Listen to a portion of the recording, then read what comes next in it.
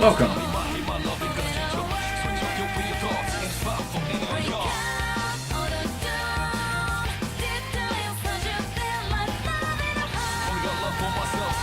How's everyone doing today?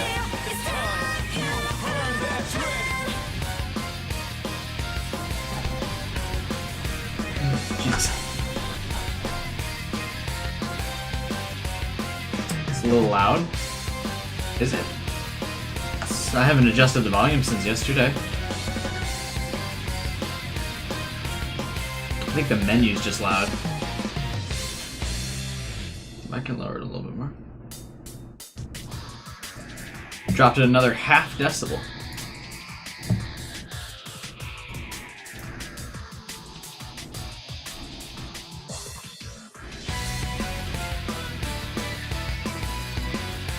What do we got here today? Prismar, Avocado Loco, Luigi and Mario, Megsy, that guy, JPFR, Gamer, Marco, Enclave, Kafka, Apocalypse, Arsene, 1-1, or 11. There's a space though, so I think it's 1-1. Sonic, Fiona, Zioski, a bit late. I mean, we've been live for like 2 minutes, not even.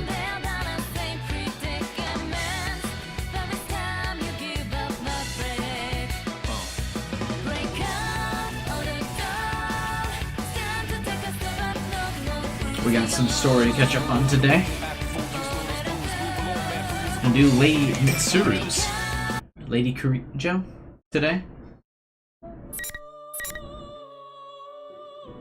Let's get a move on some of the story.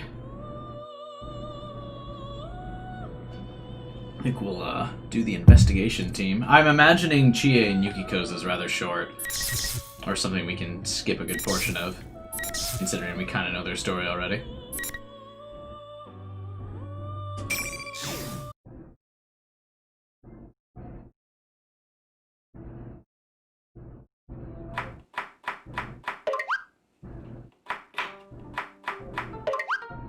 Oh god, is Yukiko cooking? Here.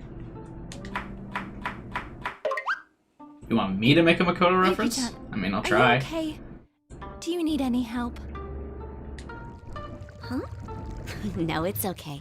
I want to do this by myself. Are you sure? If you need a hand, don't hesitate to ask. They just don't want her to cook. I smile back at our waitress, Kasai, and concentrate once again on slicing the carrot on the cutting board in front of me. It's pretty tough to cut. I'm Yukiko Amagi. I'm the only daughter of the Amagi Inn. Some people here call the inn a famous local landmark, but to be honest, that description doesn't really register with me. Honestly, I think people only see it that way because this place just happens to be on the countryside town without any other standout places of interest. I'm getting training from the Amagi Inn staff, but the food I'm cooking right now isn't to help out the inn. Actually, my cooking is, well, not so great. There's no way anything I cooked would be served at the inn. Good evening. This is the Evening Journal with news for May 2nd. Our top story is on the domestic airline that was hijacked yesterday. Momentarily turning her attention away from listening to the TV in one of the guest rooms, Kasai speaks to me. Oh my, look at the time. Yuki-chan, don't push yourself too hard, okay? Yeah, Mystery Food X is just not so great, that's all. Thank you. The latter half of Golden Week starts tomorrow. Usually I wouldn't have that time off since I'm so busy helping out the inn on the holidays, but I've already been given permission to take tomorrow off. I've been given the time off because Yu is coming back here to spend time in Inaba. Yu Narukami. He's a precious friend who transferred to Yosogami High here in Inaba last spring. He had to transfer back to school in the city because his parents returned from their jobs overseas, but I finally get to see him again after 2 months. Just thinking about that news puts a smile on my face. People may think I'm overreacting over just 2 months, but it still makes me happy. I mean, the year spent with you was quite special for us. I'm sure that no one would believe me if I told them, but we got dragged into a serious case that occurred in this town last year, and we solved it. The one who led the team we created then, the investigation team, was you. Most of us who are in the investigation team are going to meet up for his return tomorrow. I'm already excited about it. That's when an acidic burning smell stings my nose. Oh, right, I was grilling the fish. I hurriedly flipped the sea bream I left on the grill. I have no idea what a sea bream is. It's still good, right? Yeah, it still looks good. I think it'll be fine, maybe. I don't know. That's the noise a shadow makes when it summons. Okay. Good start. When I look inside the pot, a lot of the water is gone, but the ingredients I put in there to boil look soft, so it should be okay. Nope. It's probably time to turn off the stove, though. I finished the final touches, and I can finally take a breather. I hope everyone likes this. It's been a while since everyone in the investigation team got together, so I want to make it seem a little more like a celebration. That's why I began making this boxed lunch for all of us, but it was a lot more food to prepare than I expected. I have a new respect for our cooks. The number of guests we get here every day is way more than the amount of people I'm cooking for. They have a lot more food than I just did. I grabbed the largest tiered lacquerware box that we have and struggled to cram all the food into it. Is Tupperware copyright? Like, is that why they say that? I've never heard of the lacquerware box. Tupperware must be like the brand name and is copyrighted, isn't it? They say the presentation of the food is important, but I think taste should be a cook's priority. It should, but you gotta actually make food that tastes good. The Hey, boys Dark will eat a lot. I'm sure Chie will too. I definitely shouldn't skimp. There, all done. Is she like decent at cooking by now, or still no? Huh? An email. Who could it be from? I opened my cell and noticed a familiar name being displayed. Oh, it's Chie. I wonder if she forgot where we're meeting up tomorrow. It's a decorative piece of wood? Oh. Chie. She's been my best friend ever since I was little. She's also a member of the investigation team. We went through many things together last year as a result of last year's events, and now we're even closer than before. The email I received was a confirmation of our meeting place. That Chie. She must have gotten so excited over hearing that we were meeting up that she didn't bother paying attention to anything past that point. That's so Chie. But there was more to her email. What? The Midnight Channel is on the air again. The Midnight Channel. At midnight on a rainy night, if you look at a TV that's turned off, you'll see your soulmate. That was the urban legend that spread like wildfire in this town last year. At first I obviously thought it was just a rumor, but I was wrong. It wasn't some superstition, there actually was something to the rumor. When we tested it out for ourselves, we really saw an image appear on TV, even though it was turned off. But it wasn't actually your soulmate, the person that appeared on TV was a victim. That's why the investigation team was formed. The phenomenon was closely tied to the incident that we resolved. In a nutshell, it was a series of murders. A few people died and it was all over the TV news. That alone is already a serious case, but we discovered something even more shocking about it. There was a world inside the TV. Personas and shadows. We encountered so many unbelievable things that there's no way I could explain all of it. But everyone in the investigation team desperately did their best and we managed to take care of everything. Even the Midnight Channel was shut down. Or so I thought. So it's pretty strange that it's on again all of a sudden. It seems Chie hasn't seen it in person yet, judging by her email. So she just said, let's watch the Midnight Channel tonight. I glanced out the small window in the kitchen. Today's forecast is rain. The perfect weather for checking the Midnight Channel. That's not possible. Words of denial tumble from my mouth. It's not that I don't believe Chie. It's just that I'm really hoping it's not true. If the Midnight Channel is broadcasting again, are we going to see another series of murders? These worries began gnawing away at my stomach. Standing up against my own shadow that had gone berserk in all the bonds that I had formed and strengthened with everybody in the investigation team are important memories of mine. But this would be something different. Even as I send off a reply to Chie, my emotions are still running wild. I've got a bad feeling about this. Oh, there you are. Someone's on the phone for you, Yuki-chan. I'm so on edge that when Kasai speaks up, I jump a little. I feel like a fool. I'm all worked up over the mere possibility that something's going to happen. I calm myself down and smile. Though this is kinda odd. For me? Who could it be at this hour? He said he was Kujikawa-san's manager and he wanted to ask you something. Rice. She's an underclassman that goes to the same high school. She's also a member of the investigation team, but she's also a famous idol and a TV personality. Rice had taken a break from her job during the case, but she had been making preparations since the spring to get back into show business. She's been super busy recently. I have no idea why her manager would be calling me, though. Kasai jokes that they're trying to recruit me and hands the receiver to me. She ducks back through the split curtain. This isn't helping that uneasy feeling I was having earlier. I take a deep breath and put my ear to the receiver. Hello, this is Yukiko Amagi. At least there are some different, facts mixed into each person's story, and it's not just an exact repeat. We kind of get to see how Rice was taken. Oh, I'm sorry to call so late. My name is Inoue. I'm Rise Kujikawa's manager. I thought he wasn't going to be her manager. Maybe he had a change of heart? Yes, that's what I was told. How can I help you?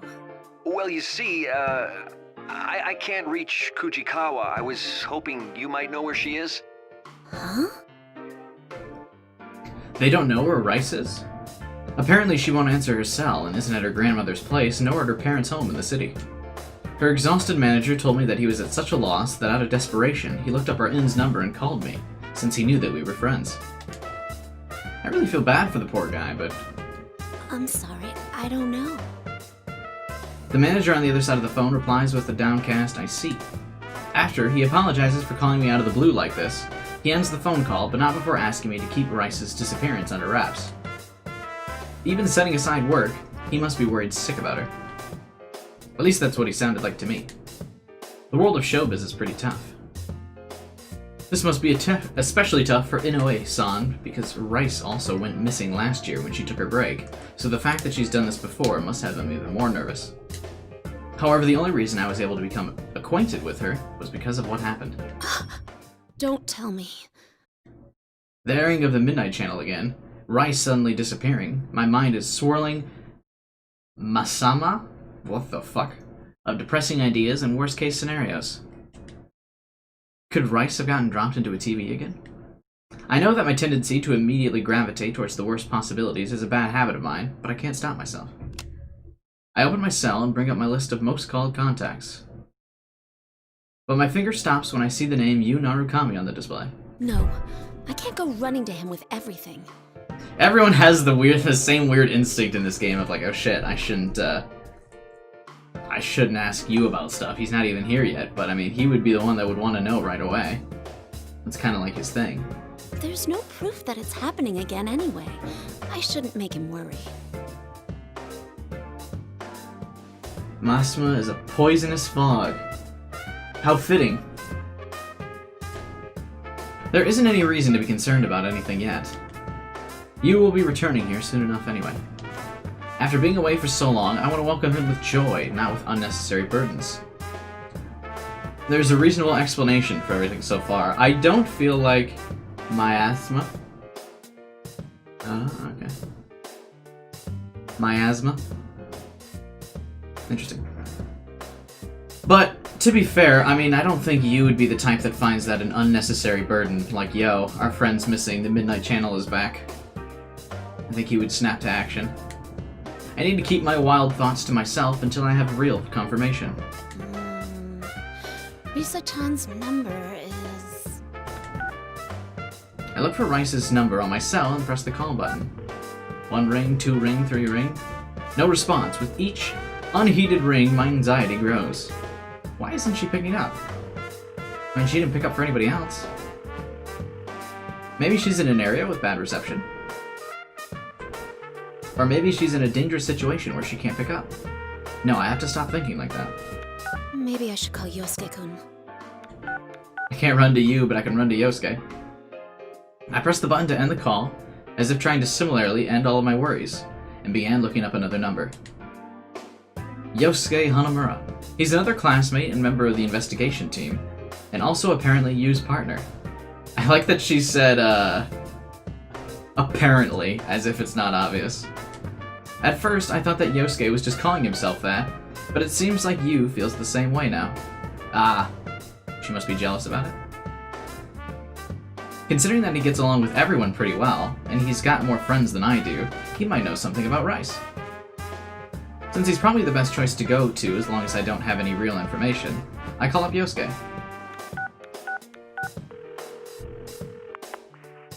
This time, the call connects immediately. Yosuke must have answered his phone without even thinking about it. I feel a little relieved and speak up. Yosuke-kun? Good evening. This is Yukiko. I got an email from Chie a moment ago. Yeah, she told me too. About the Midnight Channel coming back, right? Sheesh. Bet Chie was half asleep when she emailed you.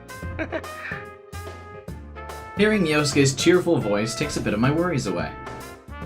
I make sure to choose my words carefully to try not and make things sound too serious and relay what I heard about Rice from her manager. Actually, I just received a phone call about Risai-chan disappearing. Well, not literally disappearing, but anyway, it seems her people can't get in touch with her. Really? She didn't mention any problems she was having to you, right? No, I think she would have told us if anything was troubling her. She was busy, but happy to be working. Right. And now rumors of the Midnight Channel coming back. Yeah. I gradually tell Yosuke all my fears. I promised, in no way, that I wouldn't tell anyone, but I figure that the investigation team needs to know things like this. After all, Rice has been through things with us that I'm sure she would have kept from secret from her manager. After we talk about Rice's disappearance, a slight awkward silence falls upon the conversation. Has Yosuke come to the same conclusion as I have? But Yosuke breaks the silence after a quick moment, and he responds back in a serious yet cheerful manner. Well, let's not get carried away. First, we need to see if the Midnight Channel's really back. There's no use worrying over things we don't know are happening. It's always important to be sure first, right? It's times like these that I once again realize that my friends on the investigation team are wonderful. Yu, who is calm and decisive, Yosuke, who is always a source of good cheer, and it's not just the two of them. Everyone's personalities on the team complement each other, and because of this, we were able to overcome all the inconceivable obstacles that we faced. It's nice to hear how she kind of views everybody. She does like Yosuke, despite how much she often gives him a hard time. That's nice. Right. Thank you, Yosuke-kun. I thank Yosuke and hang up. There's no use in getting flustered. First, we need to confirm the current situation and then think of a plan based on what we learn. This feels nostalgic. A smile forms on my lips as my worries subside a bit. The lessons learned from last year are helping me now. The Midnight Channel airs at midnight. I've got a lot of time to kill until then. Oh, I know. I have to clean up the kitchen. I don't want to leave a mess for our cooks when they arrive in the morning. After I finish cleaning up and take a bath, I return to my room. I look at the clock, but it's still not even close to midnight. There's still time. I try reading the book, but nothing is sticking with me. It even feels like time's moving slower. I just want midnight to hurry up and get here. It's all right. I'm sure things will be fine. Nothing will happen. That's the first mistake.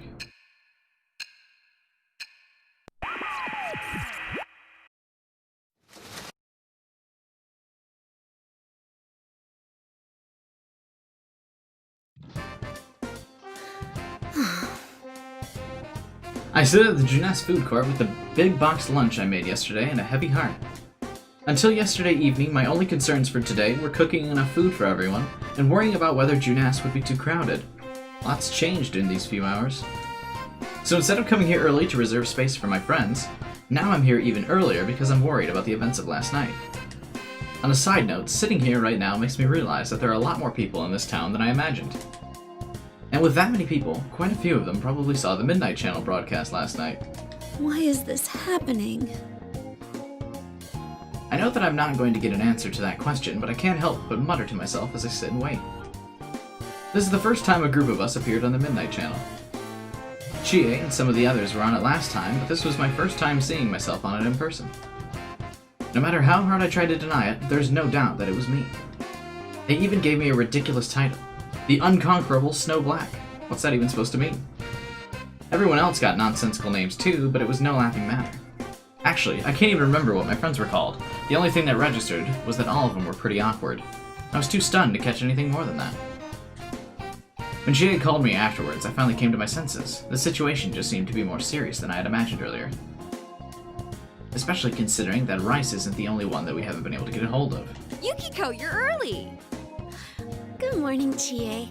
I couldn't stop thinking about things, so I wrapped up my shift at the inn early and came here. I thought she got the day off. Why'd she have a shift? Just as my thoughts were getting gloomy again, Chie's cheerful voice is there to snap me out of my funk. I look up to see my best friend waving at me. Yeah, I shouldn't keep dwelling on these bad thoughts. It'll all be okay. I'm sure we'll be able to handle this. I reassure myself and show Chie what I brought. I actually made a boxed lunch for everyone. Let's eat it together later. Wow, a boxed lunch? You made it? I shrug and give a smile at Chie's Don't reaction. worry, I made sure to taste test it first, so it won't be like last year. I think. Well, you've got a point. We don't want people to keep calling us poison chefs, do we? Ooh, that does smell really good. Oh man, I can't wait to try it. Hearing Chie's delighted voice even makes me happy. I wonder if everyone will be as excited about my food as Chie is. Just as I'm thinking about how to bring it up to everyone, I hear a familiar, cheerful voice from behind. Hey there, sorry I'm late. I ran into this guy at the elevator. Good to see you guys again. Welcome back!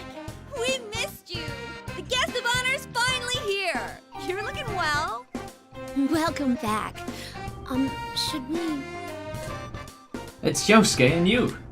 Chie bounds off as happy as can be, but I'm a little lost in my emotions. I wonder how much Yu knows about what happened yesterday. Yosuke is the first to notice what I'm getting at, and casually transitions into the subject. Huh? Oh, he already knows about the Midnight Channel thing. He's actually the one who called me up about it. Oh, I see. This has turned into a pretty thrown-together reunion, hasn't it? But I'm glad you came. Yu smiles at my words. His kind smile and calm demeanor. Yu hasn't changed at all. I'm happy, but there's definitely a sadder side to this reunion. I wish this could just be a fun gathering with us all reuniting like normal people. My thoughts are interrupted by an exaggerated cough. It's Yosuke. Apparently he was waiting for us all to sit down. After grabbing our attention, Yosuke begins to speak. Well, it sucks that we can't hang out more before jumping into another mystery, but to celebrate our partner's return, I hereby reinstate the investigation team in response to the Midnight Channel going back on the air last night. Oh, the team is back! Just hearing that name again gets me all fired up. Yeah, let's do this! I don't think the applause is necessary. Yosuke sarcastically teases us for applauding, but after glancing around at everyone, I'm sure we all felt that it was appropriate. I mean, there's no reason for any of us to turn that down. We have friends missing and there's something causing trouble. Of course we're going to help out and get to the bottom of this. Hey, Hernandez. Welcome, man. After confirming that everyone was on board, Yosuke continues on. Our reunion is now a full-fledged tactical meeting of the investigation team. Well, let's get cracking. I mean, this is no laughing matter. No one's heard from Teddy, Kanji, or Rise. Just those three, right? Yeah. Oh, I got a hold of Naoto-kun, but I didn't tell her about this stuff. She told me she couldn't make it today because of her job, so I didn't want to worry her. She seemed pretty bummed that she couldn't be here too. That's three of our friends who are mysteriously absent. Hearing it from Chie was one thing, but talking about it in a meeting like this and not seeing faces that should be here makes it all hit home. Even though there's no need to worry about Naoto, what could be so important she can't be here? Since Naoto is such a skilled detective, it would be much more reassuring if she was here, but bringing that up to the group won't help now. I need to focus on what all of us here can do. One thing's been bothering me. The picture on the TV was very clear last night.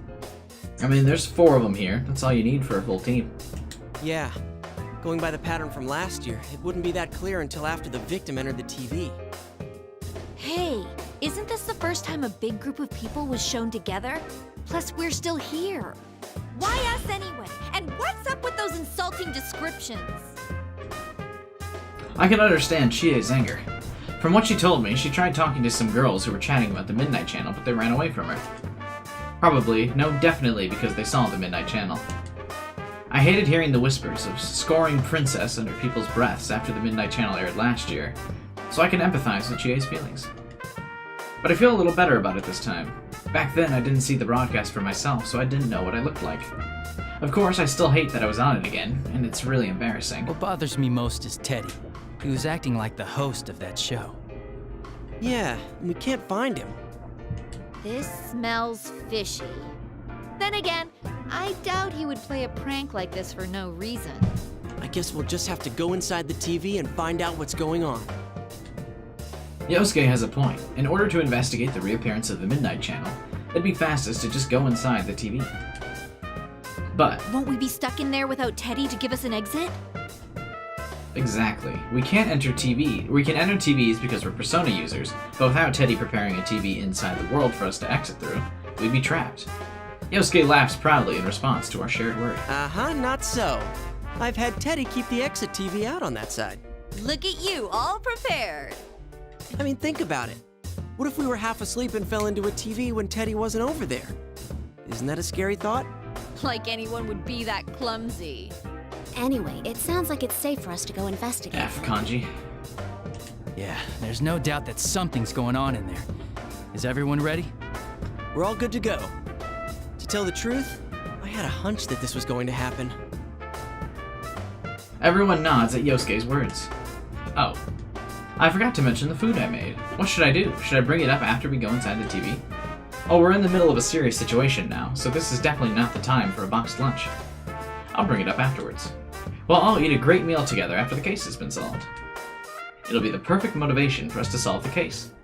As I work up my resolve, Chie suddenly taps my forehead. Yukiko, it'll be all right. You don't need to scrunch up your face. Was I doing that? Yeah, you're gonna give yourself wrinkles. I'll be more careful. Don't worry, things are different from the way they were last year. We're old pros at this. Chie knows that I'm apprehensive, so she's trying to make me smile. But she's right, I shouldn't get myself too worked up. I smile in response to my best friend's thoughtfulness. And then we were off, following you and Yosuke.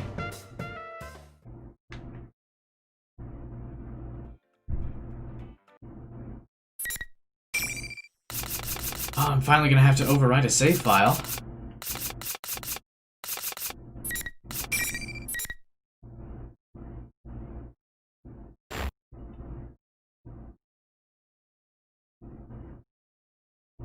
Yeah, we've seen all these scenes enough. I can skip them freely. What happened? I was with you and the others, and we entered the TV as usual. Huh? And then? Where am I? My mental fog clears immediately once the cold sensation against my cheek and back kicks in. It doesn't feel like I'm hurt anywhere. I'm filled with confusion as I get up and look around, but looking around only raises further questions. The scenery looked familiar on a basic level. It looks like an auditorium. Wait, is this our school's gym? I know I'm in the gym at my high school, however the details are completely different. There are mounds of chairs stacked in weird formations everywhere, and everything feels a bit creepy. Then I notice something even more important is amiss. Oh, where's Chie? Yukun? Hello? Isn't anyone around? I don't see any of them, and no one replies to my inquiries. Holy shit. It seems like we've gotten separated. Usually when we enter a TV together, we all end up in the same place. All of a sudden, something started gushing out. Smoke? It's white smoke, like you see in TV and movies. I take a defensive stance to ready myself for anything. Considering that I'm inside the TV, I need to be ready for anything. Said that twice. I feel isolated and lonely, but I'm an important member of the investigation team too. Hello! Sorry for the wait. Greetings, boys and girls of Yasogami. The P1 Grand Prix This is usually where the about to soundtrack starts begin. playing. There's no need for manners or courtesy or anything today, so let it all hang out. Tell us how you really feel. Is that Rise-chan? I, Rosette, will be your commentator. But first, the General has a few words for you all. Rice was inside the TV too? But something about her seems odd. Despite my perplexity, the big monitor on the stage in the gym turns, while Rice's voice gives me a cue. What appeared on it was an oddly dressed... Teddy? You're all here now. Well then, I'm proud to announce the opening of our very own P1 Grand Prix!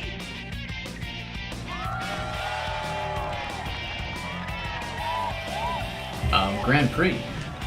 Oh, that sounds familiar. I recall that the program that aired on the Midnight Channel yesterday was named that. Where's that cheering coming from? Was it just a sound effect? I don't see anyone here.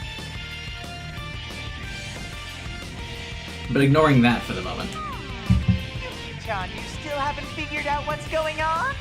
Should I give you a special deluxe smooch to wake you up?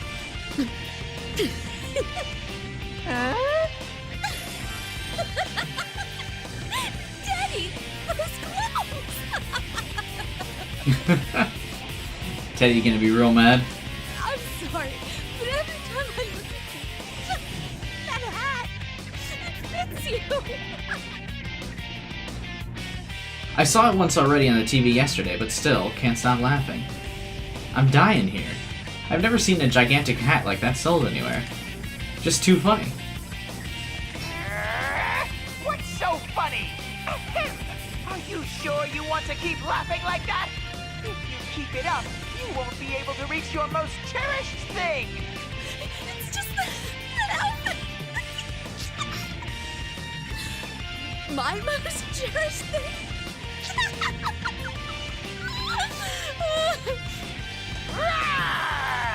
That's it.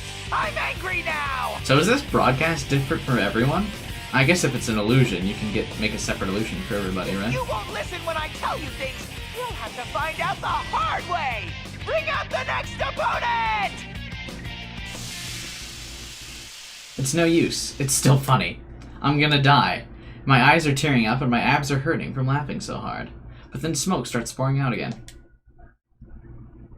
Once the smoke clears, I can see Yosuke. Seeing him finally puts an end to my laughter. Yosuke-kun, I'm glad you're okay. Of course I am. Now let's just hurry up and do this. I'll take this opportunity to overcome the Amagi challenge in a different way. I don't understand what Yosuke's saying. He's not making any sense. I'm sorry, I don't understand. Yeah, there is a lot of inconsistencies between the two. Between the campaigns. It seems weird that they, like, double-dipped on characters interacting again. Isn't it pretty late to be getting cold feet? You're killing the mood here. Hurry up and get ready, Yukiko. Just to be clear, I'm not gonna go easy on you.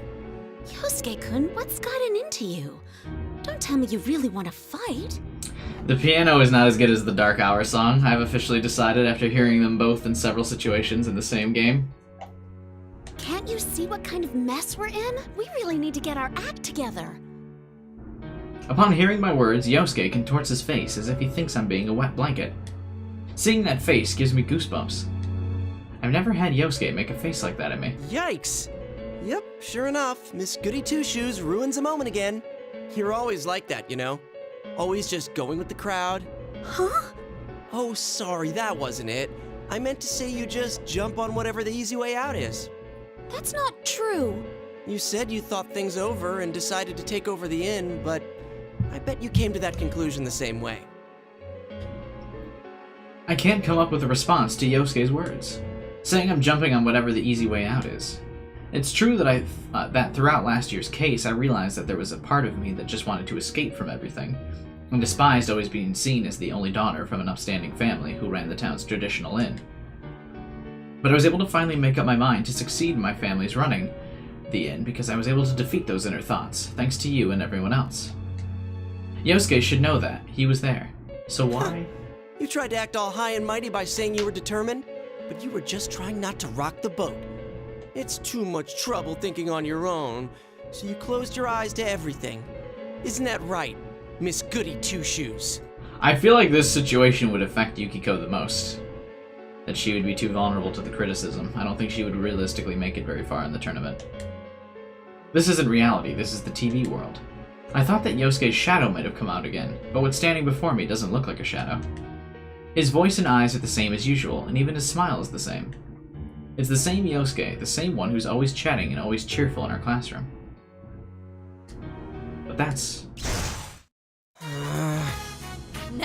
something you don't see every day. What are you thinking so hard about, Yosuke? What was that supposed to mean? But it's nothing. What? Come on, you can tell me. Here, I'll help you with whatever it is. Huh? What's this piece of paper? Hey! Chie's swipe is much faster than Yosuke's shock spastic attempt at defense. Wonder if they remember her character's smart? No. That got dropped as soon as Naoto showed up. This is... Oh, this is for our guidance counseling. Hey, don't look at that! Oh, so you're having a hard time deciding on your future. Can it? Anyway, what about you? Come on, Chie. Knowing you, it must be something incredible, right? Yosuke snatches the blank guidance counseling form back from Chie's hand and lashes out at her. What's this guidance counseling form they keep talking about? Unfortunately for Yosuke, Chie confidently answers at once. Ha ha! Very funny. I'm all set on what I want to do. That sounded like you meant it. Did you think I was lying? That's pretty rude, you know. I'm totally serious about it. Seriously? What about you then, Yukiko? Are you gonna take over the inn after all? I nod in response to the question as the conversation shifts to me. That's the plan. I gave it a lot of thought, but in the end, that's what I'm going with.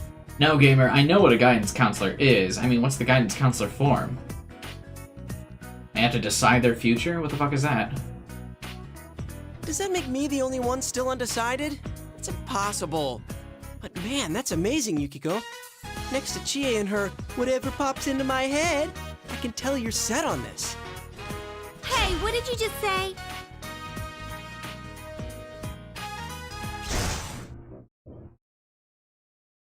No, I know what the guidance counselor is. I mean, what's this form they have to fill out that decides their future? What?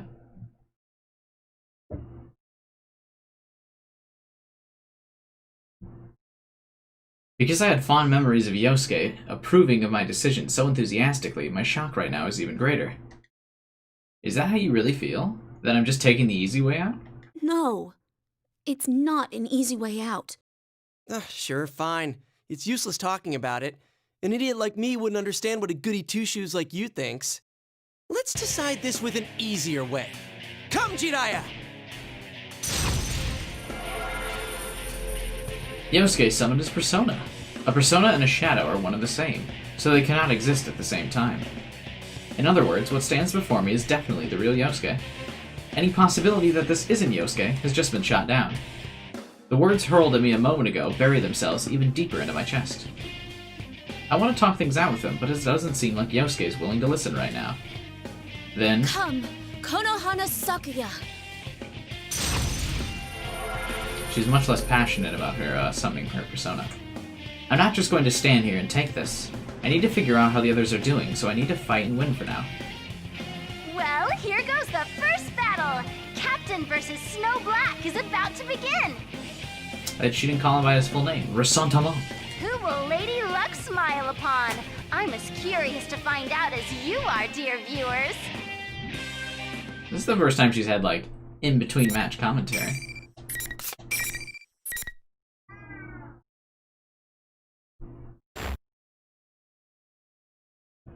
Time to her fight was a lot sooner.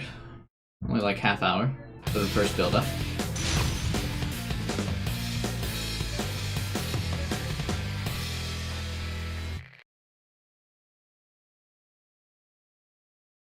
I think it showed her date of birth was 1994. I think that means the characters in this game are technically older than me, right?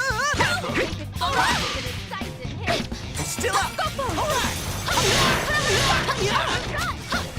I kind of assume she relies pretty heavily on her persona.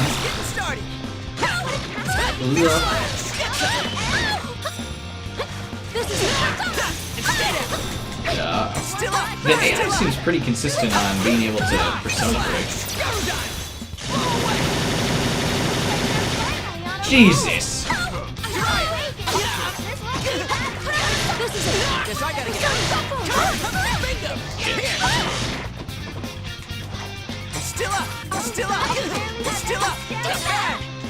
Quit blocking my shit! Yeah, without my persona, or without her persona, Yukiko doesn't do all that much.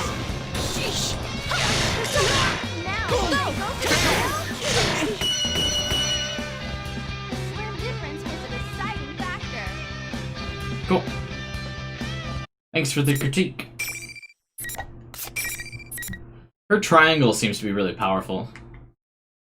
I think that's because, it's her persona. I won. I really fought and defeated Yosuke. Teddy's cheerful and joyous voice reaches my ears as I stand depressed. Now that was one relentless battle! This is what makes the Grand Prix so spectacular! Where are these voices coming from? I search the surrounding area to find the source of the cheering. All around us are students in their uniforms. No, that's not right. These things are human-shaped, but they're definitely not humans.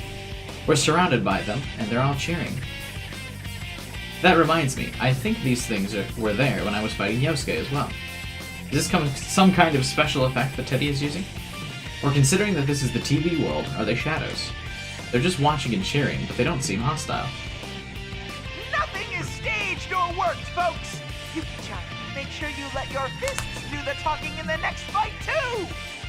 Are those shadow-like human things about to become relevant? Because the game seems to keep bringing that up. Like, it's been in everybody's story so far to mention that there's a crowd and that they're shadows.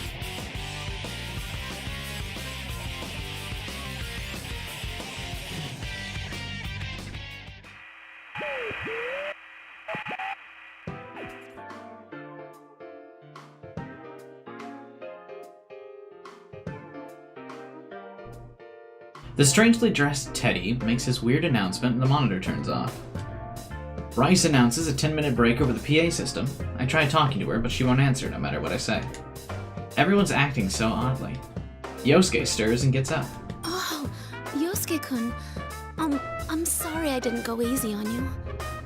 Nah, I really am worthless scum. I'm sorry you have to put up with me. Huh? Yukiko, I understand what you wanted to say, but I need a moment. I don't think my heart can take any more right now. Yosuke is still saying things that don't make any sense. It's like we're having two entirely different conversations, and he's acting different than he was before. Yosuke slaps both of his cheeks and then turns towards me. Alright. I think my heart will be okay. Yukiko-san? Are you hurt or anything? Huh? No, I'm fine.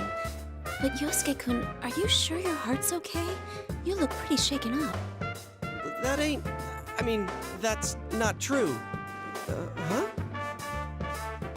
He's still acting a bit odd, but I feel like I'm actually having a conversation with Yosuke this time.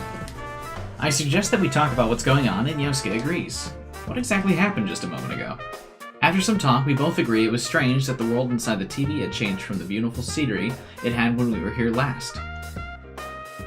Then we discussed the change in Teddy and Rice. Additionally, Chie and you entered the TV with us, but neither of us had seen them. What's going on? Damn it, I wish we had something to go on.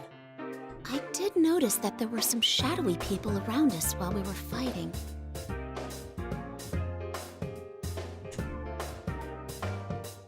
They don't seem hostile, but it's still eerie. Those silhouettes weren't in the TV world last time we entered it. Yeah, they looked like students or shadows.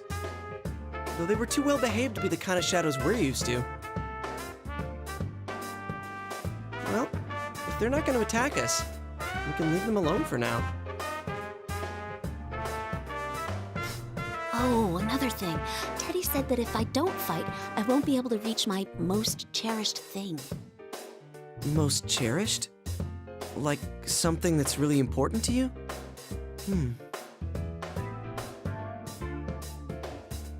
Oh, maybe he meant me! Maybe he meant me. I doubt that. Aww. Don't do that to Yosuke, man. Who knew a gentle denial could hit so hard?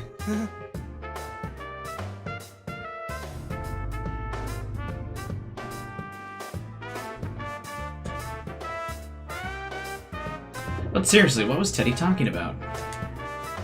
I didn't bring up anything important to me. I didn't bring anything important to me into this world. Oh no! Could it be... The boxed lunch, it's gone! I know I had it in my hands when I came in here, but now it's gone. I look around frantically, but there's no trace of it. Is Yukiko's a joke story? Oh, did I drop it somewhere? When? Where? Did I drop it when we entered the TV? I'm sorry, Yosuke-kun. I need to go look for it. Huh? Look for what? Hey, Yukiko, you can't go alone. It's too dangerous. Oh, are we never gonna reconcile that they had, like, illusions talking to each other? Is Yosuke gonna leave this actually thinking that Yukiko thinks he's worthless scum? Aw. I'm sorry about having to ignore Yosuke, but I couldn't tell him what I'm looking for. I made all that food to surprise everyone with. If they're not surprised, it won't mean as much, and they'll enjoy it less. Wait up! Ah. Yosuke's about to catch up to me as I'm exiting the gym, but then suddenly, Yosuke just stops moving in midair. Yosuke-kun, what are you doing? Is that a mime act? No, it's... There's some invisible wall here. What the hell? You got through, but I can't.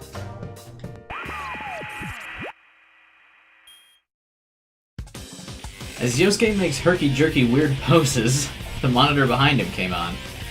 What appeared was Teddy, still in that silly-looking hat. Huh? Did I forget to tell you? Only the winner can move on to the next fight. Hey, Mythos, what's up, man? No one's getting out of this school until a champion's been crowned. Only the one who fights to the very end and comes out on top can leave. What's up with that? What am I supposed to do then? I can't get out of here. That's right. So, but you're stuck there, Yosuke. Now, Yuki-chan, if you want to get your cherished thing back, you know what to do. Teddy directs a knowing smirk right at me. Did Teddy take my box lunch? If he did, that's absolutely unforgivable.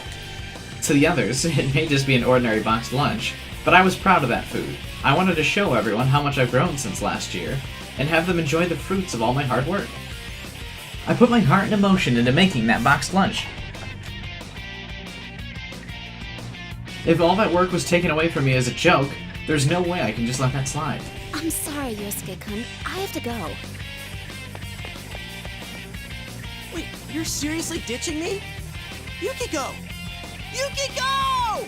Is this for real? What am I supposed to do if I have to take a leave?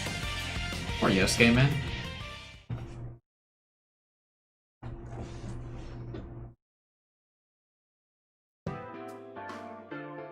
After exiting the gym and running around for a while, I noticed that while this place may look like Yosogami High, the building layout is completely different.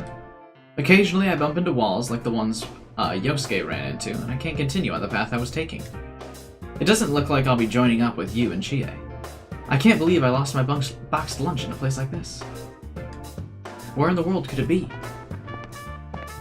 Did anyone lose something? Huh? That voice wasn't Teddy or anyone else I recognized, and it also wasn't the voice of those silhouettes either. It was distinct and echoed down the halls. It's a girl's voice. When I turn to look, I see a girl wearing a Yosogami High uniform looking around. Who's the stronger one? Yukiko or An? Probably An. Because she has, concentrate, like, naturally. Though I don't know if she can get both Fire Boost and Fire Amp. Did they stack in Persona 5, like they do in Persona 4? I don't remember, to be honest. No, I actually think I remember the amps not stacking in Persona 5. So maybe Yukiko. Yukiko's definitely a better healer than An.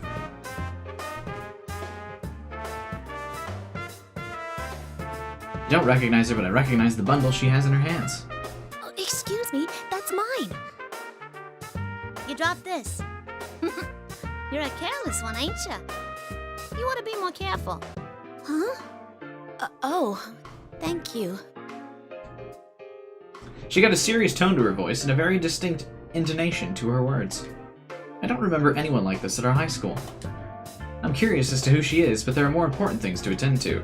The girl before me doesn't seem like she's going anywhere, so I'll chat with her after I check out my boxed lunch. It's a bit rude, but it should be understandable in this situation. I heard they began opening the bundle. No. I could tell from opening the lacquerware's boxed lid. It's totally ruined. I should have known, though. When I woke up inside the TV, I was splayed out on the floor after all. The boxed lunch obviously wouldn't have survived unless someone in the TV world happened to catch it and then set it aside.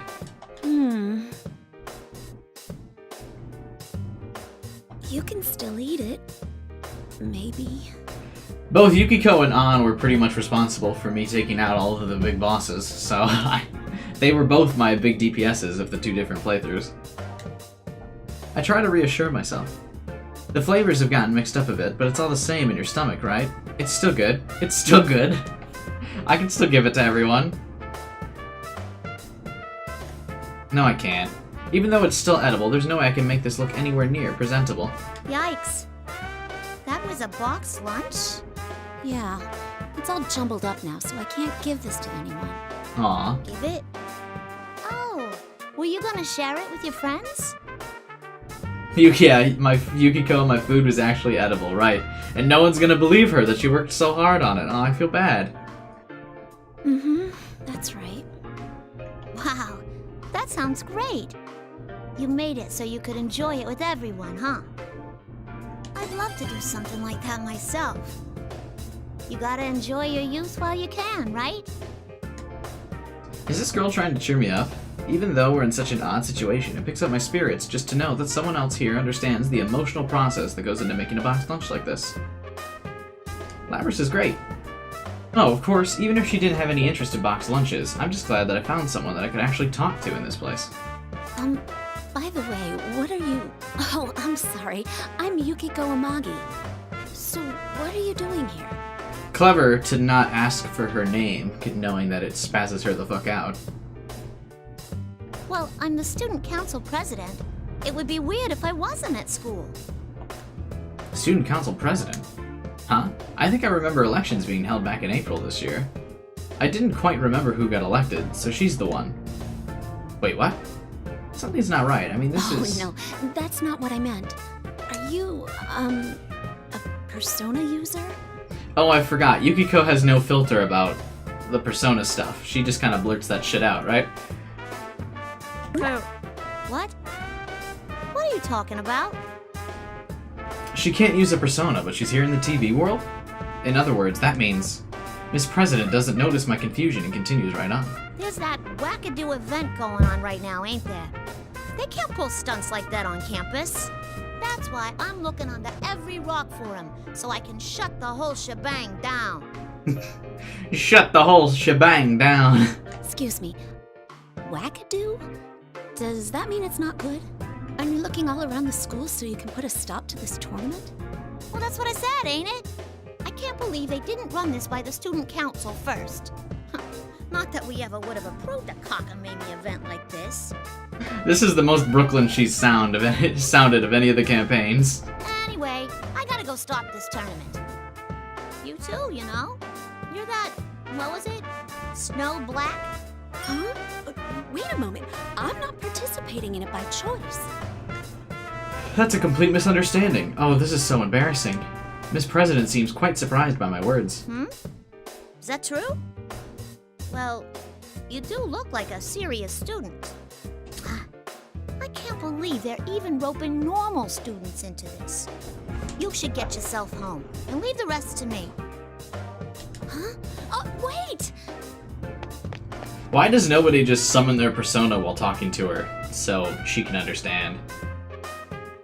After attempting to reassure me, Miss President turns around and begins bounding off like a deer. I chase after her, but not only is she really fast, my path gets blocked by that invisible wall again. When I turn a corner, I have no choice but to abandon my chase. This wall won't budge at all, no matter how hard I push at it. What in the world is it? It feels like someone has already decided where I'm supposed to go. Still, who could that girl be? She didn't know about personas, and she seems to think that this place is just plain old Yasogami High. Could she be a victim that was dropped into the TV? When I think about that, I feel disgusted at myself for worrying more about my boxed lunch than her safety. Stupid me. Wait, if she's a victim, then why didn't she appear on the Midnight Channel? Usually the program comes on after a victim enters a TV. None of this thinking is going to help me get any real answers. I need to push forward and focus on understanding what's happening here. Next time I run across Miss President, I need to make sure I get things clarified. If she really is a victim, then I need to rescue her from this world.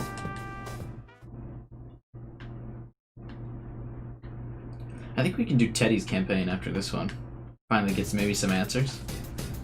I proceed on, although the invisible walls are constantly slowing my progress. Eventually I reach the entryway. It seems familiar, yet is also completely unfamiliar to me. Seeing a replica of a place that I know so well in a form that's so different is really creepy. Are you looking for something, Yuki-chan?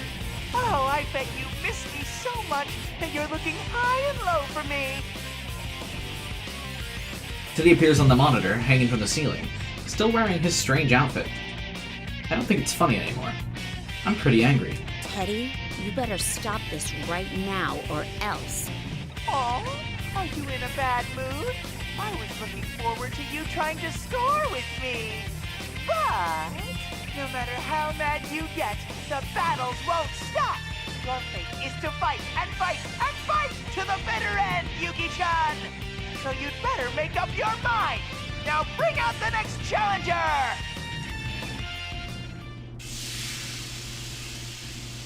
Thick smoke pours out the same way it did when I met Yosuke. I'm gonna guess her next fight is,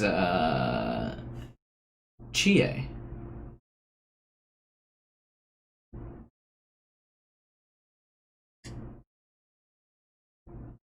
I see a faint shadow beyond the smoke. Wait, is that a green warm-up jacket? Boom. Big brain time. Don't tell me. Yoo-hoo, Yukiko! What are you so upset for? Chie, thank goodness you're okay. I was worried with all these strange things going on in here. I'm so glad that Chie is safe. The anger and tension I was feeling moments ago all drain away. There's so much I want to discuss with her. Teddy and Rice's odd behavior, my poor boxed lunch. No, that can be left for later. I found Yosuke-kun in the gym, so all that's left is to find Yu-kun and head for where Teddy is.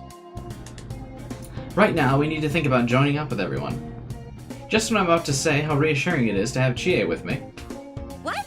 I don't want to do that. Huh? Chie? How come I have to help? Just so you know, I'm having a blast with this P1 Grand Prix. How come I have to help? You're always like that, Yukiko. You just assume you'll get your way. I couldn't believe my own ears. The Chie before me is the real Chie. But it's the same as with Yosuke. She's belligerent and saying offensive things. But she's nothing like a shadow. Chie, my best friend, is saying horrible things to me. Have you ever thought about the problem you cause for others? You may not realize, but you completely rely on us. That box lunch you brought today is a perfect example. Nobody ever said they wanted you to make them one. No, I didn't mean it to be like that. Is that really how things are? I'm about to dispute what she's saying, but I'm at a loss for words. I mean, I guess I do force myself on others. I do rely on others. So I can't completely deny her words. Even though I think that's not true, maybe that's just how I want to see things. What she is saying may actually be how everyone else views me. Aww. Woohoo! The cattiness is through the roof here. Let's get today's episode of Girls Gone Feral started. Rice has much more involvement in Yukiko's story. There you go again, the same old I didn't mean crap from you. You think that excuses you from relying on other people? Yukiko, I'm serious about this. Let's settle this once and for all. Here goes Persona! This is what I meant. Yukiko would actually feel like really beat up by all of this stuff. Chie takes a fighting stance after hearing Rice's voice blaring from the speakers. I don't want to fight, but Chie's even summoned her persona. This whole situation just doesn't make any sense. But I'm not going to just allow myself to get beaten up without making sense of this either.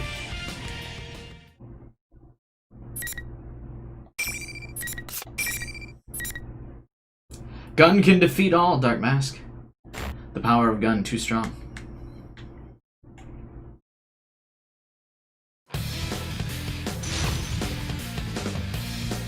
Yeah, all the characters in this game are older than me. I was born in 95. They're all born in 94. Finally! Fight!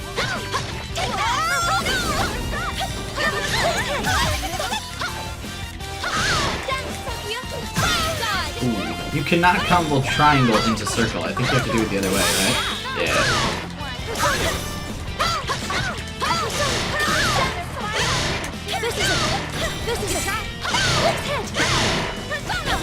Get fucking bullied. Oh shit, I shouldn't have said anything. I take it back.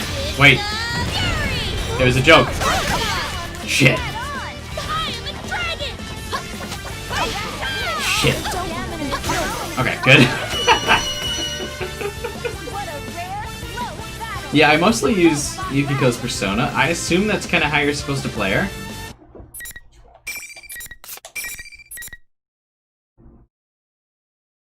And then you use her axe to just throws things at them when the persona keeps them at a distance.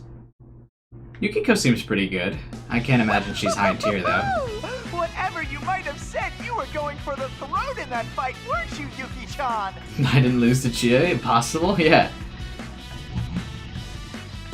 Seeing people turn on each other so fast is scary. Watching you made my fur stand on end.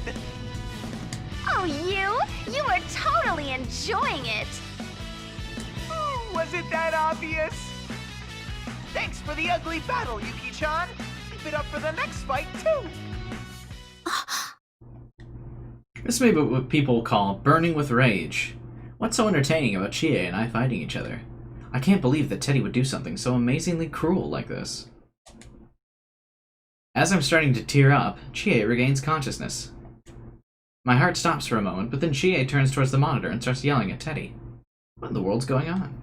Now she's actually totally different than she was just a few seconds ago. Hey, Ted, I heard you, you know. How dare you say that? If you don't quit this nasty joke soon, you're gonna pay the next time I see you. Blah, blah, blah! I can't hear it when sore losers talk! You've already lost, so be quiet and stay there like a good dog! Damn. What? You're really pissing me off, Ted!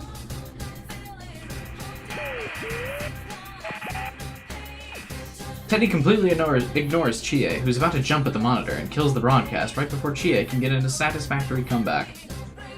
I have no idea what to think now. This Chie right now is 100% the Chie that's my best friend. But she's the same Chie who was here before the fight. She's not a shadow, and I don't think she got replaced when I wasn't looking either. Chie? Oh, sorry, Yukiko. I think I went at you a little too hard. Wait, huh? Are you back to normal? Oh, thank goodness. I'm so sorry. It must have hurt so much. Huh? Back to normal? Oh, that stupid Teddy. There's no way Yukiko would say those things. What? There's no way I would say such things? I don't remember saying anything to Chie back there that would get anyone this upset. Our conversations don't feel like they're matching up again. Something's not right.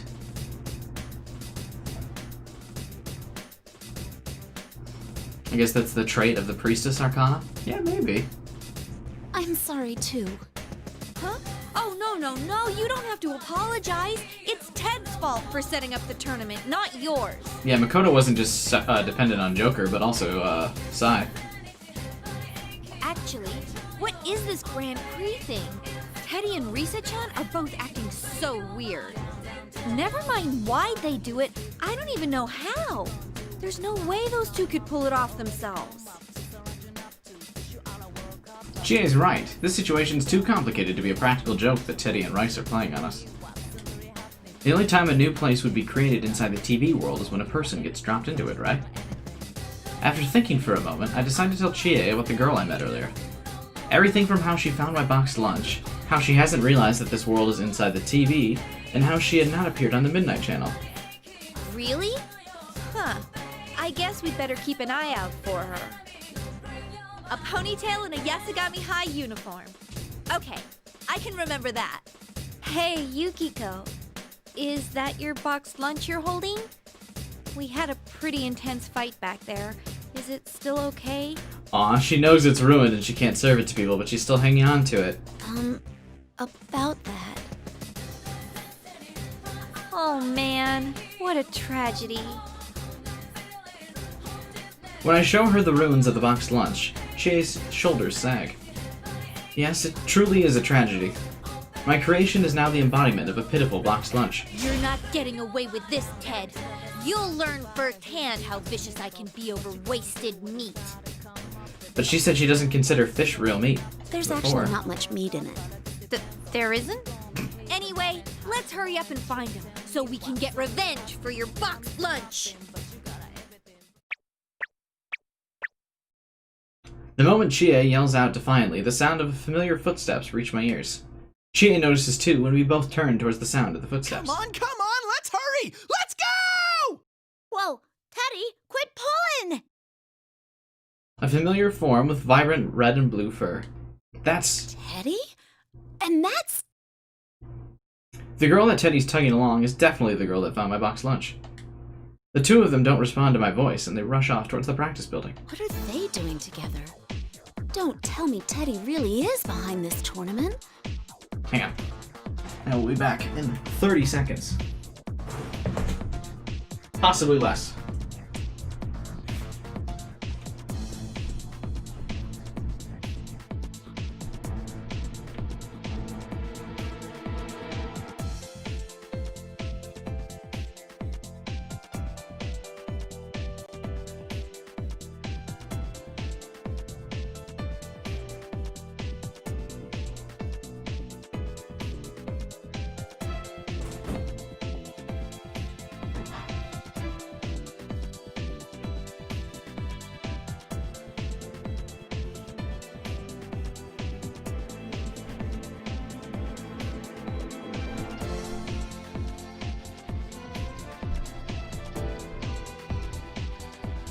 I return.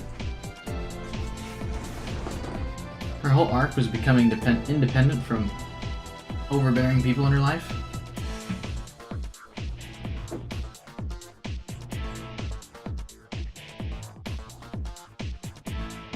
It's true.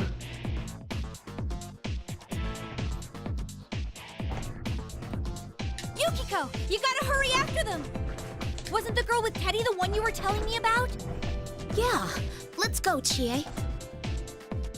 I thought that she would respond with an energetic yeah, but that wasn't the case. I can't though, that's why you gotta hurry! Huh? For a moment, I think that she may have suddenly reverted back to the Chie that I fought. It's that stupid Grand Prix rule! I lost, so I'm stuck here! That's right, I totally forgot about that. Teddy said that the rules of this tournament only allow the winner to go on. In other words, even if I did find my friends, we won't be able to go travel on together. So not only is Yosuke stuck, but now I have to leave Chie behind But too. I'll be okay! Hurry or you'll lose them! That's the Chie I know, with a typical smile. That little bit of comfortable familiarity gives me strength, and I give her a determined nod as I prepare to head out. All right, I'll come back for you, though. I know! I believe in you! Go get him, Yukiko! Bolstered by Chie's words, I depart. I hope there aren't any invisible walls on my way to the practice building. Ding! Ugh. Like I keep saying, you have to believe me. Why won't you understand? When I enter the practice building, the first thing I hear is Teddy's voice, but I don't see him. I follow his voice, and it seems like it's coming from the music room. Huh? And suddenly Yuki-chan's here! You're Yukiko-san. Teddy looks at me in surprise, while Miss President looks at me in wonder. I finally caught up to them. It seems that since we're not talking through a TV, we can finally have an actual conversation. It's time you explained yourself, Teddy. Why are you doing this? You think that's the real And me? who is that girl? Did you call her into the TV? I'm very upset with you right now. What are you talking about? The murder in your eyes is terrifying! Why? Why is every cutie pie I meet angry with me? What did I do? Is it because I'm Miss President's Knight? I'm at my wit's end. Murder in my eyes? Duh. Doesn't he know what he's done to me? Yosuke and Chie said such horrible things to me, and my boxed lunch has been ruined. My feelings have been seriously hurt. Trying to play this off about him trying to be her knight might be some joke to Teddy, but if he's gonna keep this up, I won't forgive him. Hey, wait a sec. Even I think you seem kinda on edge here. There's no call to get so worked up. I'm sorry, but this is between Teddy and me. I'm sure you understand, Teddy. I'll say it one more time. If you upset me anymore, you're going to pay. You're gonna set that fucking fur on fire. I slowly edged towards Teddy, while asserting my threat. Yosuke and Chie both returned to their normal selves after I fought them, so maybe Teddy will return to normal if I fight him too. I can also avenge my boxed lunch. Oh, I get it. You're jealous. You've turned green with envy because I'm all lovey-dovey with Miss President. The music stops. Something snaps inside me. Come, Konohana Sakuya. Yuki-chan's seriousness gauge just exploded! Like record scratch. It was your fault.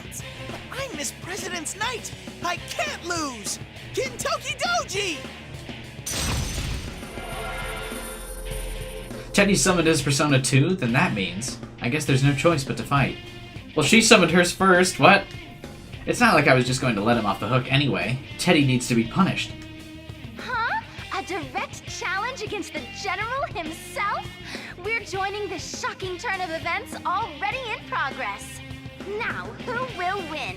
The General or Snow Black? Let the argument be decided with fists. These are such old retro TVs. I had forgotten about Rice until her joking voice is amplified over the loudspeakers, but right now, punishing Teddy is top priority. I'll get revenge for my boxed lunch. I think Yukiko's is actually like a joke plotline.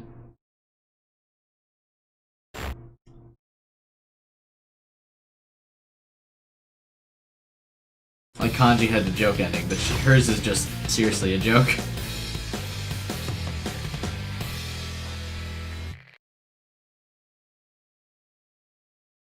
Finally. I remember when I was in high school, I used one of those TVs that had a dial on it.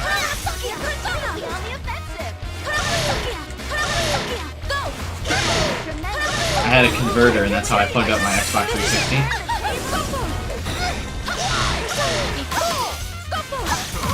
Ah, no! You can't Persona break me? That's bullshit. What the fuck is this?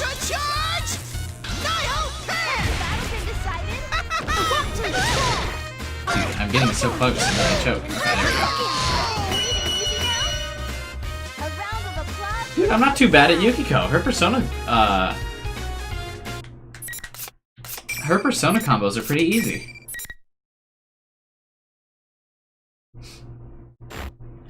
I'm feeling it, man.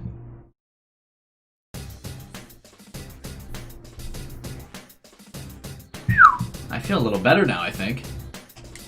Teddy should go back to normal, just like Yosuke and Chie. I turn towards my poor lunch and think I've avenged you. Although a boxed lunch, long cherished desire, is to be eaten, right? It won't be fully avenged until it fulfills its purpose. What's inside is completely mixed up, and it looks bad, but all the flavors have mixed together too. It smelled good when we were at the food court, but right now it's smelling a little quite different. But maybe that's just a result of the tastes combining. I wonder if it's still edible. Yukiko's low tier? Yeah, I would imagine she's low tier. She's super easy to play, and usually the characters that are easy to play are not good. Oh no! Hers does have a plot twist. Taste test it. Maybe I should see if it's okay. What's my favorite story so far? Akihiko's, I think. All I have to do is check. Simple as that. I would have said Aigus's, but the intro to hers was super long-winded. I just wanted to get to it. That's right. Why didn't I just do this sooner? I could taste it myself, but I know I'd been too lenient of a critic. It would be best if I get an unbiased opinion about it. Hey, Teddy, won't you try tasting my boxed lunch?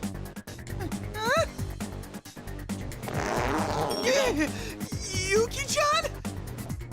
No, not there! Don't worry, this won't hurt a bit. What are you doing? Don't worry, Miss President. I It'll be alright. It'll taste great. I think. I ignore Teddy's struggle and open up the zipper. I pour the contents of the box lunched into him. This is... We actually just killed Teddy. What? What's going on? Are you alright, Teddy? Huh? This is unexpected. Teddy's body starts shaking, and he's making a rattling sound. Hey Edgar, what's up, man? He couldn't even move a finger before, and now he's moving with such amazing energy. Incredible! I didn't know my boxed lunch had such powers. No matter what kind of shadow is lurking here, there's no need to fear as long as I have this. I should go feed it to everyone. If I keep wasting time, my boxed lunch will go bad. I need to hurry and deliver this to everyone before it gets cold. It might lose its potency. Hey, Yukiko-san! Teddy's not looking so hot! Holy crap!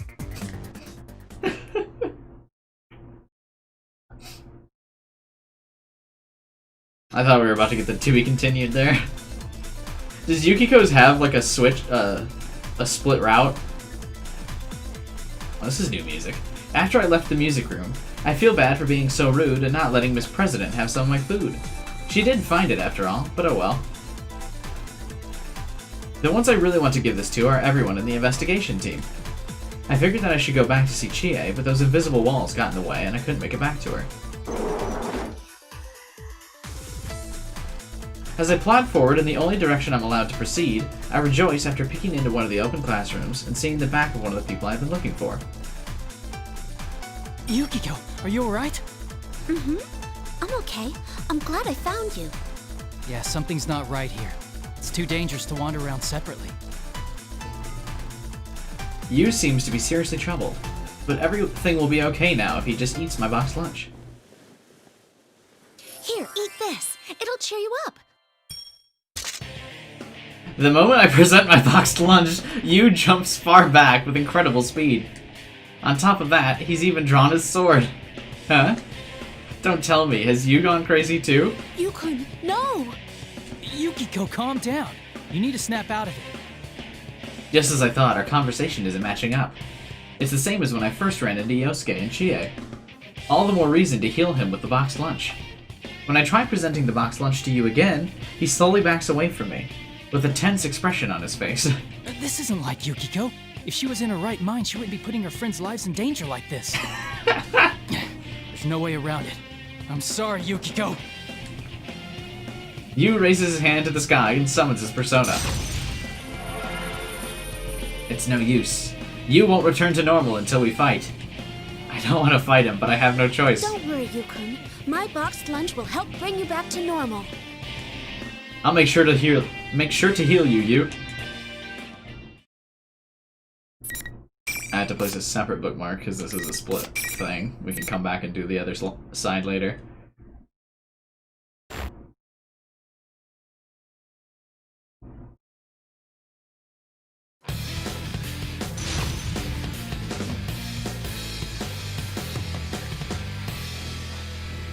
Alright.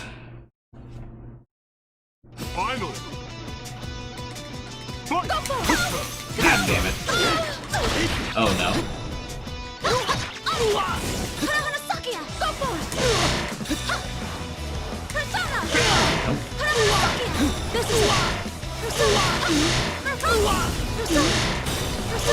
Why does she use Miragi when it's just one target in a fighting game?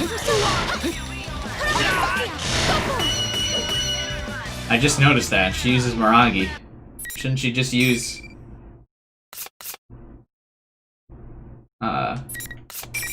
regular fire moves? I guess technically to hit both the persona and the person? Yu has fallen flat on the ground, face first, and isn't moving an inch. Did I go a little too far? But now's the time to bring out the you-know-what. Are you alright, Yukon? I'll have you healed in no time. Have you returned to your usual self, Yukiko? What are you talking about? Now, I brought a boxed lunch. You need to eat it. Impossible. She hasn't snapped out of it?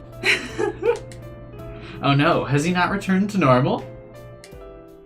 I'm starting to get anxious again. Aw, she's all blushing too. Teddy enjoyed it, but maybe you doesn't like the flavoring. Open wide. The scream. Is it delicious? There's more.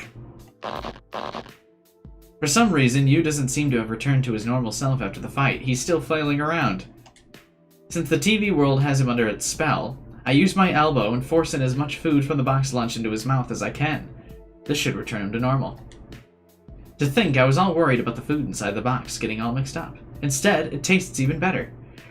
Also, notice it says tates instead of tastes. I'll definitely use this information in my future cooking. Maybe I don't even have to cook everything separately. I'll save so much time. I wonder why none of our cooks told me about this secret.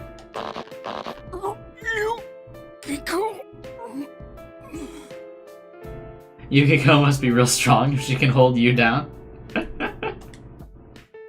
Yu suddenly stops moving entirely. Huh? What's going on? This isn't like what happened to Teddy. I look into Yu's face and see that his eyes are closed and his body's gone limp. He must have been so tired that he fell asleep. I bet Yu's in a state of food-induced bliss. He's able to completely relax due to the flavor nirvana he's experiencing. I'm so happy. There's still a lot more, so I should have him eat more since he enjoys it so much. People can swallow food while they're asleep, right? I guess I should feed him something soft just in case. Oh my god.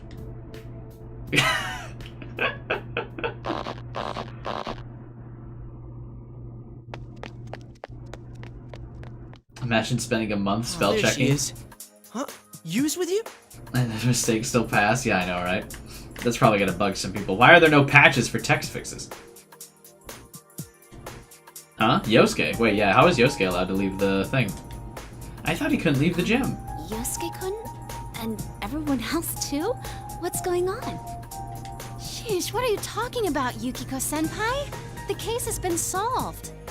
Yep, but for some reason, you and Yukon hadn't shown up. That's why we all came looking for you. What? So, what were you two doing here? Huh? Naoto-kun's here too? The case has been solved, so this weird tournament is over, and I don't have to fight against everyone anymore. I take the time to check off the faces of my friends that I've gathered. Yosuke, Chie, Rice, Yu's right here, oh, and even Naoto and Kanji are here. So everyone in the investigation team is gathered, and we all have free time now, right? Teddy's not here, but he's already eaten, so he'll be fine. Oh, this is perfect timing. Let's all eat my box lunch to celebrate the case being solved. Huh? Box lunch? She didn't say what I thought she said, right? I assume your employees at the Amagi Inn made this for us? No, I made it myself. I put my heart into it. Where's the P3 crew? Huh? Wait, didn't your box lunch get all messed up? Oh, don't worry about that. It won't make a difference after you eat it. Everyone's smiling at my words. I'm glad that I decided to make this boxed lunch. This boxed lunch will be perfect to relieve all the tension they built up from working on this weird case that had us fighting each other. Yosuke, you'll try it, won't you? Yu, who had gotten up without my knowing, places a hand on my shoulder. I think he's silently congratulating me for a job well done. He's probably telling the others that they should partake. I'm so happy, but all this praise is a bit embarrassing. Isn't that a bit... Hey, Kanji, where do you think you're going? Get off my back! This ain't the time for bluffing. I'm too young to die! Oh wait, there's probably not enough for me anyways. I can't take any if there won't be enough for my senpai. Kanji. Oh, you don't need to be so modest. I brought plenty. When I show them my food packed away in the tiered box, everyone looks overwhelmed. It was a lot of trouble making so much. They've probably never seen a super feast this big. I'm happy they're so surprised. Holy crap. Ah! Come on now. I want to see clean plates. It's true, there's only 3 tiers to the box lunch. The next day, after everyone ate the boxed lunch and returned from the TV world, you and the others got really sick. The holidays we looked forward to spending together sadly ended without us being able to see each other much. Maybe they all got swine flu or something? Even though we didn't spend much time together, the holiday was fun since it had been so long since everyone was able to get together like this. Now I just need to take everything I've learned and practice even harder to find a way to top my boxed lunch for when we all get together next holiday. End.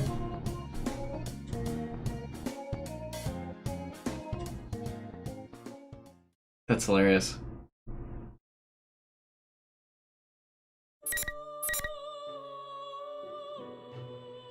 Oh, hers doesn't even have to be continued because I got the joke ending first. I didn't even mean to. Headcanon, Yukiko knows what she's doing. It's for pure sadistic pleasure. Yeah. Good thing I saved before the split out. I have faith in myself.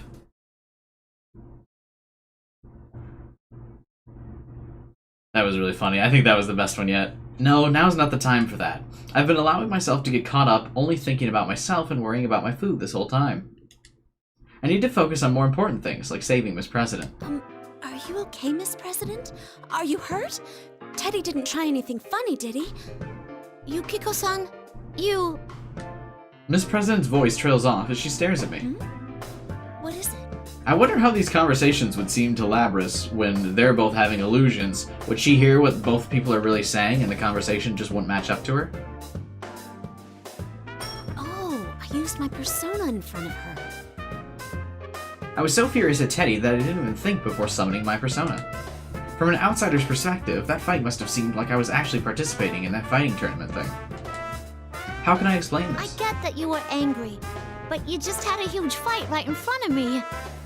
And after I told you to go home, what are you doing still at school? I'm the student council president, you know? You gotta leave this stuff to me. My first Persona game was 5 Royal. Does she really not find our personas odd? Maybe she's confused because she's entered this world. But I can't save Miss President without having her trust. I can't have her disliking me or becoming suspicious of me. There's no way she'd believe me if I tried to tell her she's inside the world of a TV. I need to find a way to gain her trust first. I continue to choose my words to make sure that I don't anger Miss President. Oh, I'm sorry. I was just worried about you. Also, Teddy here seems to be the host of this tournament. You played Arena first? That must have been weird. I guess all the recapping actually made sense for you then, Tacos. Oh, you thought that too? Yeah, I was fooled at first. But after talking to him, I don't think that's true anymore. Huh? What does she mean by that? Teddy's not the host of the tournament? I'm sorry. Can you explain? Seems weird that, again, Yukiko not putting this together. I hate how much they dumbed down her character. Why even mention that she was smart at the beginning? Anyway, then. Miss President nods and begins telling me why she's been with Teddy. At first, Miss President thought that Teddy was the host and asked him to stop the tournament. However, according to Teddy, the Teddy on the TV is an imposter called the General. As she tells me this, I glance over and realize that Teddy doesn't have a funny cape or hat. Considering that it's only a hat and cape, it wouldn't take much time to change out of that costume, but this isn't good. Now I'm the one who doesn't know what I'm supposed to believe. When she sees my confusion, Miss President wakes up the unconscious Teddy and says, "It'd be quicker if you just ask him yourself." Hey, wake up. Get a grip on yourself. Ain't you supposed to be my knight? Huh? Whoa! A cutie pie's trying to score with me? Okie dokie! I'm puckered up and ready for your wake-up kiss! How could she even still kiss the costume? I'm still confused on the costume-human dynamic for Teddy, but alright. Teddy, do you need me to punish you again? Yikes! I was just joking. I'll be good. All right, then tell me what's going on. She said that the Teddy hosting the tournament wasn't the real one. But in that case, what have you been doing all this time? Yuki-chan, you believe me? Of course. We're friends, aren't we? Even though I just punished you. Though that does depend on what you tell me. You don't give an inch! I really don't want to believe him. But considering how many things seem odd inside the TV world, I need to hear what he has to say. When Teddy hears my demand, he responds by pulling himself together and tells me everything that's happened until now. He noticed that something abnormal was going on in this world and came to investigate, way before we figured out anything was going on. And that fake Teddy was already here when Teddy got here. That when he arrived, he was scolded by Miss President, and how he's been fighting all this time to protect Miss President since she can't use a persona. It doesn't seem like he's lying. I believe Teddy. Thinking back to what Chie said, no matter how much he might enjoy pranks, there's no way Teddy could have done something this complicated, and Teddy would never enjoy making all of us fight. The same goes for Rice. And if General Teddy's a fake, then that Rice who's doing those broadcasts may be a fake too. I feel bad for ever doubting my investigation team friends. Okay, I understand now. I'm sorry I doubted you, Teddy. See? Did you hear that, Miss President? Yuki-chan believes me. So she does. Alright, what the hell? I'll believe you too. Truth to tell, you're so immature that I can't see you putting this together. Whoa! Such high praise! I can tell you really trust me, Miss President. I think it'd be nice for there to be a female protagonist for 6. It wasn't a compliment, numbskull. Good for you, Teddy. You've been protecting Miss President all this time, right? Well, I think you did a great job. Aww. Oh my! Praise from Yuki-chan too? I'm on a roll! This is great! So great! Keep it coming, please! He always gets so carried away. But I have to say, I'm definitely happier to see this Teddy than the Teddy in that weird costume. But then who's in the announcement room? He looks exactly like you. Some relative of yours? Huh? There's nobody as adorable as me in this world. The announcement room? Oh right, this is supposed to be Yasogami High. If he's using the PA system in the TVs, then he may be in the announcement room. But Miss President's question is important too. What in the world is that fake Teddy, General Teddy? The first thing that crosses my mind about it would be Teddy's shadow, but Teddy was able to use his persona a moment ago, so that can't be it. So that means someone's disguised as Teddy. Who in the world would do such a... I was thinking in circles until now, but maybe I found the answer. Hey, this is just a thought, but if someone has made themselves look exactly like you, Teddy, couldn't it actually be Miss President's shadow? I think... Did Yukiko put it together faster than most others? Of who Miss President's shadow is? Huh? My shadow? What's that? I'm not sure how to explain it, but... Yeah, I think Yukiko pieced it together faster than anybody. I hadn't explained things to Miss President yet because I didn't want to frighten her. But I think she can probably trust me now. I need to explain the situation to her. Teddy and I both explained our understanding of the situation to Miss President. We tell her that she's been dropped inside a TV and is currently in another world. How the shadow, a side of one's heart that they don't want to admit, can come out of someone and materialize in this world. And finally, how there are cases when the real person is attacked by their shadow. I explained it all as simply and as plainly as I could put it, but Miss President does that confused head tilt thing again. Yukiko-san, are you doing all right? Like, in general, you can open up to me if you want. Did you now watch her summon her persona? What? Oh, no, I guess even though she trusted me, bringing up such an unbelievable story like that would sound like a delusion. After all, when I was dropped into this world for going in for the first time, I didn't understand or believe what was going on either. But I can't give up. When I explain things once more to her and try to get her to believe me, Miss President reluctantly nods. What would happen when you kill your own shadow? I think Persona 5 showed us that, huh? Come on, a world inside a TV, shadows. Sounds like a big old fairy tale to me. Anyway, you've gotten dragged into a pretty bad mess, so I want to help you get out of it. Oh, that reminds me. I don't even know her name. Dun dun dun dun. How thoughtless of me. Sorry, may I ask your name? I only know that you're the student council president. Say, you never told me either. Please tell us your name, Miss President. Uh-oh. Huh? My name? There's always a character that gets triggered by something in the Persona games. Miss President stammers and looks away. I wonder what's wrong. I didn't ask her anything odd, right? Are you all right? No? I'm sure you must be confused with all that's been happening. That's not it. What gives? I can't remember anything. Why? I'm supposed to be student council president, too.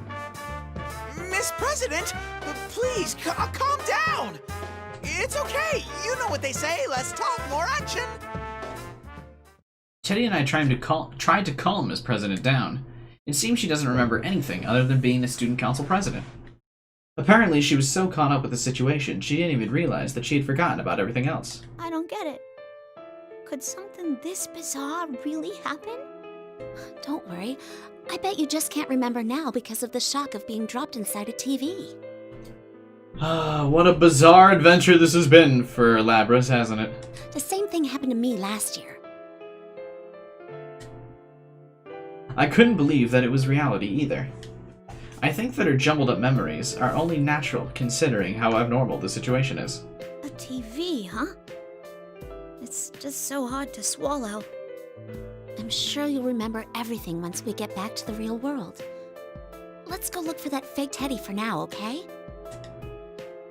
When I smile at her, Miss President seems a bit more relieved and her expression softens. We have to get her out of this world.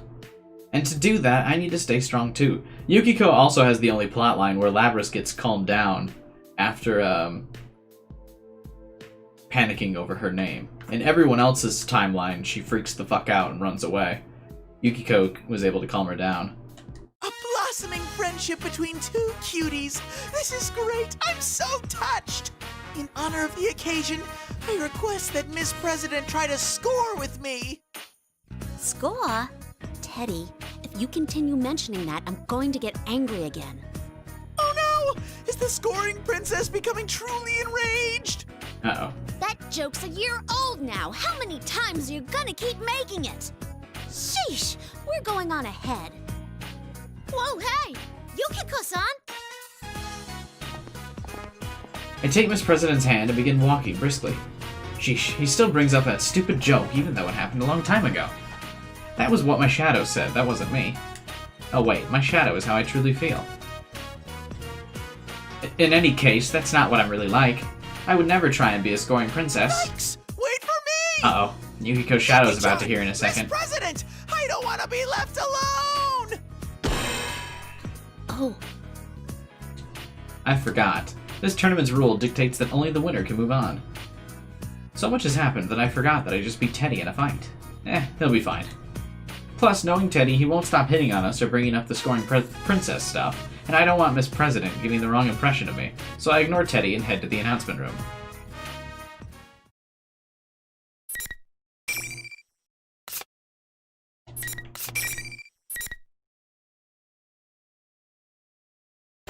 Not playing on PC, so load times take a while. Rest in peace, PS3. We've searched everywhere for the announcement room, where the fake Teddy should be, but we still can't find it. I'm starting to get tired too, so I tell Miss President that we should take a break, and I try opening one of the nearby classroom doors. The monitor near the ceiling isn't on, and there's no one here either. Thank goodness, we should be able to rest for a bit here. I set the boxed lunch on a desk and sit down with Miss President. Now that I've finally taken a seat, I suddenly realize just how exhausted I am. Come to think of it, ever since I got into the TV world, it's been non-stop running, walking around, and fighting. Still carrying that, huh? Carrying that? What's she talking about? Oh, you mean the lunchbox? Yeah. If you weren't gonna need it right away, you could have just left it with him back there. Left the lunch with Teddy instead of carrying it around. Now that I think about it, I feel like I probably should have done that. But still, I'm hesitant to just leave it behind. Miss President's right in that we won't be needing it right away. And even besides that, the food inside is in no condition to give anyone. But it's still filled with so many feelings. Aw. She really wants to give it to you. I didn't feel like I'd be able to explain all that to Miss President, so I try and change the subject to deflect attention away. Say, Teddy seems to have taken a real liking to you, Miss President. I think I understand why. You're really pretty after all. Aw. I guess my attempt to change the subject was a little too obvious. Yeah, but I couldn't think of any other topics of conversation besides Teddy that both of us could definitely relate to. If I was talking to Chie, she'd be able to expand the conversation in a much more natural way. Miss President cocks her head and speaks up. Did you just call me pretty? Did you just hit on me? Hey, can I ask you something? Am I good looking? Here we go. Miss President always does something that I'm not expecting in these situations. I must have the exact expression on my face as Miss President did a moment ago. Miss President seems embarrassed that I'm looking at her with this expression. I guess I should answer her question, though. Yes, I think so. I bet you'd look great if you dressed up. Is this going where I thought, or where I'm hoping it's going? Wow, way to go there, me. Even I think that sounded weird. I do honestly think that Miss President is cute and good-looking. Maybe she's never thought about such things. She doesn't seem to be wearing any makeup, and she's not wearing any accessories either. She's wearing her uniform and nothing else, like she's a living example of the school regulations. Really? I'm not much of an expert since I usually just wear what I need for work. But most people at school give their own little alterations to their uniforms and things like that. Is that allowed? Don't the teachers get sore? I'm not sure. I guess they might complain if things got too out of hand. But I wear a cardigan over my uniform all the time, and I've never received a complaint. Like it's a dating sim? Dude, all the Persona games are really just dating sims when you think about it. Let's see. I wonder what kind of look would work for you. I look into the compact mirror I have with Miss President. It's a very different vibe, it is, Rentaro. Then again, it's so small there isn't much I can really see. When I try putting my cardigan up to Miss President's chest, and change her hairstyle a bit with my headband, Miss President's eyes brighten up. That was kind of cute. After Miss President shyly fixes her messed up hair and returns my cardigan and her headband to me, she speaks up fondly. I never knew I could look like that. See? Isn't it fun to give your uniform your own personal touch? Seeing Miss President so happy makes me happy too. It seems like Miss President really didn't have any interest in her looks until now. It's a bit of a waste. I never gave much thought to fashion, though. I think Chie would be better at telling which colors compliment you best. Why would Chie be able to? Chie doesn't seem like the fashionista either. I think you'd probably want to bring up Rice or Kanji for that, right? Chie? Who's she? She's a great friend of mine. Chie is a natural at choosing colors and things that look great on people. Red looks good on you, Yukiko. Chie was the one who said that to me. I guess that's true. She's always looking after me, and sometimes I feel that she knows more about me than myself. When I go shopping with her, Chie always finds clothes for me that she's positive would look good on me, so I bet she'd be able to find clothes for Miss President in a flash. A friend of yours? I want to meet her too. You feel a fake bond forming between the two? Yeah. I think we're at rank 9 already. Sure. Once this is over, we can all go shopping together. I'm sure there are lots of outfits that would look good on you. Yeah. Let's do that. I'll hold you to it. I feel a little closer to Miss President now. Here it is. Excel. We're at rank 9. I don't have that many friends, but it still makes me happy when I make a new one. I'm sure Chie would be surprised too. She's always exaggerating, so I bet she'd say something like, I can't believe Yukiko asked to hang out with someone besides me. I put on the cardigan that Miss President returned to me, just as I'm about to suggest that we get going. A mysterious yet familiar voice echoes within my head. Senpai! Can anyone hear me? That voice. Risa-chan? She's making contact through her persona, so it must be. It's different from the voice that was being broadcast over the PA system. This feeling is definitely Rice's persona. Rice's persona is a bit different from ours in that it has special abilities that allow it to sense faraway presences and deliver people's voice to others. What arcana does Miss President have? That's a good question.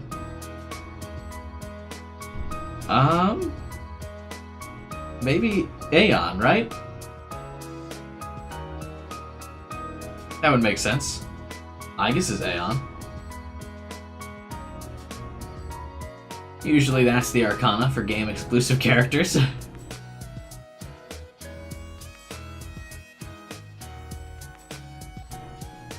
I tell Miss President what's happening and she seems amazed that my friend has contacted me. I then quickly turn my concentration back to the conversation with Rice.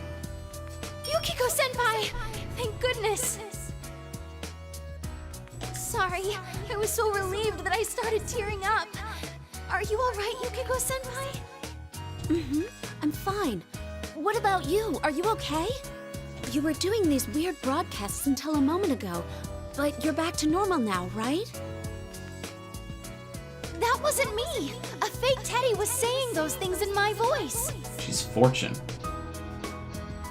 What is Fortune's thing? The Fortune Arcana always seems to be, like, I would say the most different from each other in each game. There's Art Kid, Naoto, and then the Fortune Teller. I think it would be, it's hard to kind of draw a connection between the three, right? Those are the three Fortune Tellers, or Fortune Arcanas. Ever since I got kidnapped, he was watching me. I didn't get any chances to use my persona. Slaves of Fate? I guess that makes sense.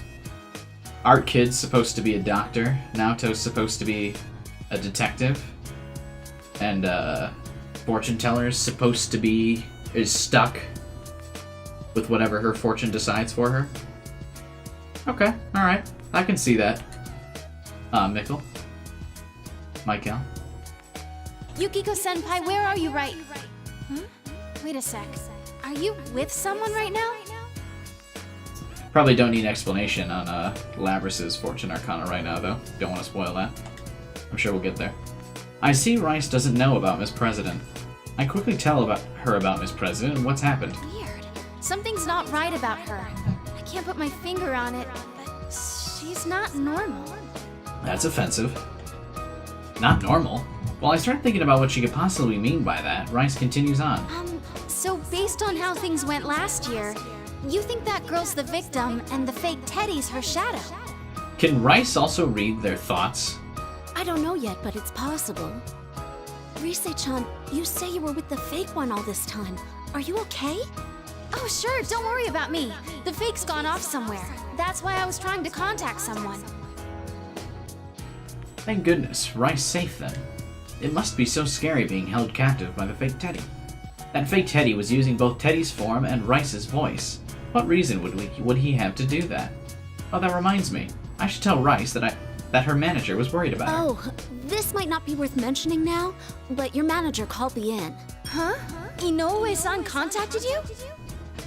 His name, I get like tripped up over his name every time. Yikes! Sorry about that. Oh no, don't be. I just thought you should know. Oh man, how am I gonna explain this?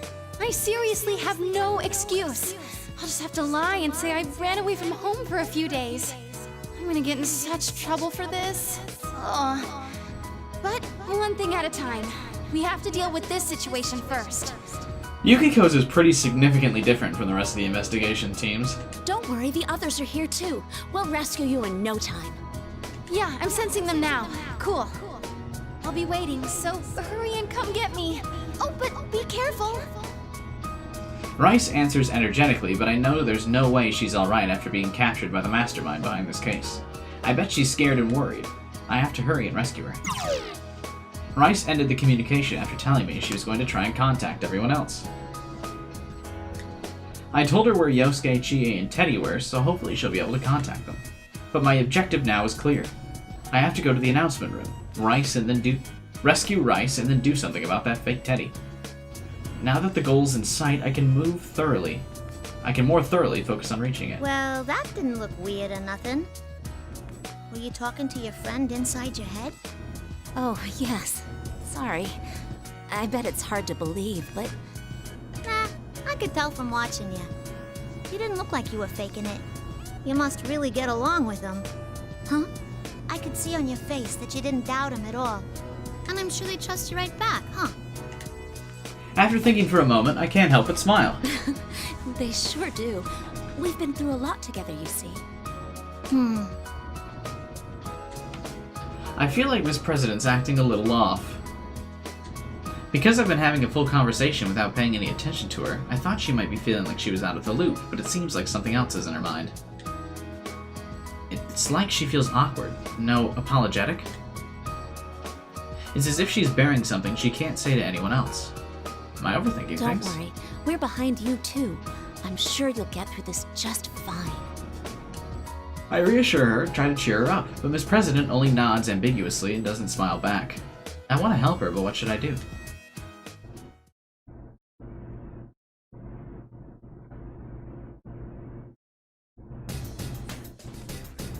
We walked around the school some more and finally found the announcement room. Whatever is the cause of this case is inside here. That realization makes me tense up. I motion towards Miss President, and after she nods back, I quickly open the door at once. Yukiko-senpai, you came! Huh? Only Rice is inside the room.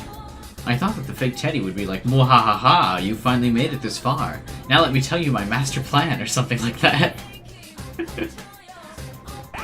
Yukiko's inner thoughts are fun.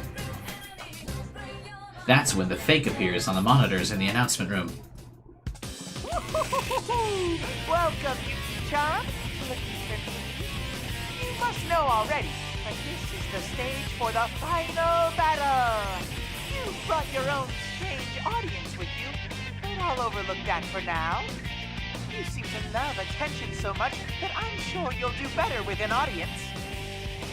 Rude. The fake Teddy glances to Miss President for a moment, but seems uninterested and says nothing more about her. If fake Teddy is this girl's shadow, then I thought he'd definitely start taunting her. There's no point in pretending to be Teddy anymore. I'm not fooled. Who are you? Why are you doing this? How much longer will this awful game continue? It's kind of a meta comment. Oh my! How rude of you to call it awful when you're the ones who wished for it! We wished for this? What do you mean? As I've said from the start, real men let their fists do the talking. I don't think Yukiko thinks of herself much as a real man. Bring out the next challenger! Just like before, smoke pours out. I still can't tell whose silhouette it is I see through the white smoke, but I have a pretty good idea of who it is. The fake Teddy said a moment ago that this is the final battle. Since I fought Yosuke, Chie, and Teddy, there's only one person left. I had a feeling it would be you. That makes things easier then. Let's get started, Yukiko. That's right, it's you. If it's at all possible, I don't want to fight. Can we not do this? What a question.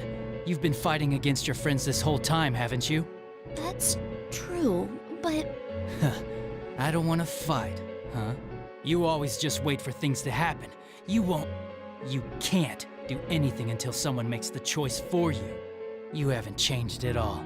Just like last year, you're still waiting for someone to come and rescue you. You was also the fight in the joke plot as well. It's kind of weird. I haven't changed at all? Yu's words make my heart ache. And what comes back in my mind are the words that my shadow said to me when I first dropped into this world. Those words mingle with Yu's and reopen my past wounds. The me that wanted to go somewhere but was too weak-willed to do anything on my own, and thus yearned after a prince to take me away. The me that didn't have enough courage to even consider breaking the cage surrounding me, and just became more and more fretful. I thought that I had faced down those fears and that I had changed. I did my best to improve my cooking, a skill that I was bad at as part of that process. That's why I made this boxed lunch. But after hearing you say those things, the feelings I was cultivating are mowed down and my confidence is staggered. Have I not actually changed at all? That's not true. I'm trying to the best of my abilities. Enough with the weasel words. I'm sick of your excuses. I have no intentions of listening to anything you have to say. You draws his sword to emphasize the feeling. Because Fake Teddy's rules are still in effect, if I want to save anyone, I must fight. I have to steel myself. If I don't fight and win, I won't be able to protect Miss President and the others. Listen, both of you, something ain't right. Yukiko-san, are you really gonna fight him? I'm sorry. I know you want to stop this. But this is my only choice right now. Please, stand back, Miss President. Upon hearing my words, Rice leads Miss President a safe distance away from the upcoming fight. It'll be alright. I've been able to pull through so far. I just need to concentrate on the battle before me. Otherwise, I won't be able to win against you.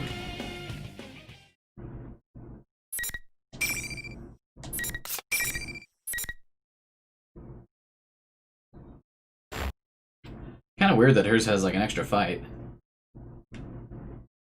But yeah, Yu's words would probably hurt the most for everybody, because everyone looks up to him so much.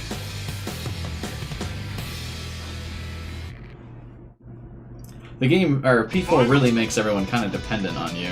That's kind of the same for every game. Everyone's pretty dependent on their wild card friend.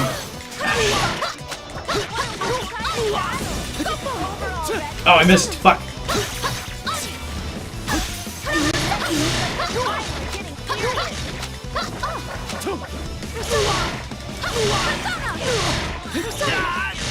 Oh, dude, I really have Yukiko down now.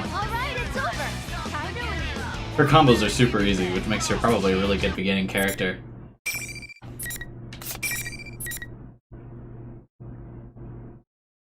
The up-close persona attack to bounce the character back, follow it up with the distance persona attack, and then throw a bunch of fans at him.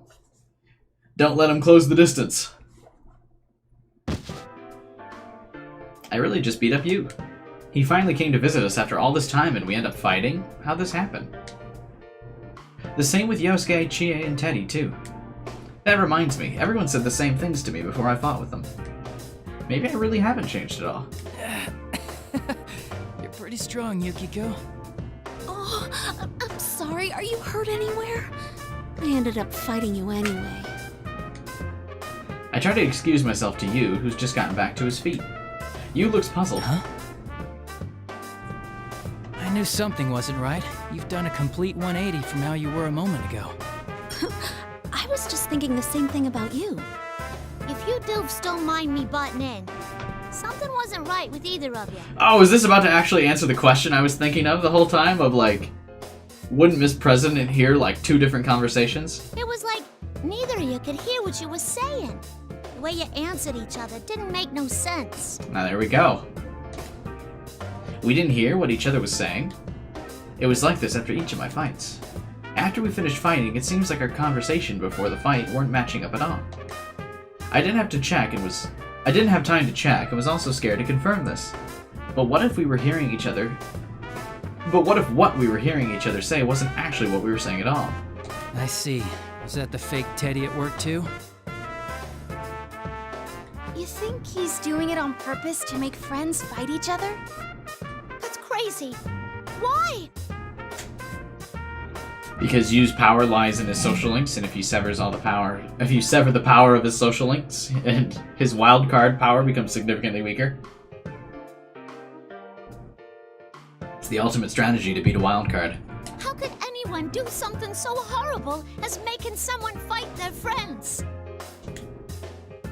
Miss President is disgusted by the situation. It almost seems as if she was the one who was forced to fight against all of her friends. She must be a very kind person. I feel as if she was becoming angry for me. I tell her not to let the situation bother her and calm her down. And then I introduce her formally to Rice and Yu. I explain how I met her in this world, how she can't remember anything, and how she may be a victim of the case. Upon hearing my theory, Yu nods and falls deep in thought. I see. That's strange, though. The Shadow's main objective is to take the place of the real person. If he really is her shadow, that fake Teddy hasn't seemed interested in her at all. Yeah, you're right. He completely ignored Miss President a moment ago, too. You still haven't figured it out? I made sure to spell it out for you from the start, too. A voice suddenly echoes through the room. I feel as if I've heard it somewhere before. But it's a voice that I really don't want to remember. Oh Jesus, is Yukiko's the longest? Who's there? Where are you? You haven't found what you cherish, have you? what you truly desire. The voice's owner slowly reveals herself. That figure was the one thing I didn't want to see. I faced her once in the past, but now that I have to face her again, I'm scared. Yukiko-senpai's shadow? This can't be! That's right, the one who appeared before everyone was myself. My own face mocking me. Now that everything's peaceful, no one will help me. I'm suffering now, yet no one notices. I'm beside myself because I can't tell if I'm making any real progress. Isn't that right, me? I can't believe this, why? I mean, I've already defeated my own shadow and obtained a persona. There's no way she could be before me again. Now you have to beat her to get your awakened persona, because apparently your social link wasn't canon. Or any of the teams. But then I noticed something. If I stir up more trouble, everyone will worry. I'm sure. No, I know for a fact that my real prince will come save me this time. My shadow's smile widens as she stares at me. I couldn't face that gaze, and my eyes wander across the ground.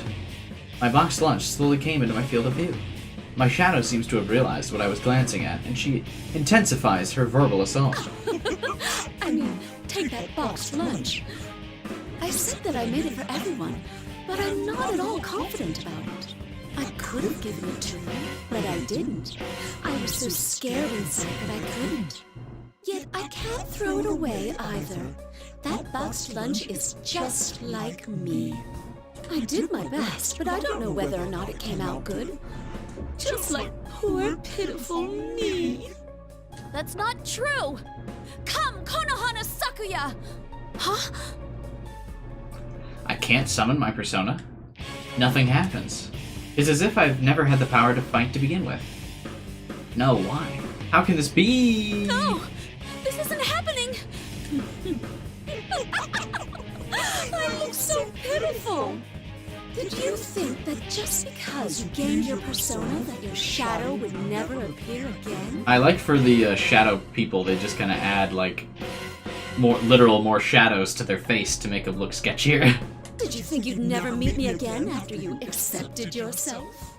Sorry, but no one ever really lets go of their weaknesses. I'll always be with you. Has my persona really turned back into a shadow? Was all the progress I thought I made only in my mind? Have I really not changed at all? The words cast at me earlier cut fresh wounds into my heart. You tried to act all high and mighty by saying you were determined, but you were just trying not to rock the boat. It's too much trouble thinking on your own, so you closed your eyes to everything. Isn't that right, Miss Goody Two-Shoes? Have you ever thought about the problem you cause for others?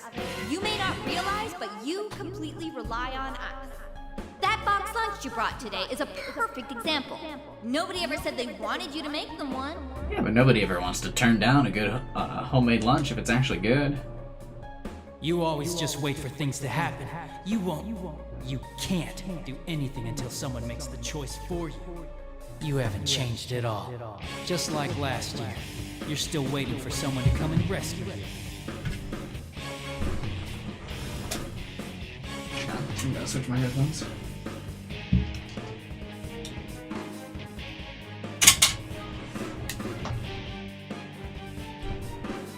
The me that gave up thinking for myself.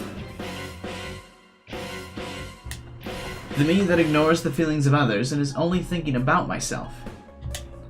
The me that can't do anything on my own. The me that pretended to have grown, but in reality hasn't changed at all.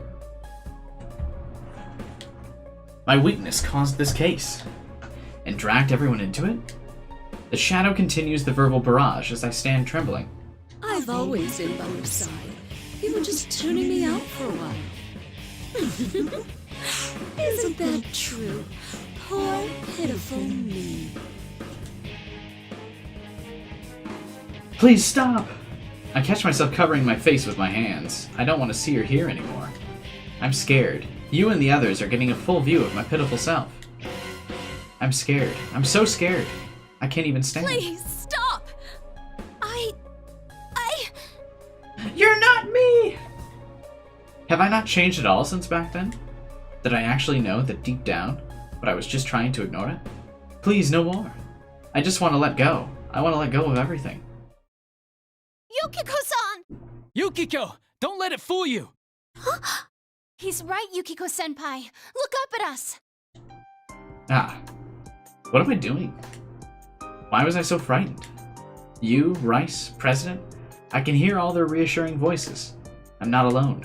No matter how pitiful I am or how painful things are, I have great friends who aren't embarrassed of me. They accept me as who I am and will fight alongside me. Reassuring voices pull me out of the darkness. I slowly open my eyes. Before me, I see Yu's back. He has stepped in between the shadow and I to try and protect me. Aww. Rice is holding my body up. Don't give in. You overcame your weakness back then, didn't you? We all know you did. We were there. Yeah, you're not running away from anything. Not last time and not this time either. You came to rescue me just like you said. This is the second time you've done that. You're not weak at all. You're both right. I can face myself. I can do this. Yukun, please, let me do this. Yu and I exchange glances. When he sees me nod with determination, Yu's expression softens, and he stands aside. He believes in me. His trust makes me so happy right now. Thank you, Yu. Look after Miss President and Rise-chan. Of course. I get back to my feet and stand firmly. I fix my gaze upon the smirking shadow in front of me. If it was my weakness that caused this case, then I'll bring an end to the case myself. People never let go of their weaknesses. You're probably right about that. That's why I must continue fighting against mine. And I can do it because I know I'm not alone. Yes, now I can take a step towards the goal. Yukiko-san, can you really beat her? Miss President's voice. Yeah, I'm surprised too. If not for everyone, I'd never have realized I possessed such inner strength. I'd take a deep breath. I won't look away again. If you say you're my weakness, then no matter how many times you come back, I will continue to stand up against you. Do Lapras and Yukiko share the same voice actors? Now, come. This time, I feel the strength flowing through me, and my persona, Konohana Sakuya, appears. The shadow contorts her face in pure hatred from seeing me standing up against her. Why? Why aren't you despairing? I was so close to.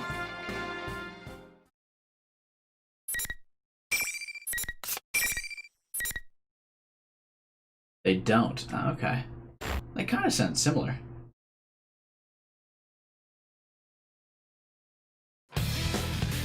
Oh shit. This is actually the shadow fight. Yukiko has a lot of fights in hers. So much for the investigation team being shorter like I thought. Please hit! I keep saying please hit like Yukari. Please hit! Please hit! Oh shit. She's using my strategy.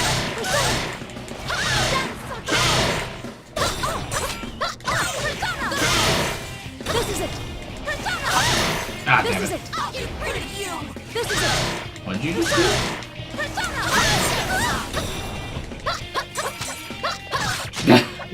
Just spam now that my persona is broken. We did it.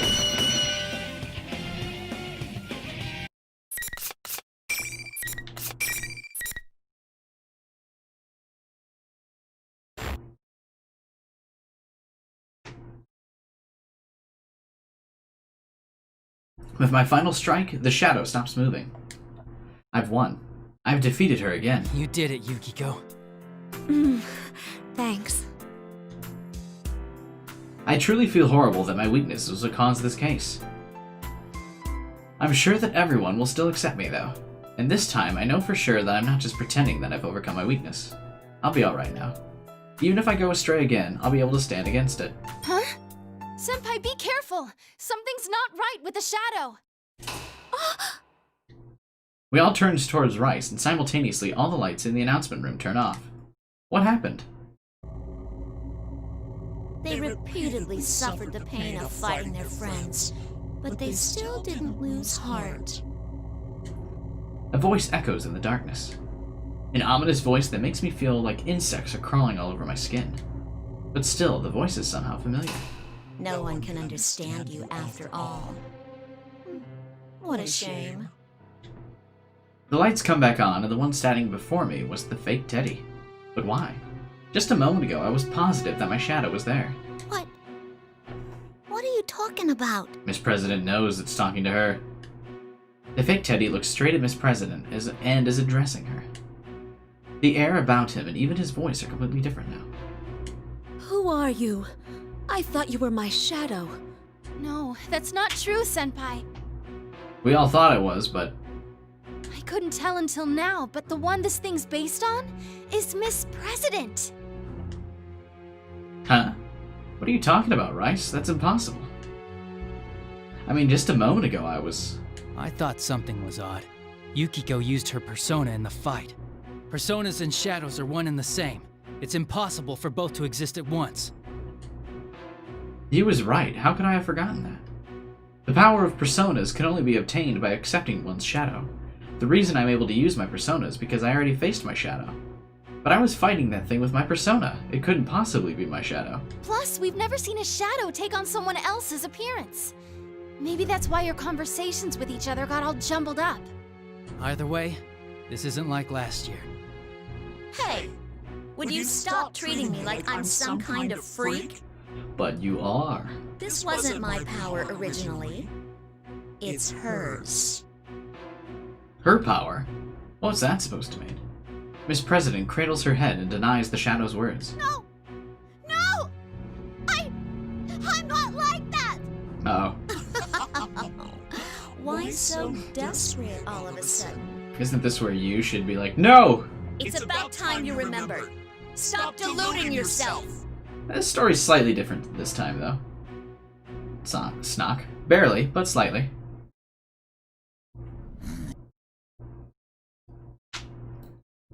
I am a shadow. That's my face. No. The fake Teddy turned into a form that looks exactly like Miss President. So it's Miss President's shadow? A shadow that can change forms is completely unheard of. I still can't believe it, despite all the evidence pointing to it. I think that's its real appearance. Look at it next to Miss President over there. I try to compare them as Rice says. But Miss President is trembling uncontrollably, trying to hide. Still, the Shadow's face is pretty much identical to what I know.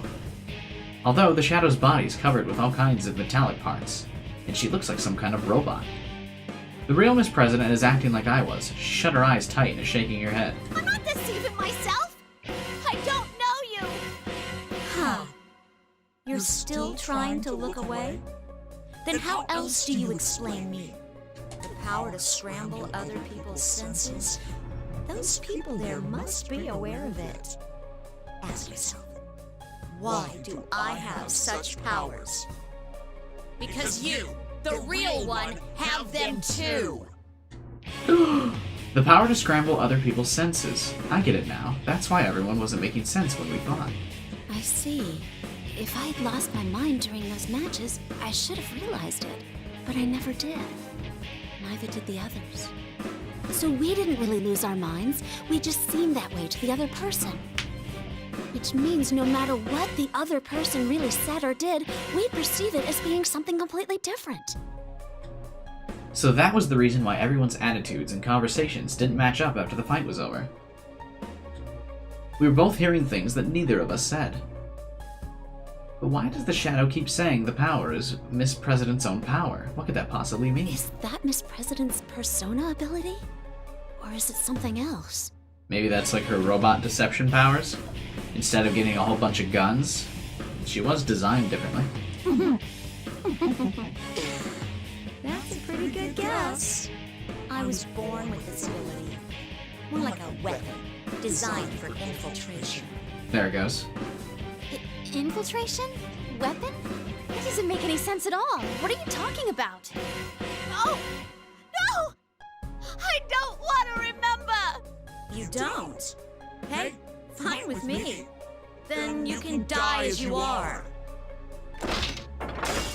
The Shadow brandishes the giant axe in her hand and comes charging at Miss President. Miss President is still trembling and doesn't seem like she can move. No. My body moved faster than I could think. I reflexively slid my body in between the shadow and Miss President. Look out! Yukiko! The moment I embraced Miss President to shield her from me, the shadow's axe, I hear the ping of metal striking metal. Senpai! Senpai, hang in there! You stop the axe with his sword to protect me and Miss President, but the power of the shadow attacks knocks him away. I'm scared, but I can't back down now. You gave his all to protect us, so now it's my turn. The shadow glares at me in disgust as it sees me refusing to move from Miss President. Why are you protecting her? You've had your turn already. Get out of my way. The only one I have business with is me over there. The shadow brandishes the giant axe at us once again with pure rage. The shadow's strong, but I can't run away. The moment I was about to summon my persona, the presence behind me moved. Eliminating shadow. No way! So in Yukiko's plot,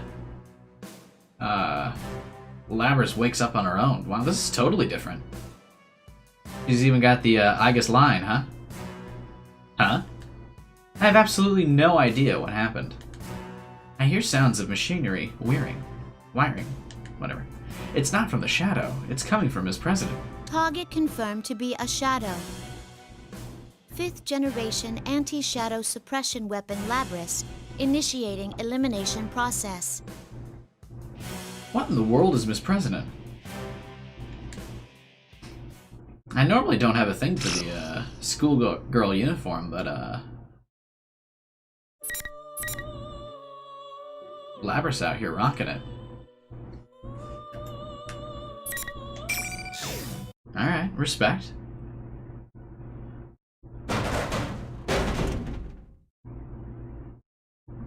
How did this happen? Interesting to do Teddy's now. We finished up Yukiko's. Kind of see what Teddy's must be pretty different because he was one of the kidnapped. It's so cramped in here. I woke up in some box-like thing and I'm jammed in tight. Plus, I'm stiff as a board. I can't move my arms or legs. How did I get here? I was getting ready at Juness before it opened, and then... Do all anti-shadow weapons just straight up rock their uniforms? I think so, man. Labrys pulls it off. Like I said, I'm normally not a huge fan of the school uniform, but Labrys is rocking it, dude.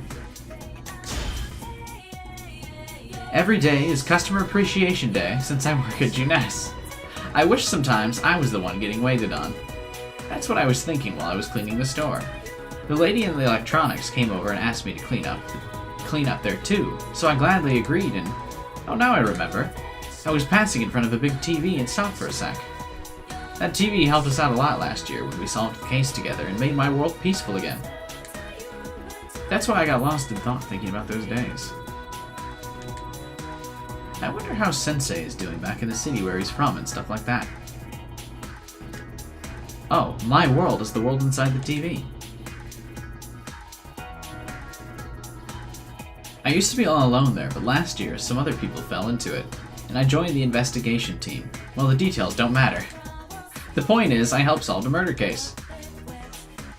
It brings back memories. Chie, Yuki, Rice, Nao. I was surrounded by beauties. Oh, Kanji was there too, I forgot. But back on subject, we use this big TV in the Juness Electronics department to go back and forth between this world and my world. And... Huh, I'm picking up a weird scent. It's that smell. It feels like someone's gone into my world. Why does this voice sound so different? Last year, victims were dumped into my world from this world, but the case is over, so that can't be, right? I have an exit TV stashed there in case someone goes in by mistake, so anyone should be able to come back. Would anyone else beside the investigation team be able to put 2 and 2 together that they need to jump through the TV? Oh, I get it. I bet it's Yosuke slipping out before we open so he can slack off. I won't let him get away with it. This doesn't sound like Teddy at all, what the fuck? I'm not letting Yosuke slack off while I'm working so hard. I thought I should go teach him a lesson.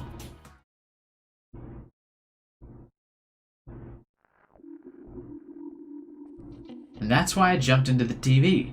I wasn't thinking of slacking off, too, not at all. What happened after that? I remember it felt a little different than normal when I fell in. I don't remember anything after that. Where on earth am I? Actually, what time is it? It's not past snack time yet, is it? Oh no. Thinking about snacks is making me hungry. Sensei, Yosuke, I won't slack off anymore. Please help me. I'm so hungry that everything's spinning. This must be what it's like to see your life flash before you at the end.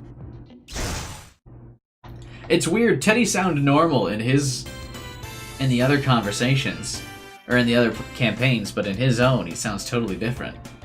This scene. This is the Junas rooftop from a few days ago.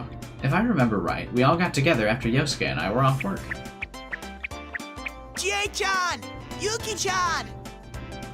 Why does he sound normal in every other line? But his own.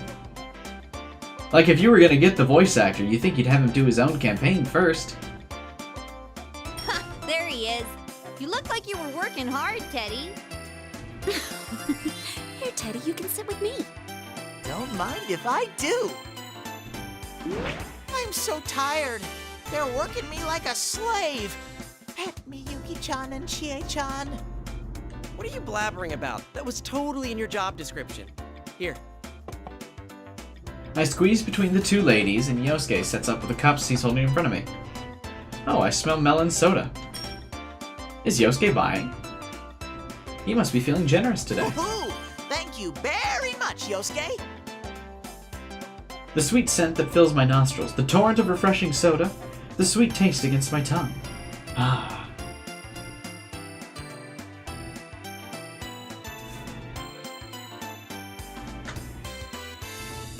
A bear could live for this. You might be right, Zero. How'd you chug that? Wasn't it carbonated? I'm surprised you could drink it so fast. You must have been so thirsty. There. Yuki pats my proud bear fur. I'm in heaven. I guess it was a bit busier than usual. Sorry for making you girls wait. It's alright. It's not like we had anything to do either. Anyway, what's this important announcement you have? Important announcement? I haven't heard anything about this. Chia and Yuki look like they don't know what he's talking about either. Well, about that. Okay. What is it? Is it bad news? Yosuke keeps piling on the suspense and we keep leaning in more and more. Huh? Hey, where's Kanji? Ah, stupid Yosuke. Why do you have to pull such a mean trick? I fell out of my seat. Man, what the hell? You made me slam my elbow into the table. Huh, sorry. I just noticed he was gone. I had some business to take care of at the inn, so I stopped by Tatsumiya before I came here, but Kanji-kun wasn't there. We can just fill him in later. Come on, I'm dying to know what this is about. Out with it already! You have a point there. So what I was going to tell you was... Where's Rice? Finally, Yosuke is getting to the point. What? Everyone is so surprised we nearly rocket out of our seats. Of course, though, Sensei's... Are you for real? Sensei's? Coming back? That's a big deal. This is serious. Our fearless leader of the investigation team, who went back to the city after closing the case. The #1 bad boy of Inaba. And now he's coming back to our little country town? Ha! You should see the looks on your faces. I kept it a secret all this time just to surprise you guys. Golden Week is coming up, so he's planning on spending the second half of break over here. I'm so happy. Oh man, I can't just sit around like this. If Sensei's coming back, we gotta be ready with snacks, and more snacks. Wow, cool! You were so serious that I was getting worried it would be something bad. Actually, why'd you keep it a secret up to the last minute? He said he wanted to surprise you. Chie slaps Yosuke's back with a thunderous noise, and Yosuke spews out his drink. She's right, it's not fair that Yosuke knew and kept it a secret from us. You don't have to hit me so hard. Isn't it more exciting to play up the suspense a little? I don't care if it's suspense or sixpence. Still, everyone looks so happy. See how amazing Sensei is? Just hearing he's coming back is making everyone excited. Senpai's coming back? Beep, that voice. Is it Kanji? I turn around only to see Kanji standing there with a terrifying look on his face. Yeah! When did you get here? You told me sooner. Damn it, I gotta get to work. And there he goes, zooming off. What was that about? Could he also be off to buy snacks for Sensei? I can't let him beat me to What's it. gotten into him? Who cares? At least he knows now. But hey, what about Risei-chan and Naoto-kun? Do they know about Yukin coming back? That's right. Never mind Kanji, do Rice and Now know Sensei's coming? We can't keep something this big a secret from them. Yeah, I already called up Risei. I thought she'd have a hard time adjusting her work schedule. Sounded like she's busy preparing for her comeback, but she said she'll definitely make it. Oh, she is a lot busier now compared to when she was taking her hiatus. Yeah, considering she's like working and stuff. I can't wait for her to make a complete comeback. I'm gonna watch every program she's in. I hereby claim control over the remotes to all the TVs in Juness. Yosuke's room too. Maybe you should wait to do that until you've actually learned the channel names. So what about Naoto-kun? I don't know. I couldn't reach her on her cell. She's busy spying. Though she did say that she was handling more cases ever since spring, so I bet she's busy. That's fine, no losses. Chie says that she'll try calling Now later. Way to go, Chie. If Sensei's coming, we should all be here for him. I'll follow Chie's example and try calling up Sensei too. What should I talk to him about? Man, though, this brings back memories of the investigation team. Yeah, it's kind of strange to feel nostalgic about that. We were pretty desperate while the case was going on. It's only now that I'm finally feeling like it's all over. Still, it's just been 2 months, and it already feels like it was a long time ago. Everyone quiets down a little. Yosuke's right. Meeting everyone, fighting alongside them, getting accepted as a real friend. It all feels like it happened a long time ago. Back then, it was normal for me to be alone, but now it's more normal to be with all my friends. Really, I can't imagine living without Yosuke and everyone anymore. It's even harder to imagine than a life without TV and snacks. So, since our bro is coming back, let's put together a plan for Golden Week. I want to do it right, you know? Give him a great welcome and stuff. Ooh, great idea! I agree. I can't wait to hang out with Sensei again! Huh? Sensei, I wanted to see you one last time. It's not like it would be one last time, what? Aw, it wasn't supposed to be like this. Golden Week was Sensei. I had all kinds of plans, like running through fields of flowers, catching salmon together, and lots of other surprises too. What a shame. Ugh, I'm done for. My stomach and back are going to stick together. Actually, I think they already are. I'm paper thin. Huh? Oh, lucky me. With my body so thin from starvation, I might actually be able to slip through the cracks of this cramped box. Whoa! Hooray for teddy power! I knew it. Thanks to my slim figure, I made a graceful escape from my prison. Lady Luck loves me! But if she loves me, I wish she hadn't stuck me in a cleaning supply closet. That's right. I found that out as soon as I escaped.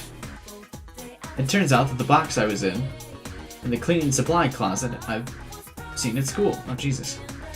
Words are hard. Anyway, I'm happy to be out safe. Yep. When I breathe in deep and flex my muscles, my body poofs out to its original round shape. There's no way anyone could do that. I don't think I'm just an ordinary boy like any other. Actually, don't worry about details like that at all. What's important is that I'm free now. Yeah. So, where am I? If there's a locker... I can't believe a combat veteran like me forgot to check my surroundings. There are desks and chairs and lockers and a blackboard, a bulletin board, and... Huh? Then this must be a school! Huh? But why? I thought I entered a TV. Like I said, this is the world inside the TV. You have to go through a TV to get here from Sensei's world. And depending on what TV you go through, you come out somewhere different in my world. This isn't where I usually start out. That's strange. Oh well, I should just hurry on ahead. I picked up a few things from Now, my ace detective friend. The most important thing to know in solving a case are the circumstances and the facts. Just standing around here won't help me find either of those. Well then, Teddy away!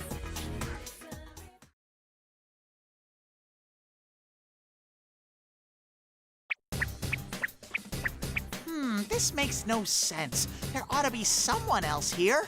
What's going on? I wandered through the weird building in search of a clue, but I'm not finding anything. This building really is bizarre. I don't know how much about it, but this place looks just like what I remember of Yosuke's school. The thing is, my world changes whenever someone enters it. I know that all too well from the case last year.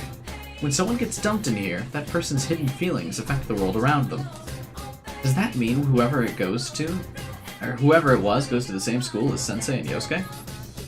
Then again, I still don't know if anyone really did get dumped in here or not. I see a little light crack through the door of a classroom at the end of the hallway. It reminds me of that naughty nurse show Yosuke watches late at night. Time to sneak a peek. I'm coming in! Wait, is that a TV? Why is it here? The classroom ceiling's all weird, and there's a turned-on TV hanging in the corner. It's on, but nothing's showing on it, just static. I get closer to it when...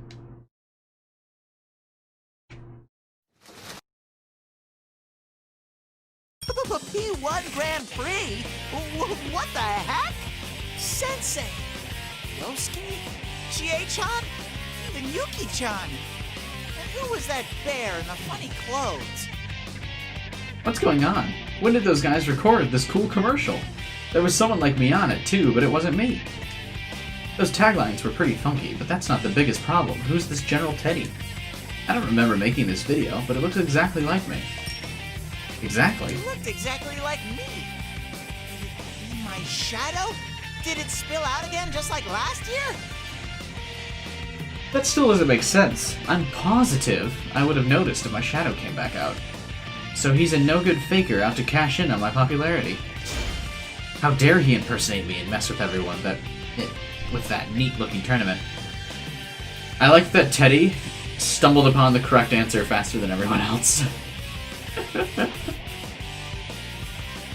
A violation of my image rights cannot be tolerated.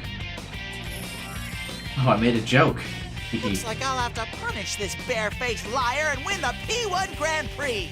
No one can stop me! No one else is in here right now. Sometimes I'm a beautiful girl, at others I'm a miraculously handsome boy.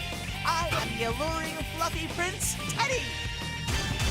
Time to jump in on this P1 Grand Prix.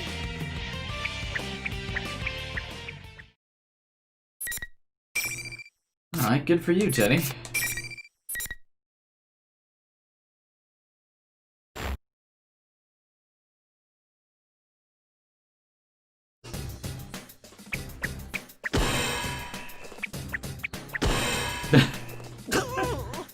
What's with these invisible walls? It's no fair that I keep squashing my nose into things I can't see. Ever since I left the classroom, I keep running into invisible walls everywhere. My head's all lumpy now.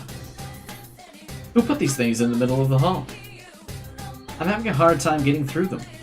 I stamp my feet in frustration and then hear a strange voice calling from behind. Hey, you there! Round thing! What's all this fuss about? They've also nailed the internal monologue of Teddy. I feel like they've nailed the internal thoughts of all the characters so far. When I turned around, I was greeted with the sight of a cutie pie with adorable eyes. Her hands were resting on her thin hips. Alright, we're getting a little too graphic. Her gaze was like an arrow into my heart. Ooh, what a pretty stranger. Do you have some business with me? Well, yeah, of course I do. Looks like you can at least talk, though.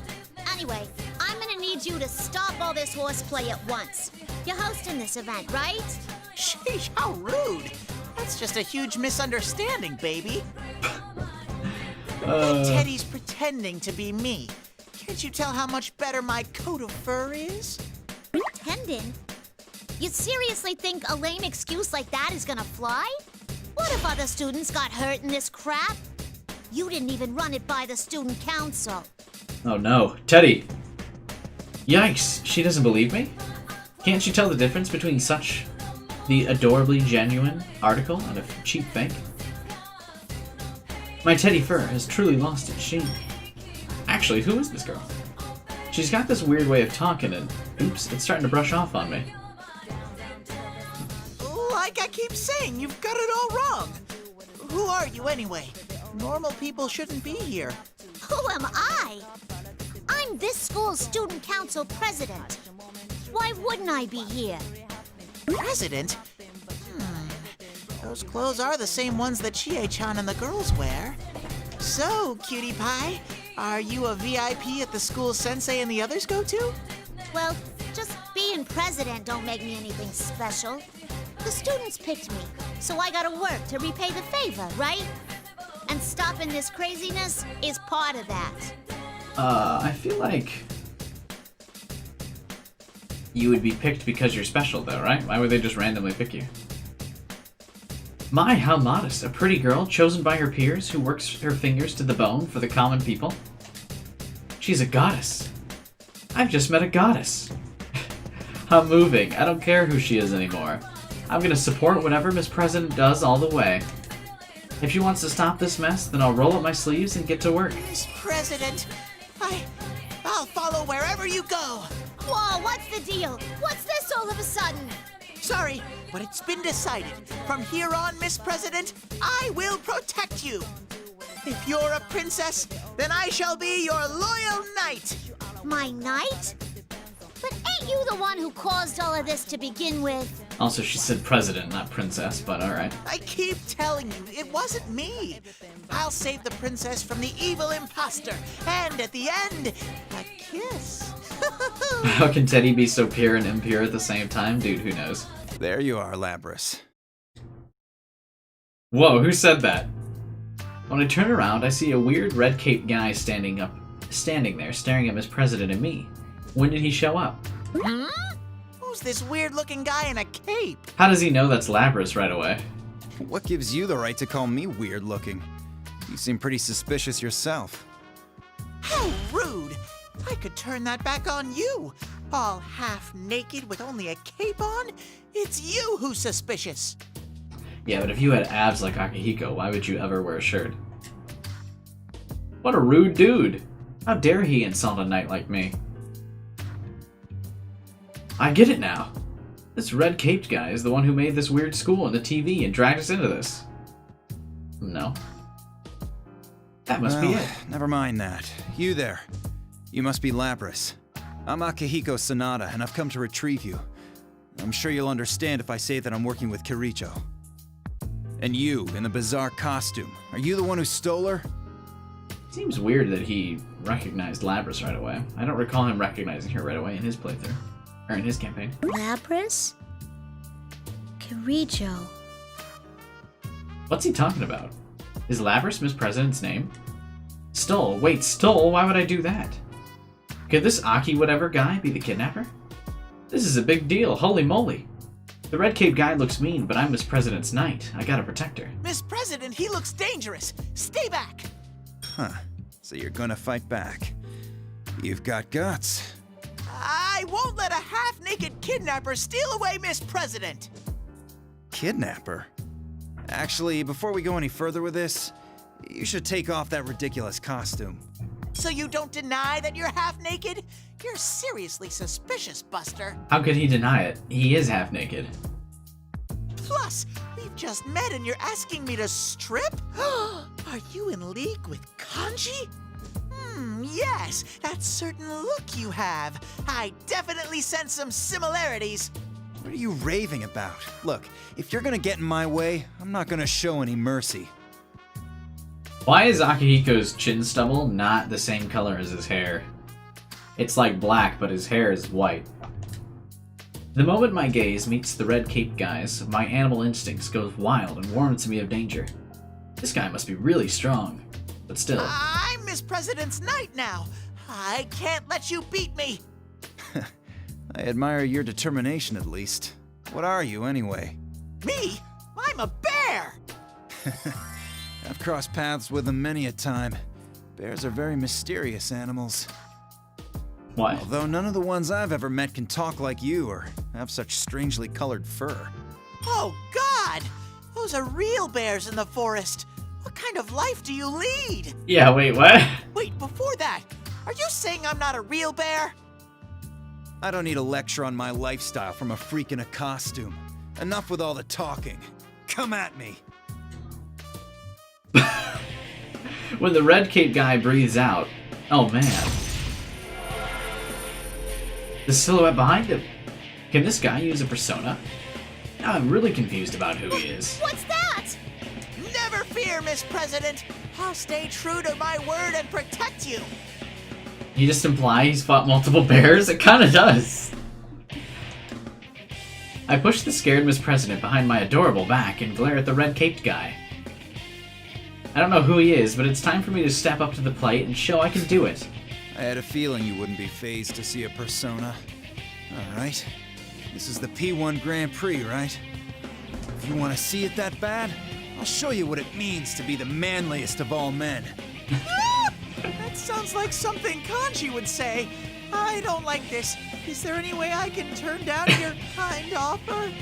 Now, there's no need to be modest. If you're gonna claim to be a bear, show me your wild side. Akihiko has innuendos in everything he says. Here we go! I love him. Oh my god. Alright.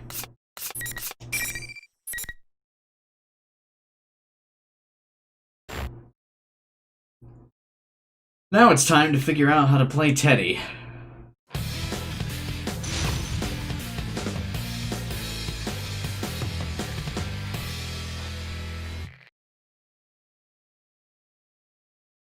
I've fought it like once so far, so I don't even know. Yo, what the fuck is it? Why does he have a baseball bat? Do it. Bear passing. What is this? What'll come out? What does that throw do? I just silenced myself. Teddy's persona sucks. What the fuck? This is gonna be awesome! Bear passing through! I'm not giving up. Bear passing through! Bear passing through! Okay.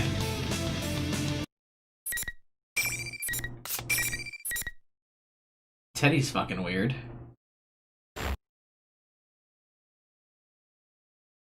Holy moly, I won! I won! Did you see that, Miss President? In the middle of that fight, I damaged myself and silenced myself. What? I did it. I did my best. I put up with that suspicious guy's punches and kicks and beat the stuff out of the bad guy. I never knew I could do things for myself. Now, my reward. The knight gets a kiss from his princess. He straight up brought out his shadow to attack. Yeah, I know. Huh? This president looks all sad for some reason. How thoughtless. Her knight is waiting. What's wrong, Miss President? Come on, favor your knight with a kiss. Empress. Huh? Oh, that's what the red cape guy called her. Labby. Can Miss President be a foreigner? Oh, that would make her just like me in a way. Huh?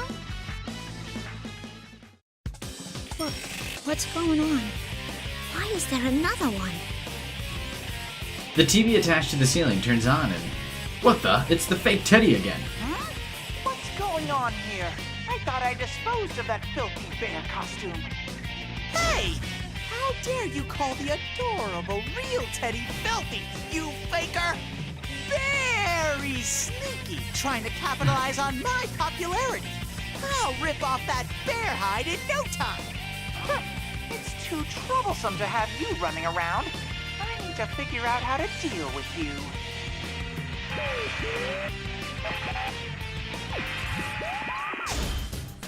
Who in the world is he? I'm really mad. How can he treat me like that? I'm a mighty angry bear now. So, that general really ain't you, huh? That's right.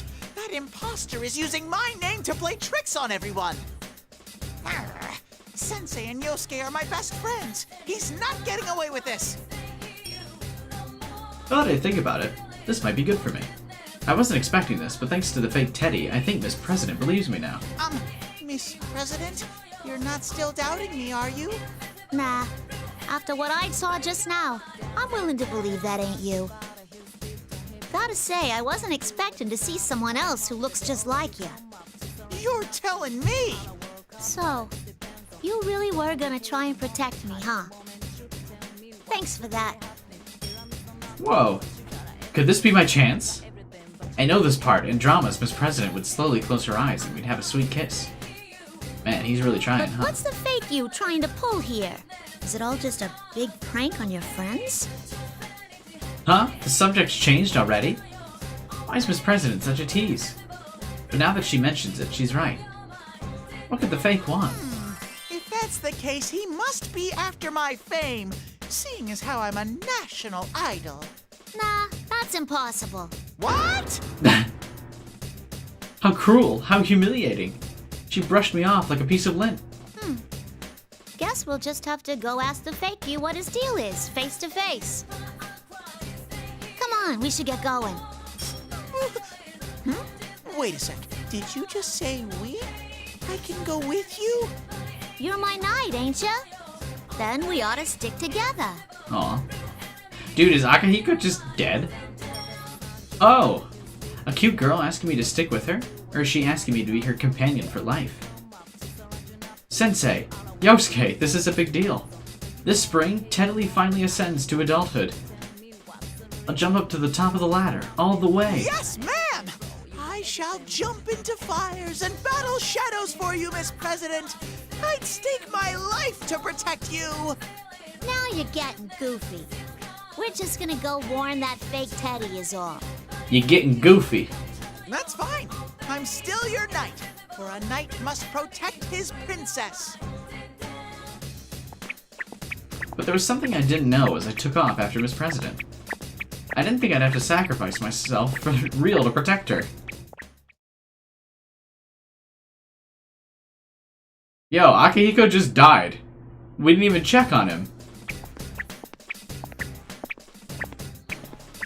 Me and a cute girl walking down a hallway side by side. How nice to be in the middle of a date. The purpose of a date is, I just realized something very important. By the way, Miss President, where are we headed? Well, I'm thinking of trying the announcement room first. What's an announcement room? And how do you know that darn imposter will be there?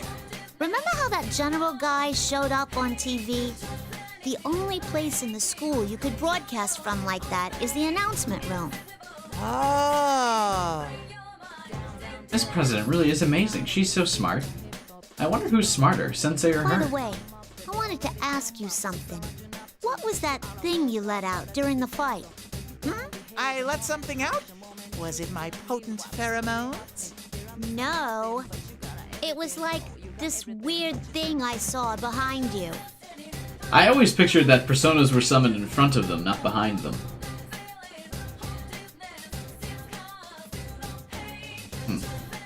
Oh, are you talking about my persona? Persona? Huh? You can't use a persona, Miss President? Then how did you get inside the TV? TV? I don't know what you're talking about, but normal people I don't know what you're talking about. Powers like that. Don't tell me. Did someone drop you in here? Are you a victim? Dropped? Victim? Oh my, so that's what happened. Miss President is another victim. But she doesn't know she was dropped in, so she thinks she's in a normal school, so she's trying to stop the Grand Prix. Now this is serious. It's like last year's case all over again. I gotta do everything I can to get Miss President back here to her world. But I don't know where the exit is, so I can't help her just yet. I thought Teddy could just summon exits. Isn't that his thing? It's all right, Miss President. I'm sure none of this makes sense to you now, but It'll all work out. I'll get you back to the real world. Just leave it to me. I just want to stop whoever it is that's causing all the commotion here at school. That'll be no problem either. You're just confused right now. Either way, that fake Teddy needs to be brought to justice. If we wander around, we might find the exit too.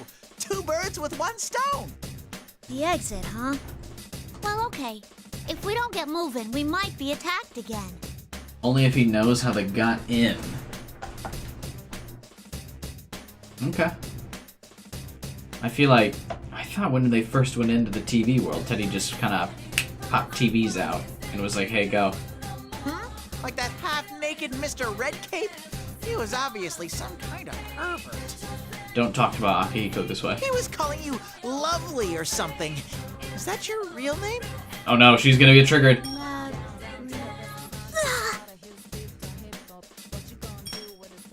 Oh no, what's wrong? Miss President suddenly crouched down. Is something wrong? Does she not feel okay? Oh no! Are you alright, Miss President? Yeah, I'm okay. I just felt a little dizzy. Teddy's too weird to pry for answers here. Miss President gets back up and starts walking, but she's still staggering a little. What could that be about? I just said that name that red cape guy mentioned. In any case, we gotta hurry and get to the announcement room.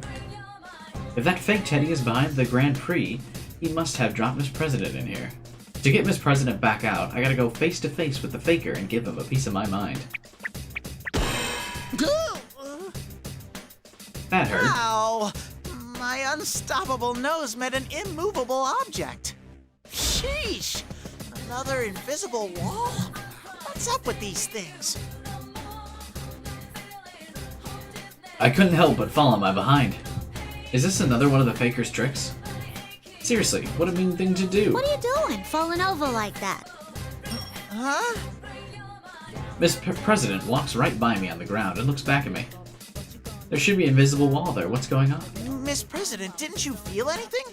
There was an invisible wall. Invisible wall? There's nothing here. What in the world? I tried to go through one more time, but it's no use. Miss President looks astonished and starts to pull on me. Wait, ugh! Miss President, I don't think this is working! I'm gonna die! I'm not dying to know what it's like to be crushed to death!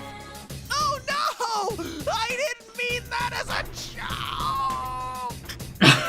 Sheesh, what's going on? This doesn't make any sense at all. I barely escaped death. Gosh, you're strong, Miss President. It reminds me of the time I got stuck under a shutter during a fire drill at Juness. You get so passionate about things when I'm involved. Looks like we'll just have to find somewhere you can walk through. No use complaining about what we can't fix.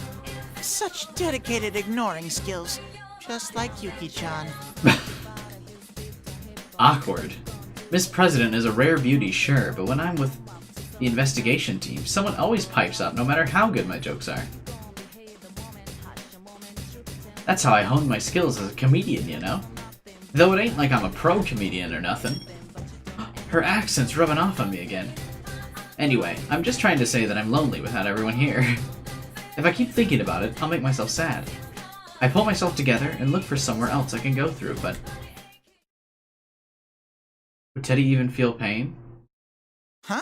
That's odd. There are invisible walls everywhere, and I can't find a way out. He's a sensitive boy. Did you hit a dead end? Try looking around some more. Let's see. Front, right, left, up. There's no way I can go that way or down either. I'm a bear, not a mole. On top of that, there's an invisible wall right behind me on the path I just took. Am I trapped? Huh? Is someone coming?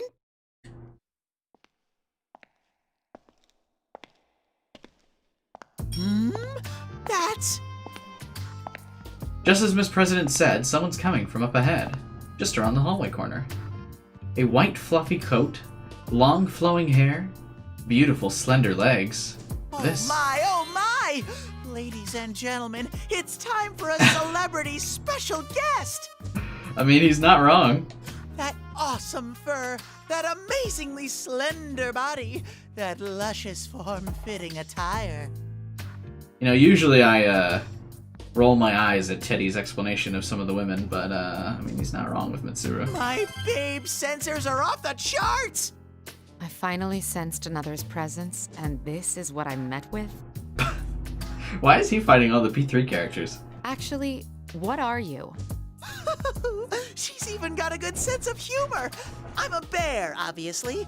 A teddy bear. I twirl around in place. See how elegant? Only I could do that. But the lady crinkles her brow and cocks her head. She's awfully shy for someone so pretty. A teddy bear? Or some kind of bear, at least? Well, I'm willing to take you at your word. Though really, the only bear-like thing about you is your ears. Oh, don't sweat the small details. What's important is how adorably sexy I am. I'll table that statement for now. The main point, as far as I can tell, is that you are the one calling himself the general in this tournament, yes? Not that again. She may be a beautiful babe, but she's a lot to learn about aesthetics. Aesthetics. A faker like him is chalk and cheese compared to my beautiful coat of fur. No! If you take a closer look, I'm totally different. Look here, or here. Teddy's really trying. That other guy's an imposter. It really burns my fur to see such a cheap knockoff fool everyone. It's not me, it's my evil twin. Quite a novel excuse. She has no idea. No, I'm not making excuses. Look closer at my fur here. See? I don't see any difference at all. Cripes on toast, how mean. She has no critical eye. Wait, huh? Is the pretty lady glaring at Miss President? They just met. Why are things so weird between them? How could I not have noticed? At this rate, there'll be a fight between a beautiful lady and a cute girl over little old me. Whoa! Wait a second, miss! It's true that Miss President is cute, but you're charming too. Magical, even. You must be Labrys. Even this lady's ignoring me? Poor Teddy, man. What is this madness? Everyone I meet today is way too good at ignoring me. In fact, the two lovelies are ignoring me right now to continue their conversation. What are you talking about? That ain't my name. Then tell me what your name is. I am Mitsuru Kirijo, and I belong to the Kirijo group. Teddy is the thirstiest motherfucker in existence. Kirijo? My name... Are your memories murky? Then will it help you remember if I tell you that your official name is... No! No! I don't want to hear it! Hold it right there! What? No matter how pretty this lady is, I can't let her do this. Not that I really get what's going on, but I can tell Miss President doesn't like it one bit. And forcing someone to hear something they don't like is downright ugly. I don't know what you're up to, but it's clear Miss President doesn't like it. And although I don't get what's going on, you should think more how she feels. Teddy. Aw. That was awesome! The pretty lady will break down in tears over her mistake, and I'll be there to console her. You have a valid point. But if she is Labrys, she could endanger more people if I leave her as is. I can't waste any time. Huh? I wasn't expecting that. Mitsuru does not have time for tears. Only business. The monitor's suddenly on. Huh? I was trying to decide how to deal with you, but it looks like the troublemakers are bickering amongst themselves. Which is perfect timing to add a little intermission bout to the Grand Prix, where you kill each other. There you are, fake Teddy! There now. You wanted to have fun, right? Then, beat up that lady there, just like you did with the guy in the red cape! Uh-oh. Mitsuru's gonna be mad that she heard that. Oh no. How dare he shoot his mouth off like that? I was about to get angry again, but as soon as the fake Teddy mentioned the guy in the red cape, the pretty lady's eyebrows twitched. I definitely didn't miss that. Could it be? Miss, don't tell me that red-caped pervert is a friend of yours. Are you a kidnapper too? Do you mean Akihiko? That's a rather harsh way to describe him. But are you saying you defeated him? You must be more skilled than your ludicrous appearance lets on. Miss, I'm starting to get the feeling that you're a bad guy. How cruel! You toyed with my innocence. I have no idea what you're talking about, but I cannot remain confined like this. If you intend to resist, I will show no mercy. To resist? His life's on the line if you intend to resist. Ooh, looks like the P1 Grand Prix intruder and a false Teddy interfering with the tournament are gearing up for a brawl over here. It looks pretty interesting, so we're gonna show our viewers this fight too. Who will come out on top? Huh? That's Rise-chan's voice. But where is she watching from? Come on, if you don't concentrate, you'll get knocked right out. We made sure to leave you out of this, and you still came wandering back in. So you'd better at least put up a good fight. Ready, set? Whoa, why won't Rice listen to me? Instead of clearing up the misunderstanding, Rice made it worse. Now the pretty lady's more pumped up. I can smell it. No! None of this makes any sense. But I'm still Miss President's Knight. Why is Rice okay with this? I think this isn't the real Rice still. I can't let it end like this. I'll give this fight everything I've got. Rather than listening to reason, you'll stay loyal. C'est magnifique. An enemy you may be, but I admire your determination. Now, come. Oh man, she still spouts the random French words.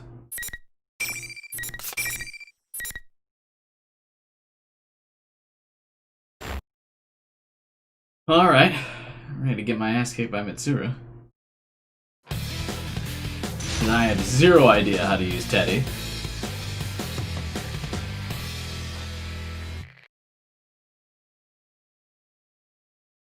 Finally! Okay, you hit her far away, and then you...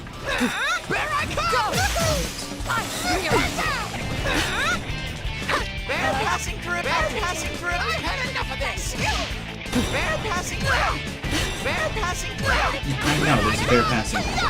I didn't hit her with it. I know what to do.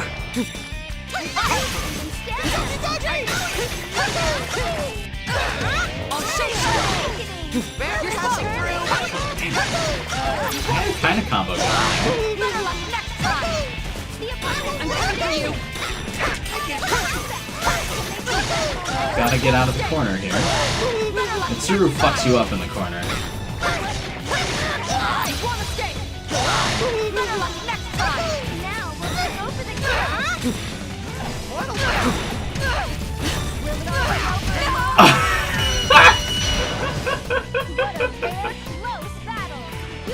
Oh my... So Teddy just throws out random fucking items? What is this shit?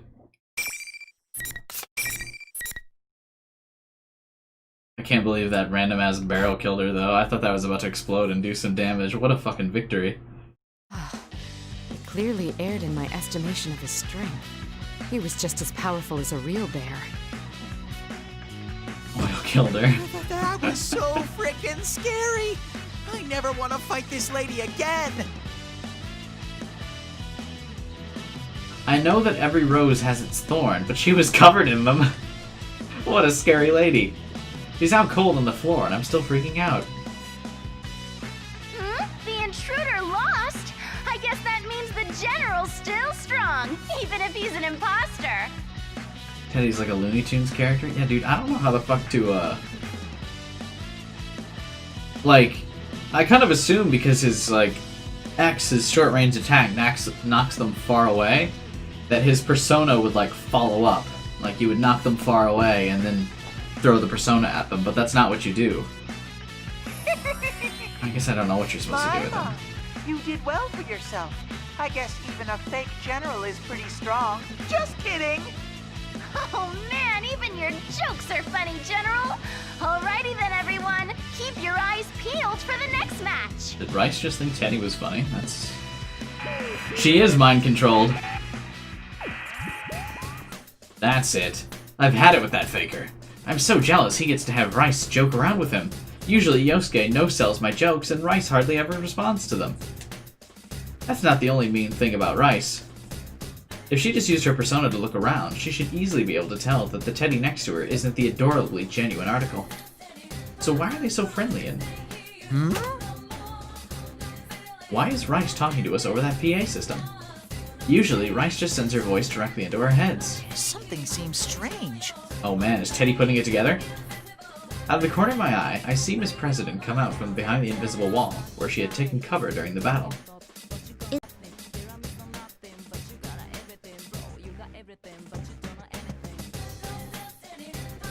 Okay.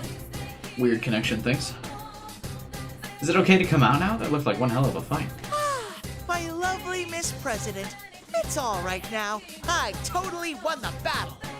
Even an unsurpassed beauty like her is no match for Teddy. This isn't good. The pretty lady looks like she's already about to wake up.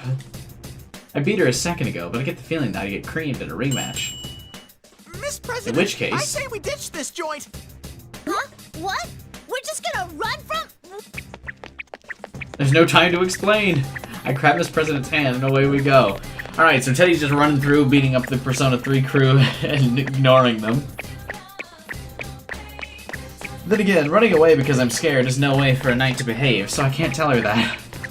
I make a full throttle dash down the hallway. But then I realize something. Wasn't there that invisible wall blocking my way earlier? Am I gonna slam into it again so the pretty lady catches up to get her revenge? That sounds as scary as it is painful. But I don't want to wait here for her to recover. Please let this work! I squeeze my eyes shut and run on through. It didn't hurt. What a nice surprise. My furry feet lightly skip across the path that was blocked before. What could this mean? Wait, Labrys. The executioner's coming!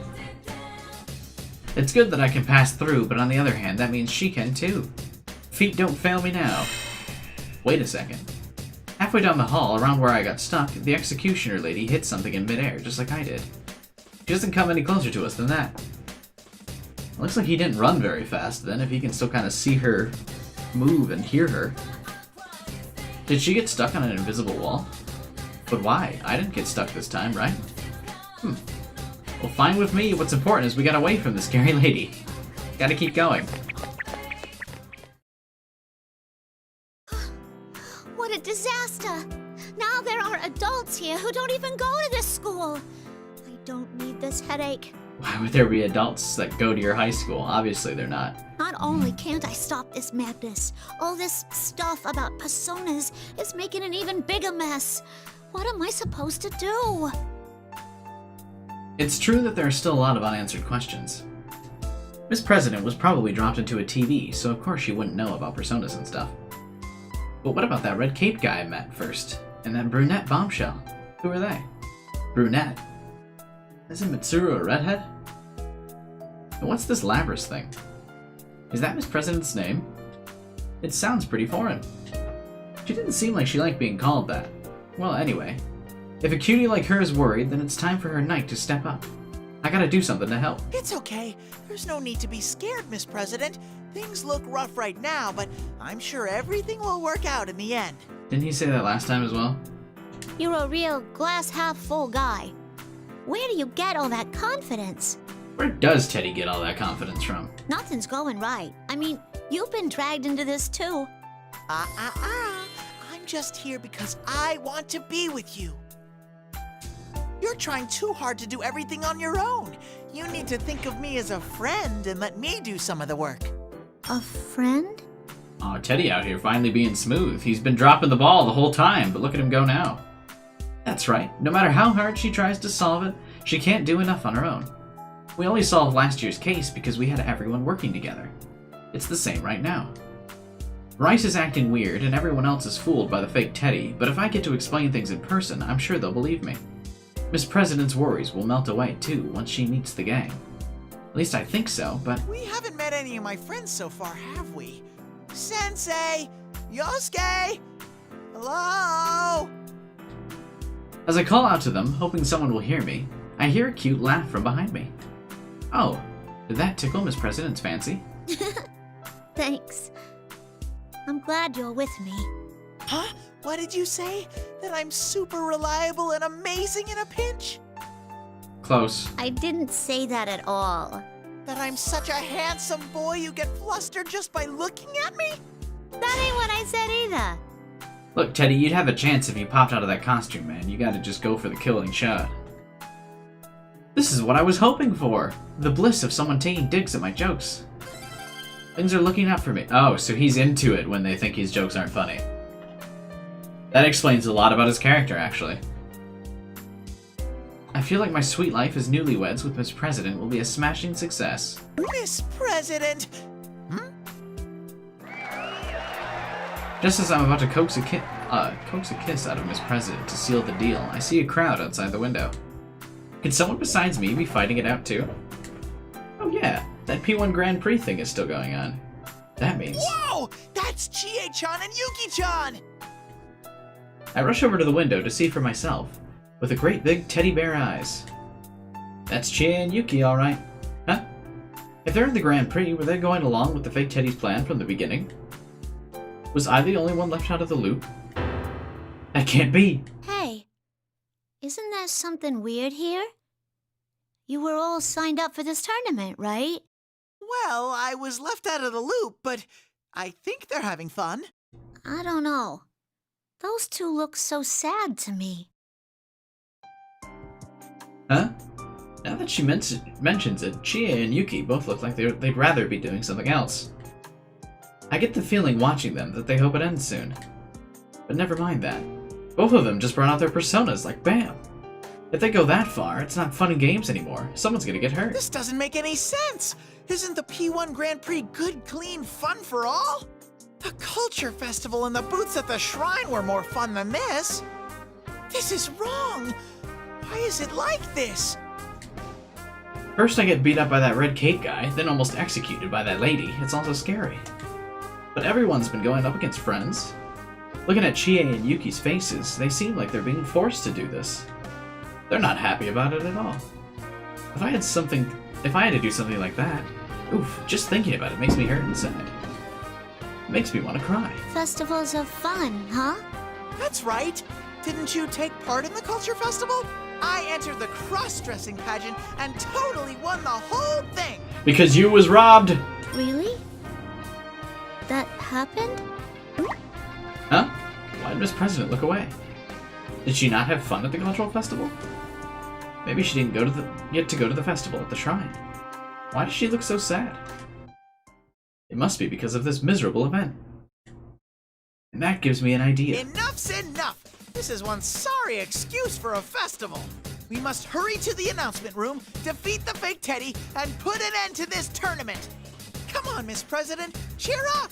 Left, right, left, and trot! What's that supposed to mean? You're right, though.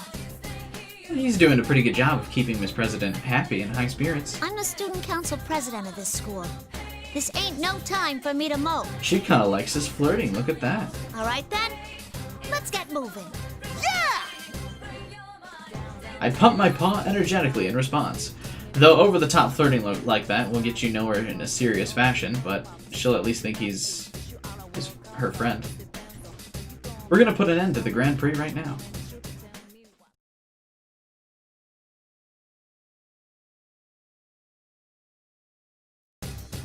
I finally decided to go to the announcement room. But everywhere I go, the invisible walls keep getting in my way. And on top of that, I'm trapped again. I don't know what to do. What am I supposed to do? I think I've kind of figured something out. Really, Robo Labris will keep the Brooklyn attitude? I hope so too. Maybe these invisible walls are leading us somewhere? I took a more careful look and just as I thought. The way ahead and back are blocked, but to the side of me is a classroom door. If I can't go anywhere else, then that means... Aha! When I take hold of the door and pull it aside, it opens with a beautiful sound. It looks like I had nowhere to go because I was supposed to go into the classroom. I'm a genius! Come on, Miss President! Charge! All the classrooms look the same. No matter what obstacle awaits inside this classroom, I, Teddy, shall protect Miss President. For that is a knight's duty. Someone is inside, and that someone is... Who are you? Yeah, he's just kinda has to fight all the P3 cast, what? Whoa! I've discovered a beautiful girl! I sense love in the air! I want to be your knight! Hey, Miss President's right behind you. I thought you were my knight. And now she's angry. A hint of jealousy in Miss President's voice. But so what if the new pretty girl looks a little odd? She's still a beautiful girl, and therefore deserves a knight's protection, right? Lapras actually getting kind of jealous, though. Teddy's about to blow his one shot here. Just as I'm about to make an excuse, the pretty girl looks at Miss President with surprise. I recognize you. You're the host. Or are you? And her... is she... This feeling... it must be... What's going on here? Miss President and the new girl look like they're communicating with their eyes. And Miss President seems pained again. Are they doing some, wireless communication? Is there some data transfer going on here? Miss President, are you okay? What was that just now? You're... my sister, correct? What? Sister? Am I hearing this right? Does that mean this strange, beautiful girl is sisters with Miss President? What a lovely pair they make. I am Aegis. I've come for you. What? Are you gonna take me away somewhere? Wait, are you with those people we met earlier? As I thought, you've met Akihiko-san and Mitsuru-san. Miss President! Whoa, Miss President hides behind me. She's depending on me. Now I feel like a knight. But what's the problem with the girl coming to get her sister? And why is she so scared? Is her sister someone bad? She does look strange. What should I do? As if Teddy has room to talk about anyone looking strange. Okay, I'm a knight, so I need to be direct and, well, I'm kind of scared, so I'll be polite about it. I think you should stop what you're doing. You're scaring Miss President. You... Beep! She really is totally freaky. What's with that gigantic gun? Is that what they call a battling gun? I've only seen it attached to this helicopter thing in a movie I watched with Yosuke's dad at their place. Holy! Now wait a second here. It's dangerous pointing that stuff at people. It seems we can understand each other. Release my sister at once. I am told that you are not the host, but your readings are extremely close to a shadow's. What do you intend to do with my sister? Shadow? What's that? The sister's words and Miss President's shocked voice get me right in the heart. It's true, I'm different from Sensei and the others, and even Miss President. I didn't mention that to her yet. Miss President, shadows are the dark parts of people that they don't want to admit. And I guess is gonna be like, no, I don't recall that being what shadows are. They're the selfish parts of a person that they don't want anyone to see, or pretended not to notice because they were so nasty. Pretending not to notice. I turned towards the beautiful new girl called Aegis, or I, as I'll call her. I have to at least tell her this. I've never been human and I never will be. But she needs to know that I was able to change because of the friends I I'm made. a shadow, it's true. But I'm no ordinary shadow. I can talk. And Sensei and Yosuke are my... Sheesh, enough blabbering! Make with the fighting already! It's no use trying to explain yourself. It doesn't make you less of a shadow. Uh-oh. How cruel! What a thing to say, Rise-chan. That just slipped out. But she really was being mean. Did Rice always have such a sharp tongue? Well, maybe she did, but that's not the point. She would say some harsh things, but I don't think she ever said anything that really hurt me like that. Now's not the time to fret about how Rice has changed. Why is I glaring at me? Is this some kind of stare down? I don't think she has much of a sense of humor. Shadows are the enemy. Huh? Can I call a timeout? Do I really have to fight against the scary younger sister? How can she tell Agus is the younger sister? What? What's up, Blackwing? Welcome, man. Ah! She really is scary. Sensei Yosuke, save me. But they're not here right now. I have no choice. I'll have to do this and brace myself for an honorable death. Whether it's a tank or a helicopter, bring it on. I won't let a shadow do as it pleases with my sister. I am the 7th generation anti-shadow suppression weapon, Aegis. Here I come. I thought she kind of got past her name as the anti-shadow suppression weapon.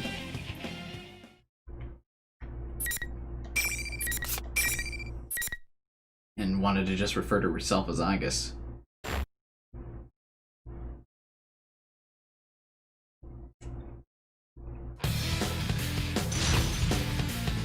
Activation instead of date of birth like everyone else has. That's a nice detail. The year 2000. Finally! Fight! Fire! Heavy damage! Persona! Fire! I still don't know how to use Teddy, man. Passing through! No!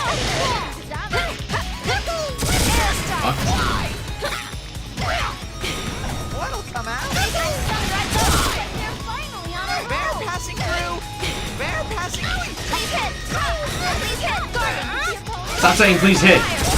That's not what you say. Light damage! Fire! Heavy damage!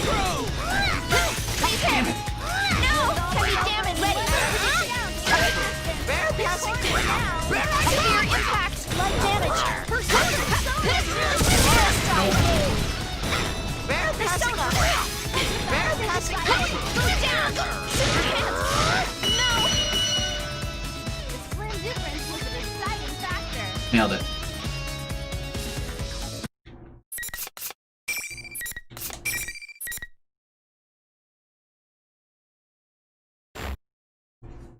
I still don't know how to work Teddy's persona, but It's strong. I've got some random shit going on there. Ai falls to her knees as Rice squeals with delight. Good job, Teddy! Well done! He's got a point there. He really is no ordinary shadow. Why, he's almost as handsome as I am. We're looking forward to seeing you play an active role from here on out. Adieu! I wondered that as well, gamer. I imagine Yukari should be showing up soon. This isn't right. This is definitely not a festival. It's not fun at all, and it doesn't have that feeling of hanging out with everyone. I want to complain, but the monitor's already off, and I don't know what to say anyway.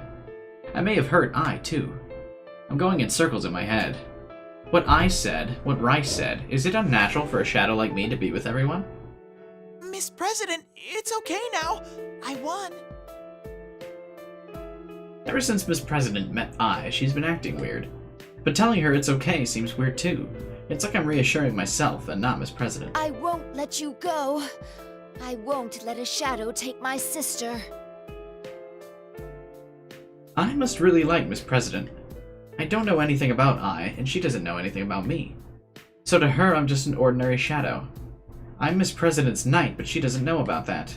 I can't blame Ai for thinking that about me. I'm sorry, but I still want to protect Miss President. Protect? Sure, I'm a shadow, but I'll try my best to help you understand one day too. Protect? Called it. Ai's harsh expression lightens with surprise. It seems like she understands a little better now. Did I get through to her at least a little? Then it's time to tell her more. To tell the truth, I didn't want to fight you, Ai-chan. Ai-chan? Your name is Aegis-chan, right? If I shorten it, it'll be Ai-chan. It's been a while since I've been called by that nickname. I thought it was cute that that's what he did. Makes sense that he would come up with that nickname. How strange. You are a shadow, but I can sense kindness in your words. Can I trust you when you say you do not intend to hurt my sister? Of course! Yeah, even though I'm a shadow, I'd never hurt anyone. I'll put a stop to this Grand Prix, just watch me. Let's move on, Miss President! Oh, okay.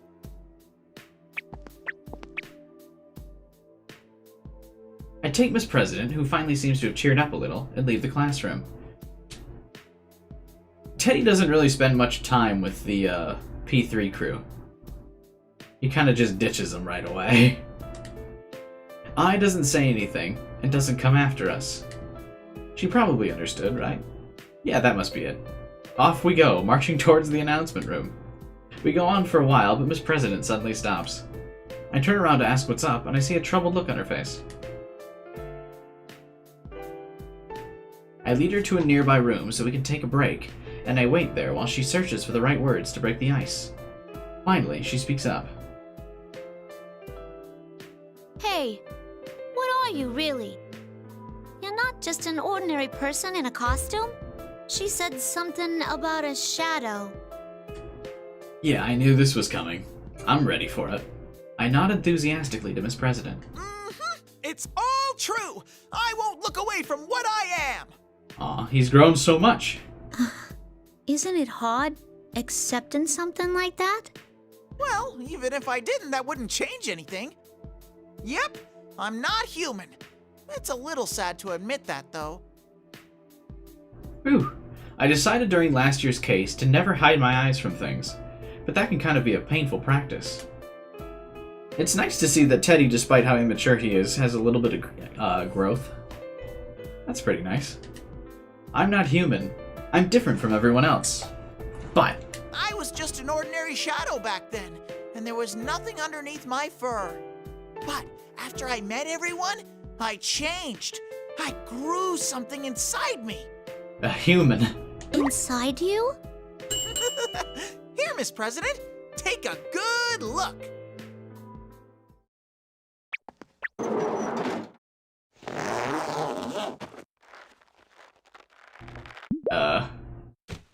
This would still make her think. Surprised? Hello, my honey. This would still make her think you're just an ordinary guy, right?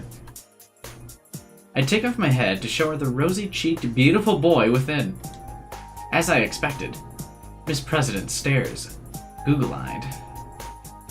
Whoa! How'd you get inside there? And you look pretty human to me.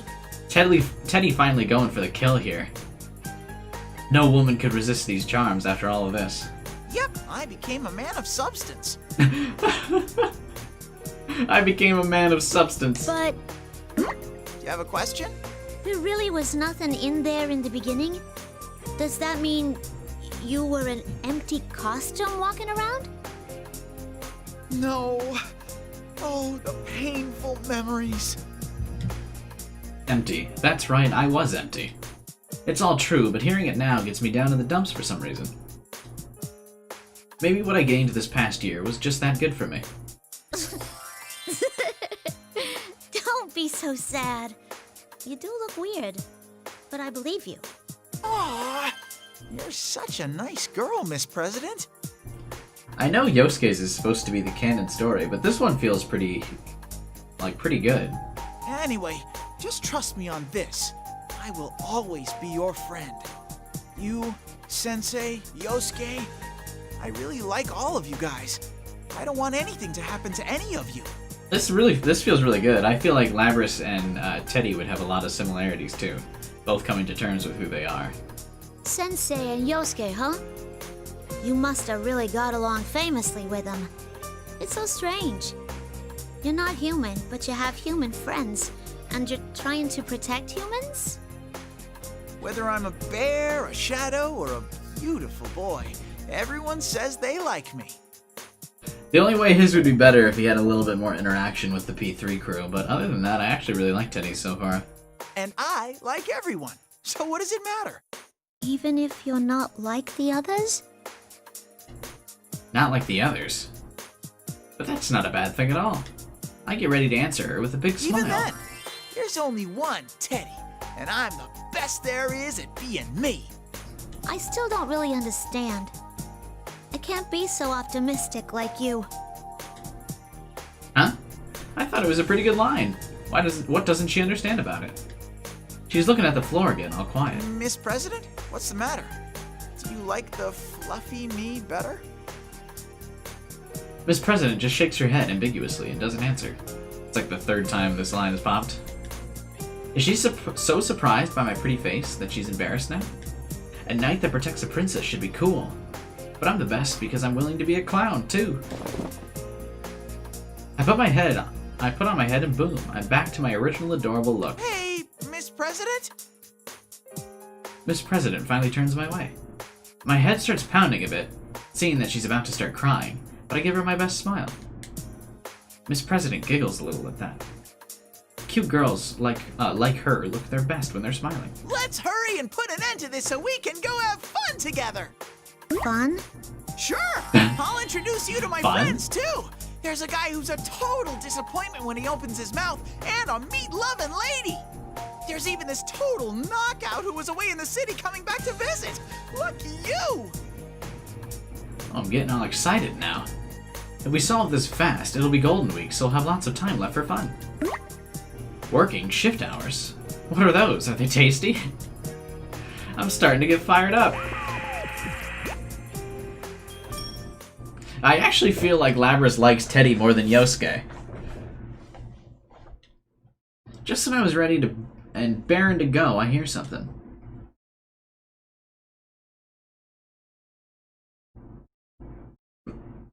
Wait, why did it do the whole loading thing like there was a cutscene coming up?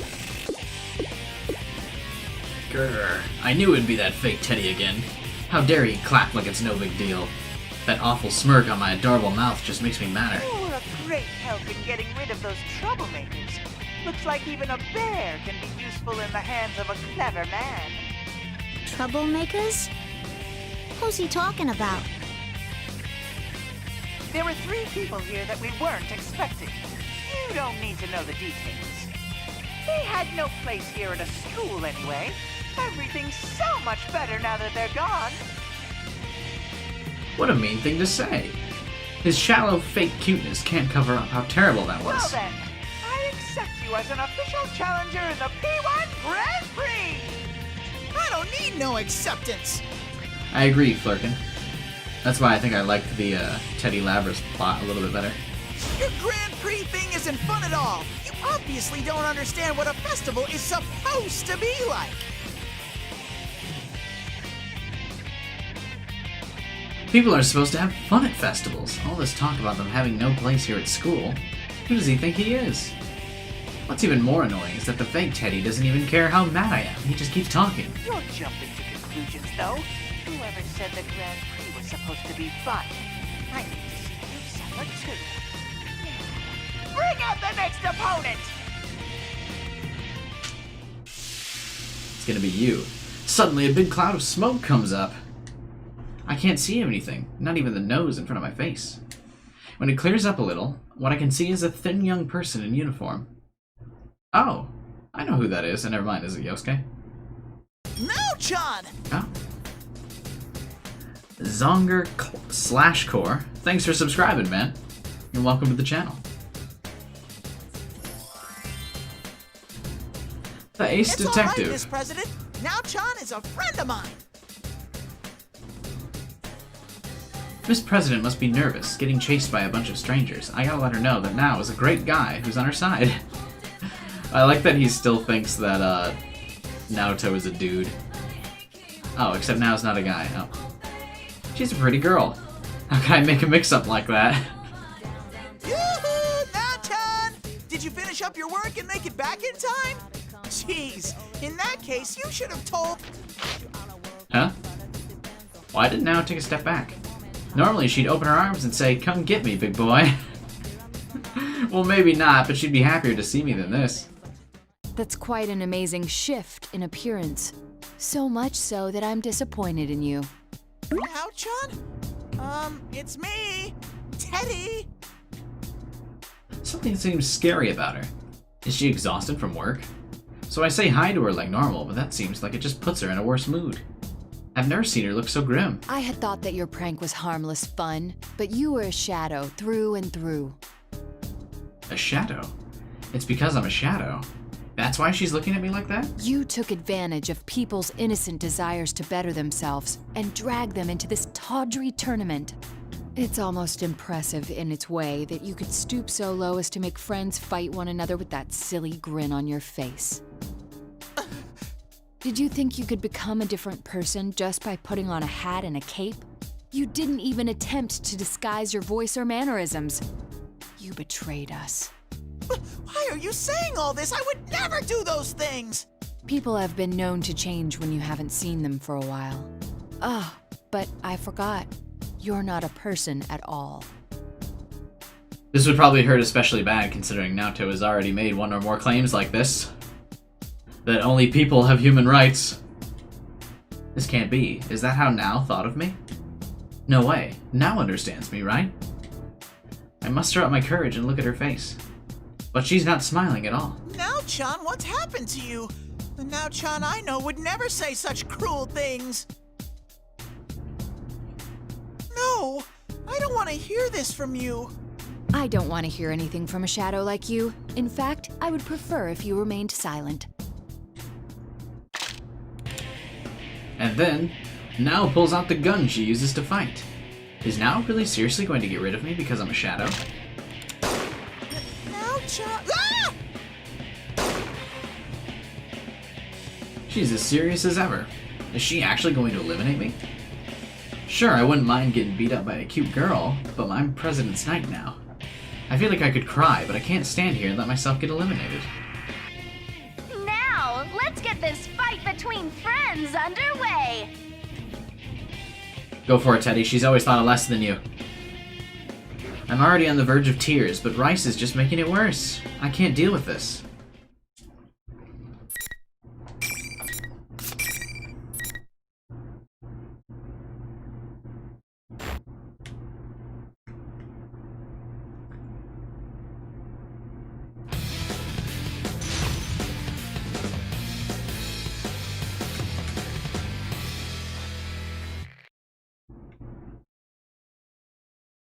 Final.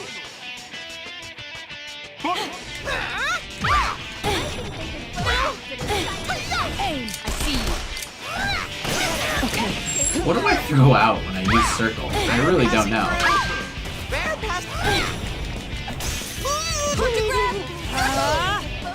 Sorry, bear passing through! Bear passing through! Okay. Bear passing through! So really all I can do is like swirl the sticks around and do like that dive attack. Bear passing through! There! Bear passing through! Stop. Oh shit, I'm in silence. Bear passing through! Oh, come on! Okay. What a rare, close battle. You both fought well. Almost had it.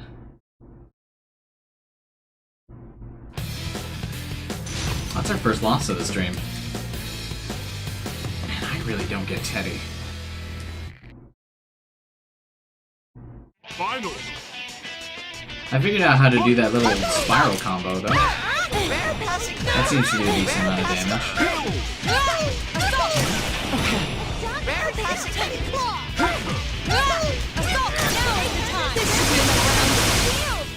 Sorry, but I see. Bear passing through! There!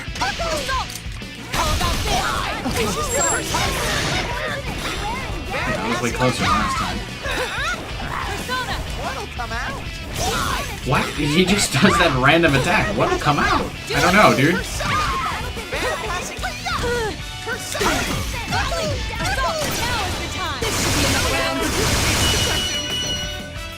All right, announcement over.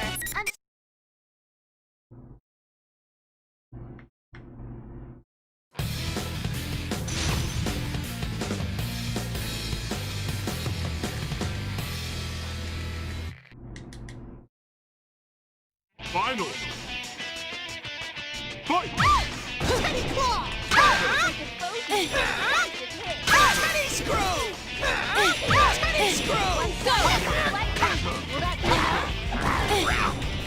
What'll come out? Bear passing!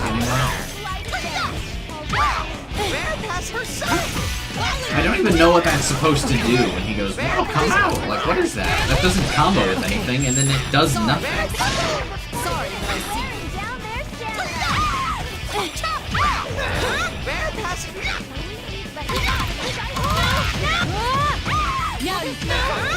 Bear passing. Bear passing through. Make sure you trade it. Now is the time. This should be enough rounds. I can feel the bear passing through. There we go. How unfortunate. Better Jesus.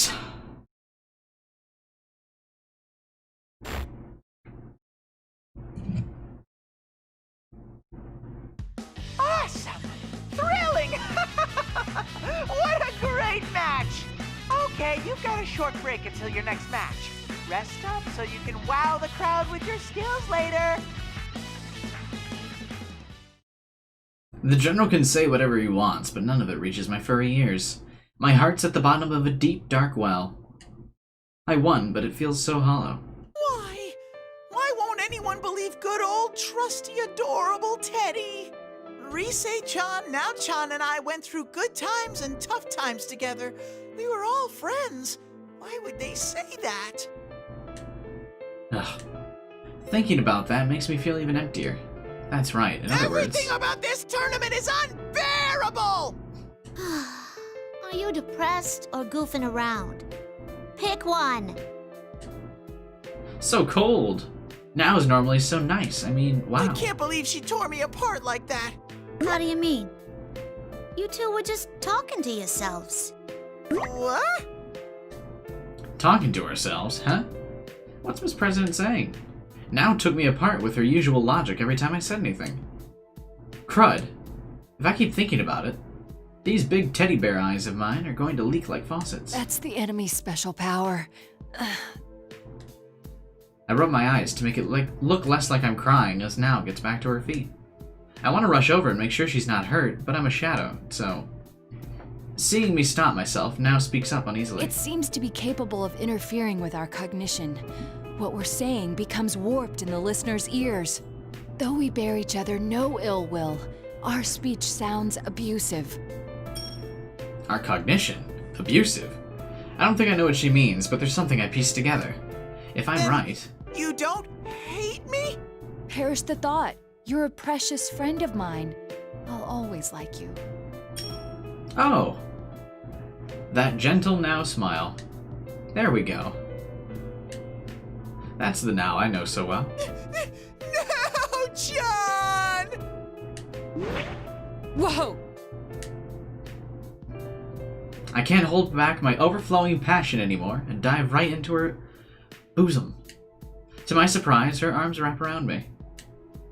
I might get away with this. Teddy, that tickles. Hey! Stop nuzzling your head against me! Now, John, I'm against girls binding their breasts like this. It's none of your concern. Ugh. Aw, don't be that way. Just let me nuzzle a little more. Enough. Close friend. Maybe I got a little carried away, and I was so close. As Now fixes her clothing, she turns towards Miss President, who was watching us get all lovey-dovey. Excuse me for not introducing myself. It's nice to meet you. I'm Naoto Shirogane, a private detective. Hi. Isn't she elegant? Now, John may not look it, but she's a girl. Huh? Hey, you're right. You're one classy gal. It's hard to notice, huh? But if they looked close, anyone could tell how cute Now is. I saw how cute Now is, and I surprised Miss President too, so that's good enough for me. Well, enough about me. Now, you are? These weird people were chasing her, so I was acting as her knight. It's time to let Now know how great I've been. Then she can tell me what a good job I've been doing as a knight. It's my grand adventure where Sir Teddy valiantly protects Miss President from 3 wicked-looking people for the mysterious Labrys. But I only get as far as the pretty lady who mentioned Kirijo, when Now asks me to talk more about her. Oh, is Now interested in my story? The fake Teddy was really worked up about those three for some reason. And they kept calling Miss President Labrys. It didn't make any sense to me. A major figure within the world-renowned Kirijo group was personally undertaking a search for something in this world. A world-renowned major figure? She seems surprised for some reason. Between Juness and that, I wonder which is higher up. I didn't even have to think about that one. I'm pretty sensitive to stuff like that after all. I mean, between a complete disappointment and a beautiful lady. If I line the two of them up, it's obvious which Dawn is higher ranking. I'm finished telling my side of the story, so now it's Now-chan's turn. Why is she here? She said she was too busy with work. My Teddy senses tell me that this has to do with those three strange people. So I guess you're looking for this Labrys too? A reasonable guess, but incorrect. I was investigating Kirijo-san for other reasons. Because you're a snake! Oh, it's hard for her to tell us about her work right out like that. Is Now being so open because I was mopey just now? Aw, Now, I love how you look cool but have such a big heart. I'm falling for you even more. Labrys, huh? Is there anything else you can relate, Teddy and... Now trails off there. It's even rarer for Now with her keen mind and insight to stop in the middle of a conversation. What does that mean? She was looking right at me when she stopped talking. Oh, Now, you sly devil. Oh my. What's that look about? I mean, your smoldering gaze was so intense. Ah, the usual misunderstanding then. So, what's her name? Name? Miss President's name? Teddy, you've been with her all this time and never asked her name? Tut tut! Even if I don't know her name, Miss President is Miss President. That's... But it would make me happier to know your name. Let's hear it, Miss President. Miss President looks away awkwardly for some reason. Oh, I get it. It must be because I'm so smoking hot. But we've been together for such a long time. There's no need for her to be embarrassed now. I step even closer and look into her face again. I can see a slight blush on her cheeks and... Oh wait, she's grimacing and about to speak. I don't remember. You don't remember? Wait, do you have amnesia? Have you forgotten your name? Oh, considering how often she's awkwardly crowbarred into chat, someone's gotta balance the scales out. What a shocker. I wasn't expecting that at all. I wonder if Now is as surprised as me. I turn around to ask, but surprisingly, or maybe not, Now is as calm as ever. Yeah, I forgot Now never gets shaken. I'm curious. You don't have the power to wield a persona as we do, correct? Miss President nods. I nod too, in case the first one wasn't enough. Seeing that, Now starts to explain. Here we go. She gets so excited when she lectures. It's possible that General Teddy is a shadow born from you. Yeah, you just bring her up all the time, every 10 seconds in my chat. We can't go 10 seconds without mentioning this character. That fake Teddy is her shadow? But shadows usually look like the real person. When I think back to everyone's shadow last year, they all looked like the original person before they went berserk. That's true. But though it may resemble you, it can't possibly be your shadow, Teddy. You were able to use your persona, and so could the others I've seen. That's why I think it's highly likely that this is her shadow, since she has no persona. She does have a persona, though. You're recapping the wrong elements. I'm convinced that it's not my shadow, but I still think there's something wrong. Shadows want to do what the original person wants to do. Or things that the person tried to hide, so that's strange to me. Since that would mean...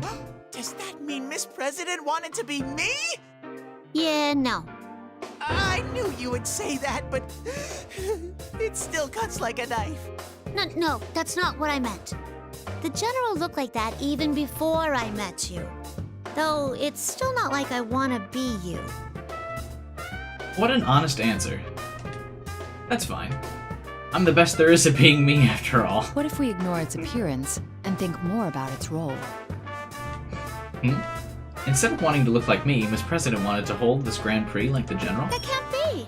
I want to stop this tournament! I feel like we still haven't explained the General Teddy's appearance. Miss President protests, but suddenly closes her mouth and looks at me. What is it? Is there something she wants to say to me? She looks so sad, though. You're right, though. Thinking about it, we already know that you're not the same guy as the General. This ain't your fight. So I shouldn't be all clingy and cause more trouble. Miss President? Miss President turns her back to us. Sorry I doubted you before. And thanks for looking after me this far. Miss President! What's gotten into you? You can't go alone! Suddenly, Miss President turns and runs. I hurry after her, but whoa, she's passing right through the walls. I couldn't even get through before. I forgot she could pass through those invisible walls for some reason. Even if I go after her, her lead's getting bigger. Oh no, I gotta catch up to her somehow. If that fake Teddy really is Miss President's shadow, she'll be in trouble! Teddy actually just leaves everyone after he beats them up. He's like, he just goes. Now, Chan, we need to go rescue Miss President together! Wait, never mind. Well, how is Naoto still here? How was she allowed to leave after losing the fight? It's dangerous to face your shadow alone. I would have been in big trouble if Sensei and all my friends weren't with me when it happened. I was worried because I would be her only ally, but now I have Nao for backup. I'm sure I can save Miss President with her help. She's the one who figured out who the fake Teddy really is after all. But just as I'm getting excited, Nao sadly shakes her head. Why isn't she coming with me? I mean, it kind of just implied there that Teddy was running down the hallway. Unfortunately, Teddy, there are rules to this tournament. The moment two participants meet, the area becomes sealed off with invisible walls. Only the victor may pass through them. Oh! That reminds me, the half-naked man and pretty lady didn't chase after me once the fight ended. I thought I just got lucky, but maybe it was because they were tripped up by those invisible walls. I get it now. I didn't notice that at all. Well, it's not that important. But it does mean that I have to save Miss President on my own. This could be tricky. Sure, I'm her knight, and I need to save her to put things right, but I've never fought a shadow all alone before. Nao's smart. Why can't she find a way to come along? She speaks up again. There's no conclusive evidence yet, but that girl may not be human. Huh? What do you mean? And if General Teddy is her shadow, nothing could be more cruel. I thought that a weapon with a heart was only a rumor. What's she talking about? A webbing with a heart sounds kind of strange. But she's not joking, is she? I can see in her eyes that she's serious. It's a little different from a smoldering, passionate gaze. I need to listen carefully to what she's saying. Even though I don't understand, I gotta listen. Teddy, I believe you may be able to help her. Out of everyone, you understand best how she must be feeling. It's dangerous for her to be alone. Please go and find her. I still don't get it, but I think I know what she means anyway. I tighten my adorable paws into fists and make a vow. Okay, I'm Miss President's guardian knight. I'll protect her come what may. Alright, I'm gonna do this. Even though I'm worried and kinda scared.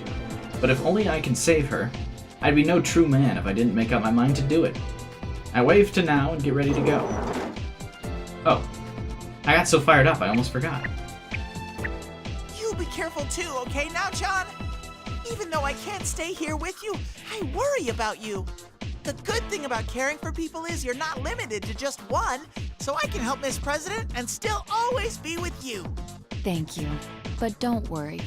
I'm not alone. You either, Teddy, and neither is she. I mean, technically she's alone right now. She hasn't started to form the bond yet. I'm not alone. Nao's words lit a tiny flame inside me into a huge bonfire. We aren't alone. And Miss President isn't either. So I don't need to feel lonely, even if I run after her all on my own. Weird that Teddy doesn't run into you. Hard to starboard, huh? I keep running, but I still can't find Miss President.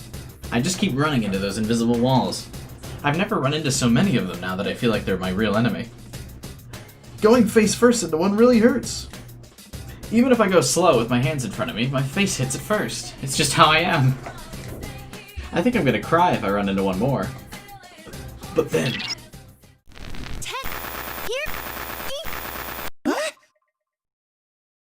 This feels familiar. My Teddy sense is smelling something. Please, Teddy! That's Rise-chan! I'm so glad I made contact with you, but you better quiet down. Oh, right. I immediately zip my lips. My zipper is on my neck. I was making an analogy. Rise-chan, are you back to being your old self again? Do you know who I am? Because I'm not that general. Sure, I know who you are. I'm pissed about that knockoff bear using my voice, too. My voice is copyright. I'm so glad. Ever since this weird fake Teddy kidnapped me, I've been all alone. The others are fighting each other, too. Oh my, she sounded angry for a second. My sexy voice must have soothed her nerves. She sounds so teary-eyed that she must have been pretty nervous. Looks like I've got to save her, too. I'm sorry, Teddy. You must have heard some horrible things in my voice. Even though it wasn't Rice's fault, I guess she still feels bad about it. She snaps at me sometimes, but she's nice deep down. A true man would feign ignorance at times like these. Not me, nope. Actually, it wasn't that different than usual. What kind of person do you think I am? Whoops. Is she mad? Did I steer the conversation wrong? They do say a girl's heart is as fickle as a summer breeze. I better change the subject. Smooth. By the way, Rise-chan, where are you? In the announcement room. I got kidnapped by that general guy. He was watching me too close for me to use my persona. Goodness gracious! He kidnapped Rizette and locked her up to further his evil schemes! That pervert! He's an even worse guy than I thought! I wish I was in his shoes. Hey, moron, what are you fantasizing about? I can't help myself. Oh, Rise-chan, is it okay for you to talk to me like this? Rice says she finally got to use her persona when the General left the announcement room. Now she's contacting each of us to let us know that the General is the fake Teddy, and the Rice we heard over the PA is a fake too. That was nice of her. What else do I need to ask her? Isn't the P1 Grand Prix still going on? Yeah, it hasn't ended yet. Actually, Kanji seems to have gotten the wrong idea about it. He's going nuts. Kanji thinks it's a dream. I bet he fell for that manliest of all men line. It's not hard to see that happening with Kanji. I know, right? Seriously, that stupid Kanji. What the hell? Gonna insult my man even though this isn't his campaign? Honestly, the things I've been through, I don't know what to do about Kanji's harebrained antics anymore. Even though she didn't ask, I tell Rice what's happened so far, since I thought she should know. Everything about Miss President and how I've been working hard as her knight.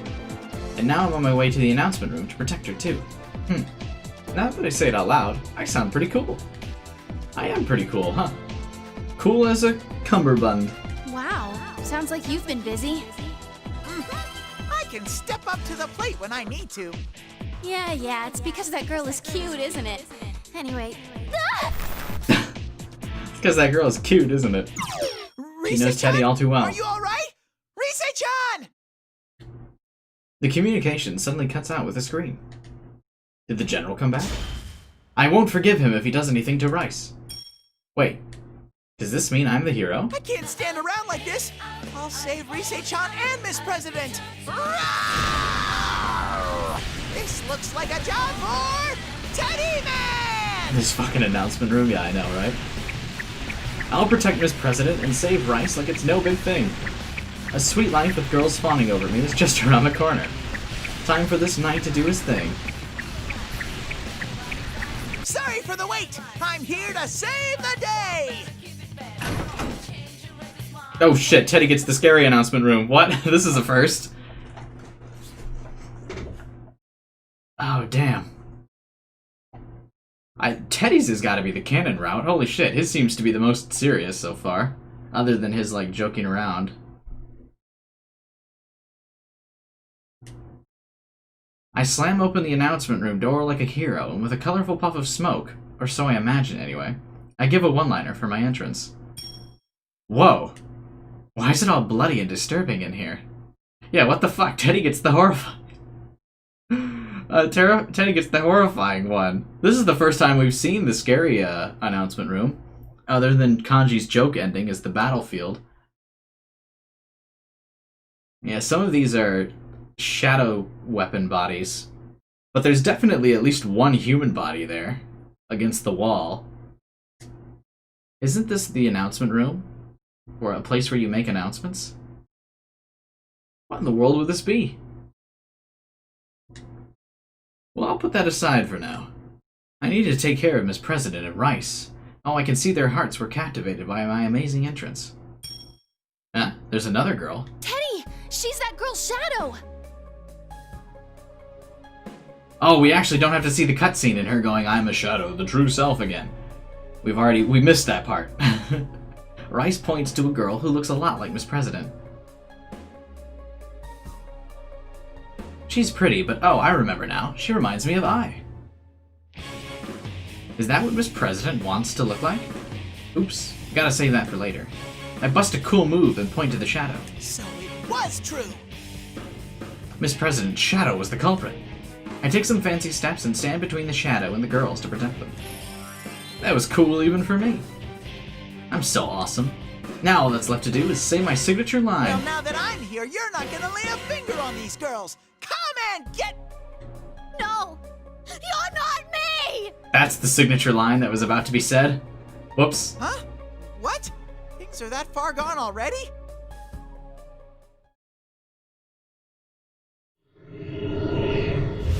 Oh, this is a new scene. Yes! The power! Teddy says the most story. Blacken her shadow user persona.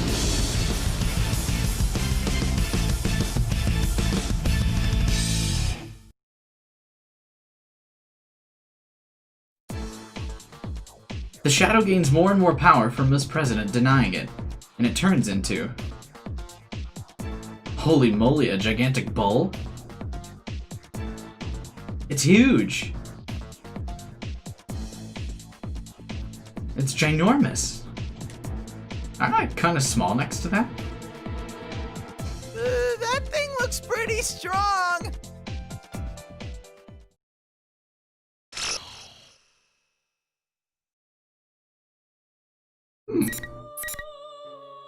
Looks like a Diablo demon? Yeah, I know, right?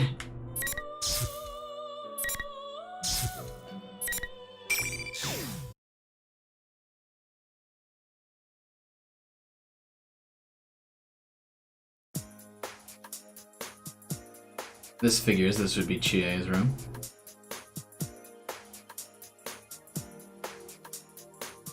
Let's see, what do we see in here?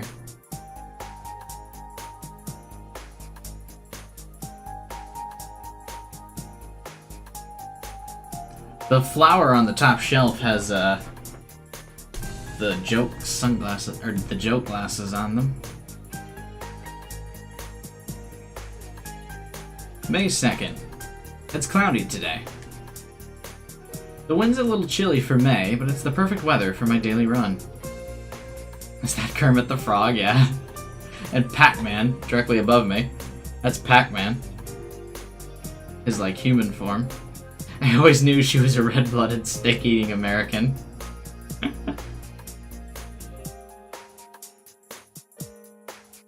Blue 3, I wonder what that could be a reference to. Anyway, the wind's a little chilly for May, but it's perfect weather for my daily run. Personally, I'd prefer it to be sunnier, but then I'd have to worry about UV rays and all that stuff. I guess this is okay.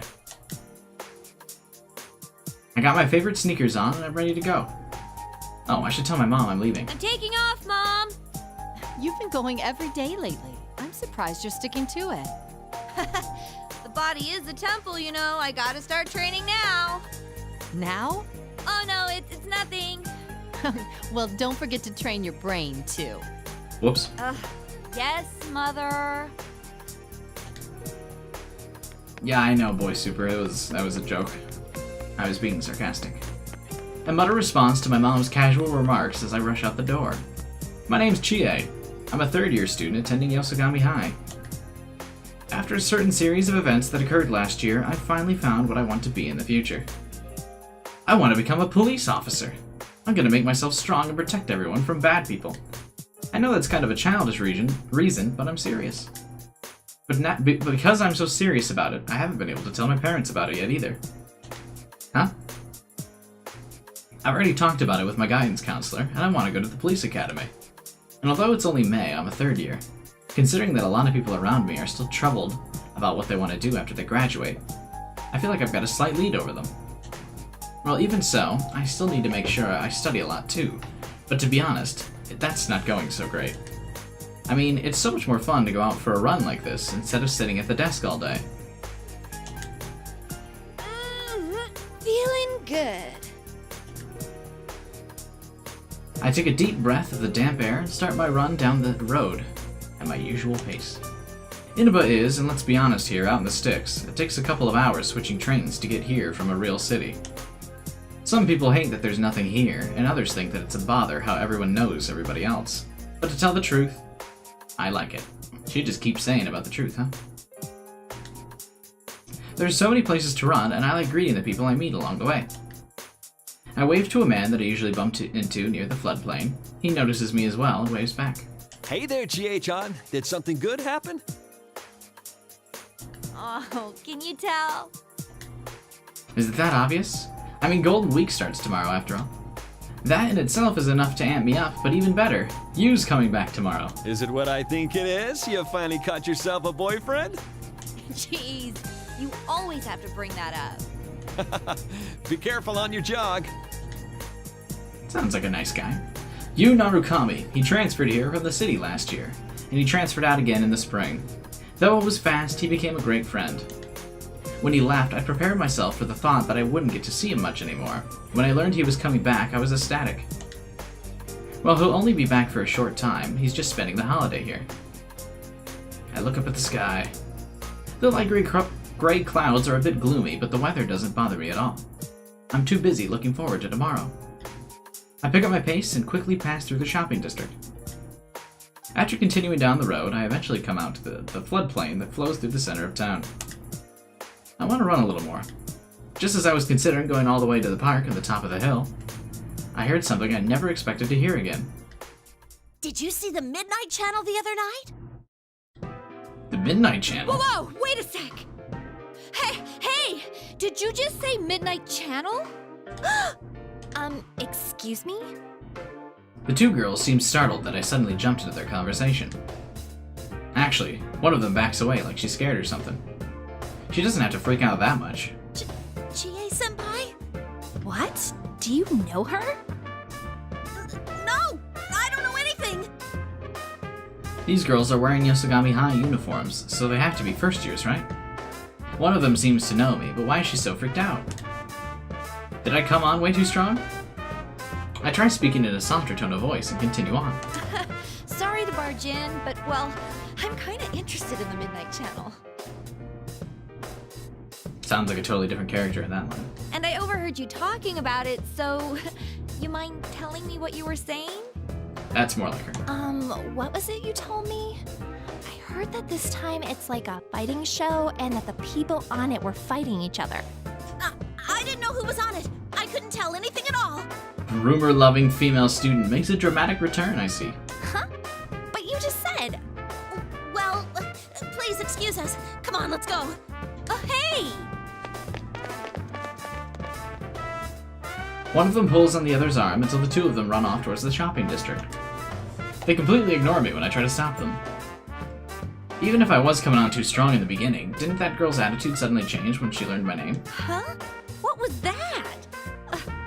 Did she not like me or something?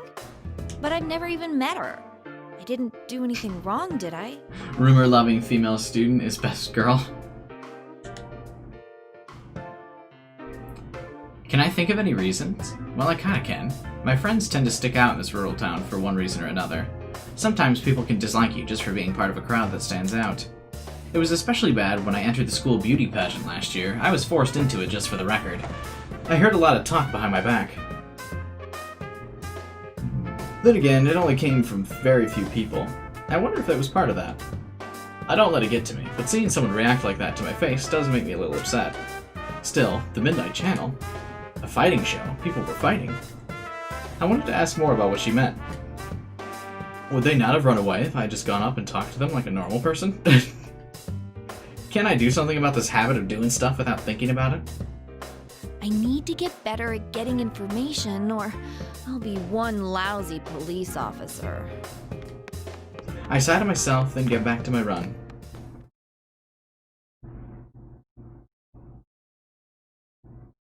Friends. They are rivals. The Midnight Channel. As I munch on an awesome meat bun from Aya, my late night dessert that I saved from dinner, I roll into my bed. Meat for dessert sounds disgusting. Oh man, this meat bun is amazing.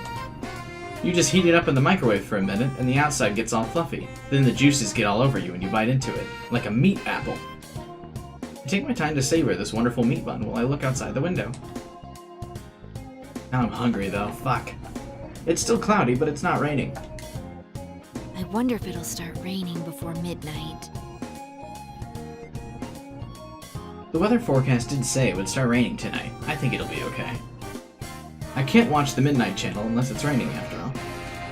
This Midnight Channel was an urban legend that was popular last year. They said if that you looked into a turned-off TV at midnight during a rainstorm, your soulmate would appear. Haven't heard this yet. Of course, the real problem was that it wasn't just a rumor. People really could see it. And the people that were shown weren't anything romantic like soulmates. It was actually connected to a series of terrible murders last year. There was a lot of absolutely crazy stuff that happened last year. Another world in the TV, Persona, Shadows, the Midnight Channel started it all. But it doesn't come on anymore. It stopped because of all the things, and I mean a lot of things, we did. We formed an investigation team to work together to crack the case. That's why the Midnight Channel stopped coming on, or so I thought. But if someone's seen it recently, I can't ignore it. Still. Why is it back on the air? There's still some time before midnight, but I just can't concentrate. I should turn on the TV and kill some time. This is iNews bringing you the headlines for May 2nd. We begin with a hijacking of a domestic flight yesterday morning. At Juness, every day is Customer Appreciation Day. Come see for yourself and get in touch with our products. Oh, I know. Maybe Yosuke's heard a couple of rumors about this. That's a great idea, even for me. And when you have a great idea, you gotta act on it immediately. I grab my cell and bring up Yosuke's number. Yosuke Hanamura. He's a classmate of mine. He's one of the friends that I worked hard on the investigation team with. He's a clown, though, always doing stupid things. But his dad owns the Juness Megamart in town, and Yosuke's always talking to the girls while working there. Well, more like helping out, so he knows a lot of gossip.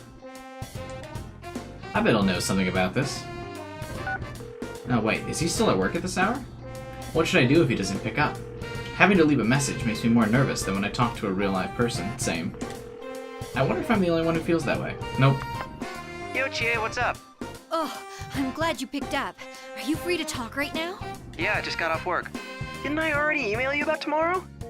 You deleted it without reading it, didn't you? How stupid do you think I am? Jeesh, rude as always. But there's a part of me that's relieved to hear his cheerful voice.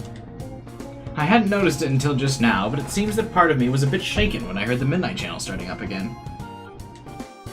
Wait, now's not the time to be relieved. I have to be gathering information.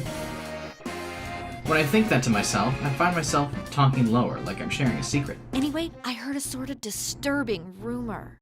The Midnight Channel might be back again. Huh? The Midnight Channel? There's no way. Who told you that? Rumor-loving female student? An underclassman at our school. I tried to get more details out of her, but she took off in a huge hurry. Dude, you didn't growl at her or anything when you asked her about it, did you? Maybe I did look pretty scary. Now that he's brought it up, I'm not so sure of myself anymore. But not even Yosuke knows about the Midnight Channel's reappearance. Maybe the rumor only started up recently. Well, we still need to pool whatever information we have. That's how an investigation works. No, I was completely normal. At least I think I was. So anyway, the girl she was with said something about a fighting show. I didn't get any details, but she didn't seem like she was lying. And hey, the forecast says it's gonna rain tonight. Why don't we check it out? Yeah, good call. If this is for real, we can't ignore it. But if it turns out to be a hoax, you better buy me dinner. Then you owe me steak if it's true. What? Anyway, I'll talk to you later. I should call Yukiko too. Oh wait, she might be too busy to pick up. I end the call with Yosuke. I should tell Yukiko about this next. Yukiko Amagi, she's another classmate of mine, and has been my best friend since we were kids. The Amagi Inn that her family runs is a luxurious establishment with quite a history. The thought of being the successor to her family legacy seems to have weighed her down, but she appears to have made up her mind and she's having fun with it. That doesn't mean she doesn't complain every once in a while. Still, even if she does pick up this late at night, I might be bothering her. All I really need to do is tell her what's going on, so I'll just send her an email.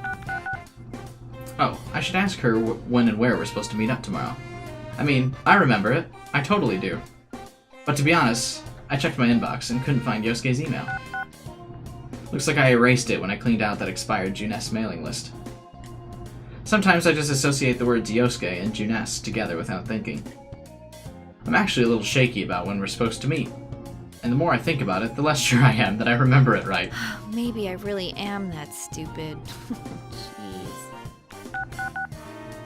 There, email sent. Now, who else haven't I told yet? Oh, there's Naoto. Actually, she told me beforehand that she wouldn't be in Inaba during Golden Week. I guess she couldn't free up her work schedule. She sounded so disappointed on the phone, too. With that in my mind, I searched through my contacts list for her anyway. Hi, Nato-kun? Oh, I'm not interrupting your work, am I? No, it's quite alright. I double-check with her just in case something's changed and she can make it. Looks like she really can't. After making sure, I decide not to tell her about what might be another case. I'd feel bad about making her worry when she can't come back here. It really is a shame. Give my regards to Senpai and the others, won't you? Will do. Good luck with the job. Alright. All I can do now is wait for midnight. There's still some time. It's past 11:30. Maybe I'll be able to concentrate now when there's nothing fun to do. Well, I tried, but it was still useless. I'm still lying face down on my desk. I hear a faint sound hitting the window. I rush over to it. Yes, rain! Keep it up, clouds. The Midnight Channel should show up then. No, I don't think I should get so hasty. It may just be only a rumor. Still, I want to hurry up and see if it's going to come on or not. Considering that Yu is coming back, it'd be great if there was nothing else to worry about. Once I make sure it doesn't show up, I'll pray for the rain to lift, so we'll have a great reunion under clear skies tomorrow. I take a seat in front of my TV and wait. Man, can't time hurry up a bit? This kind of brings back memories.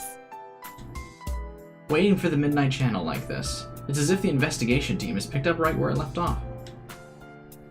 When I close my eyes, those memories come back like it was only yesterday. Yu was our leader, and Yosuke was his partner. The two of them fought back to back, always perfectly in tune with each other. And then there's Yukiko, who can be a bit off at times, but is kind and warm-hearted. She's my best friend. She was one of the victims in the case, too. Saving Yukiko was actually the first job for the team. Then there's Kanji. He's 1 year younger than us, and though he seems oddly feminine, juvenile delinquent, he's a man at heart. There's also Rice, or Ricette, who's actually a famous pop idol. I can't forget Naoto, she's a real detective. Finally, there's Teddy. He's always a clown and jokes around, but it's hard to hate him. The more I think about it, the more I realize that our group really is full of strange people. I guess there's no helping the fact that we get talked about then. But now we're just used to being together. To be honest, if it hadn't been for the case, I might never have gotten to know some of them. Still, I never want to have to go through anything like that again. Just 5 more minutes to go.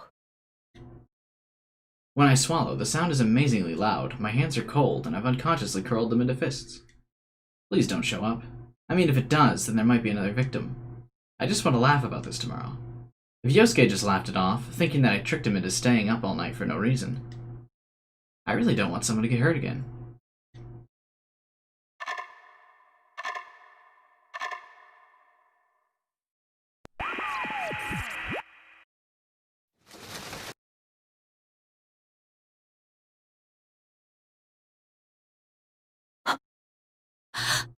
What? What the hell? I'm frozen to the spot for a good 30 seconds before I can shout. After that initial burst, though, I don't even know what to say. Yes, that was the Midnight Channel. It was clear as day. And I was on it. And there was no mistake, that was me. And there was some stupid catchphrase tagged on to all of us. Before I know it, my cell's in my hand and I've dialed a number. Hello? What the hell was that carnivore who's discarded womanhood crap? The instant Yosuke picks up, I can't restrain myself from venting my anger on him. What the hell was that about? Seriously, what the hell? Ow! You almost blew out my eardrum! I haven't discarded it! I haven't! You hear me?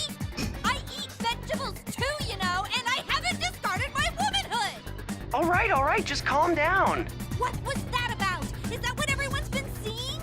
No wonder that girl got so spooked this afternoon. Yeah, there was a carnivore that discarded womanhood in front of her. She must have thought I was gonna eat her or something. It must have been scarier than the boogeyman. Ugh, no! There, that's a good girl. Calm down. Oh, that's not gonna help. Hey, don't treat me like a rabid animal! Well, just think about how I feel. That Captain Ressentiment part isn't too cool. Let's ignore that for now. Look, there's something that bothered me about what we just saw. Teddy was in that video, and he looked like he's hosting the whole thing. Huh, really? Did she even notice? Plus, he hasn't come home yet. And he's not picking up his cell either. What? Can you call Yukiko? I'll try and contact the others. I'm gonna hang up now, but I'll call back in about 30 minutes, okay? Got it.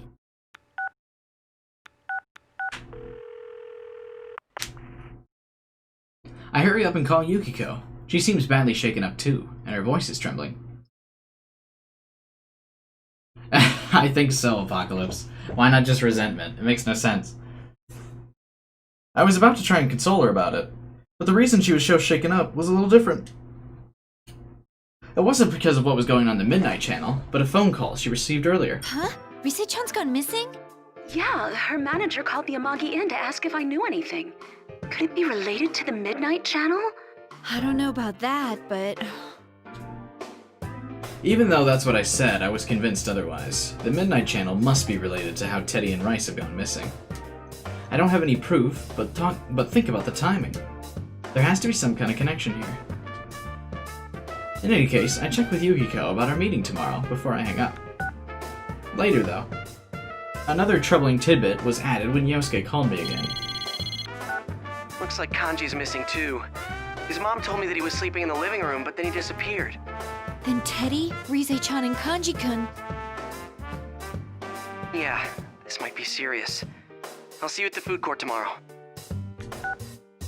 I glare at the TV. Of course, since it's turned off, nothing's on it. I don't care about any stupid catchphrases now. I'm just worried about the friends that we can't get in touch with. Please be okay.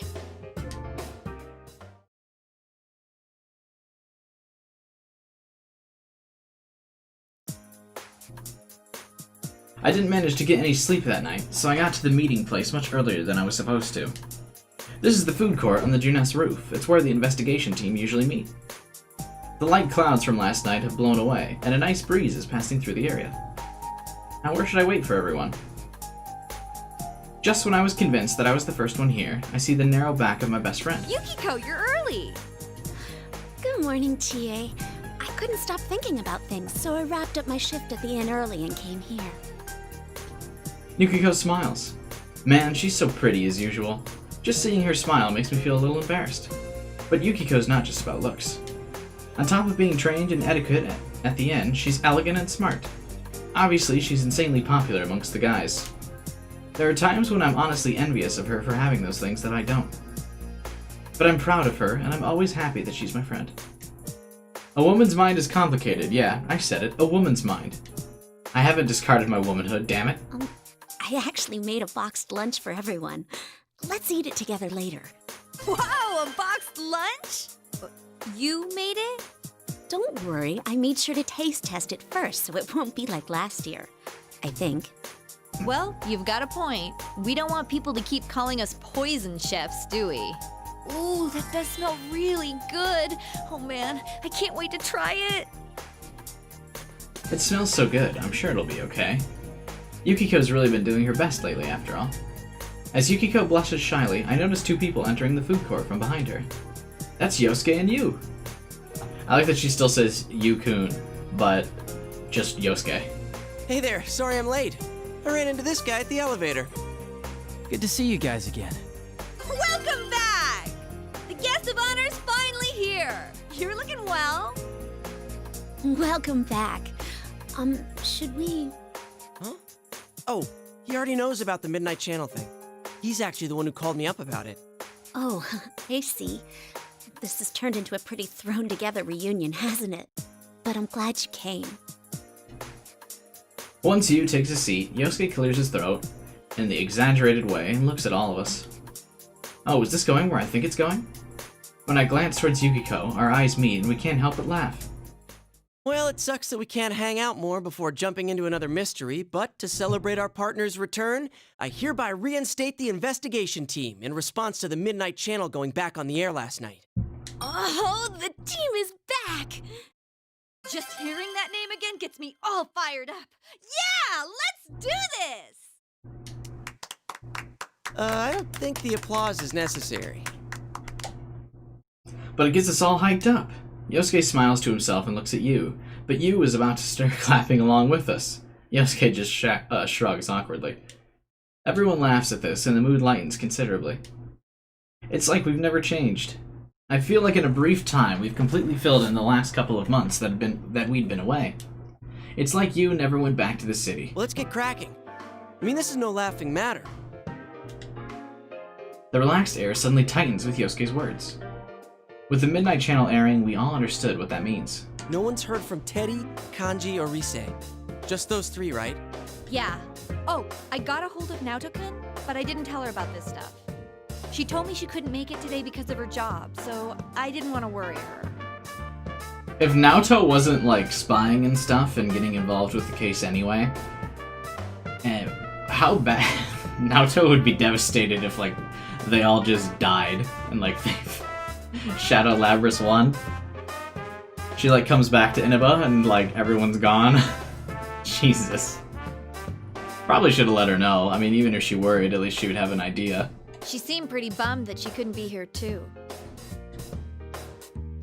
Naoto seriously seemed busy when I talked to her. It would have been reassuring if we had Naoto here, since she's such an amazing detective that even the police ask for her assistance.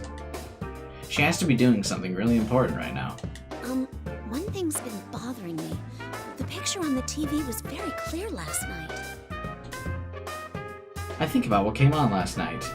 Yeah, the picture was really clear. There was no static or digital fuzz or anything. Well, they went to digital broadcast now, so the Midnight Channel got an HD upgrade too. I could easily tell who was on it. But isn't that odd? Everyone else has the same doubts I do. Yu speaks up and asks about the reason behind it. Yeah. Going by the pattern from last year, it wouldn't be that clear until after the victim entered the TV.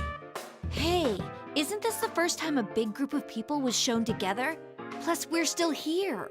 Why us anyway? And what's up with those insulting descriptions?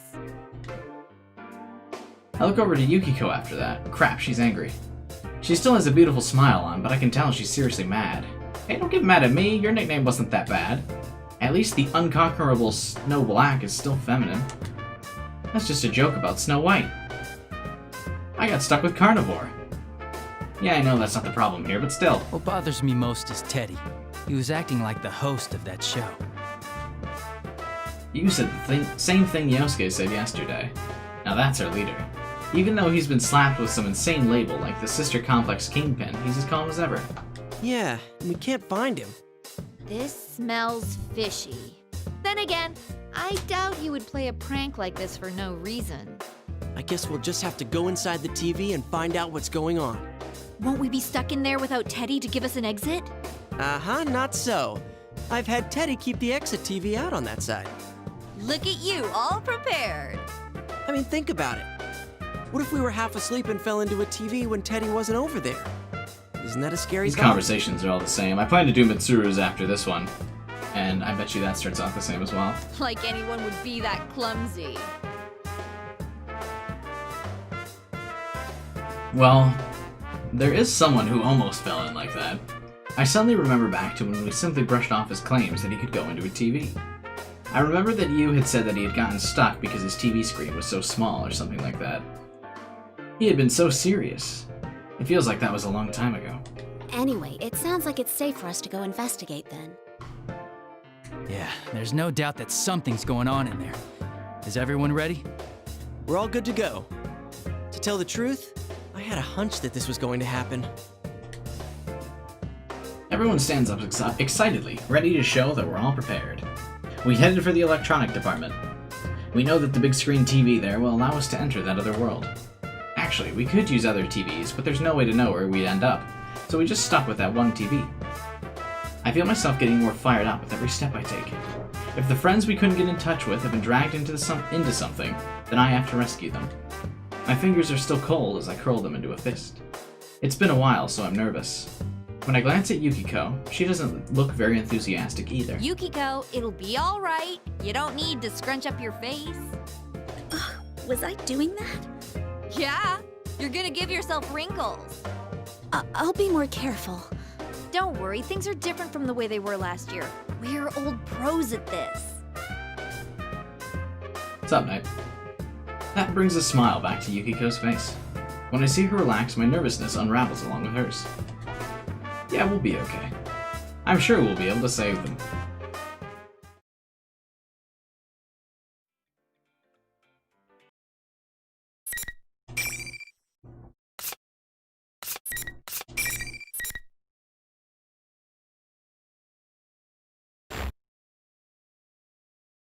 Yosuke changes the price on the TV so no one buys it. I would imagine it, you could probably just put the same or different TVs there and it probably would take you to the same place, right? Game's okay. A lot of people left because we're redoing some of the campaigns. Well, we're doing campaigns for different characters, but they all kind of go the same way. When I wake up, I notice that I'm lying on the ground. I quickly get up and make sure I'm alright. Okay, I don't hurt anywhere. It's been a while since I had to enter a TV, but there was something different this time. There isn't usually that sensation of falling off forever. I cautiously check my surroundings. And I'm awestruck. Is this our school? That's the gate to Yasogami High School. I should know it, I go there almost every day. Didn't the TV world turn into something, or turn into some beautiful place when we finished the case? Didn't it change back? What are you guys? I turn around, expecting to see my friends nearby. And lo and behold, there's nobody there. Where'd they go? Hey!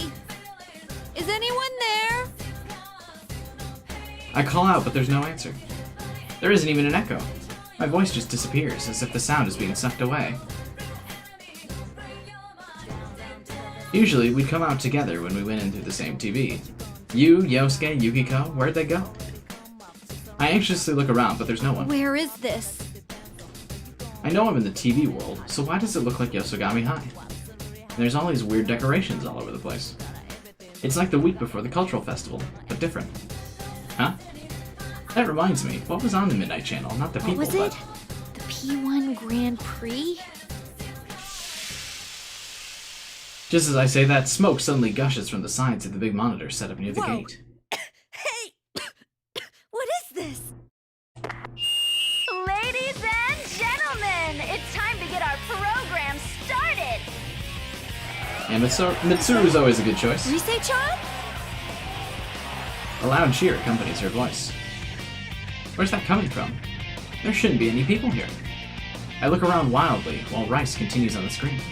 There's no need for manners or courtesy or anything today, so let it all hang out. Tell us how you really feel. I, Reset, will be your commentator. But first, the General would like to say a few words. Commentator? General? It seems the time has come. I'm proud to announce the opening of our very own P1 Grand Prix! Wait, the General is Teddy?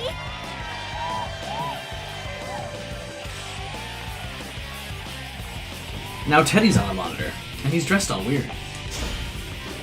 We came here because we were worried about something had happened to him, and now the stupid bear's up to shenanigans. Hey you! What are you doing? What's all this about? Welcome, Chie-chan! You must now strive to become the champion among all fighters! Champion among all fighters? You don't mean we're gonna fight each other like it said on the Midnight Channel, do you? You're quick to understand. I bet you're already aching to get started, huh? Hey, enough with this sick joke. Everyone's worried about you, you know. It's too late. I wouldn't know about that. Bring out the first challenger! On cue, the smoke gushes out of the monitor again, and now I see a familiar silhouette. It's you! So I'm not alone in here. I rush over to him with relief. Oh, thank goodness you're okay. I guess I got separated from everyone else. Anyway, listen. I found Teddy, but he's not making any sense at all. He's telling us to fight against each other. Not making any sense? He laughs slightly at my words and suddenly draws his weapon. What's wrong? Aren't you gonna prepare yourself? The P1 Grand Prix already started. I see my own dumbfounded face reflected in his blade. This is all so sudden, I can't understand what's happening. Prepare myself? Does that mean we're gonna fight?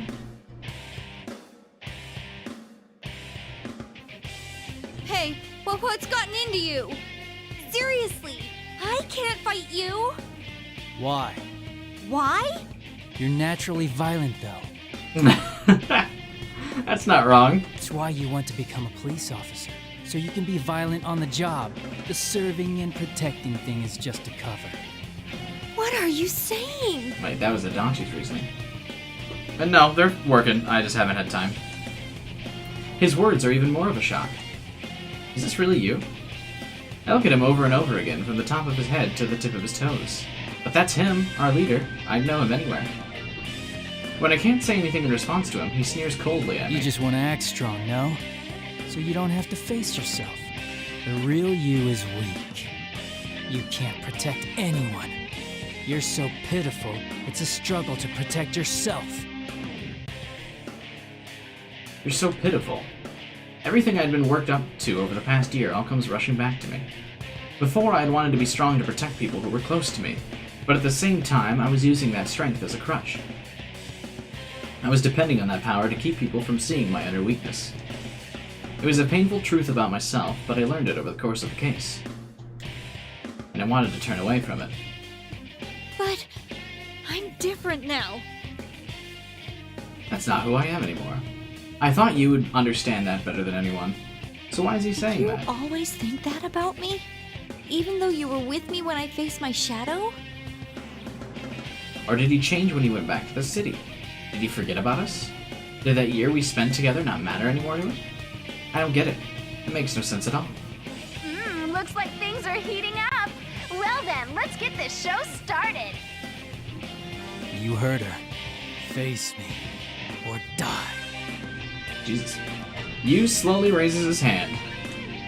I know what he's about to do. I fought alongside him for so long. That movement, it's a persona summoning. You're serious. I brace for a fight and I concentrate my senses for the first time in a while. I call out to my inner self. If Yu is serious, then I have to give this my all too. Come to Moe, my persona. You've forgotten.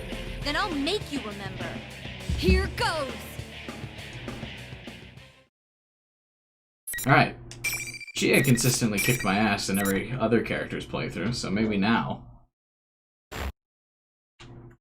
it's time to go undefeated.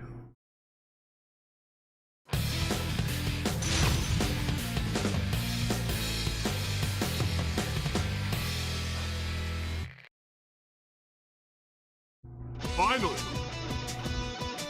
Fight! Jesus. What's this? Don't get him! What's this? Easy, Mark. Don't get him! Over here! Protect me, Tomoe! Go! Go get him! Please be on the offensive!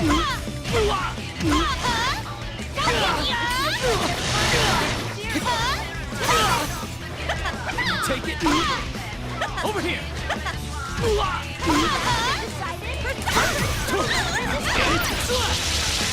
Persona!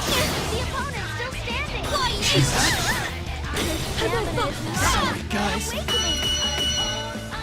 How unfortunate. Better luck Did it. next time.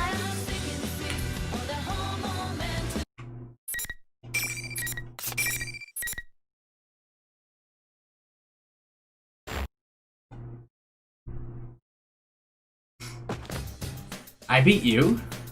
Maybe, but it doesn't make me happy at all. I try my best to fight back the tears that well up in my eyes. That's when I notice that there are other students gathered around us. No, I take a better look. Those aren't students. They aren't even human, whatever they are. They're only shaped like people. I was so absorbed in the fight that I didn't pay any attention to them, but I vaguely remember seeing them while we were fighting. What are they? They look like people's silhouettes. Could they be shadows? Still, they're not attacking me. Is this some stage effect Teddy's doing? I try to think about this, but in the end I turn to you, who's down on his knees. It's no use. I can't think of anything to say right now. And even though my mind's a mess, Teddy shows up on the monitor and starts being a total ass. That was an amazing fight! Good job in defeating Sensei, Chie-chan! That's our #1 thug! What is this? Really what you want? Why did you make me fight him? Oh, but I'm sure you know why, Chie-chan. Be looking forward to your next opponent!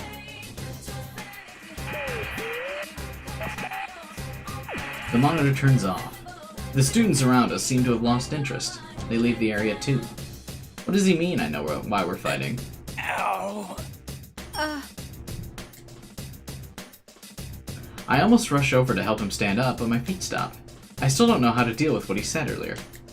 But I need to talk to him, yeah. My mind's still all jumbled, but I have to say something. I'm sorry about earlier. I didn't hold back at all. Must have hurt. But come on. Weren't you being a little too hard on me? Yeah, same to you. Although, I kinda get why you'd say that. Huh? Yu sounds like he's pouting as he scratches his head. Wait. Shouldn't I be the one pouting? Let's sort this out. There's too much going on that we don't understand. Oh, right. He sounds calm like usual, which helps me calm down a bit. This is the usual Yu. But then why was he talking like that before? I still don't know how to deal with that, but he's right. We need to sort out what's going on here. First, the TV world reflects people's hearts, right? This time, it's turned into Yasugami High. If the same rules as last year apply, then someone related to Yasugami High may have entered here. Then... where does that get us? I don't know, but we're forced to participate in this Grand Prix and fight one another. That host really was Teddy, and Rise-chan's announcing seemed like she was trying to rile us up too. There's no way it could be them. Yu sounds determined. Hearing him talk with such conviction makes me feel relieved for some reason. He's right. Neither Teddy nor Rice would do this to us. Teddy does harass the girls, and he's always causing trouble as if everything's a game to him, but he'd protect us with his life when it counts. Rice would too. She's a friend who would do everything she can for us. It's impossible they'd want to make us fight our friends like this. Have you seen Yosuke and the others? No, not yet. We all entered the TV together, too. I see. Let's meet up with the others first. We'll deal with this new mystery after that. Right! Yu's as amazing as ever. It's not just that he's always calm and smart, but he helps others figure out what's most important. He and I start walking towards the school together. But... What's wrong? Yu suddenly clutches his face and stops for no reason. I wasn't looking beside me, but it sounded like he ran into something. But there's nothing here, right? He slowly raises his hand and walks forward, and his arms meet resistance midair. It's like there's a wall right there. But I got through okay. I waved my arm through the space where his arms have stopped. Yeah, it went right through. There's nothing here. When Yu sees that, he looks surprised. What does that mean? While he and I look at each other confused, the monitor comes back on. Oops, I'm so forgetful. No matter how much you try, you can't go any further, Sensei. Huh? Actually, no one who loses a match can leave. Only the winner can move on. Those are the rules. Comprende?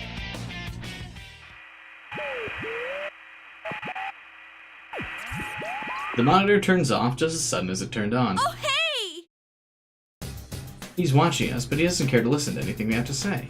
Isn't that selfish? Still, only the winner can move on, huh? It's not just some goofy plot out of a TV show. I don't know what is. What in the world does he want from us? I mean, if there's something like a wall here, then... Persona!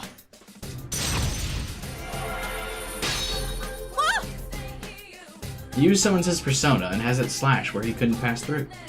I was thinking the same thing, but damn. A little heads up would have been nice. I should summon my persona too and see if that helps. Wait, I can't touch the wall myself though. After a number of tries, Yu exhales deeply and shrugs. It's no use. Looks like these rules can't be broken. Then... If I concentrate on attacking a single spot, I may be able to break through, but you can't wait around for that. PNGs are pretty rough. You'll have to go on without me. It's in your hands now. You want me to just leave you here? What's wrong? Huh? Oh, so sorry. I'm just nervous. You're better at solving cases and things, so I'm like, can I do this on my own? It really would have been better if I had lost, huh? Great. Now that I say it out loud, it's true. I mean, he's so much smarter than me and calmer and stronger. So if you compare him to me, I can't get what he said earlier out of my head. A weak, pitiful person. It's not like you. Weren't you gonna protect everyone? That's when he puts his hand on my shoulder. I look up and he's smiling like he's trying to cheer me up. Wait, how did he reach through the invisible wall? Don't worry. Believe in yourself. You can save them. Plus, rushing headlong into things is your specialty, right? Hey, that's mean. But that's what's best about you, Chie. You're honest and straightforward. I know he's just kidding, but I do feel better now. And we don't know what Yukiko or Yosuke are going through right now. Thanks. I'll get going then. I'll be back with the rest of the guys to save you. Just wait for us. If I'm the only one who can go on, then that's just what I have to do. I'm the only one who can do this, so I will do it, because I'm the only one who can. Or something. It kind of makes sense. Everything should be that simple. I wave one last time back to you before running into the school.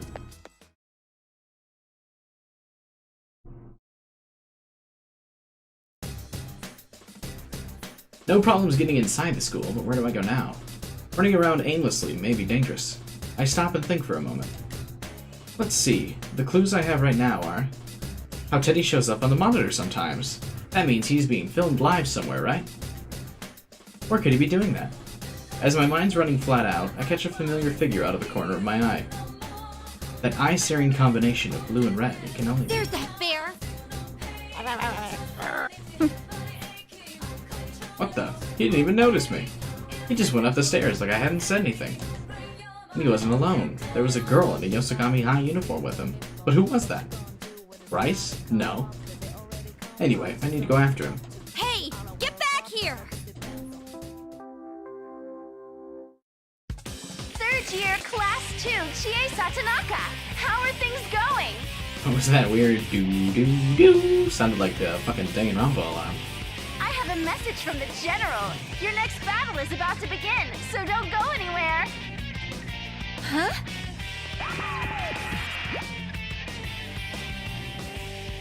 Despite my anger, I stop when I hear Rice, and a monitor in the hallway turns on. This time, Teddy was in a costume. Wait, what? I thought I'd just seen Teddy and he wasn't wearing anything like that. How did you change so fast? What are you talking about? I'm the General, so I'm always wearing this uniform. Don't you think I look sharp, Chie-chan? You had said that there was no way Teddy could be behind this, and I really want to believe it. But that looks and sounds just like Teddy. Ugh, my brain's a mess. Fine, I'll head straight to where you are and ask you in person. I just noticed that the General turns to yellow eyes whenever he's talking to Labras. You really don't seem to get it, Chie-chan. This is a Grand Prix, and your next battle is coming up. Haven't you been listening? I don't care about your stupid Grand Prix. I don't want to fight anymore. Yeesh! How thick can you be? Don't you know this Grand Prix is for you? Oh, does she have the exact same plot as Yosuke? For me? What's he talking about? All this fighting's for me. I'm about to laugh, but I get a tight feeling in my chest. I didn't want to hear what he was saying, or what he was going to say next, so I forced the conversation onto a different track. Who was that girl back there? Never mind her. Worry more about the opponent coming up. Come on, we're about to get started. I asked that question out of desperation, but it worked. Teddy seems flustered. So there is something he doesn't want me to find out. Now bring out the next challenger! Yukiko. I want to ask him about that girl again, but smoke suddenly floods the area and I can't see the monitor anymore. The last time this happened, you came out of the smoke. Who's it going to be this time? I see a shadow through the haze. Yosuke? Damn it. There you are, you Venisonian. Let's do this with everything we've got. What's wrong with loving meat? Wait, that's not what I meant to say. You mean you want to fight too? Well, this is the P1 Grand Prix, you know. Since you're training to be a police officer, let me see some of your skills. Yosuke smirks and makes a sarcastic salute. His expression is so cold and filled with malice. He's making fun of me. It's happening again. I can't help but be at a loss. Maybe this is a shadow or something? I mean, I don't want to think that Yosuke himself could make that face at me. But isn't it odd that a shadow would want to attack somebody other than the person it's trying to be? Then, that's not true. Every boss tried to murder me. Then maybe this is the real Yosuke. Hey, let's not do this. Huh? You're not gonna show me your kung fu? Well, I guess it is pretty useless. It's not useless! I train myself so I can protect people! When I shout back, he just gets even more obnoxious. Protect my ass. You're just a brat who wants to be a hero. You say you want to become a police officer, but come on. I bet you're not even studying. Just stay home and play pretend. That way you won't get yourself hurt. Cowardly Chie-chan can't face reality after all. That's not... I can't finish that sentence. I can't say that he's not right. Yosuke's saying the same thing you said earlier. The weakness in me that I thought I'd overcome last year begins to throb painfully. That's when Rice laughs over the PA system, as if she's watching us. Ooh, has the carnivore been defanged? This battle might be over before it starts. That wouldn't be any fun though, right? You gotta show off your kung fu pride. This is just like what happened with you. That's right, the air around him changed after I fought him. I'm sure it'll be the same this time, too. Actually, that's all I can hope for. I tap the ground with my toes. I'm still fast and light. My heart is heavy, but I can't let that stop me now. Fine. Come get me. I'll beat some sense into you.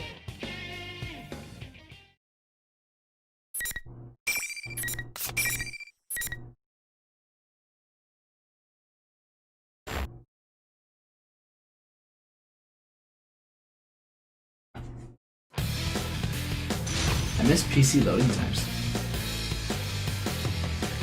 All this unnecessary black screen. Finally! Fight! Come on! Protect me! Come on! Come on! Just getting started! Huh? I'm still out! Protect me first! Here we go! The AI gets more aggressive if you get him to the halfway point and they haven't damaged you yet. Go get it! One side,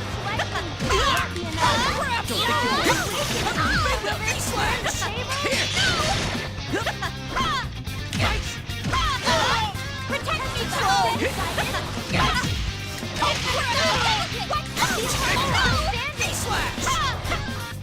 Your beefy muscles are insane! Oh my, they lost. So Chie doesn't send her persona outward when she fights, when you hit circle like the others. Hers just combos together, so she's like entirely close up. Ooh, you truly are a beast! We'll be looking forward to seeing your brutal kicks in the next battle, too!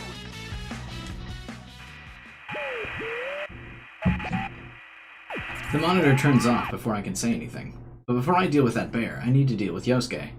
I mean, I can't just let him insult me. So, how'd you like the taste of my kung fu?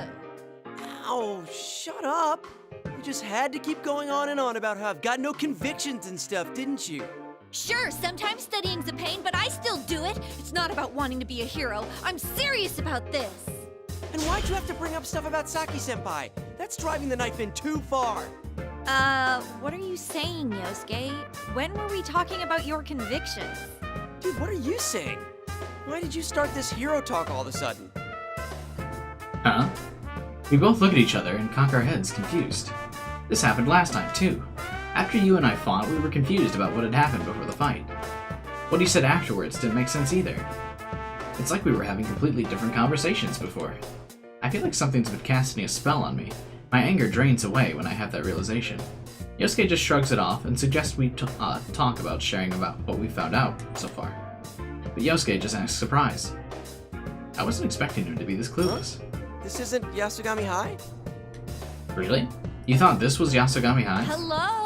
We jumped into the TV together? How could you forget that? I knew he was acting weird from the beginning, but to completely forget you've jumped into a TV, what's gotten into him? As I stare at him in disbelief, Yosuke scratches his head. Oh, I see. My brain's been kind of scrambled. First I get thrown into this Grand Prix thing, and then you keep rubbing salt into my old wounds. Oh, come on. You did the same thing to me. Wait, what's going on? You sound normal now, but before the fight...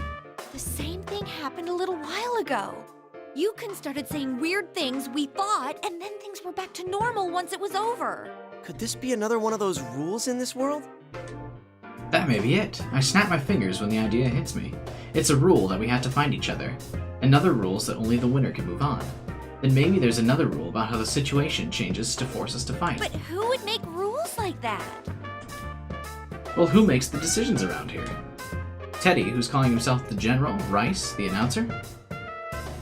There's no way either of them would want to make us go through this. Could there be some bad guy out there making us crazy? A certain face comes to mind. That girl who was with Teddy in the stairway. When I asked Teddy about her, he seemed to be avoiding having to talk about her. This smells fishy.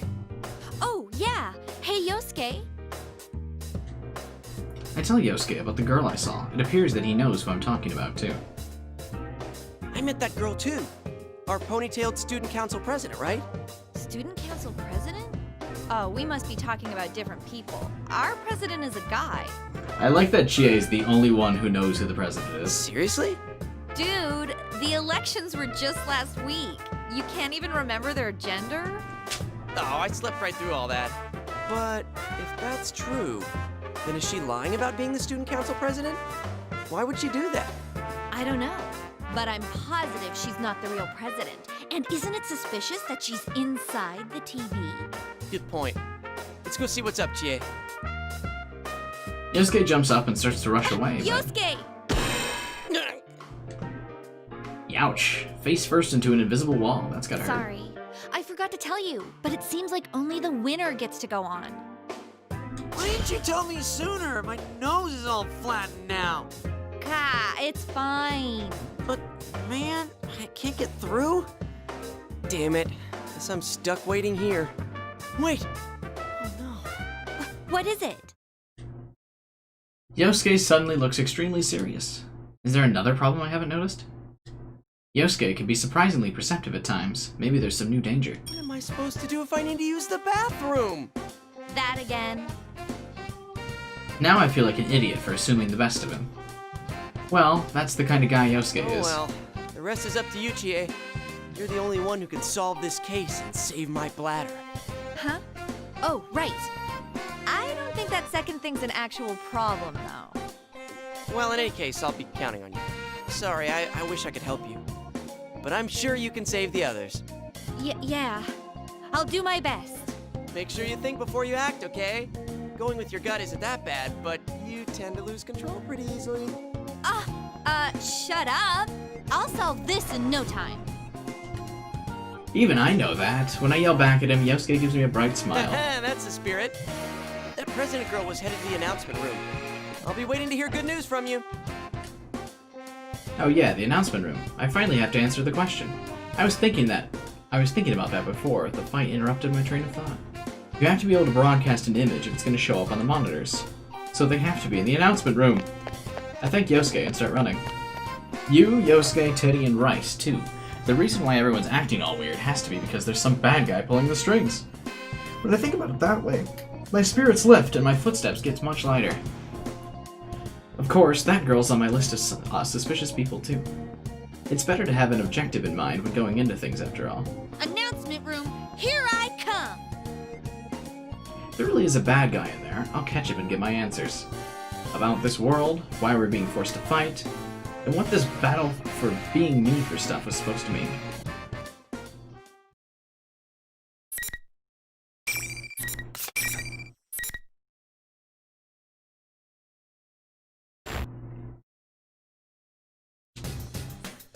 Oh, this is insane. Although I was super confident when I set off, I'm having some trouble now. Only the winner can go on. I figured that only the losers would run into those invisible walls, but man was I wrong. Those stupid things are all over the place. Every path I've taken so far has been blocked. I got up one of those sets of stairs to the second floor, but I can't even get closer to any of the stairs on the third floor. And the announcement room's on the third floor. Not only that, but this school is a complete mess. Some hallways go on forever, and one wrong turn and I'm suddenly in the practice building again. Actually, is the announcement room even on the third floor in this place? Ow! Sheesh! Another wall? I changed directions and mumbled to myself. Could there be some kind of fixed route? There better be a way into the main stronghold. Just as I'm thinking that, Who was that? I saw something red as I passed a hallway. It was a person. I hurry back and look again.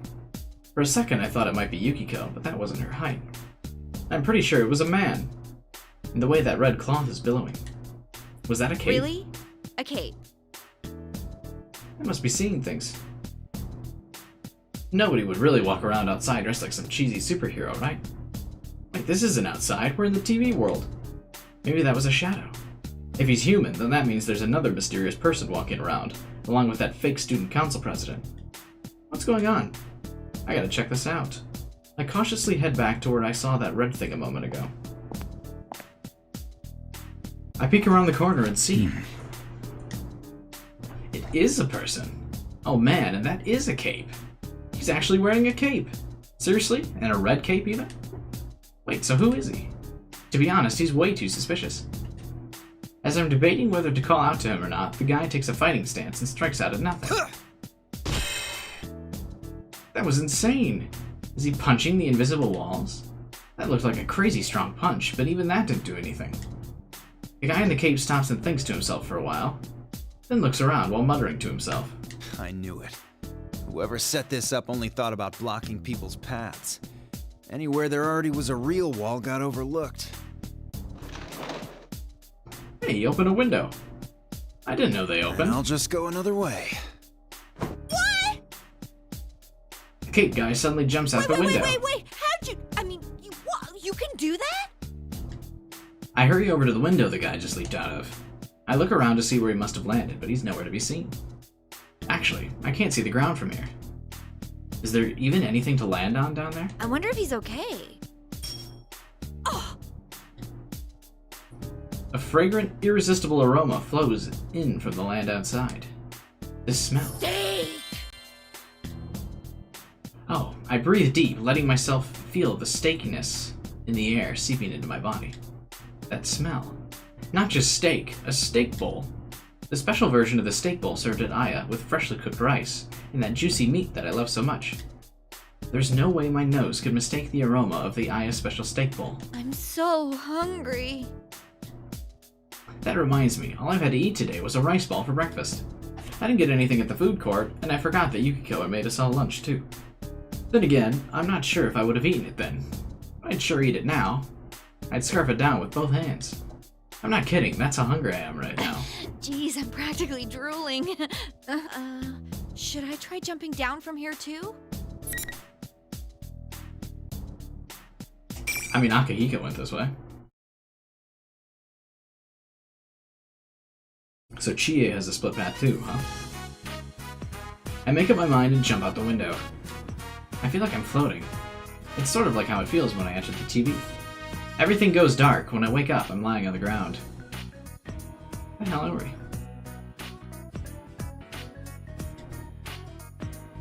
This doesn't look like it's on the school grounds. Wait, is that a convenience store over there? Yeah, that's it. I know that's a store. It's the closest one to the school, though it's pretty far on foot. It's not like you could get there just by jumping out a window from the school. What's going on? This place. Steak bowl! I sniff around and get another whiff of that incredible steak bowl-laden air. I'm suddenly reminded of the way Teddy sniffs around when he's searching for something. But it works, and I can follow the invisible trail of beefy goodness. It leads me to the brawny back of that guy in the red cape. Oh my god, I'm so hungry now. We keep mentioning steak. Oh, I want a burger. Don't tell me. Is he a rival meat lover? The rich smell of steak bowl assaults my senses of smell, even as the sight of the guy in the cape through the store window assaults my eyesight. That magnificent smell of the steak bowl is calling to me. Wait, I need to see who that red cape guy is. He's... No! There's only one steak bowl left on the shelf, and he's reaching for it. My god, he's gonna buy the last steak bowl. Hold it right there! I crash through the doors and snatch the steak bowl away an instant before the guy in the cape can touch it. This is an Aya steak bowl. Even better, it's the super special steak bowl. What's it doing in a convenience store? What's going on? Maybe there's some deal going on between Aya and the store to sell their steak bowls? Oh man, Mr. Aya, that's just good business. You'll make so much black ink from this move. Wait, that's mine. I saw it first. Possession is 9/10 of the law. The guy with the cape glares at me with murder in his eyes. But I'm not backing off. I mean, this is a stake on the line here. If you hadn't yelled like that, I would have gotten it before you. Well, there's no way to know that for sure. In any case, this super special steak bowl from Aya is mine. Huh. Now I know I really can't let you have it. That's from Umiyushi. It's their ultra super beef bowl. Umiyushi.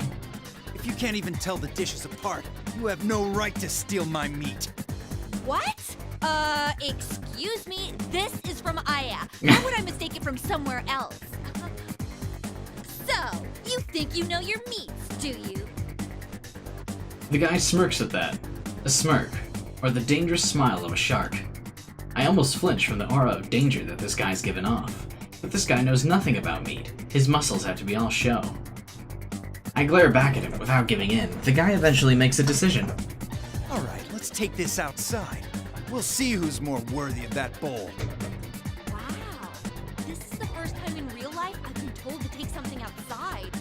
Alright, let's do this.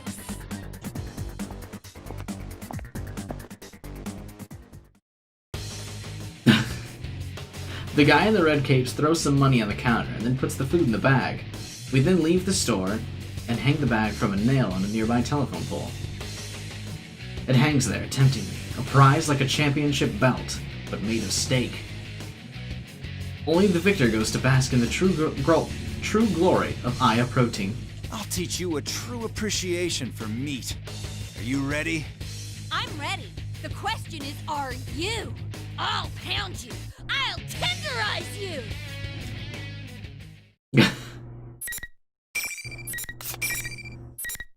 Oh, I accidentally saved over it. Fuck. Oh, damn it. I guess this is, what we're doing then. I meant to save over someone else's, but out of habit I didn't do this because it's a split route. That's fine. The fights are usually pretty quick. I can just skip all the dialogue. Oh, Jesus. Not bad. Not bad. Gotcha. Not bad. Not bad. Yo, Akihiko actually blocking? That's bullshit. You can't do that.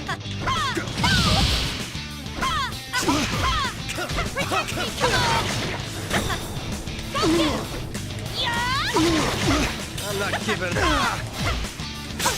I forget how hard Chie hits though. Gotcha. Those kicks.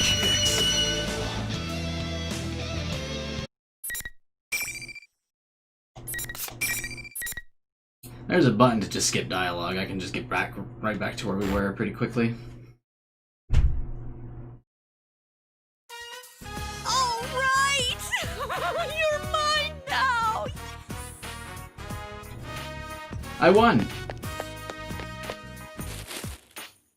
I rush over to grab the bag. No, the championship belt, hanging from the telephone pole. It's mine. All mine! That luscious meat. Under that, the blindingly white rice, covered in the delicious juice. Oh, that wonderful smell! Oh, I'm in heaven. Well, chow time! I sense someone staring at me. I turn around. The red-cape guy is on his knees, glaring at me with the fury of 1,000 million suns. Wow. Actually, it's hard to eat with all that hate being aimed in my direction. I can hear his stomach, too. It's rumbling like a wild animal. So he's hungry, just like me. Of course we're gonna share it with Akihiko. I'll give you some too, if you stop glaring at me like that. I hold the bowl out to him. I can't keep my hands from shaking in regret as I offer the precious gift of my meat to this total stranger. I don't want to do this. I really don't want to, but I can understand the pain that comes from being so close to steak, yet only having it cruelly snatched away. We even fought over it. I understand the depths of his love for beef. Even then, the bowl shakes as I hand it out to him. The red-cape guy swallows hard and reaches out. But he suddenly snatches his hand back at the last moment and stands up. Make fun of me. I'm not taking your pity. Oh, he's gone. Well, now I can eat without any regrets. I can't hold back my excitement as I tear off the lid from the super special steak bowl. What a beautiful presentation. This is the kind of thing that you never see at the real Aya unless both the owner and I are at their very best. The marbled fat of the steak looks even more alluring than usual. I must have it. It consumes me. Just looking at it fills me with joy, and I'm near the point of placing it on the ground and bowing to it. Chow time! Having to eat with split chopsticks is annoying, but here comes the first bite.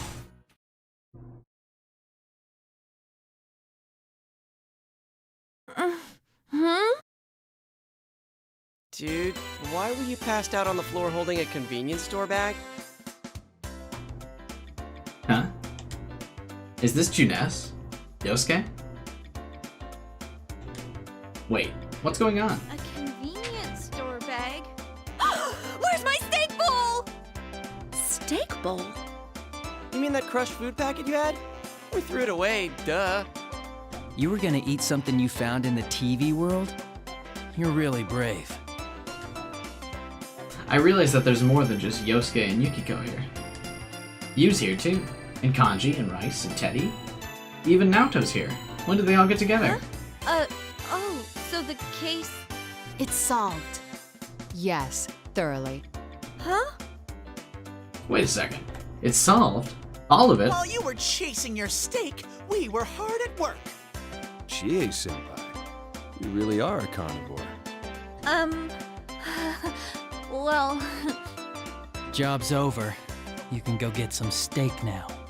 Jesus, Yu's angry. Yu smiles kindly. No, he doesn't. His eyes aren't smiling. Not at all. I slowly turn around to look at everyone else. They all have the same look. Their mouths are smiling, but they're looking down at me coldly.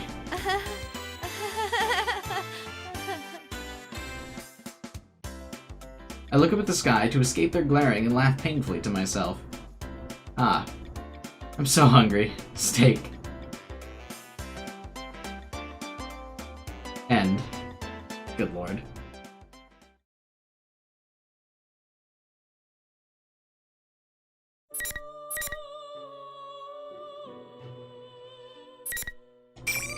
Alright, hang on. We can at least skip everything up until after the Yosuke fight.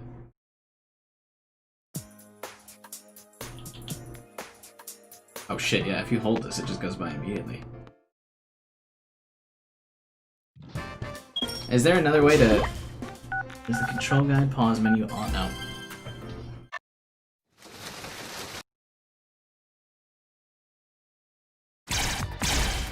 They really went all in on the Chie liking meat, huh? I think she mentioned that, like, what, twice during her social link? And they were like, fuck it, this is Chie now.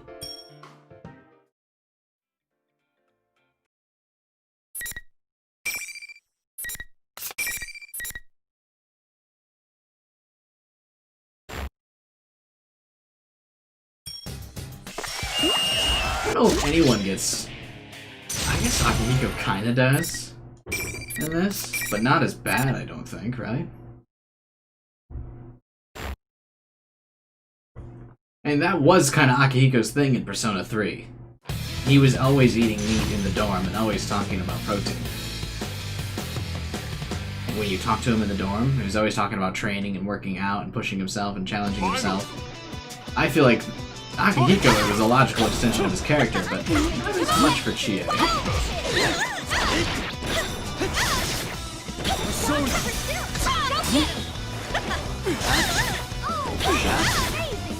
God, I'm getting bodied this time! What the fuck?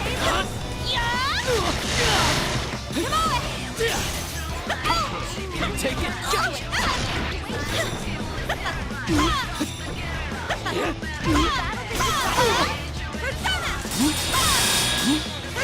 Come on. What's up with the timer in the back?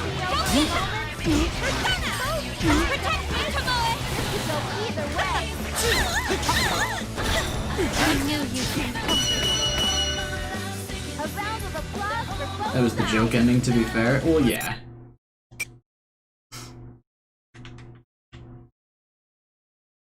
But still, even in her non-joke stuff, they bring it up a lot.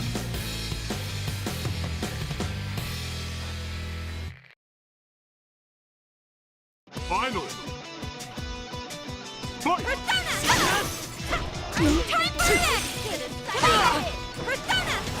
Over here! Easy enough! What the fuck? I beat him first try last time. Easy enough!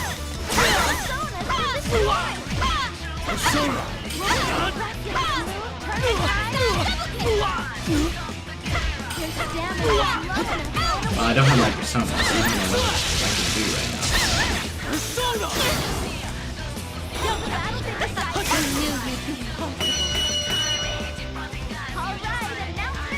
Well, so much for beating him first try last time. Now it's really bad that I saved over the thing. He's mad about the joke ending, I guess. Aw, oh, man, dude. I went from first try to 2 losses in a row.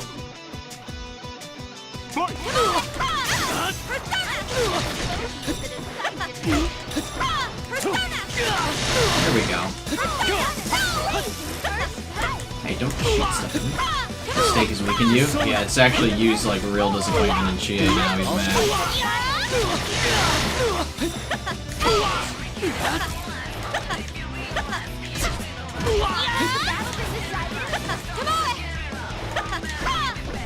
Come here, you little bitch. Stop running.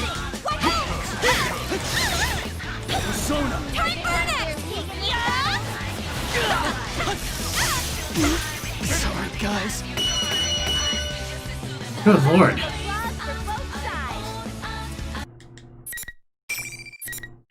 Alright, we're almost back to where we were supposed to be.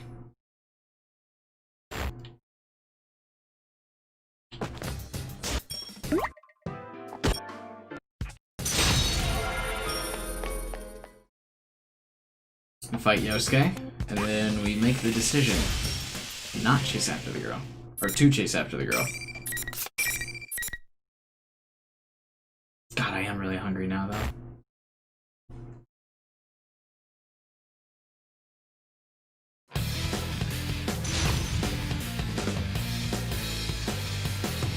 I don't remember this fight being bad, but apparently every fight's harder my second time through. Finally! It's the game's punishment for me accidentally saving over the plot. Just getting started! Too slow! Do or die! Oh, I almost had my first perfect. I'm gonna get one. At some point. Dude, that V-slash is hard to hit, man. The AI misses it every time, too. Kidding me! Oh my, big loss.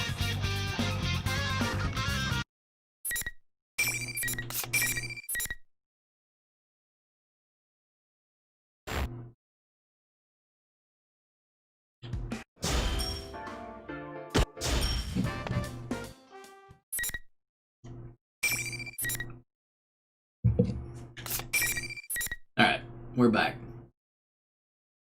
That didn't take long. Because actual fights are so quick in this. Keep looking for the girl. Bad Chie. I need to focus on teddy cuts over steak cuts right now. I I mean, just Teddy. I gotta stop getting sidetracked and go to the announcement room. I slammed the window shut and forced myself to walk away from the temptation of steak. Goodbye, Aya Special Steak Bowl. Our love is not meant to be for now. Once this case is solved, I'm going to treat myself to a steak bowl as a reward for my hard work. All right, here I go. I'm suddenly motivated beyond anything I've felt today. But that doofus in the cape, who could he be? Friends are endangered, not motivation. Steak bowl. Motivation. The announcement room should be on the 3rd floor of the classroom building, but I somehow end up on the 1st floor of the practice building by the music room.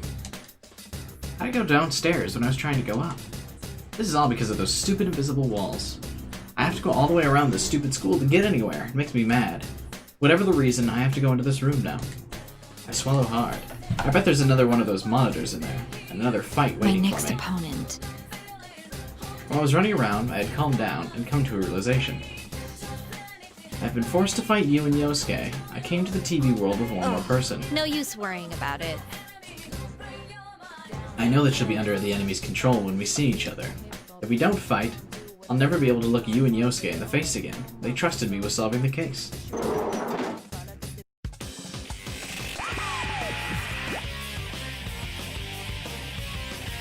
I make up my mind and enter the music room. As expected, the large monitor near the ceiling blinks when I shut the door behind me. Again, it's Teddy in that weird getup. I'm used to it by now. Jeez, I was getting tired of waiting for you. You're such a tease, Chie-chan. Then you should have made it easier to get to where I was going. All these invisible walls are a pain in the ass. Ooh, is someone angry? Well, then let's get right to it. Bring out the next challenger! I calm myself down while the smoke fills the room. Part of me hopes that it isn't her, but another part of me knows that there's no one else it could be. I already know what's gonna happen. When the smoke clears, sure enough, it was the person I most expected to see. Yukiko, I finally found you, Chie. This all happened so suddenly that I was getting nervous. That's right, my best friend Yukiko was there. She looks alright, like you and Yosuke both did, I was but... so worried and scared without you. I couldn't even go another step. I can't do anything without you, Chie. Please, Chie, protect me. Well, of course I'll protect you. Her voice is calm and she's not attacking me like I had expected her to. But while the boys had said mean things right to my face, I sensed that she's going to try something nastier. I don't know how to explain it, but this isn't right. Yukiko smiles kindly, like she usually does, and continues on. Oh, it's so good to know that. I knew I could count on you. After all, you want me to keep depending on you, right? So you can feel superior. You act like my best friend, but you're just using me, aren't you? There it is. Yukiko's saying exactly what my shadow said last year, when it was the embodiment of my weakness trying to destroy me. But to hear them again and from Yukiko herself makes it so much more painful. There was a time when I thought that, but that ended last year. Yes, that's about the past. I faced my true feelings, the ones I didn't want to see, and I overcame them. I'm not gonna lose myself just from hearing them again. Still, Yukiko has a troubled expression like she's dealing with a difficult child. It's okay, Chie. I'm completely worthless. I exist for you. If you abandon me, I can't go on. My dependence on you is my only redeeming quality. Stop that! Don't say those things about yourself! This is not Yukiko. It's not Yukiko. And even though I know that, seeing her face and hearing her voice when she says that, it makes me remember again. The cowardly relief I felt when I knew that Yukiko envied me. I'm just the way you want me to be, Chie. Persona 4, the roast competition. Yeah, you're right. No, that's not true. Stop saying that! I don't want this at all. I cover my ears to keep from hearing any more. Yukiko laughs. But didn't you create this world because you wanted to hear that? I created it. I like you, Chie. How fragile your heart is. How twisted with jealousy you are. Everything about you is so pitiful. Her methods of slowly cornering her prey are exquisite. Does the carnivore stand a chance against Snow Black? When she hears Rice's announcement, Yukiko's readies her fan. A graceful pose, so elegant and feminine. I could never mimic that. We're like Beauty and the Beast. Come, Chie, my loathsome beast. That taunt actually calms me down a little. This is not Yukiko. This must be part of those rules to make us fight. The person I am now, and not even the person I was back then, would wish for Yukiko to be like this.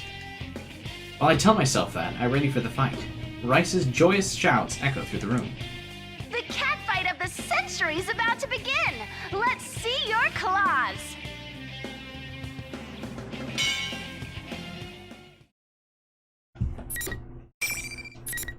Persona 5 arena ideas? Probably a lot of this. Probably exploring the P4 crew's palaces or something.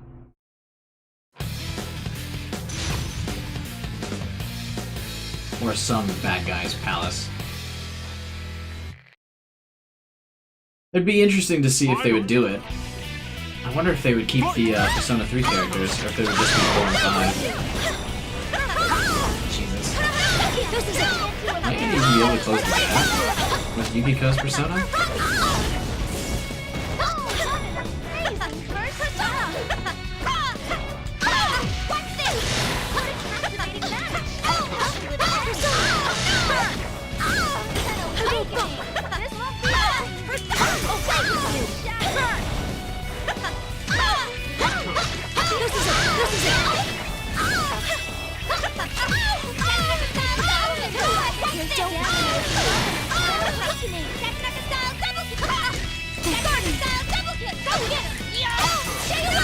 Damn it!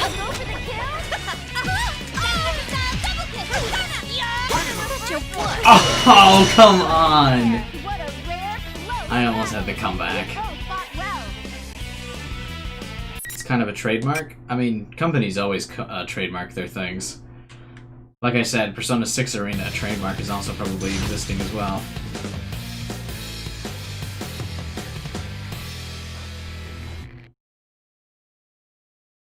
Finally!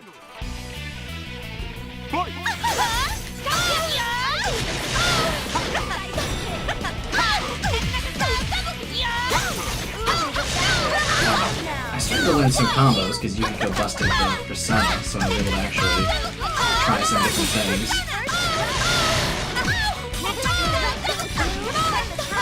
Dude, Chie just needs to get people in the corner like that. Getting people in the corner is always like a really strong thing in fighting games, isn't it?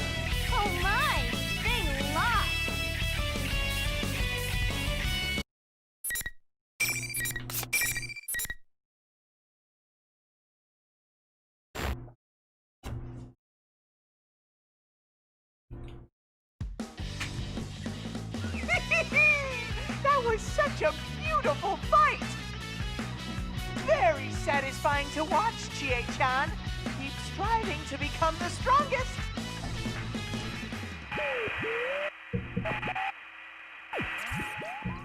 When I glare at the monitor, Teddy laughs even more nastily before cutting off the transmission. There's a mountain of things I want to say, but right now I need to focus on Yukiko. I fought against her. No matter what the reasons were, I fought against my best friend. Yukiko, are you okay? I'm sorry I couldn't go easy on you. Chie? Oh, thank goodness. You're back to normal. Huh? I knew something was wrong, or you never would have said those things.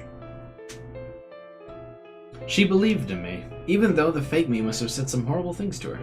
I can't even say thank you or I'm sorry. I feel like if I do, I'll start crying.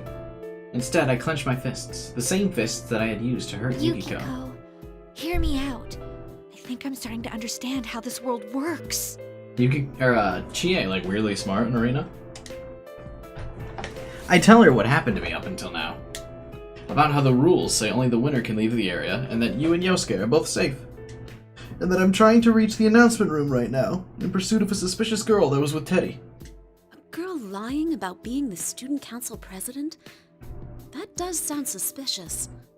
There's no way anyone would make an honest mistake like that. If she's lying, it means she knows this isn't the real world. So I have to think she's related to all this somehow. But then, why did she bring us here? Huh? You know, That's a good question. Even if she was the one behind this, why would she single us out by name? Neither me nor Yosuke know who she is.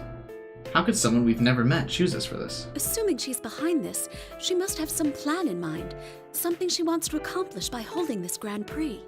A plan, huh? See how we've been forced to fight? I think this Grand Prix is necessary for whatever reason. I guess I still don't understand how the P4 crew got dragged into this and why they appeared on the Midnight Channel. But what would she gain from making us fight like this? I don't get it. If we were chosen, that means whoever's doing this obviously knows about the investigation team and personas. But we solved the case, so why now? Don't tell me, is it revenge? Even then, this seems a little too roundabout. Oh, that reminds me. There was someone else who seemed really weird. He had this red cape on, and he looked super suspicious. A red cape? Whoa, no need to get all excited. Anyway, we can find all this out if I go to the announcement room. I'll get some answers out of whoever's there. I have a feeling you will. I wish I could go with you, but I'll be waiting for you here. I'm sure you'll be fine, Chie. I believe in you. Good luck. I believe in you. Just hearing her say that makes my heart swell with emotion. Yukiko's eyes are calm, and just looking at her encourages me. Well, now I've fought at all my friends that I've entered the TV with. All that's left now is to head to the announcement room. I tighten my fists. I don't know who's doing it, but if there's someone out there who gets his kicks by breaking up friendships, I'll never let him get away with it. I'll find him. I'll put my footprints all over his stupid face.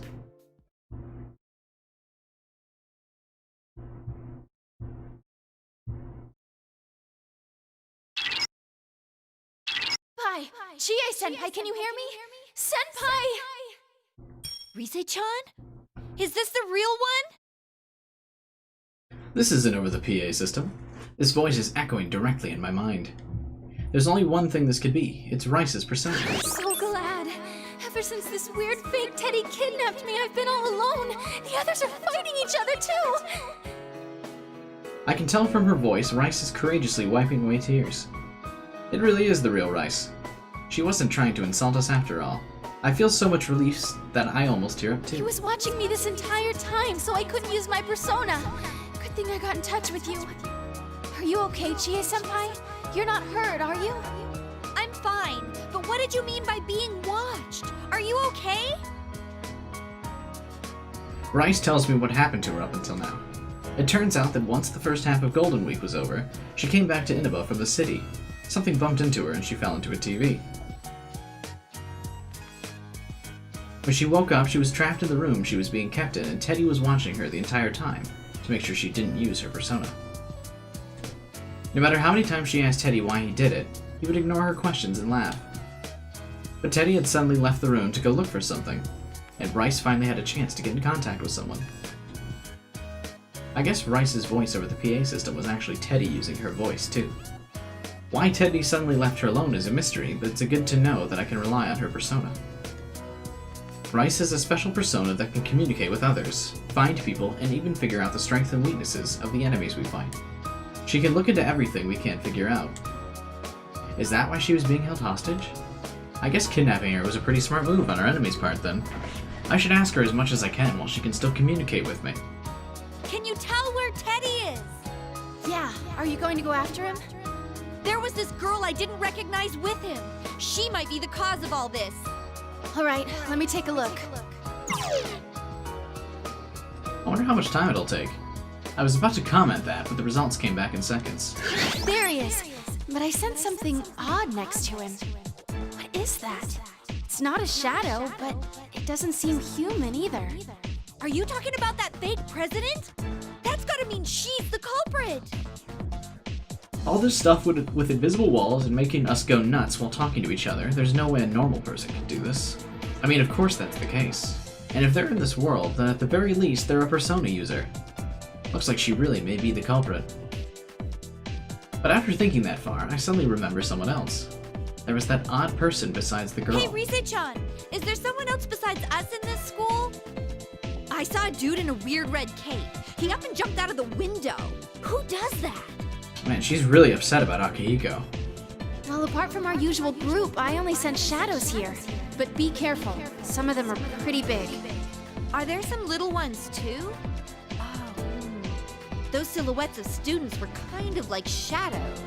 That keeps getting brought up. That must be important. Well, I'm not worried about the small fry. Wait, does that mean Red Cape Man is a shadow? But whose shadow would he be? Red, could he be Yukiko's then? No. That was definitely a guy. I mean, he did look and act pretty weird, but he didn't seem like a shadow. I'm gonna deal with Teddy first. Rise-chan, can I ask you to point the way to him? Sure thing. I follow Rice's navigation and begin running. It seems that she can see where the invisible walls are. Thanks to her, I was able to find the room I needed without running into any more of them. Good work. Is this it? Well then, here I go! Rise-chan, try to get in touch with the others. They're probably worried since they don't know what's going on. Okay, will do. Good luck in there, Chie-senpai. Thanks! I give her a quick salute even though she isn't really here with me. But I hear her giggle. I guess she could see me anyway.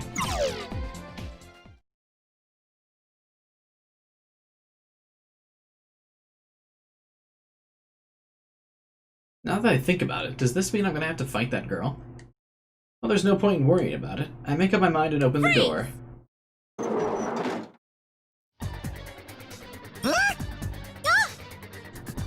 The two inside the classroom turn around in surprise.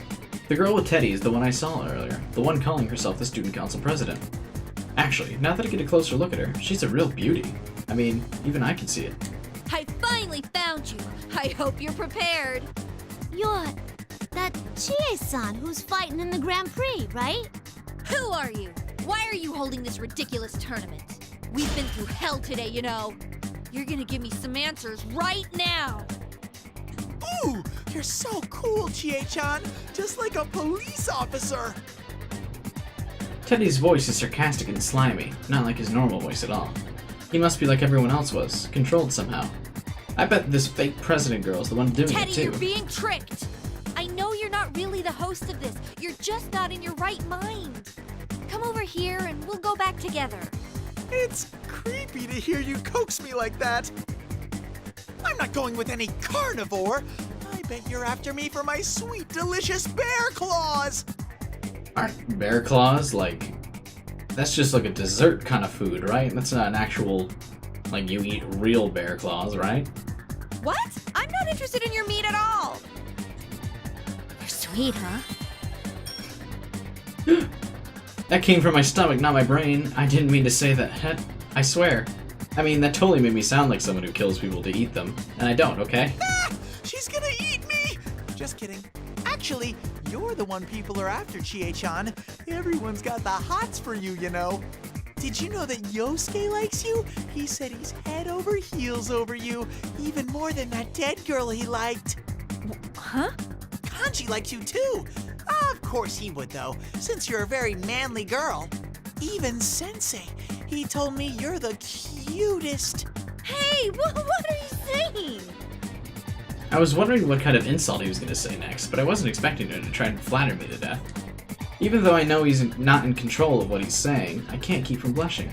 Teddy smirks like he can read my thoughts and continues his words of praise. Cuter than the famous idol Rise-chan, the ace detective Nao-chan, and the beautiful innkeeper Yuki-chan.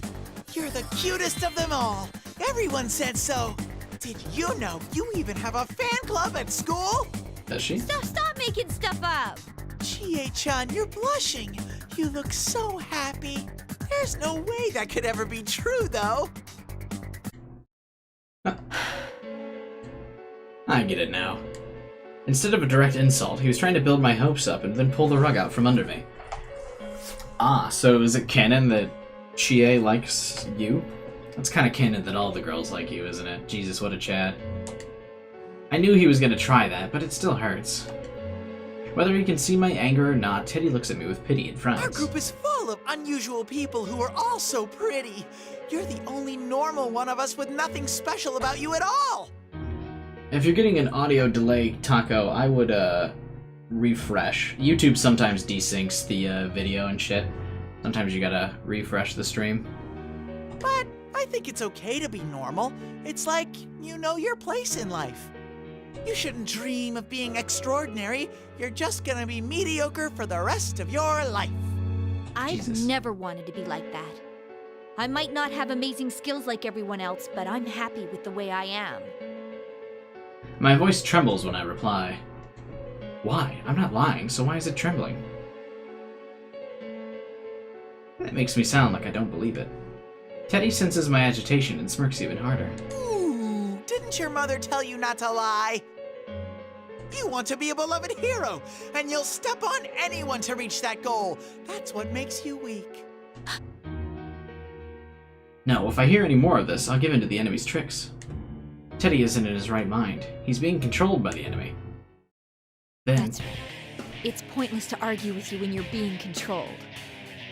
Let me bring you to your senses first.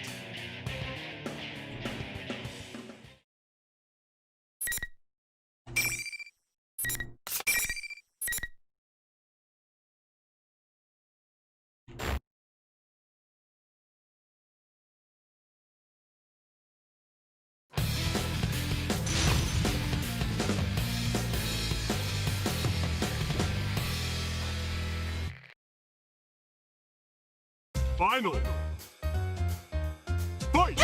Jesus, that Teddy always gets me with that first every fight. That like upward attack.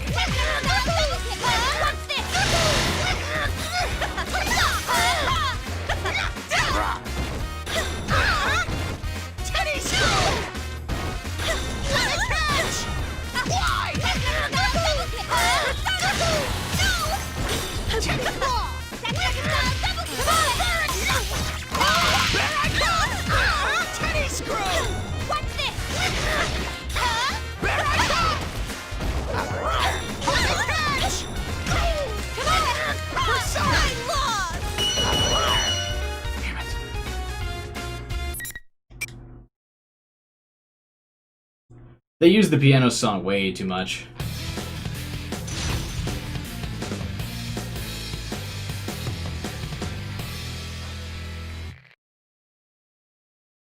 Final. Fight! Every time I know it's coming, but I still can't do anything about it. Yo, why does the AI just decide to like fly across the screen at once? Make sure you... Why? I am a dreadnought! Catch! Here it comes! Yeah! This is gonna be Teddy Screw! I am a catch! Dude, I did the thing! Protect me! I did God's hand! Footprints on your face! Time for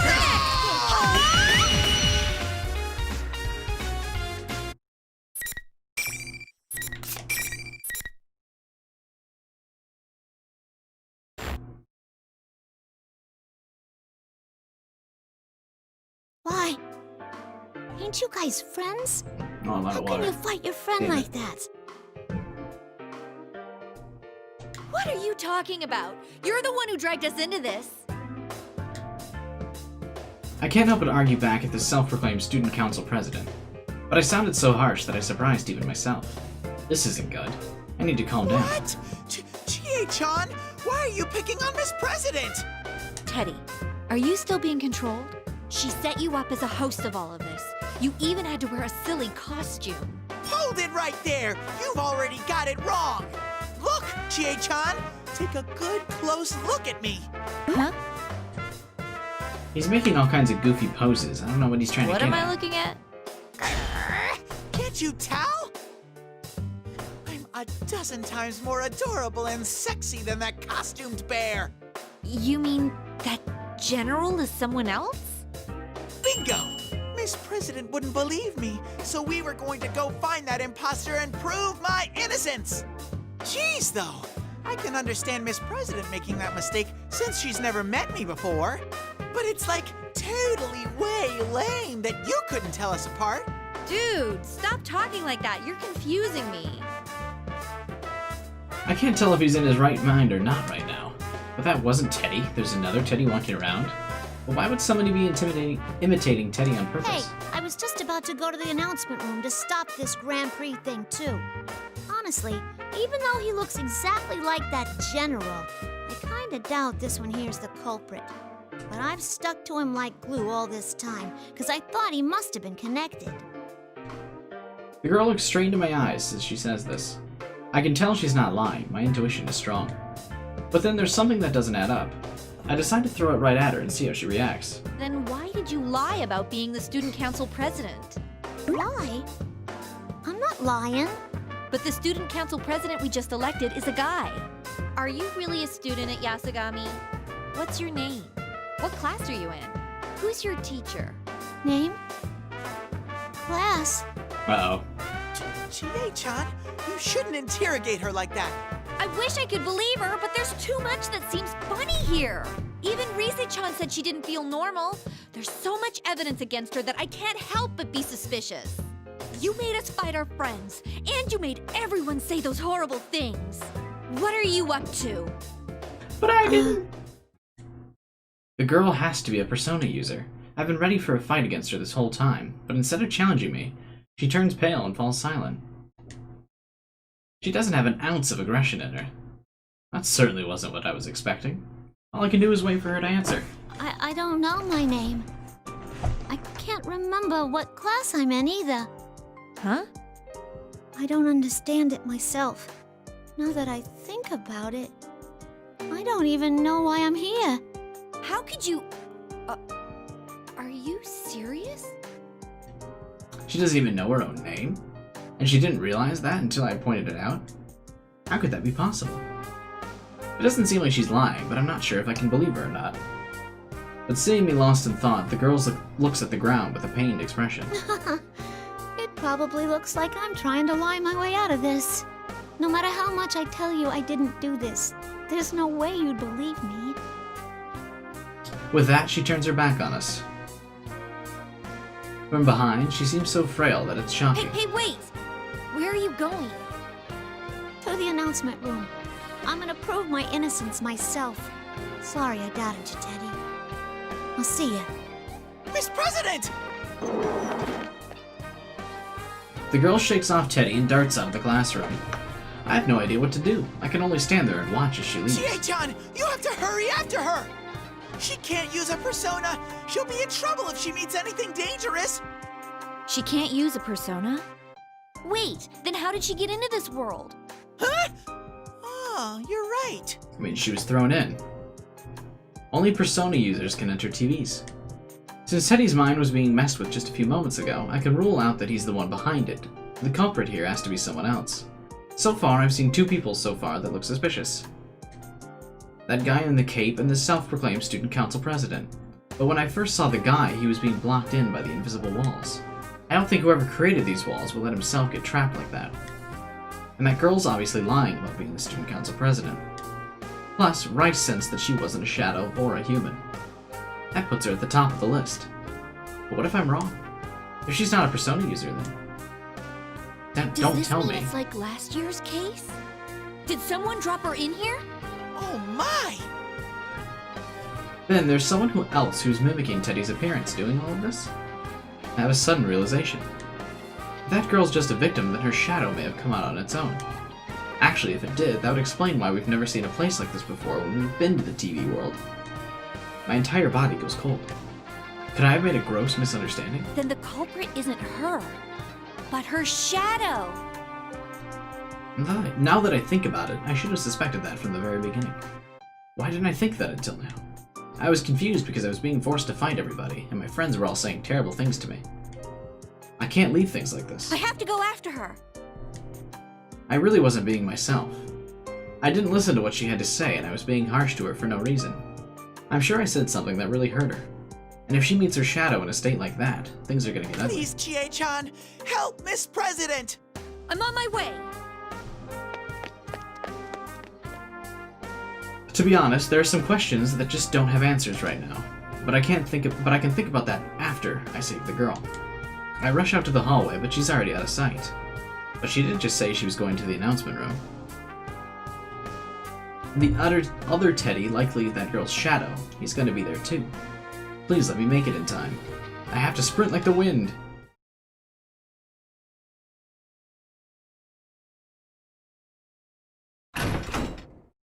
Uh-oh. Holy. It's like this room's turned into something completely different. First, it's almost twice the size of the real announcement room. Yeah, I agree. The serious moments are kind of ruined by the same songs, because they also use those same songs for gag moments as well.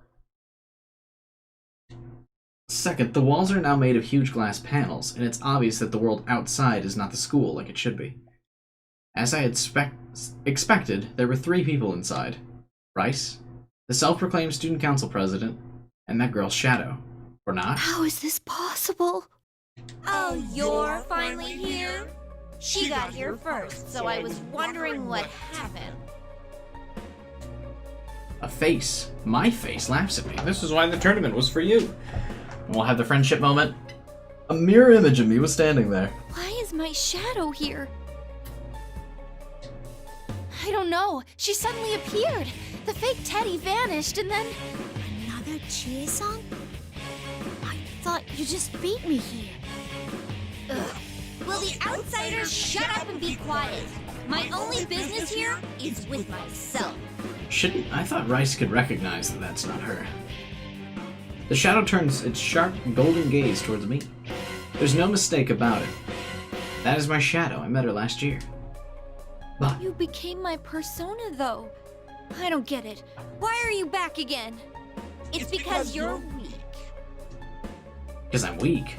That's the same thing all my friends were saying when I was forced to fight them. Did you think your shadow would never be back to haunt you after you gained your persona?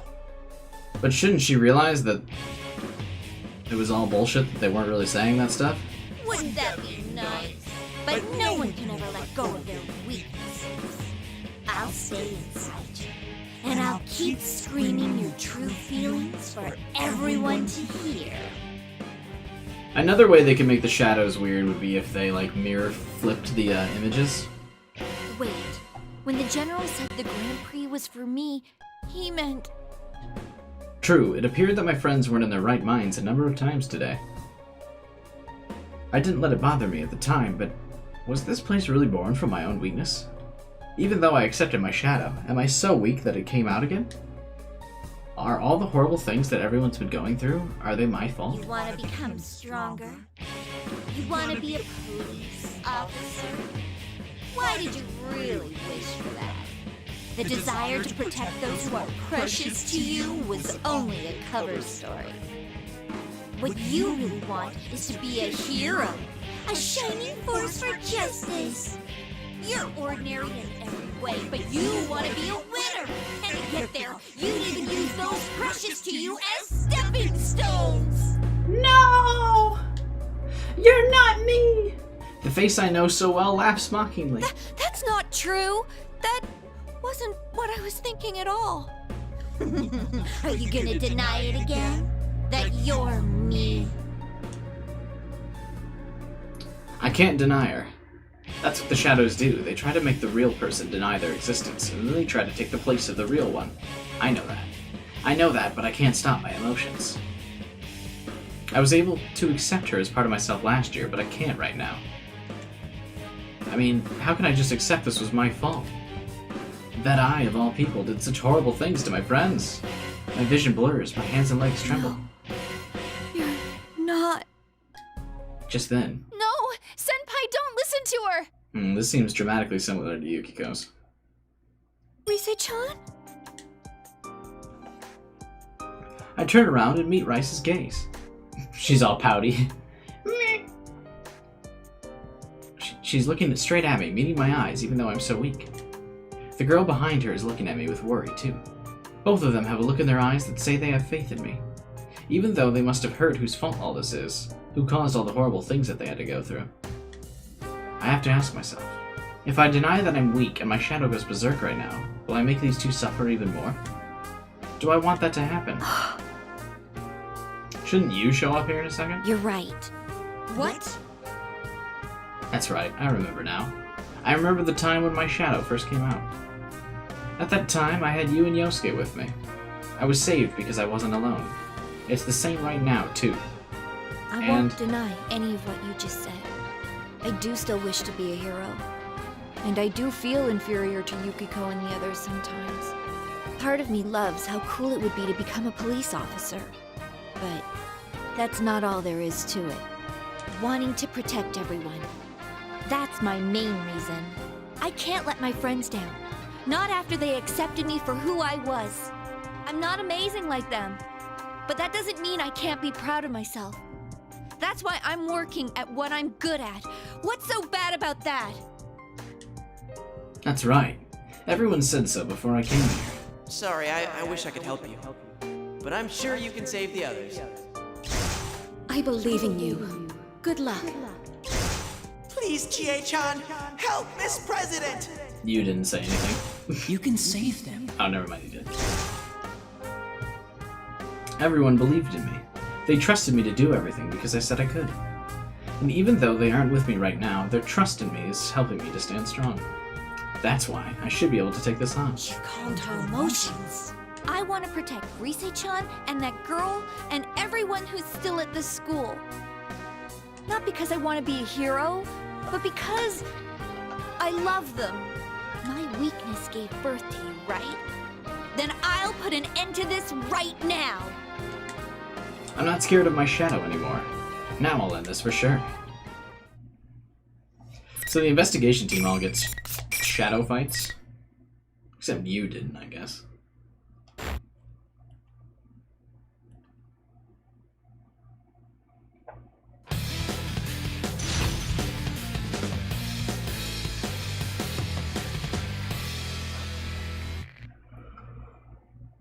Final.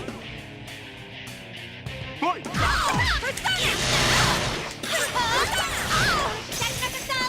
Yo, her persona is so cool.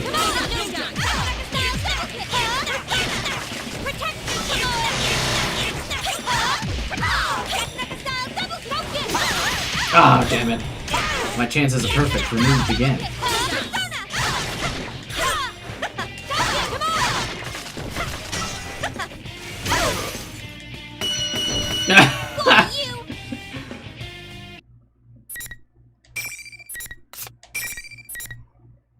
We both hit each other with the same move at the end there.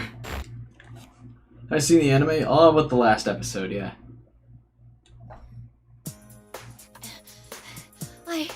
I won.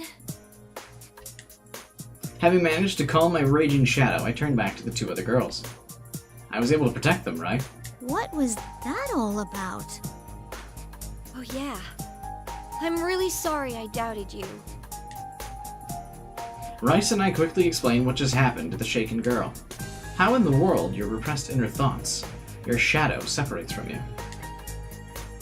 How it appears to take the form of your other self and tries all sorts of tricks to try and take the real person's place. Rice figures out that that's not real in the other people's story.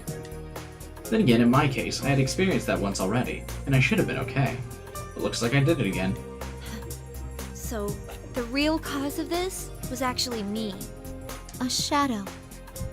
A repressed self. I'm not surprised it hasn't registered. It is coming from left field for you. The original anime first. I was told the Golden anime is basically the New Game Plus anime, so I was told to watch that one second. I'm bad at explaining things after all. If only someone smart like Naoto was here right now. She'd be able to explain things a whole lot better. But what's important isn't that this girl understands what's happened, it's that I have to accept my shadow once more. What the? Never mind, Rice doesn't figure it out this time. I thought I eliminated any possibility of her heart breaking free. Did she not suffer enough? Oh, this line's a little bit different. No. I did everything right. The lights suddenly drop, plunging the room into darkness, and a voice echoes through the gloom. That voice, that's not my shadow. What in the world's going on? Teddy? I realized that the fake Teddy was suddenly standing in the room without us noticing him. Huh? Where'd my shadow go then? I get it. She was pretending to be General Teddy this whole time. Am I right? Looks like you'll be alone forever. No one can understand you. Huh? But why does it keep shaping up like Teddy? It might look like Teddy again, but the tone of voice and way of speaking are nothing like what Teddy would say. And what he's saying is a bit weird too. Maybe he's not actually talking to me. Could he be talking about the other girl? What could this mean? Why don't we put an end to this game? Are you still going to keep deluding yourself? Dude, Yukiko, she actually had it at one point.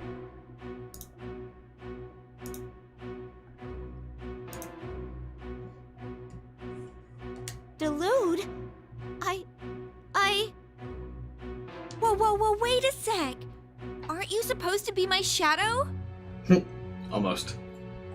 No, that shadow, it's resonating with Miss President. What?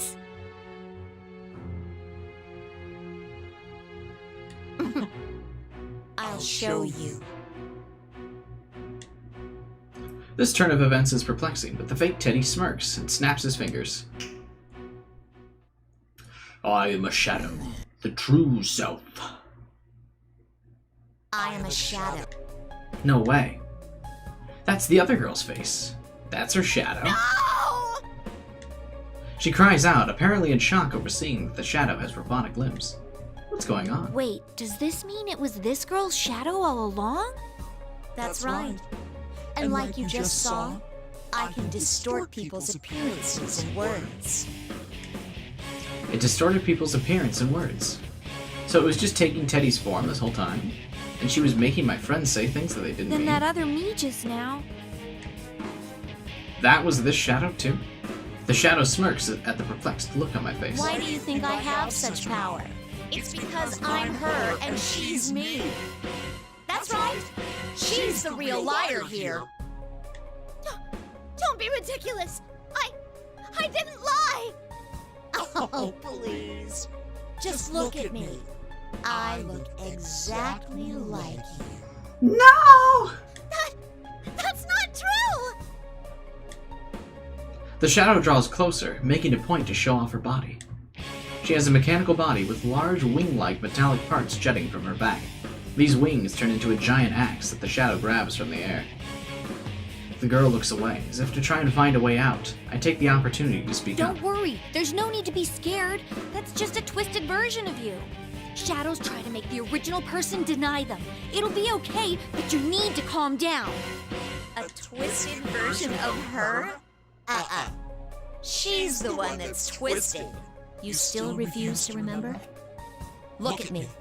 And stop deluding yourself. The shadow snaps her fingers.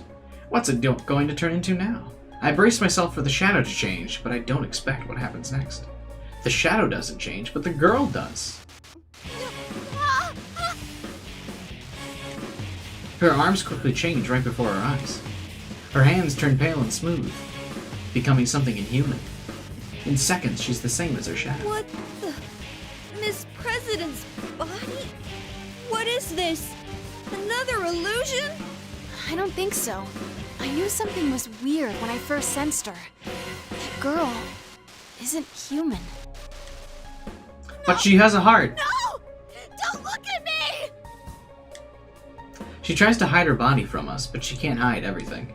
The shadow sneers even more as the girl curls up on the floor, then spins the axe as if taunting her. Oh Jesus, this one's a little bit more depressing. Even though the shadow is the same face as her, seeing her wield such a giant chunk of metal so effortlessly only shows how monstrous she really is. The shadow brandishes the axe in her hands without hesitation. That's... Kanji-kun! Oh, I was expecting Igus. Kanji bursts in through the wall. Well, it looks more like he was thrown through it. He isn't moving an inch. Kanji, you came to save us! Or not. It's no use, he's completely unconscious. A voice I've heard somewhere before comes from the other side of the new hole in the wall. You must be Labris.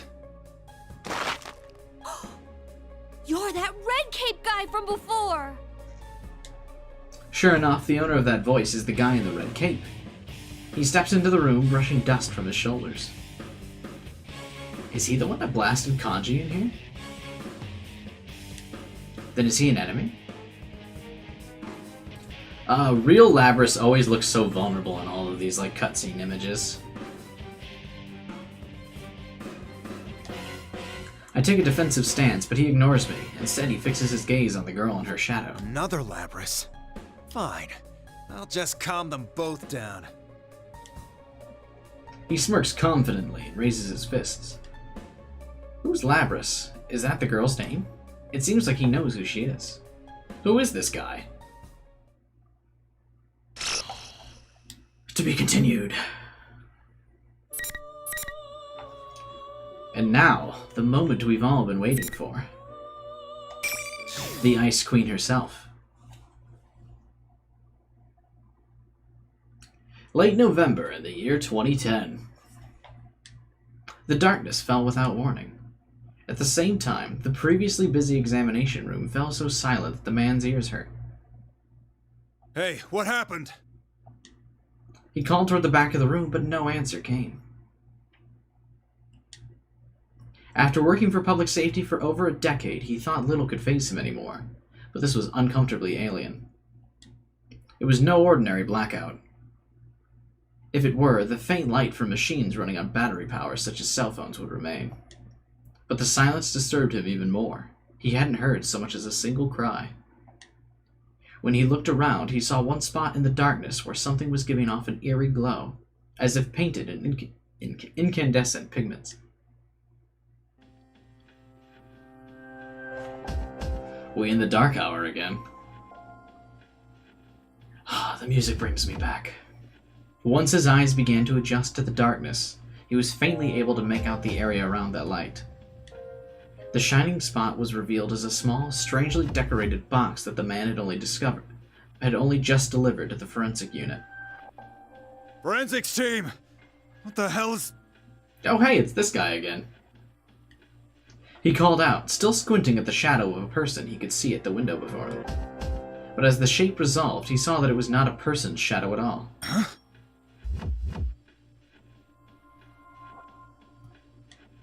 He had no words to describe it. At first glance, it seemed to be a coffin. So is this guy a persona user then? He didn't seem like one.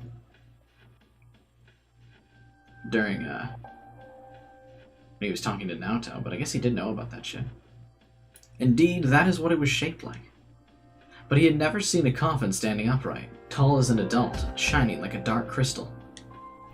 That was clearly what the crystalline mass was, squatting in the spot where a window clerk normally stood. And upon closer examination, it wasn't the only one. At desks in front of the evidence shelf next to a reference computer, the objects towered everywhere as if they had taken the place of humans. What are these? A chill ran down the man's spine. Their people was the thought that instinctively came to mind.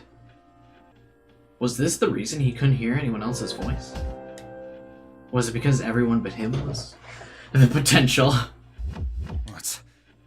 What's going on? Now that we're back to the Persona 3 cast, the plot's getting interesting again. Once the fear had set in, it wasn't easy to shake off. His familiar office was starting to look like a grotesque netherworld. He felt quite sure that he had to get out. Quickly, he turned to grab the knob to the door which he had just entered. But... What the... It didn't budge. It wasn't that the door was locked, preventing the knob from turning the hatch. The knob was completely frozen in place. Is anyone here? Hey, let me out! The man slammed his fist against the door, yelling in desperation. But then the sensation he felt when his fist impacted the surface wasn't that of hitting a door. It felt completely at odds with what he saw, as if a picture of a door had been drawn onto a solid wall. It was then that the man noticed that another light, similar in color to that emanating from the box, could be seen on part of his hand as he swung it forward. Yeah, it does suck that the Persona 4 cast is, like, it's super repetitive for some reason.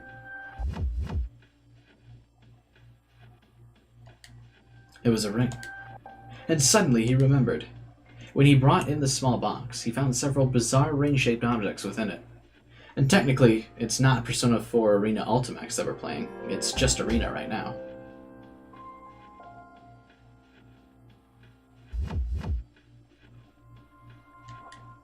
While handing it over to forensics, he suspected that they might be rings to check the theory he put one on. And now the ring was emanating the same light as the eerie box. Though he still had no idea what was going on, it was immediately apparent that it was directly related to the current situation.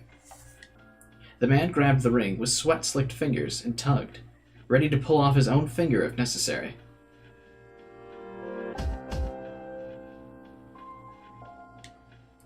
But just at that moment... I wouldn't take that off right now.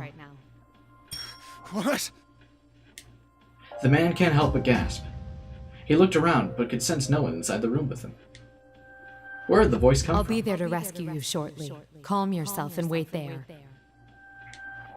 When the man calmed himself, he realized that it wasn't a voice. The sensation was indescribable, but was distinctly unlike hearing with one's ears. Who's there? Oh, pardon me. This is Mitsuru Kirijo. We met earlier. Why does he need the rings? Kirijo. He did know a Kirijo. It was she who brought the strange small box. And that wasn't all he knew. The Kirijos were a wicked family, who used their fortune and influence as a shield, continuing to frustrate the police. What? Despite that, the man couldn't help but feel relief wash over him. Perhaps he might survive this after all. Alright, he still thinks that there's shady things going on with the Kirijos, even though Mitsuru's turned the family around. Oh, well, I appreciate the help. Just hurry! After getting the muttered words out, he sank to the floor, the door at his back. Mitsuru Kirijo. If he recalled correctly, she was the eldest daughter of the Kirijo group's founding family.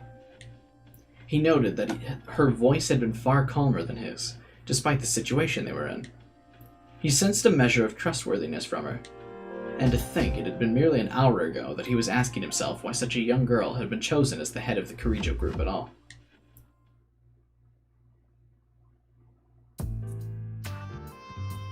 The digital clock on the corner of the desk quietly announced the arrival of 10 in the morning. Normally, most of the staff would be out and about by now, but the entire police department was in turmoil today. It was only to be expected with a key figure from the Kirijo group visiting on unusual business. Kirijo, huh? The Kirijo group was a major trading firm, synonymous with Japan. They had links to all areas of business, not a day could go by in the city without hearing their name. The clock that had struck 10 bore the logo of the Kirijo Electronics, and KJ was the carrier for the cell phone provided to every member of the force. A few days ago, the same Kirijo group had made a seemingly insane proposal.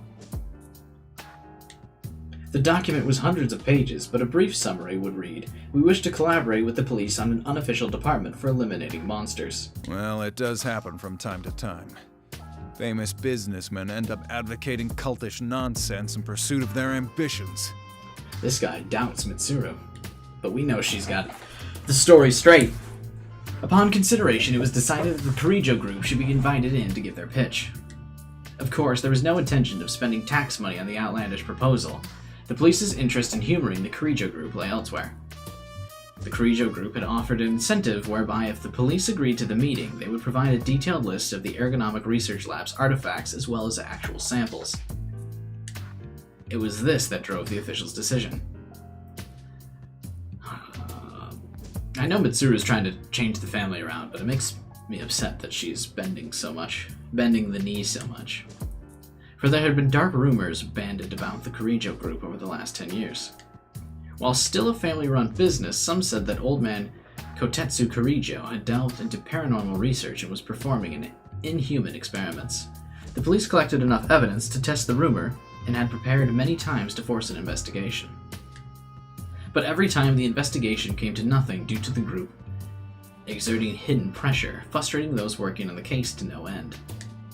The investigation's prime target was the infamous Ergo Research, the Kirijo Ergonomics Research Lab. Exposing the Kirijo group's dark side had been a dream of public safety for 10 years now. And now, Kirijo seemed willing to hand over Ergo Research tightly guarded secrets on a silver platter. No one knew the reason for this sudden about-face, but neither did anyone think of turning it down. They agreed to the summit not to hear out whatever proposal Kirijo was offering, but as a stepping stone towards unearthing their past crimes. Time passed, and the agreed-upon time in the afternoon came. The man was tasked with watching over and bringing in the artifacts from the group. Though he would not speak with the guest, the police's plan afforded him a major responsibility that gave him something like a leading role. It wasn't long before the Carrijo car arrived in the underground Porte Cochere. The staff there to receive the guest only shrugged at the long black limousine that would have turned heads on the main roads. One of the youngest recruits looked towards the man and asked a question. Chief, what's with that car? But that was the least of the surprises in store. When the Carrijo group representative stepped out of the limousine, she was shown to be a beautiful young woman no older than a university student. Not only that, but she had attendants dressed in what could only be described as maid uniforms. Nice. All of them were young women roughly her age. Why would Mitsuru still get young maids? Young female maids, though. Wouldn't Mitsuru want to get a bunch of handsome butlers? The scene mesmerized various dignitaries present to greet her. Thank you very much for this opportunity. I am Mitsuru Kirijo, representing the Kirijo Group. It's nice to meet you. Her brisk greeting radiated poise. From there, she shook hands with the assembled dignitaries in a manner that showed she was no stranger to social gatherings. She's the company rep? Really? The young recruit, who was sneaking looks out of the corner of his eye, muttered in spite of himself. Their proposal said the rep who's coming today would be the leader of this new unit, but I thought it was supposed to be some hardcore armed response team, and she's leading it? Well, I guess it's better than some meathead. Ah, looks will surprise you. Shut up and hold your position. But in truth, the man felt the same way. Certainly, this monster examination unit would never be incorporated, but even if it were, he was sure this wisp of a girl could never do such work. Eventually, the dignitaries entered the agency along with Miss Carrijo. All of them wore lopsided smiles due to the young beauty's unexpected appearance, but that would do for now. The dignitaries were only there to receive her. The true objective was loaded in the trunk parked behind the limousine. The documents and artifacts of Ergo research. All right, start bringing them in. Roger, sir. At the man's signal, his trained subordinates surrounded the Carrijo truck. They formed a line, smoothly passing boxes from man to man into the building. The articles were of various size, and even a few that came in oversized metallic containers for aerial transport. The Carrijo group had warned them not to handle these things carelessly until explanations were forthcoming. But in truth, the department was already prepared to begin a forensic investigation of the objects, or even send them to the lab. Are you sure it's okay for us to open these? The instructions said not to. It won't be a real investigation if we let them hamstring our procedures. Besides, I can't think of anything they could send us that we couldn't handle. Unless there's real monsters inside these things. Whoops. The articles were brought in silence. The operation only lasted about 15 minutes. The man himself received the last item, the size of a jewelry box, and checked the truck to make sure nothing went overlooked before closing it up. That done, he turned and walked quickly towards the forensics room.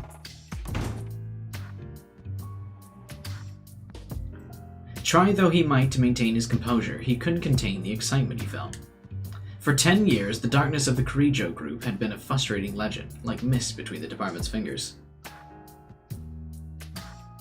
Their chance to investigate and expose them was here at last. If even the slightest evidence matched the DNA of those who had gone missing or the victims of the unsolved cases, victory would be theirs. The man tried to tamp his exhilaration and took another look at the small box he held. There was no upper lid on the box. A pedestal-like protrusion at its center held a number of small circular trinkets. Their usage was completely unknown. What kind of research produced these? Just as the man was about to hand the box to the window clerk, he saw a wedding ring on the clerk's finger and came to a realization. Huh. Are these rings? We're not sure yet. The man put on some protective latex gloves and tried one of the objects on. After looking at it from every angle, its color and shape seemed to be nothing but ordinary, as if it was meant to be jewelry. It wasn't very attractive. The man couldn't picture scientists in lab coats slaving away in a lab to create rings like this. The moment that unlikely possibility came to mind, the man felt somewhat embarrassed by his ignorance of fashion and accessories. But as soon as he reached for the small box to put the ring back inside, Darkness suddenly fell. Please step away from the door. The voice echoing in the man's mind brought him back to reality. He took a few steps away from the door as directed and stood ready. Step away from the door. The more he thought about it, the stranger the order seemed. How did she know he was so close to the door when she wasn't even in the room? Suddenly, a chill filled the area. In mere seconds, the entire door was coated in white. Where'd this ice come from? It had frosted over. The man couldn't believe his eyes, but the evidence was there in front of him. He could hear a slight knocking sound, followed by a crack forming in the center. The door buckled under its own weight and crumbled with a sound that was like building blocks being pushed over. Standing there just past it was the Kirijo woman. She walked over to the man with exquisite nonchalance. That sounds like Mitsuru. At her side was one of the maids she brought. Are you all right? Yeah. We did give you fair warning, but it seems to have gone unheeded. The man looked towards the ring shining on his finger. Then this happened because we touched that box? What is this thing? That ring gives its bearer an unstable form of pseudo-potential and allows anyone to experience the Dark Hour. The Dark Hour? The box itself seems to be a failed recreation of the Dark Hour. The effect radius is small, and it malfunctions when improperly handled. Okay, so the timeline's still right. This isn't the real Dark Hour. The Dark Hour. He remembered that phrase coming up in the documents the Kirijo group had sent. If he recalled correctly, it was defined as a hidden time, unable to be experienced by normal people, where everything stood still. According to the documents, it seems to have occurred every night at midnight for about 10 years until spring 2011, as if forcing its way into normal time. Wait, until spring 2011? When did Persona 3 take place? Now I'm getting a little mixed up here. Until now, it seemed like pure fantasy. But could this silent darkness be the very same thing?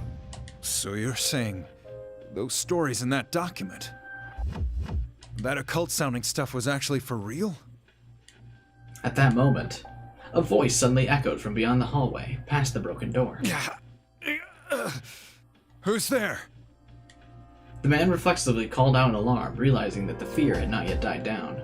What emerged from the darkness was the young recruit who had greeted the guests earlier and been helping bring in the artifacts. The young man was staggering as if severely drunk. Chief! Hey, are you alright? The man began to rush to his side. But the Kirijo woman suddenly stopped him. She stood between the two, as if protecting the man. What? He's my... Before he could finish, a surprising change overtook the recruit.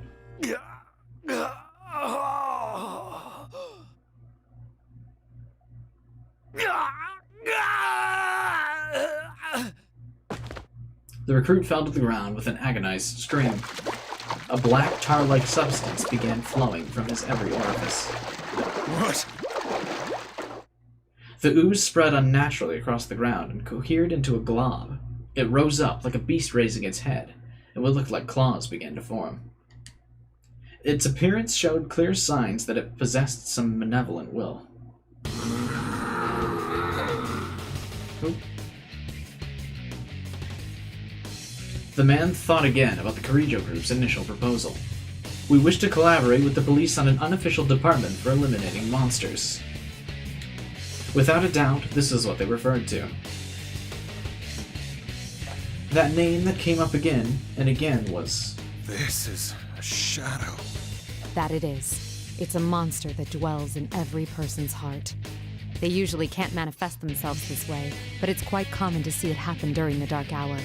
So the research to make this happen artificially, that's what Kirijo has been experimenting with. That did seem to be the extent of it, at the start. At the start, the man couldn't prevent himself from shuddering to imagine the implications of her statement.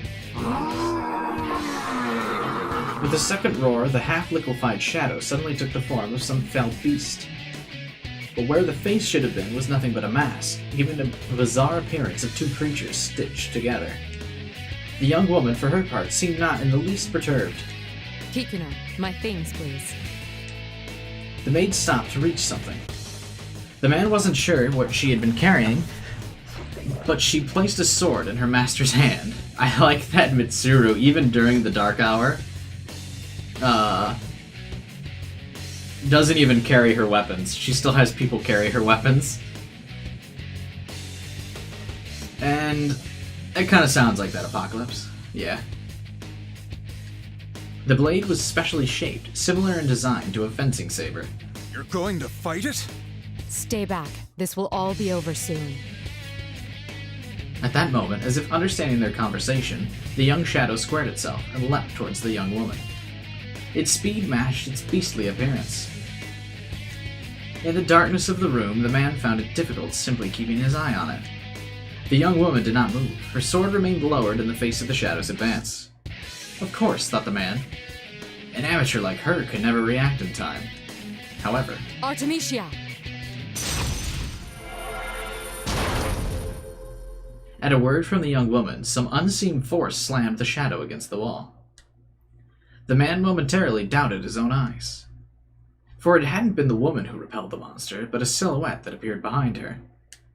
It looked as though, being enveloped in sublime light, contrasting the shadow's dark glow, was a woman wearing a majestic dress. They're really going all in on the, Mitsuru's a girl, she can't do stuff. Its silhouette held up a hand towards the crouching shadow. Once again, the man felt freezing air fill the room. And with that, the shadow stopped moving. Frost crystallized all over it, turning it into an ice sculpture within seconds. Only then did the young woman swing the sword in her hand for the first time. A white gleam arced through the air. Upon impact, the frozen enemy shattered like it had been crystallized sugar rather than ice. The victory was so one-sided that the man hesitated to call it a battle. Are you all right? The young woman turned towards the man. The sound of her boots hitting the floor gave him the jarring realization that she hadn't moved a single step during the fray. Seeing that he was at a loss for words, she gave him a gentle smile. Inaccurate, she didn't try to use the status ailment. It was all too much for the man. He actually felt relieved to be protected by this small woman. Is Mitsuru that small? I remember her being tall for a woman, right?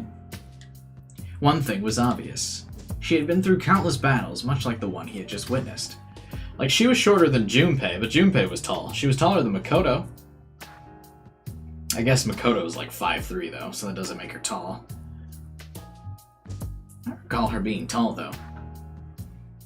Your fallen employee's life is in no danger, but he'll be very weak. Make sure he gets to a hospital. Should I make the arrangements? She says make sure he gets to the hospital, and then immediately is like, oh yeah, no one's reliable. Should I do it? No, I should at least handle that. It is a public security matter. With a nod, the young woman approached the small box and manipulated it in a way he couldn't quite catch. The eerie yellow-green light began to fade. Moments later, the silence and darkness faded. The world had been restored. She's only 5'5"? I was right, she was taller than Makoto, but that's not very tall. The man felt his body become lighter, causing him to breathe a sigh of relief. He hadn't realized until the pressure was gone that the air had been as suffocating as if he had been underwater. There was a stir of movement in the room. The forensics team and assistants looked at the young man and woman perplexed. It's true, her vibe makes her tall. The man took a quick look around. Fragments of the shattered door were strewn about. A young public security worker was lying unconscious nearby, and their Kurijo guest, who had entered without anyone noticing, held in her hand drawn a sword. I'd be shocked too if I were them. Makoto is not the third tallest in Seas, isn't he the shortest? It occurred to him that if normal people couldn't sense the dark hour, the sudden change in circumstances may have been to them like some magic trick. I was pretty sure Makoto was 5'3".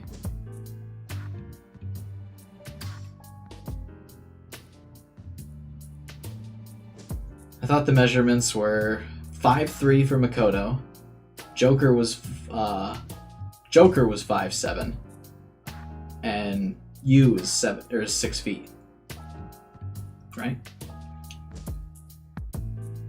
Anyway, it occurred to him that if normal people couldn't see the dark hour, the sudden change in circumstances may have seemed like some magic trick. Excuse me, but this place is off limits to all unauthorized personnel. Hey, what's going on here?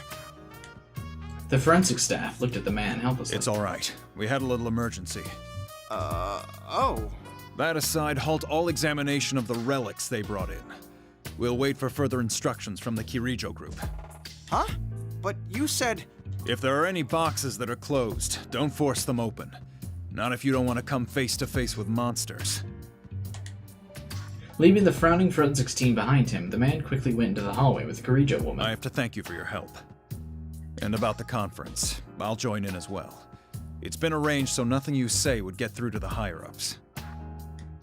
If the young woman was surprised at what amounted to a confession of betrayal, she didn't show it.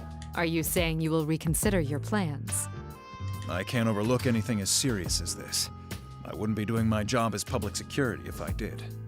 But make no mistake, the things I saw today are proof of the sins the Kirijo group has committed. They can't be punished under the law, but now that they're known, atonement will be made in some shape or form. He's doing an awful lot of threatening to the woman that just saved his life. Indeed. I never intended anything less.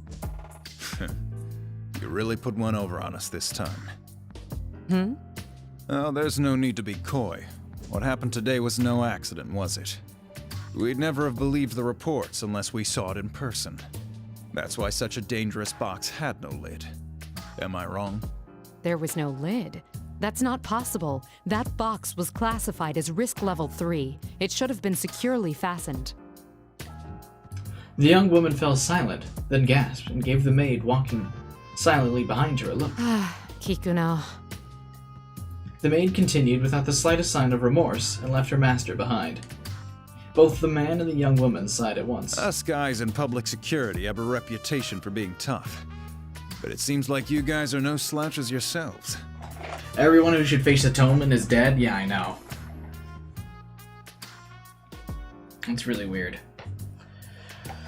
But Mitsuru really takes to heart the sins of the father thing. Passed down to his daughter in this case, though, I guess. The summit that was meant to be a perfunctory refusal took an unexpected turn. Promises were made to continue the talks. 6 months passed. After many opportunities to show the actual samples to the dignitaries were set up, the proposal special unit was established in mostly the form Kirijo requested. The security department, Shadow Response Unit. It was the inauguration of the special unit that would in time be nicknamed the Shadow Operatives.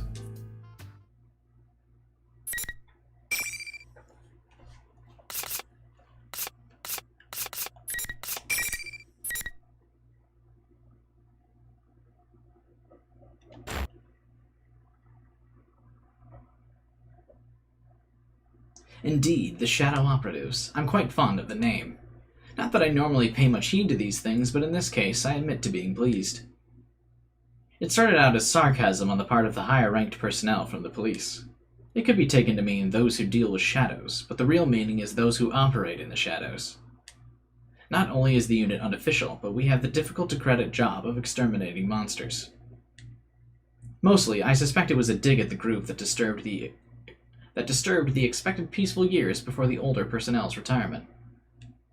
But Shadow Operative could also mean one who does an indispensable, albeit unrewarded job for security. It's a name truly befitting of this organization's goals. We're approaching the first anniversary of the Shadow Operative's establishment. Though we're still at a level of basic investigation, laying groundwork, it seems like a full-scale case has arisen. Fighting is not our first option, but I'd be more reassured with you there. We have a general idea of where it was taken, the Inaba area, where there were reports of suspected shadow activity last year. But now we reconvene with the rest of the plot. Good as it is to hear from an old reliable friend, I limit the call to a quick exchange of information. I'll send you the precise location later. Sorry to call when you've just returned from a trip, but I'm Now relying on your assistance. Finally in Mitsuru's head, so we get to hear it from her perspective, which is nice.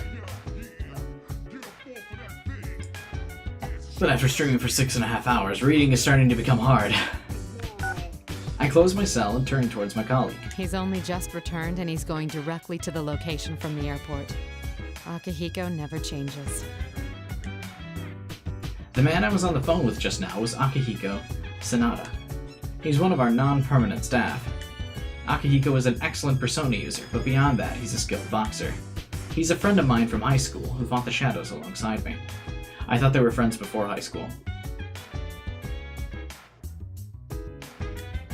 I admire his strict determination to never neglect his training, but the extreme length he goes to can be rather inconvenient. After entering college, he accepted my invitation to be one of the founding shadow operatives, but it was his actions afterward that went above and beyond. I don't know yet, Tacos. Depends on how long it takes. We're definitely doing Labrys's next stream. Sure, I'll join, but if I'm going to use my strength professionally, I want to get my skills to a level I'm happy with first. Thus began his training expedition. He's not only wandering the country, he's traveling the entire world. I can't decide whether to be dumbfounded or impressed by his dedication to training. All of this is to say that he only just returned to Japan to take part in this operation. I give a smile and lean back in my chair. Seeing me relax, the girl watching nearby smiles. This is Aigis, known for her blonde hair and piercing blue eyes. She's a sweet girl on the outside, but she has what it takes to be an important member of our squad. Will we be able to find Labrys? My sister? Hmm? When I look over at Aigis, her eyes are downcast, with a worried expression. Will we be able to save her? Isn't that what you really want to ask? She must have known once I called Akihiko as backup. There's a possibility that we will have to fight Labrys. Knowing that, it's not a great leap to imagine that in the worst case, she may have to be destroyed. And it's true, alas. If all else fails and her safety is at risk with no other way to stop her, that option is on the table. Still. Don't worry. As I mentioned to Akihiko, fighting Labrys is not our priority. The reason I formed this shadow operative team is to save lives. We will find her, whatever it takes, and bring her back. We can do this. Yes. I'm sorry to be so pessimistic. I know, Kafka. There are a lot of times a lot of the same lines are repeated. I feel like it was probably only written by like one guy. Those feelings you have for Labrys, you should tell her when you see her. I will. The monitor is showing certain data that is under multiple redundant encryptions. Kirijo Ergonomics Research Lab Confidential Matters. There is in fact a reason I'm reviewing these materials that are normally securely concealed. For 2 days ago, on May 1st, I was unexpectedly dragged into a serious incident. The passenger plane I was taking to Kagoshima was hijacked, where there hasn't been a domestic hijacking for 10 years. The top brass of the police, afraid to make any mistakes, sent in the shadow operatives. The case itself was resolved quickly, and the culprits arrested. None of the passengers were harmed either. But the hijackers' true motive wasn't terrorism or political demands, as one would expect. I was surprised to find they were really after my cargo. It was a sealed box from the Ergonomic Research Lab that we were transporting to Yakushima on that flight.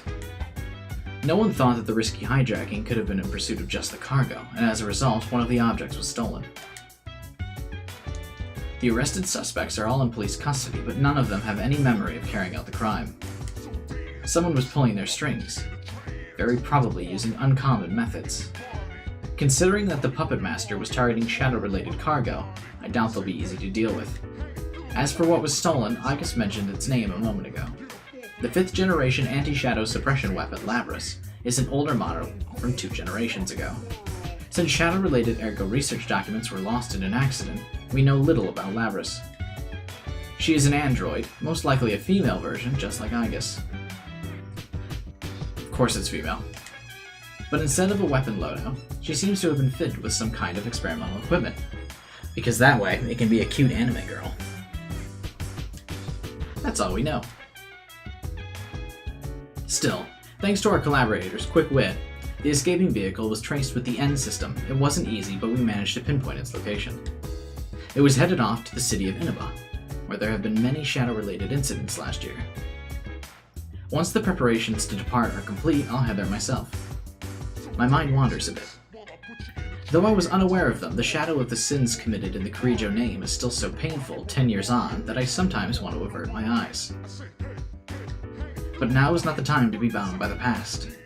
Now is the time to act. I suddenly notice that Aigis has been staring at me worriedly. I give her a smile and stand up decisively.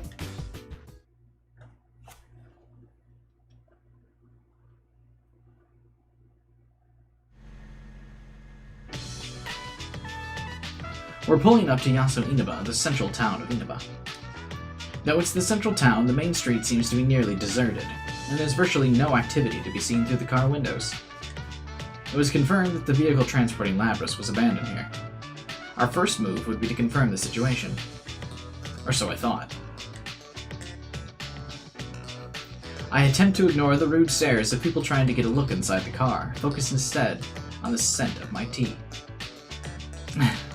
People keep crowding around when we park. That's hilarious. She's being driven by her staff as she's just drinking tea in the car.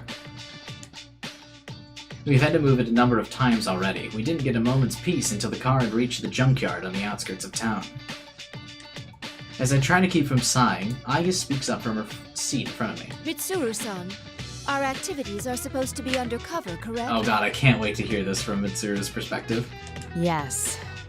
For undercover missions, it will be necessary to keep all personnel and vehicles from being noticed. Right. Mitsuru-san, may I say something that I've been meaning to say for a while now? No.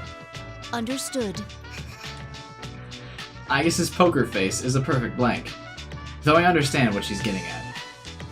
I've actually wanted to say something along those lines to those around me for a while. Still, it would be galling to hear it from someone else just now. All I told them was to give us a car with enough space. Our contact has arrived.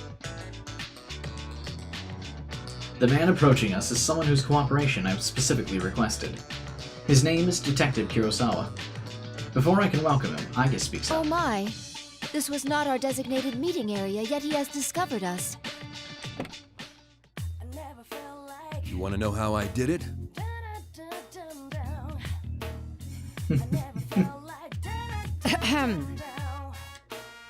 Lately it feels that whenever Aigis wants to voice her opinion to me, she intentionally puts on the robot act. They mentioned this at the lab, that if Aigis still speaks in that stiff, formal manner, either she's getting too human and is developing habits, or she's doing it on purpose. Honestly. We appreciate your cooperation, Detective Kurosawa. Oh, I like that little dive into Aigis' personality. She acts like a robot when she's playing dumb and wants to kind of be annoying. That's great. Long time no see, miss. And Aigis, was it? Indeed. It has been a while. Detective Kurosawa was an officer at a police box near the school we attended 3 years ago. He was shunned for cooperating with us and busted back down to officer, but now that the shadow operatives are officially recognized, he's in their good graces again. A man who can be trusted beyond the confines of his station to solve a case, even going so far as to bend the rules. He's a rare breed. It does explain a lot, doesn't it, Renzo? Detective Kurosawa's expression has softened while he makes small talk with Aigis. Which makes me realize that this may be the first time he's seen Aigis in her combat form. I shouldn't make you stand while we talk. Please, get in. Sorry. I haven't seen you in a while, so I had a lot to say. He must understand that we're trying to go incognito. Though it's kind of him not to point out that our vehicle and attire are completely unsuited to that goal as he enters the limousine. He sits and does not even wait until the door is closed before getting to the point. I found out quite a bit regarding the case you had me look into. First, I reviewed the report on the incidents from last year. one of the suspects mentioned the word persona. So what went on here last year? It's probably related, but I wasn't done there. Parts of this guy's testimony were even more outlandish. If you can take what's in the record at face value, it seems persona users can enter TVs within the Inaba region. Enter TVs? What does that mean? Just what it sounds like. You physically stick your body into the screen and go inside. He claimed there was another world in the TV, and dropping people inside it was the method behind last year's murders. This all sounds rather absurd. I'm surprised it was included in the police report. I got in touch with the detective in charge at the time and said the same thing. Apparently the report was filed by a young partner of his at the time. He'd entertained the wildest testimonies like this one. He sounds like quite the oddball. If this was what really went on, the police would have had no chance cracking it. But that Detective Dojima is one shrewd guy. Even with all the supernatural hocus-pocus surrounding the case, he caught the culprit.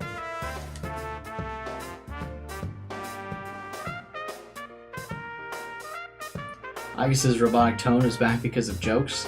It's more like a personality quirk, right?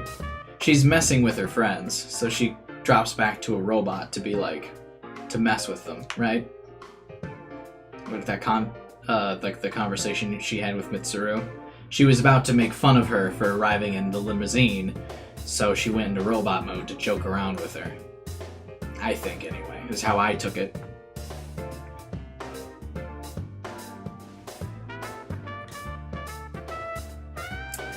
What I asked of him was to collect information about the serial murders that occurred in Inaba last year. The shadow operatives aren't public knowledge, so I thought that the local police would be more willing to speak with him.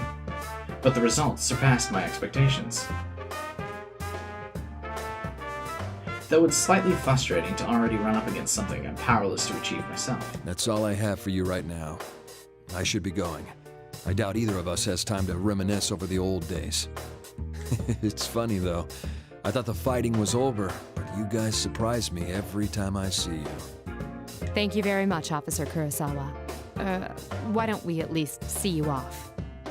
Oh, that's all right. I've got my own car. I doubt my department would appreciate your tastes. If I ever showed up for work in something like this, I'd be the talk of the force until the day I retired.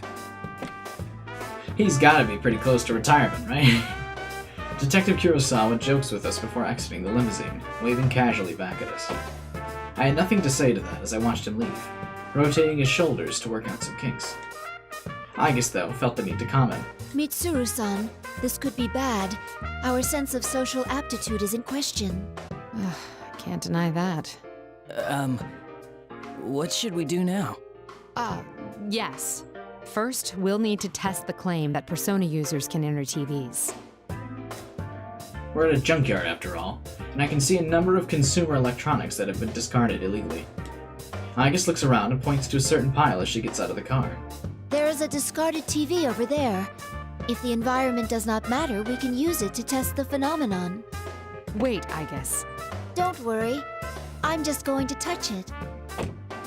That's not what I was worried about. Agus isn't wearing anything like a disguise, and... No, I'm overthinking this. We've already attracted enough attention. Even if we leave now without doing anything, our pictures could still end up on the internet. Let them gossip about the strange people in funny clothes, or become some urban legend. My mind made up, I step outside wearing my special equipment, which is her fur coat. Once Agus sees that I followed her, she gives a small nod and stretches her hand towards the screen. Amazing! Her hand, it's inside the TV screen. But the screen itself seems undamaged. Agus's hand is swallowed up to her wrist as if she put it into a bucket of water. Interesting. It's exactly as the police report said. What's it like inside? Do you feel anything? Not particularly. No. Wait a moment. It's the same as mine. It's hard to say definitively since this is my first encounter with it, but I believe this reading is from a personality module. Does that mean our retrieval target is inside the TV? Huh. Sounds like fun. Man. That voice from above, it sounds very familiar. but all I see in the direction from where it came from is a man in an outlandish red cape. I hesitate for a moment. Could it be? Is that Akihiko? The man leaps from the stacked towers of TVs like an acrobat. You didn't show up at the rendezvous point, so I went looking and found you here. This whole TV thing is pretty interesting. In spite of myself, I bury my face in my palm. Akihiko, what on earth are you wearing? Just what were you doing overseas? Didn't I tell you that I was on a training expedition? Don't tell me you came here from the airport like that. Does the concept of keeping a low profile mean nothing to you? Mitsuru-san, I believe we have lost the right to complain about that. That's it. I'm never mentioning the subject of our appearance again. Anyway, we can go inside from that TV, right? I love hearing this from Mitsuru's perspective. God, this is so good. What are we waiting for? Still the same Akihiko.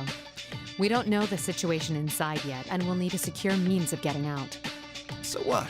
If we want to get this Labrys back, someone has to go inside, right? Well, that's... Our target hijacked a plane to throw her into a TV in this town. If we sit on our hands, it's possible we'll be put in serious danger. Akihiko's right. That's exactly why we've been trying to act as quickly as possible since the case began. We're different from how we used to be.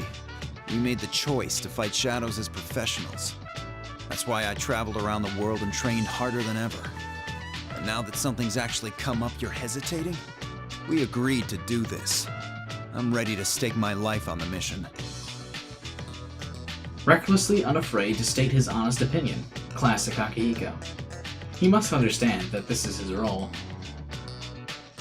Certainly, there are times when I need such opinions. And it's been a while since he went aboard. I think I can understand his current mindset. All right. Wait right here. I need to go make a phone call first. Okay, but make it quick. He doesn't have to tell me twice. I take out my phone and bring up the contact list. A world inside a TV. I don't know what it might be like in there, but I do know someone that can help us. I was originally going to ask their help after Labrys was secure, but perhaps the time's come. Now I've taken all possible precautions. Oh, they're not even going to get name dropped? The rest is a test of our resolve.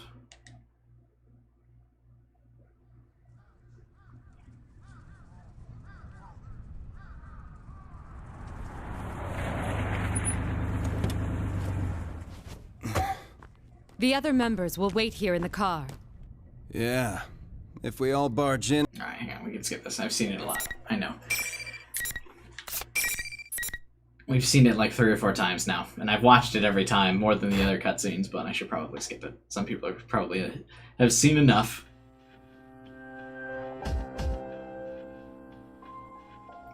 The image looks so bad when they try to scroll across it like that. What the fuck? Is that like a 720p image? Where am I? Is this inside the TV? I remember being enveloped in a white light, but what came afterwards is unclear. Is this the world inside the TV? Oddly enough, the sight before me seems to be the main gate of a school. The name engraved on the entrance plate is... Yasagami High School. I do recall that name from our map of Inaba. An existing high school has been completely recreated inside the TV? I then came to a realization. I've encountered something much like this before. It doesn't appear to be much different from reality as far as appearances, but it has that same distinctive sticky atmosphere. The Labyrinth Tartarus that was our battleground 3 years ago. It bears a lot of similarity to this place. Mitsuru, the first person to finally describe what it feels like, and I am disappointed to hear that it's sticky. Wait, where are the others? Akihiko! I guess! Being separated won't do anything to further our mission. Perhaps I can use my communication power to get in touch with them.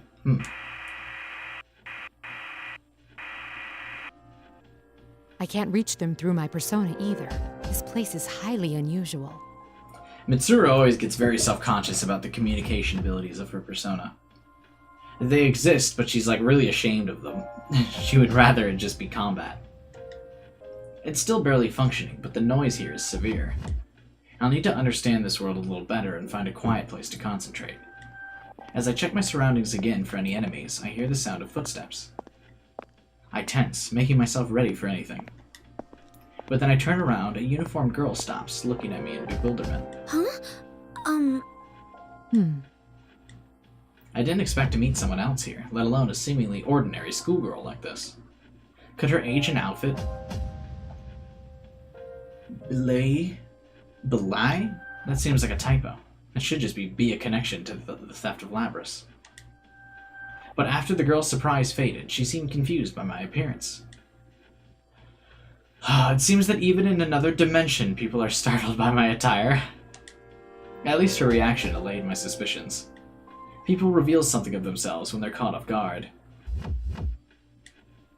Anyone in the act of committing a crime couldn't fake being perplexed so naturally. Did I surprise you? I suppose my outfit is somewhat unusual. Oh, no. What's funny is, without the fur coat, Mitsuru's, like, skin-tight latex thing would actually probably be, like, a decent combat outfit. Suppose it could use more armor, but I guess if they're fighting personas, the armor would just slow you down. Why are you here? Well, The P3 cast is more pale skin. They originally had a much different art style. The original P3 art style was really bad, but it's really good. But now it's good. A loud cheer suddenly swells, cutting off our conversation. There's definitely a crowd present here. I look around the area in confusion. What? Where is that coming from? Students appear one after another, clearly intrigued to see us here. Huh? What's going on? Before I can react, an image appears on the monitor, buried beneath the bizarre decorations. Hello! Hello! This is General Teddy, your benevolent dictator! And I, Rosette, am your commentator. It's time for the next round in the P1 Grand Prix. Are you ready to fight? P1 Grand Prix? Fight? Suddenly, on the one in the ridiculous costume's cue, smoke pours out around us. A spotlight shines from somewhere directly upon me. Ugh. I instinctively raise my arm to shield my eyes from the harsh light. It feels like I'm being displayed for an audience. And who do we have for Yuki-chan's opponent this time? Ooh! It's a mysterious, beautiful lady! How unexpected!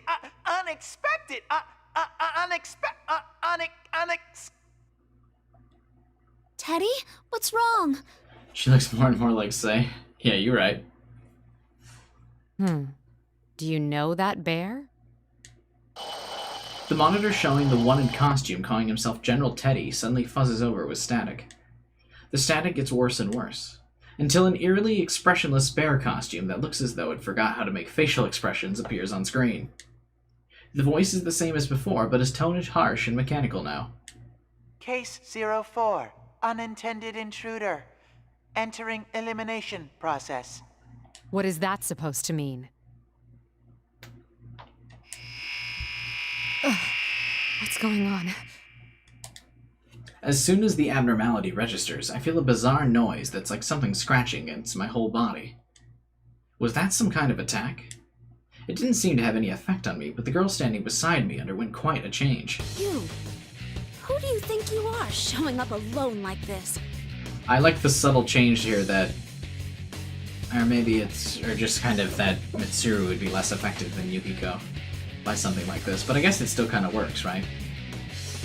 Because it's actually altering Mitsuru's view. It's no use trying to talk your way out of it. There's nothing to discuss. You don't even try to understand anyone anyway. If you want to wall yourself off from everyone, I'll be happy to end your lonely life here. The girl's face distorts with hatred as she spits her words at me. It's a far cry from her earlier demeanor. It's as if she's a completely different person. And that's not all. Understandably, she seemed not to know me before, but now she speaks as if she does. What is this? Could it be effect of the noise I sense? You won't be so smug for long. Come, Konohana Sakuya! A persona? The girl spreads the fan in her hand, and with a flash of light, the persona manifests. Actually, Mitsuru would kind of wreck Yukiko because of the ice. How careless of me. I should have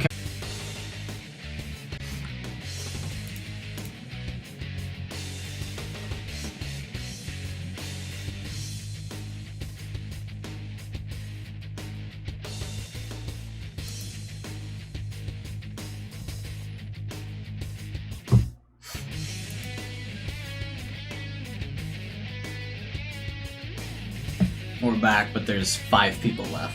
So, cool. I mean, I guess we'll just keep going, right?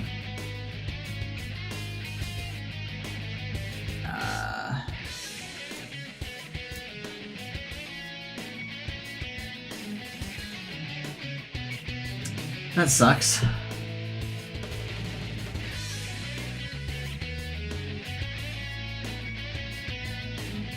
Are we saved? I have there's single-digit people here now.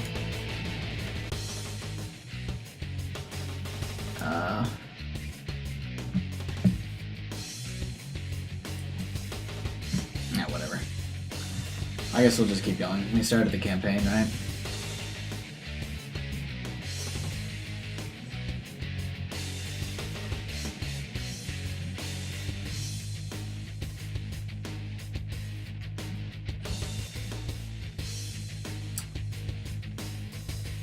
Going on. I mean, I don't know. The views or the amount of viewers for Arena has already been super low today anyway. We've been barely struggling to hit 50, but when I was streaming Golden, we would hit over 80 every time. We barely hit 50 today. I don't know. We'll keep powering through, but I'm not sure if are people that interested in this? Besides the people still here, obviously. Maybe I should run a poll.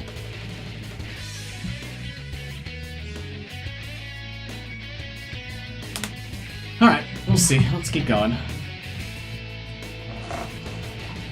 Theoretically, one doesn't need an evoker to summon one's persona. I didn't have one the other day my persona first manifested. Without one several other times. And I've done without... No. I didn't have one the day my persona first manifested, and I've done without one several times others as well. I just butchered that as well. But never before have I summoned it so easily without any special concentration.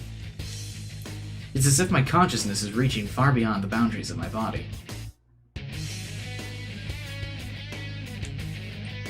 By way of analogy, it feels like being able to control the wind with my fingertips. Could it be because of this world is special? The girl's voice brings me back to the situation at hand. Which reminds me, the girl doesn't seem to use any special implements to summon hers either. A persona user. Fine, I still won't lose. Sorry, but I won't be defeated either.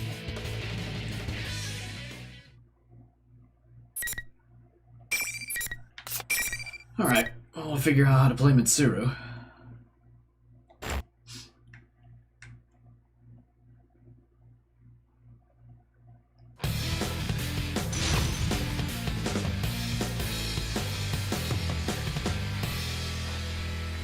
I don't think you need to count the embarrassingly low number right now, Renato.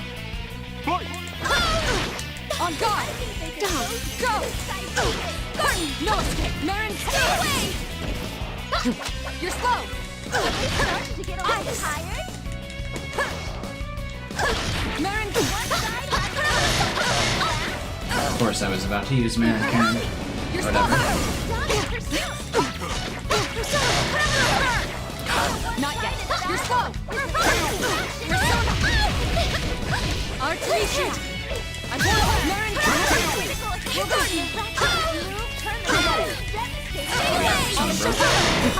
slow. You're slow.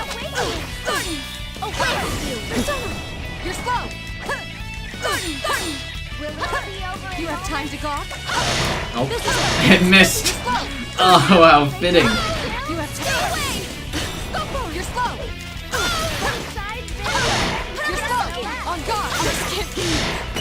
You've got to be kidding me. Swim difference was a deciding factor.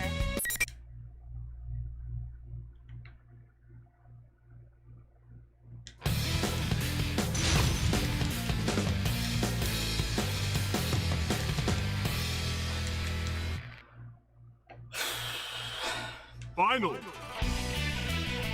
Fight! I won't hold back!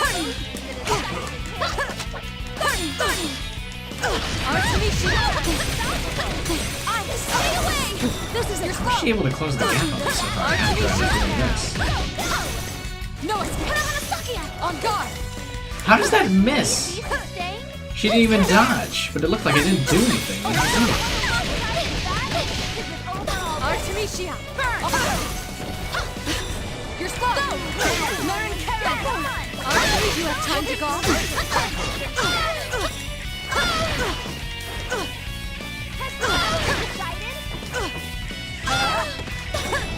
The opponent's still standing. At least Mitsuru looks good. I just don't know how to use her appropriately.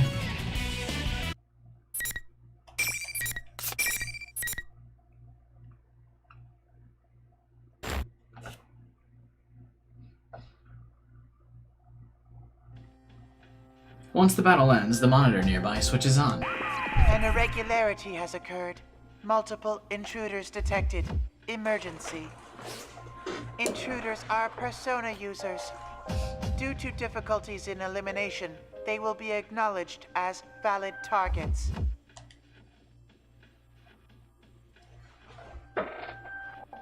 Hey Shatsu, thanks for subscribing, man. Welcome to the stream. He obviously refers to myself and the others. Does he mean that he's going to adjust his tactics for dealing with us due to our various strengths? The way he said that seems like a bad omen. Valid targets. I understand that we're considered to be intruders, but what did he mean by that? It seems we're part of the tournament now, but what was the enemy's original plan? The monitor screen fuzzes on once again. Once more, it shows the costumed person as he originally appeared. Geez, you need to let me know if you want to get in on the fun! But this is a unique situation, and you're one hot mama, so I'll make an exception! I like the idea there that Labras has to recalibrate even as the shadow. Just keep putting on a good show in your next bout, too! Who are you? Why don't you take off that strange costume and show your face? Hey now, I don't think a lady walking around in a cat suit like yours can talk to me about my bear suit! The fur coat would be so hot to fight in. Enough with the questions! Move on! Again, yet another person hung up on my outfit? It's unlike me to let the enemy's words get under my skin. The monitor switches off with those cheeky words. Is that costume thing the one who stole Labras? If so, then what's the purpose of this bizarre tournament?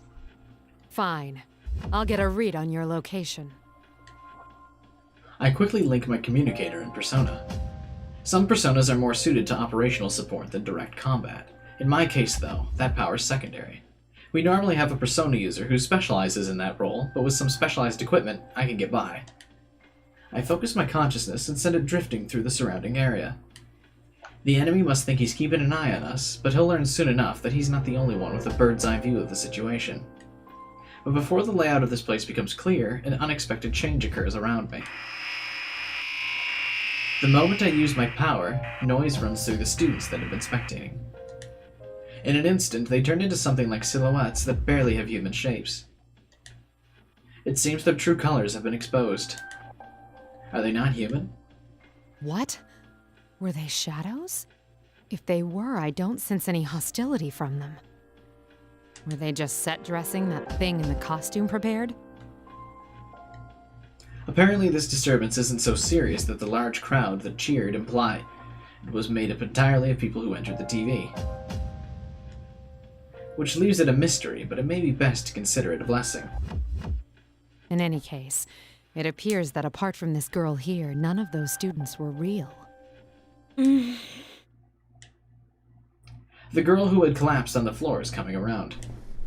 I release my persona and rush over to help her up. I wasn't fighting to my fullest, so she shouldn't be suffering from any real wounds. There are many mysteries surrounding this girl. She seems to be more than just an associate of one in the bear costume. Interesting, so Mitsuru kind of implies that she just kind of kicked Yukiko's ass without even trying. The moment the girl sees me, she jumps back like a startled animal. Her speech is flustered and her face is bright, blushing red. There are tears in her eyes. How come you knew about that? About what? That was private. I never even told anyone at the inn about that. I can't believe someone I've never even met before knew. The girl covers her reddened face in shame, and I try to think back to what I said to her. Did I point out anything that would cause such a reaction? One detail jumps out at me. When the girl's manner of speech shifted before our battle, it wasn't just her personality that abruptly changed. Though we had just met, she started talking as if she knew more than she should about my past. That reminds me. That noise I sensed earlier is gone. Yet the girl before me now no longer bears any of the senseless animosity from before. Seems to have been some kind of interference from the enemy. Come to think of it, that bear was egging us on. The interference must have been to ensure two total strangers would fight. General Teddy, was it? He looked comical enough, but he certainly put an elaborate scheme in motion. No! How could Teddy... She seems to have finally calmed down and continues muttering with a perplexed expression. You know the one in costume, I take it? Oh, I know him very well. He's usually not like this at all. I take the girl's hand and again help her to her feet. I'm Mitsuru Kirijo. I've come here in search of a unique object. Why don't we start over? If you don't mind, I'd like to hear a little about yourself. Yes. Oh, my name's Yukiko Amagi. I'm sorry for losing my composure just now. So, Amagi, why did you come to this world? Where to start? So many strange things happened over the last year. At first glance, she looks like an ordinary student, so why is she here inside the TV? Amagi briefly summarized her recent past to me in an even tone of voice. According to her, this world was prominent in a serial murder case last year. She and her friends awakened to their personas while investigating the case and eventually solved it. At the case's conclusion, this world formed by people's thoughts returned to its original state. None of this contradicts what I've learned from Detective Kurosawa. A realm inside a TV, formed by people's thoughts. It sounds absurd, but that would explain the incongruity I sensed when I used my persona. We thought the case had been solved, but lately there's been another strange program on the air. Hey, what's up, Koala? My friends and I couldn't ignore that, so we came back here. Your friends? Are there others here besides yourself? Yes, I was with 3 other people, but we got separated when we entered. The one in costume and the girl who called herself Rosette are friends of ours too. But they're acting so strangely. So this is not the way they generally behave then? I can tell from Amagi's reactions that normally she trusts those two implicitly. Considering what the enemy did to her earlier, could they be under its control as well? Either way, it sheds no light on the theft of Labris. How are they related? Or is this incident only a coincidence? There's one more thing I'm curious about. Have you ever heard the name Labris? Labris? No, I don't think I've ever heard of that before. What is it? It's the thing I'm searching for. What makes it problematic is that I know nothing of its appearance. Honestly, I'm not sure it has anything to do with this disturbance. Though I can't write it off completely as irrelevant. Though it appears that there is no connection, whoever went so far as to hijack a plane to steal Labris brought her all the way here. No matter how I look at it, that means something. Anyway, thank you for your cooperation. I understand the situation better now. We should stay together going forward. Whoa! Think again, ladies! General Teddy suddenly appears on the screen to interrupt our conversation. Only the winner of each bout can go on. It's rule number 1 in the Grand Prix. How exactly can that rule be enforced? As if to answer my unspoken question, Amagi makes an odd gesture. There's nothing here, but I can feel something. A wall, maybe? Wait, but Mitsuru-san could... Amagi looks at me expectantly. I take a tentative step and walk through the place where she claims there's a wall. Like I said, you're stuck there until the tournament's over. Only winners get to go. Come on, miss. You won. So it's time to barrel forward to the next stage. I must leave the girl alone in this strange world, then. Though I'm uneasy about doing so, Amagi seems to read my thoughts and smiles. Thank you, but I'll be all right. I fought shadows for an entire year, too. I can protect myself. I see. In that case, I'll press on and do my best to rescue your friends. If you see them, please tell them I'm all right and they shouldn't worry about me. You be careful too, Mitsuru-san. Amagi smiles resolutely. She's a very strong girl. I'll pass that along. I nod, acknowledging her wishes, and turn my back to walk away. Not only do they tamper with our minds, they prevent us from leaving until the tournament is settled. It may not necessarily ruin friendships, but there's no way forward than to fight one another. What a loathsome trick. It seems the mastermind is intent on us fighting each other. I grit my teeth in anger. Amagi's clear eyes remain in my heart. This operation, it's no longer just to retrieve Lapras. I make a silent vow as I go. Everyone who has been dragged into this must be rescued. Mitsuru is always so noble, wanting to be a heroine. Another dead end. Heroine. As I step into the school, I realize that these invisible walls are everywhere, blocking off routes that seem open to the naked eye. Why is the thief who stole Lapras gathering Persona users in this world? Not having a clear idea of their motivations is aggravating my anxiety. I get the feeling Mitsuru is a very anxious person all the time, whenever she doesn't know something.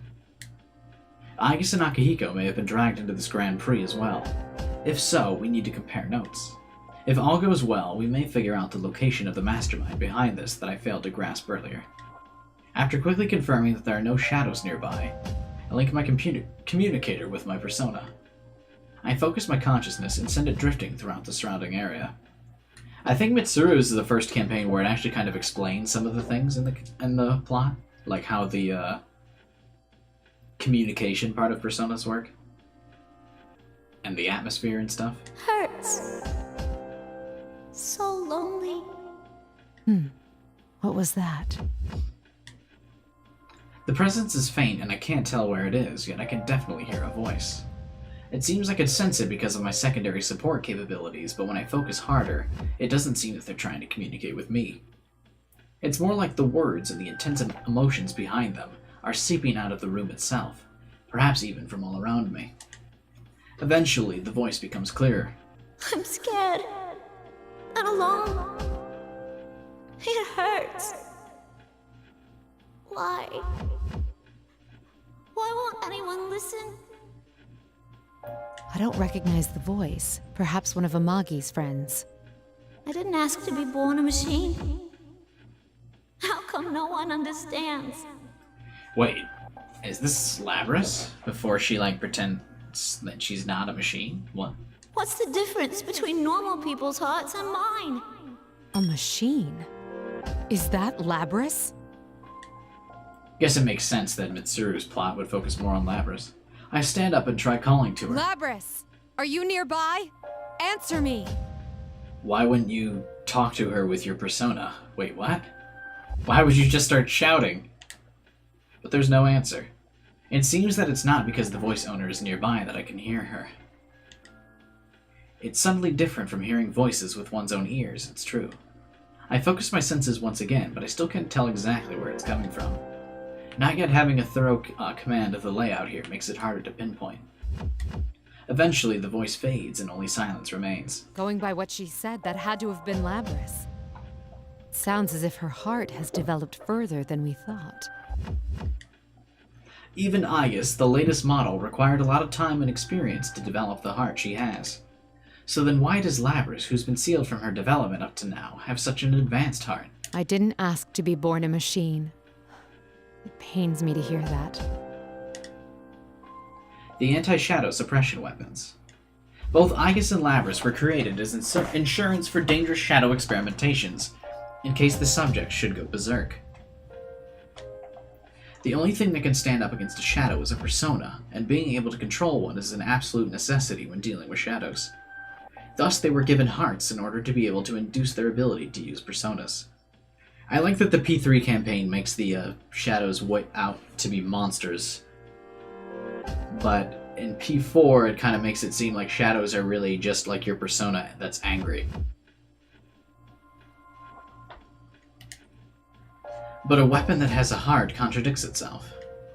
It was natural for Aigis to face that contradiction, and it caused her serious anguish in the past. We can't allow victims like her to be tormented by sins of the past, whether they're human or not. Newly resolved, I press on. Again, the internal dialogue is really good. They always nail it, as like, you definitely feel the character. I continue through the school, still unable to contact Aigis or Akihiko. The invisible wall seems to be leading me towards a gym. Compared to the one back at Gekkokan High, this one is rather modest, but the chairs stacked at the unusual heights and the monitors everywhere gave it an eerie air. The monitor is switching on again. But this time it's not showing General Teddy. How strange. This appears to be a commercial for a fighting event. What in the... A succession of young men and women are introduced as participants. One of them I recognize as Amagi. They're wearing the same uniforms as Amagi. I assume these are the friends she spoke of. All of them are introduced with horrible epithets, but the Amagi I met in person was a completely different, sophisticated girl. I suppose the enemy made up all the taglines.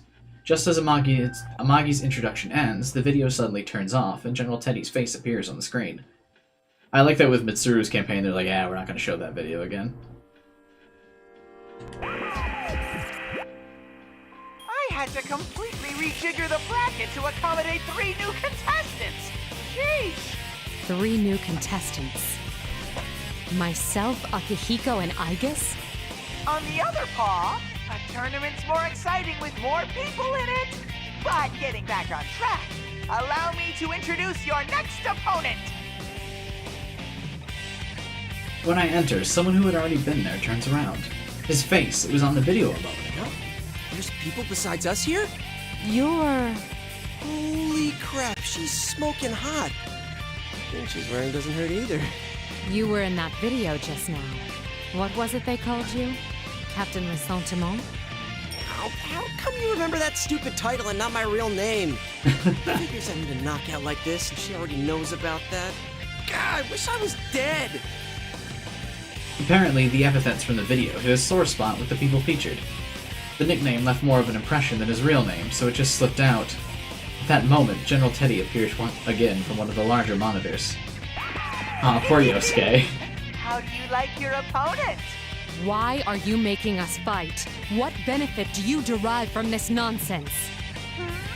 So many questions. I just want you all to suffer. Isn't that exciting? Isn't that fun? That's what this is about? No.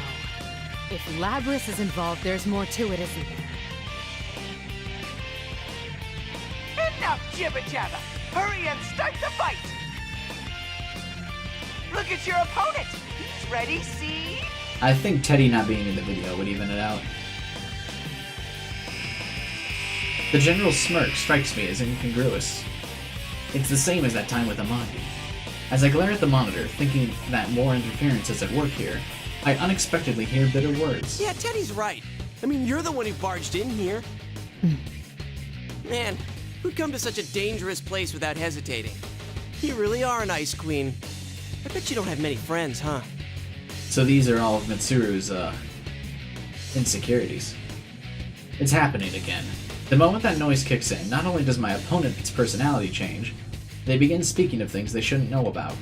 It's exactly like what happened with Amagi. You talk as if you know me. Stop acting so calm and changing the subject. You seem like you don't know much about this world, so how do you plan to get out? Don't tell me you rushed in here with no escape plan. Oh man, seriously? You're nuts. People like you who obsess over responsibility and put all the burden on yourselves, you annoy the hell out of me. It doesn't matter how others perceive me. Yeah, that's what I'm talking about. Isn't that because you don't trust anyone? We certainly can't have a normal conversation with the enemy's interference, but even knowing that, I catch myself trying to argue the point. The heavy responsibility I suffer is mine alone. If I share it with someone, that means that suffering will also be shared. That's why I try to be self-sufficient. The more I care about someone, the less I'm willing to rely on them. But isn't that no better than not believing in them? I've been caught in that trap before. Maybe I still haven't truly escaped it. But how could he guess at my private distress, one that I've barely confided to others before?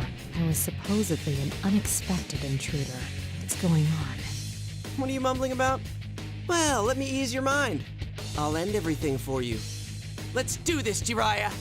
I like how much faster the P3 crew comes to recognize that it's like an illusion. Yosuke-senpai! Beat up that shady lady! Let the fight begin! To show the age and experience of them. I can see there'll be no talking sense with him like this. There's nothing for it then. Artemisia! She sounds so different when she's like fighting and summoning her persona. It's like a totally different voice. She gets all serious. Instead of just trying to sound sexy and elegant, like she normally does.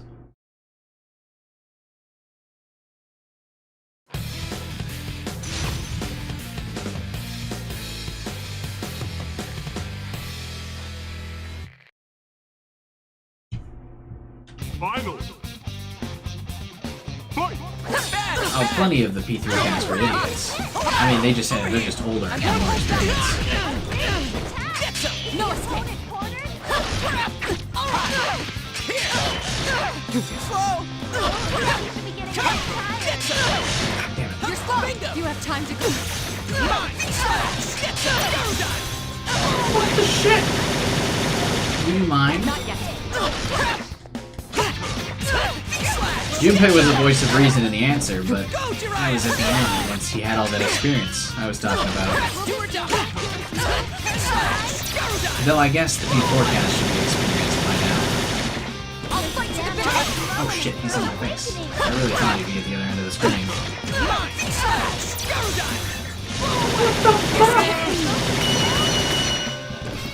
What a rare, close battle! He hit me with that super combo like 3 times that fight.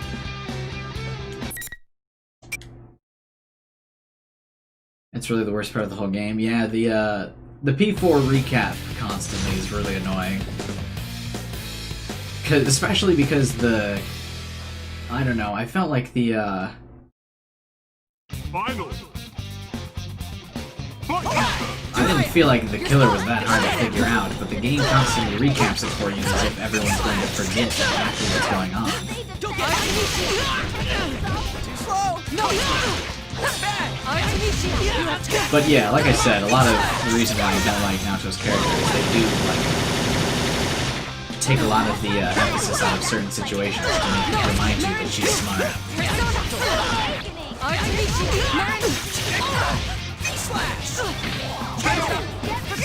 Here goes! I'll fight to the bitter. Artemisia! How does that Mitsuru's circle always miss? I don't know why. Alright, it's over. Time to leave. I wish she didn't wear the coat during the fight sometimes, though. Anyway.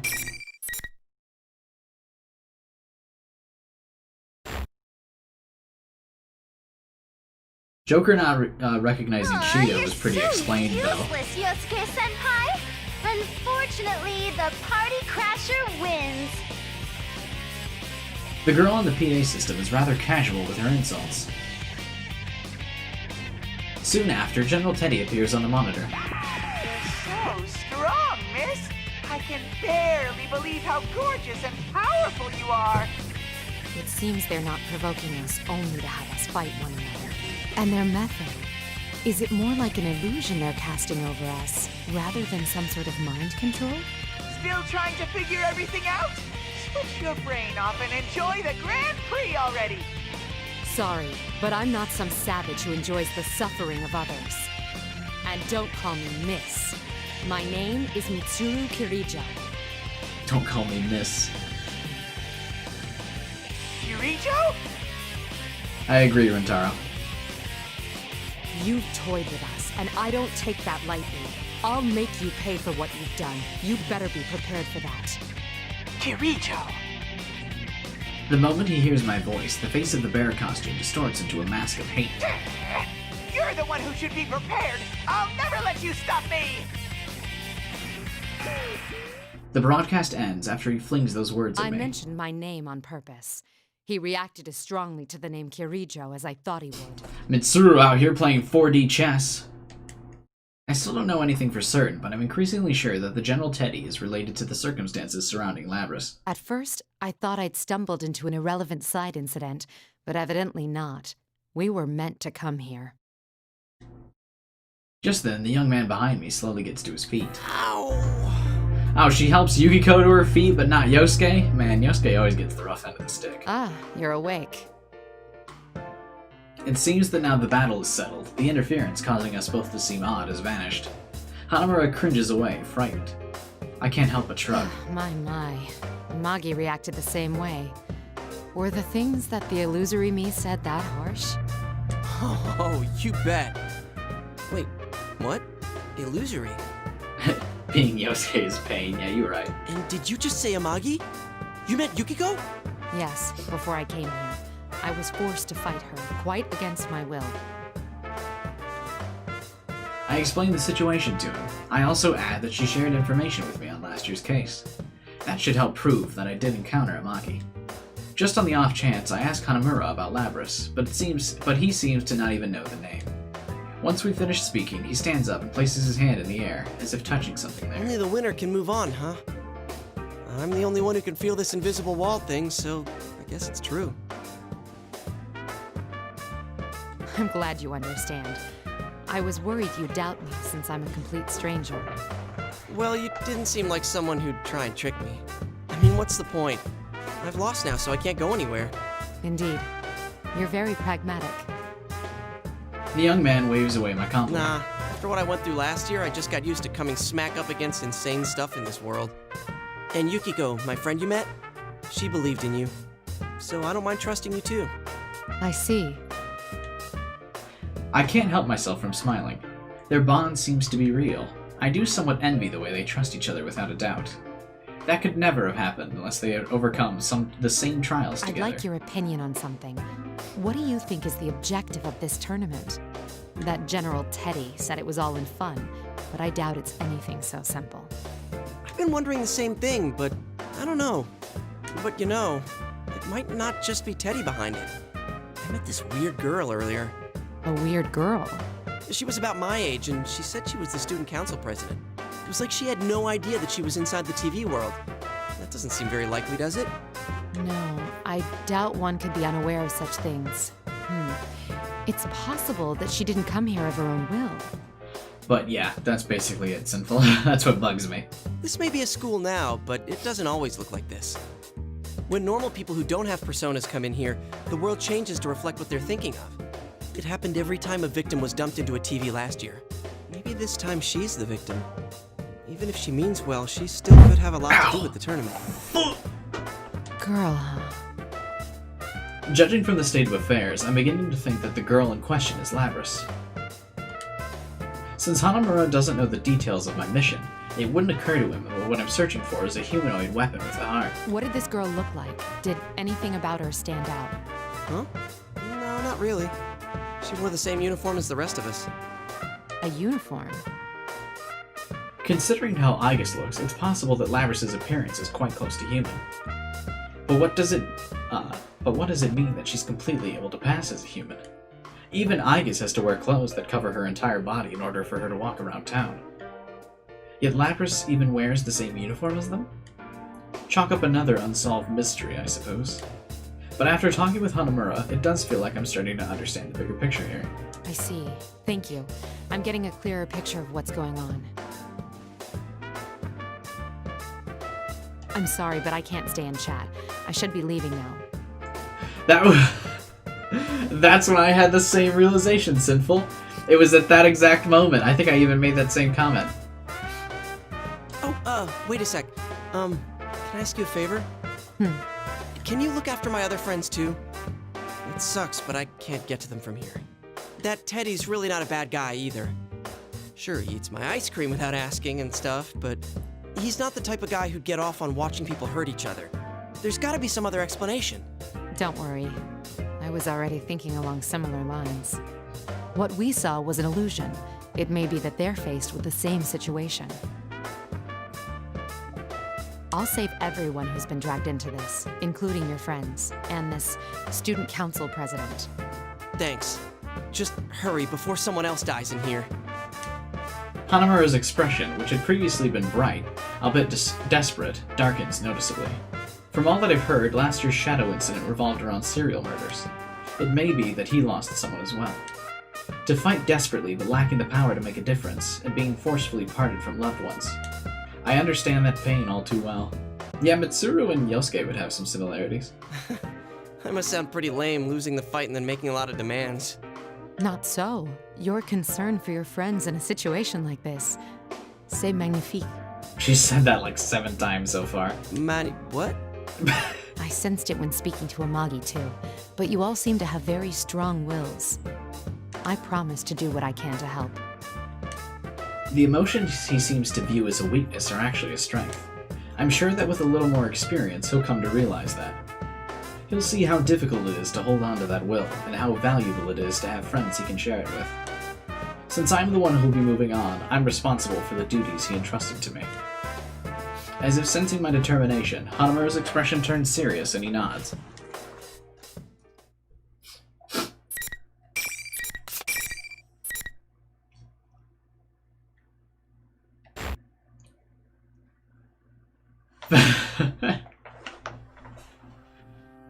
After parting with Hanamura, I once again proceed through the school. The invisible walls continue to bar my path. Undoubtedly, the enemy is heading to me, leading me exactly where he wants me. Is there no end to this? The rules of the Grand Prix are powerfully enforced. I tried to see if I could destroy one of the walls, but it doesn't seem as though I can. Maybe if I used all my strength, but in that case, I'd be at a disadvantage in the next fight.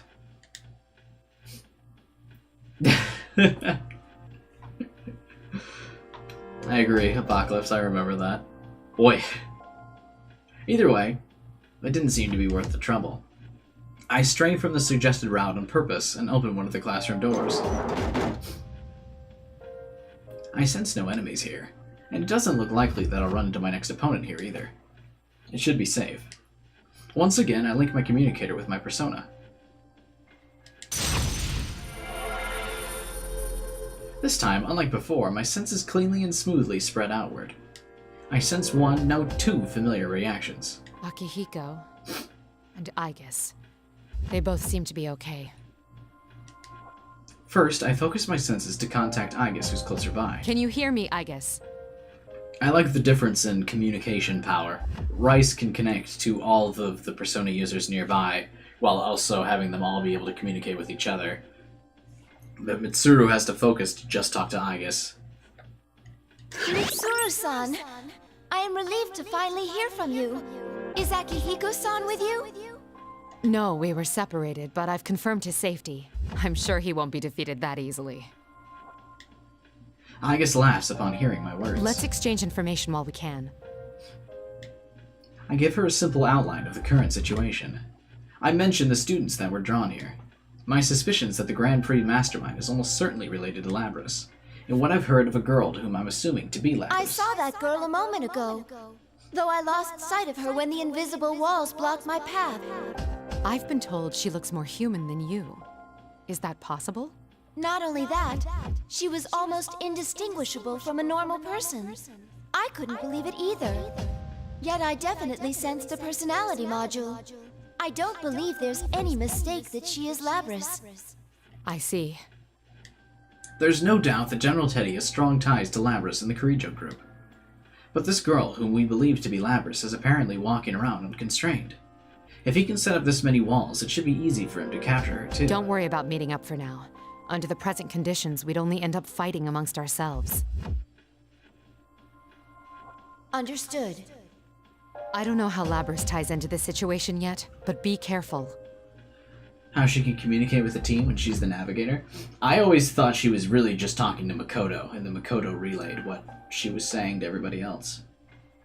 Or maybe her awakened persona has less communication ability. Because by the time she got to her awakened persona, she wasn't the navigator anymore. Maybe the first form of her persona had better communication abilities. But as it evolved, it lost some of them because it didn't really need it anymore.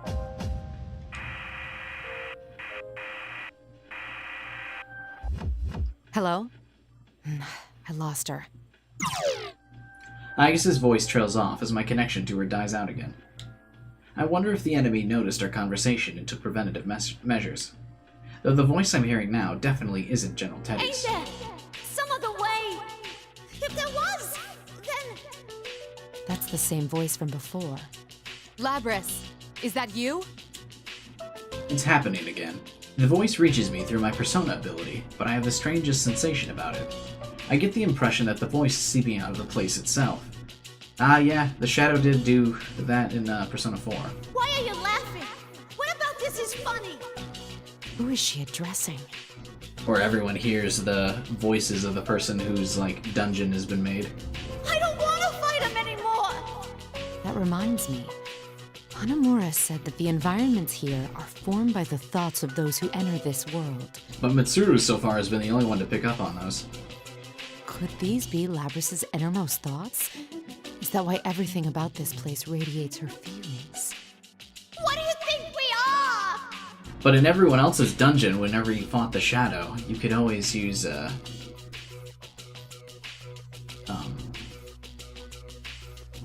everyone could hear the shadow's voice.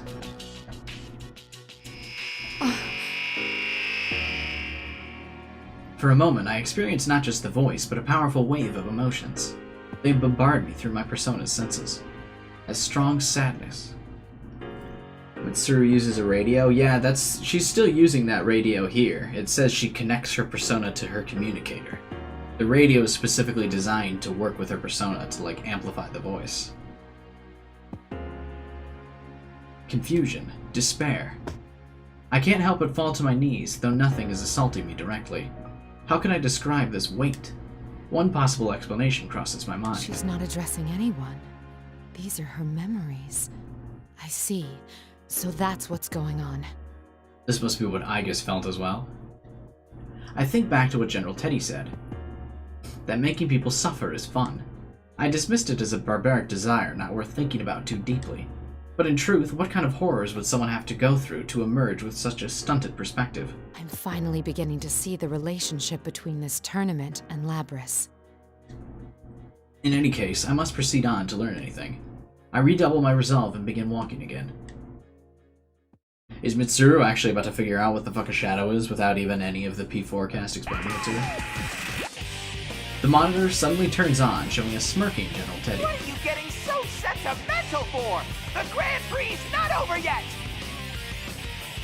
Then you intend to continue this meaningless farce? I'll decide what's meaningless or not! Bring out the next challenger! As soon as General Teddy shouts, smoke gushes out, obstructing my view. It seems he isn't willing to listen to reason at all, not that I expected otherwise. Who will I be forced to fight this time? I strain my eyes to see through the smoke. It looks like it's... You! I remember that face. Naoto. He was present as a police observer when Labrys was being transported to Yakushima.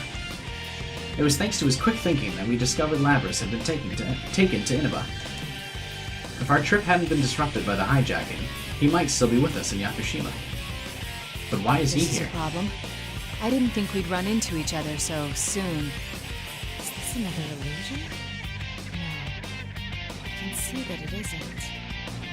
Why are you here? Sometimes the, voice gets way too quiet. I'll answer that question later. It would be best to say as little as possible for now. With that, the young man lifts a finger to his lips in a gesture to remain silent. Directly afterwards, the staticky sensation runs through my body. It's then that I understand what he meant. Once again, this noise will prevent us from understanding each other properly. He probably also knows the effect at work. Nothing we say right now could be called conversing. If we both understand that, neither of us need to take what the other says personally. That's why he called for temporary silence. It's an amazing assessment, given the brief time in which he had to make it. Before long, as expected, the young man before me undergoes a complete attitude reversal. Seriously, such impatience handling the grunt work yourself like this. Isn't micromanaging like this the style of an incompetent leader? One who can't see the bigger picture? This isn't how he truly feels. I say The nothing. silent treatment, huh? That's fine. I understand perfectly. You don't believe in people. Not a single one. You have friends and allies, but believing in them is a different thing. I suspect you'll never break down that wall. Shall I say it for you? You're actually scared to. The notion of growing attached to something and losing it scares you so much that you'll share nothing truly important to you. Even if you want to believe in your friends, you can't. That's not true. After the words slipped from my mouth, I realized that the argument is futile. Of course it is. Why not simply admit it? In truth, you have your hands full just expiating your family's sins. You don't need the added burden of others placing their lives in your hands. Isn't that how you really feel? No. The young man smirks, as if ridiculing my inability to stop myself from responding to his allegations, despite knowing the futility of doing so. But the smirk only helps me regain my composure. The real Shirogane would never make that face. This is only an illusion. There's no use continuing this. Not until I eliminate this irritating mirage.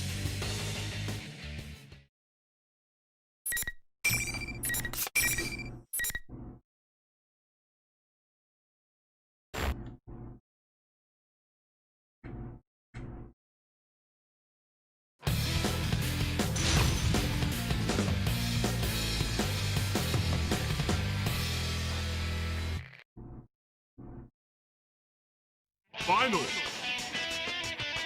Fight! On guard!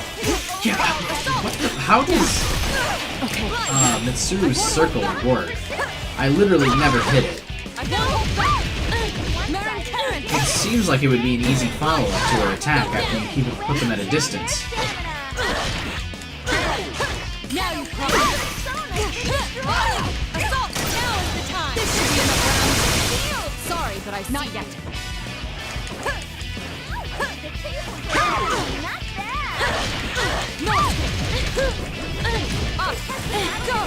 Yeah, see, it goes right over everyone's head.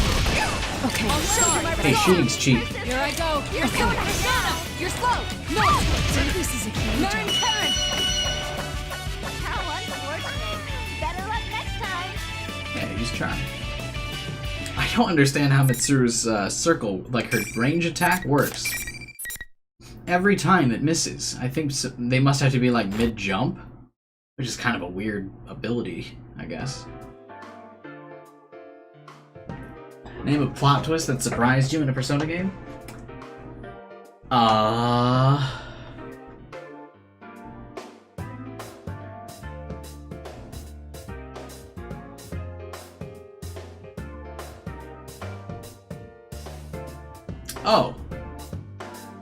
Kasumi.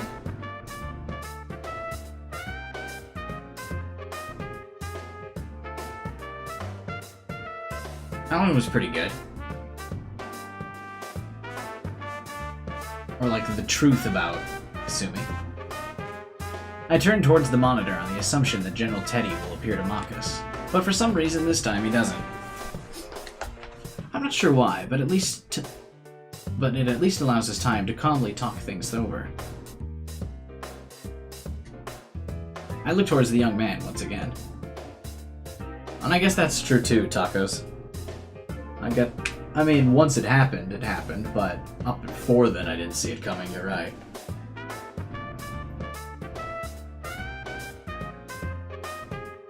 Am I getting through to you now? Yes. The same goes for me, I presume. It seems we were spellbound until the fight began, as we both suspected.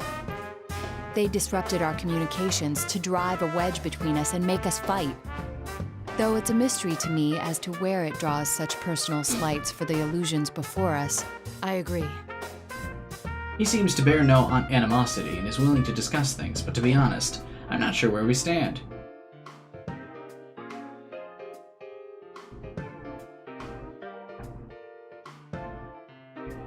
Why is he here?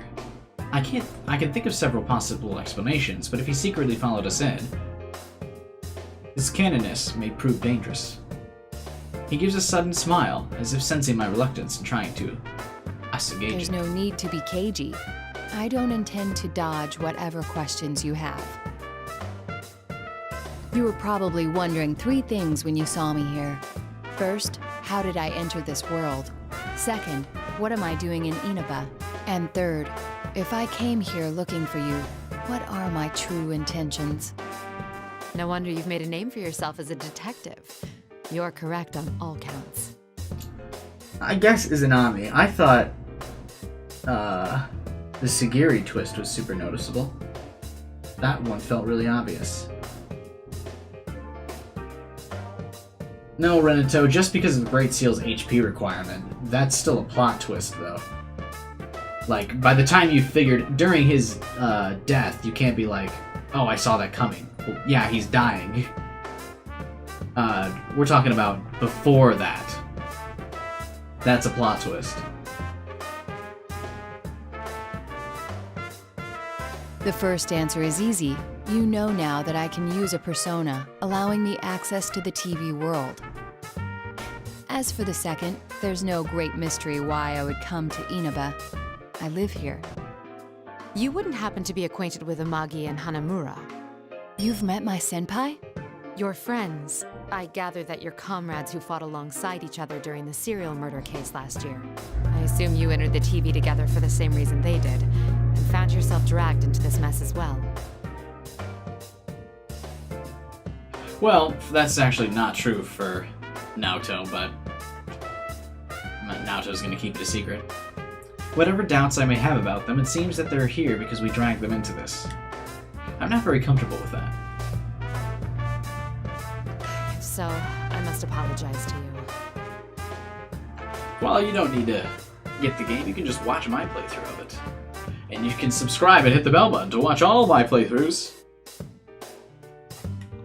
No doubt you already know, but the object we seek has been brought to this world. It's most likely the cause of this disturbance.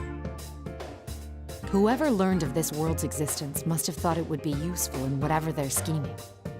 You apologizing to me? Shirogane shrugs with a smile. Jesus, why do they? That's how they describe every smile. Are you so sure you can trust me? You have no guarantee that I'm telling the truth. And there's still the answer to your third question to consider. I haven't yet told you my true motives. Fair enough. But if you're friends with Amagi and Hanamura, I feel I can trust you. Their bonds with their friends are real. Perhaps I lied about that too. But then why would you bring it up? No, you're no villain. That's what my intuition tells me. You aren't at all the person I thought you'd be. I'll take that as a compliment. His smile suggests that it was meant as one. It makes him look his age, or even younger. I can't help but smile myself at the idea that he's not exactly the hardened detective I'd imagined him to be. The Teddy who appeared on that monitor is not our friend. He's an imposter. You have proof of this? I found the real Teddy. Our enemy can fog both our eyes and ears.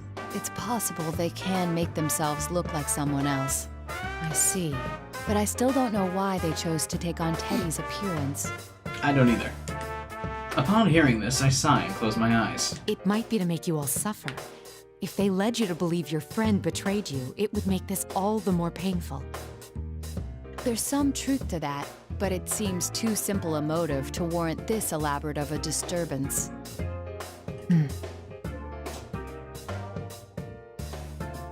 He's wrong. If the motive is somehow connected to Labrys's memories, what had been incomprehensible becomes completely understandable.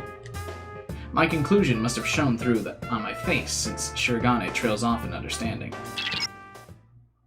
At that moment came something like a touch. It's a sensation I hadn't felt since entering this world, but I know the feeling. It's the effect of being brushed by a persona's informational support powers. You can feel that? This feeling. Rise-san! Rise-san, can you hear me? So you ended up here too? I like how much detail Mitsuru gives into, like, the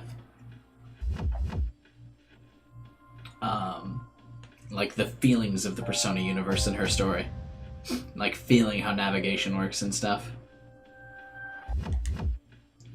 The voice that echoes is much like the voice I heard over the PA system, but it seems quite different. The announcements must have been part of the culprit's tricks. This Rice's voice immediately turns quavery. I'm so glad. Ever since this weird fake Teddy kidnapped me, I've been all alone. The others are fighting each other too. It's all right. Just calm down and tell me where you are. I think it's the announcement room. It's kind of off though. There are these invisible walls around and I can't get out. The fake Teddy was watching me until a moment ago, so I couldn't use my persona. Well, technically, Nyx is dead. Mikoto steals away something else.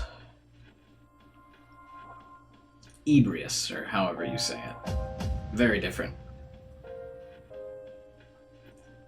I feel like you would be the third strongest.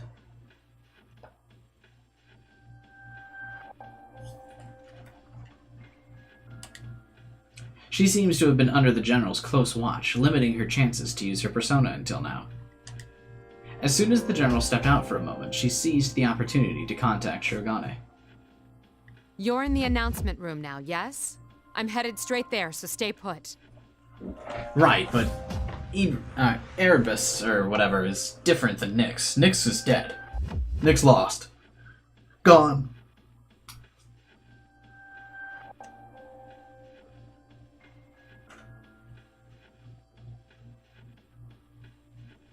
Oh, is that how it works, Rentaro?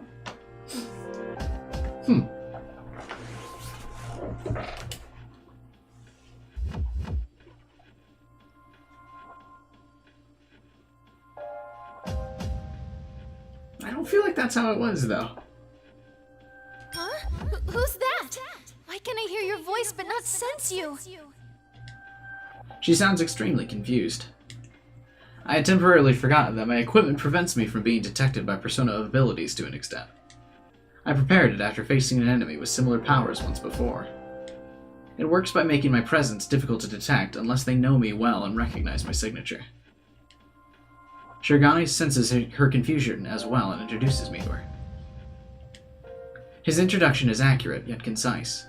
I can sense he's a first-rate detective. Mitsuru Kirijo. Wait, Kirijo? Are you that Kirijo? Yeah, it was a Chidori callback, actually. Yes, that's correct.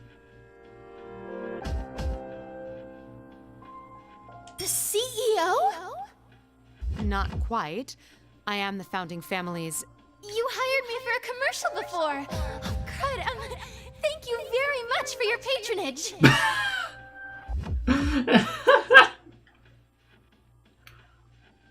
A commercial? Oh, yes! I'm Rise Kuchikawa.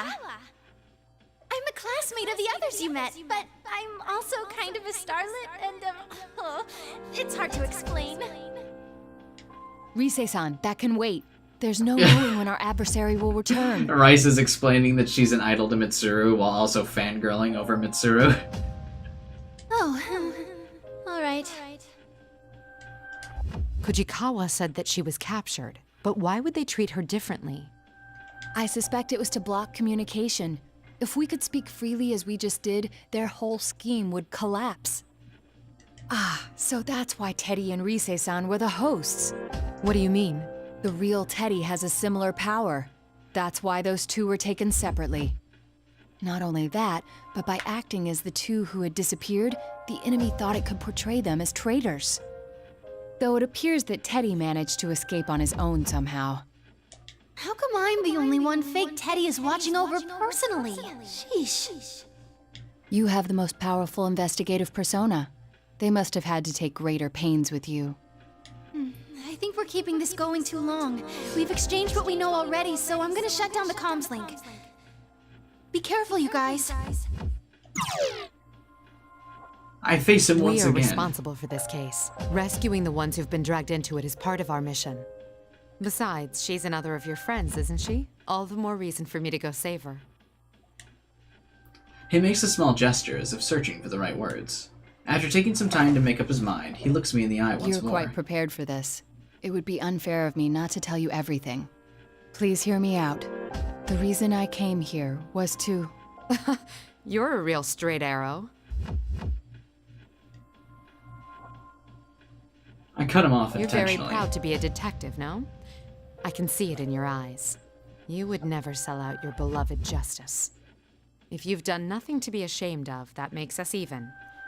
I haven't been entirely forthright with you either. Kirijo-san. It seems I still have much to learn. Despite what I said, I can make an educated guess as to his motives. He's a persona user. That means the police selected as their observer someone with the potential. The potential has returned! If his only task was to watch over the transfer, there'd be no need to send a persona user. Leading me to believe that he's been asked to secretly spy on me or my organization. Look at that, Mitsuru staying one step ahead. But we have nothing to hide anymore. There are many things that shouldn't be made public, and I'm sure his judgment is sound. Well then, I will once again entrust my friend's safety and the resolution of this case to you. In honor of the bond we are forming, Mitsuru Kirijo. I promise that I will not let you down. Again, that experience showing through. I'm just kind of like immediately reading Naruto like a book, and basically all of the P4 crew. I smile back at him and move on without looking back. I know that there's someone up ahead I must atone for. There is no hesitation in my steps.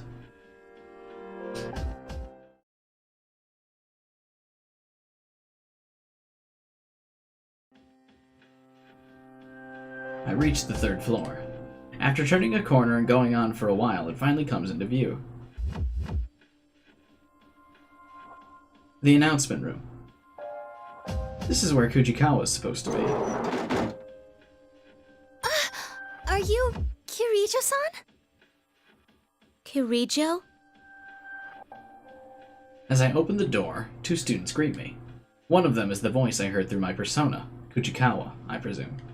The other is a girl I didn't see on the video. Hang tight, Miss President. We'll be okay now that help's arrived. Kirijo-san, this girl got dragged into this mess too. We have to help her before that general comes back. So you're Kujikawa. Sorry, but I'll need you to step back. Yeah, but isn't Joker's 3rd tier, while limited to DLC, isn't that the world?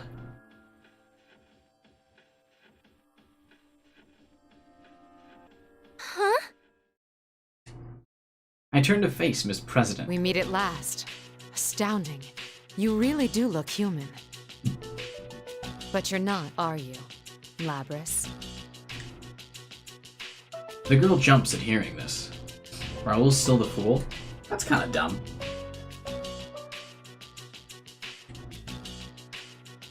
Kujikawa still looks unsure, but I can't drag her into this. I place myself between her and Labrys. Huh? What do you mean she's not human? Isn't she a victim who got dropped inside the TV? Labrys being a victim is one way to see it. Is Ino still listed as the fool in P4 though? I never looked. Maybe they don't become the world until the next game. But what I've learned thus far is accurate, then the one who set up the Grand Prix is most likely. Labrys, our records show that you were loaded with special equipment. Undoubtedly a function that affects thoughts and scrambles recognition. That's why we saw and heard illusions whenever we fought. It would also explain General Teddy's appearance, and those who met you believing you to be human. Special equipment? Labrys? What are you talking about?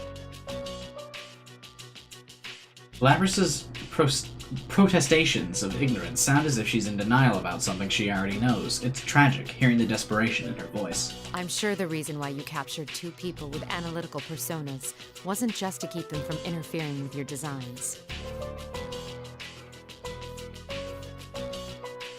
I came to a realization when I noticed I was the only one who sensed that noise.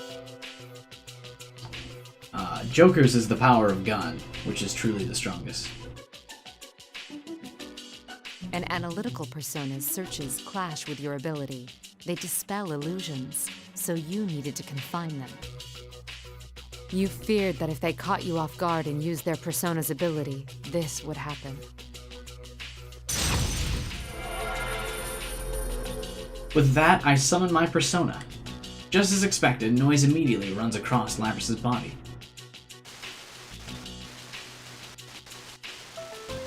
Ah, so Mitsuru's the one that gets rid of the illusion in her plot. It's exactly the same sensation I felt before each round of the tournament. But Joker's, I believe, is the one to reform society, or to change society's views.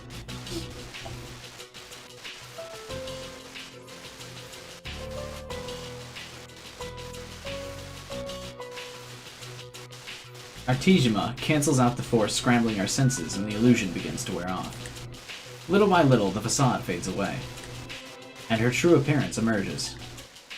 No! What's going on? This can't be. What was your motive, Labrys? Was it revenge in the end? So Shadow Labrys is gonna show up and freak the fuck out of Mitsuru, because that's the only thing that she doesn't have figured out yet. She's figured out everything else, though. I can understand why you'd hold a grudge. I caught glimpses of it on my way here. But your hatred should be centered on the Kirijo group. Why drag innocent students into your vendetta? Kirijo group? No. I don't want to remember. Never again. Miss President, Kirijo-san, she seems to be in a lot of pain. I don't know exactly what's going on here, but you can't push her any further. Yeah, Mitsuru kind of, has figured everything out, basically. Except for the events of Persona 4. The shadow self she doesn't know about yet. But she's figured everything else out. At that moment, Labrys grabs the equipment on her back that I had mistaken for wings. It suddenly separates and transforms into a giant battle axe that's larger than she is. Miss President? Get back! Hurry! Labrys approaches one step at a time, her axe at the ready. Her steps are halting, but she's moving with battle certainly in mind. The injunction against harming humans has been removed? I see. No wonder she was sealed away. Behind me, I hear Kujikawa pleading. Is there no other choice but to fight? I won't let you do any more damage, Labrys. It's me you want. Shut up! Shut up! I ain't like that!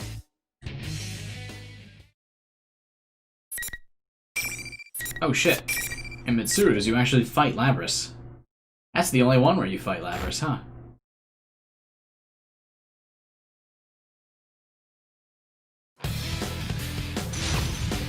Yeah, this is the only one where you actually fight the real Empress.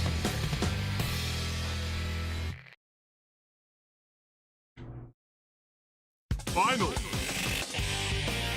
Oh, Jesus. It doesn't show her persona in the little TV thing.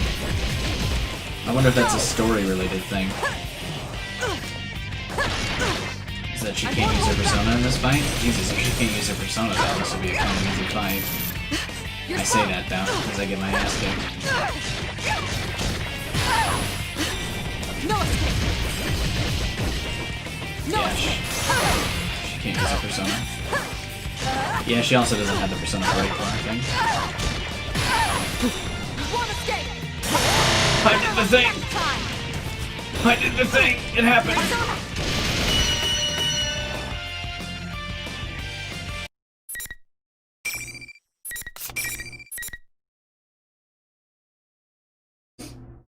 And I went this entire stream without pressing the square button.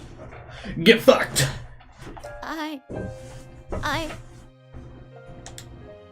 Labrys remains still. I can hear her muttered denials. She didn't use a persona, but it's possible that her mental instability prevented her from doing so. It might have been a blessing in disguise. I don't intend to turn a blind eye to the sins committed against you. That is why I must bring you back. Labrys is the mastermind. Not only of this tournament, but maybe the entire incident from the beginning. What if Labrys was never stolen, but instead escaped? Considering her powers, it's possible that she deluded the ordinary human hijackers. There's no knowing when Labrys regained her consciousness inside her cage. What if she hadn't awakened on opening? What if she was already conscious inside there? She had been sealed away for roughly 13 years. More than enough time to formulate a plan. Indeed I did, Rintaro. Indeed I did. If that was indeed the case, it'd make more sense for this to be a plan devised by Labrys, rather than an unknown party suddenly stealing her away. But you're forgetting the fault in your plan here, Mitsuru, is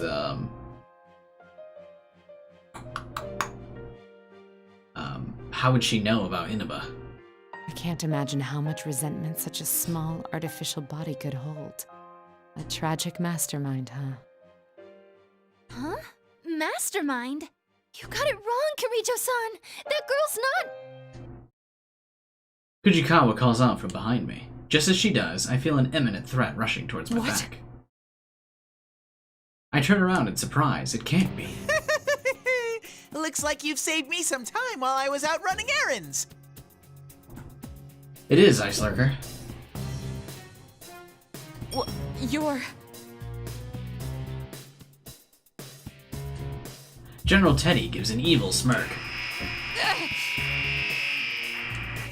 An extremely powerful version of the noise, far worse than before, is everywhere around us. Fujikawa squats down while covering both her ears. It's all I can do to keep from falling over to my own knees. What's going on? This is Labrys' interference pattern. Mm-hmm. That's right. As thanks for cornering the real one, I'll show you something.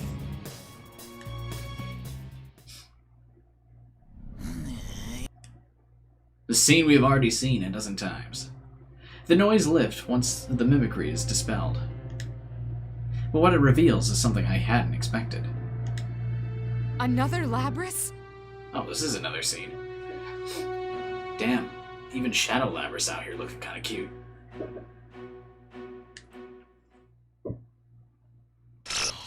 To be continued. Oh wow, that was an abrupt end. We didn't even get to hear, I am the shadow, the true self.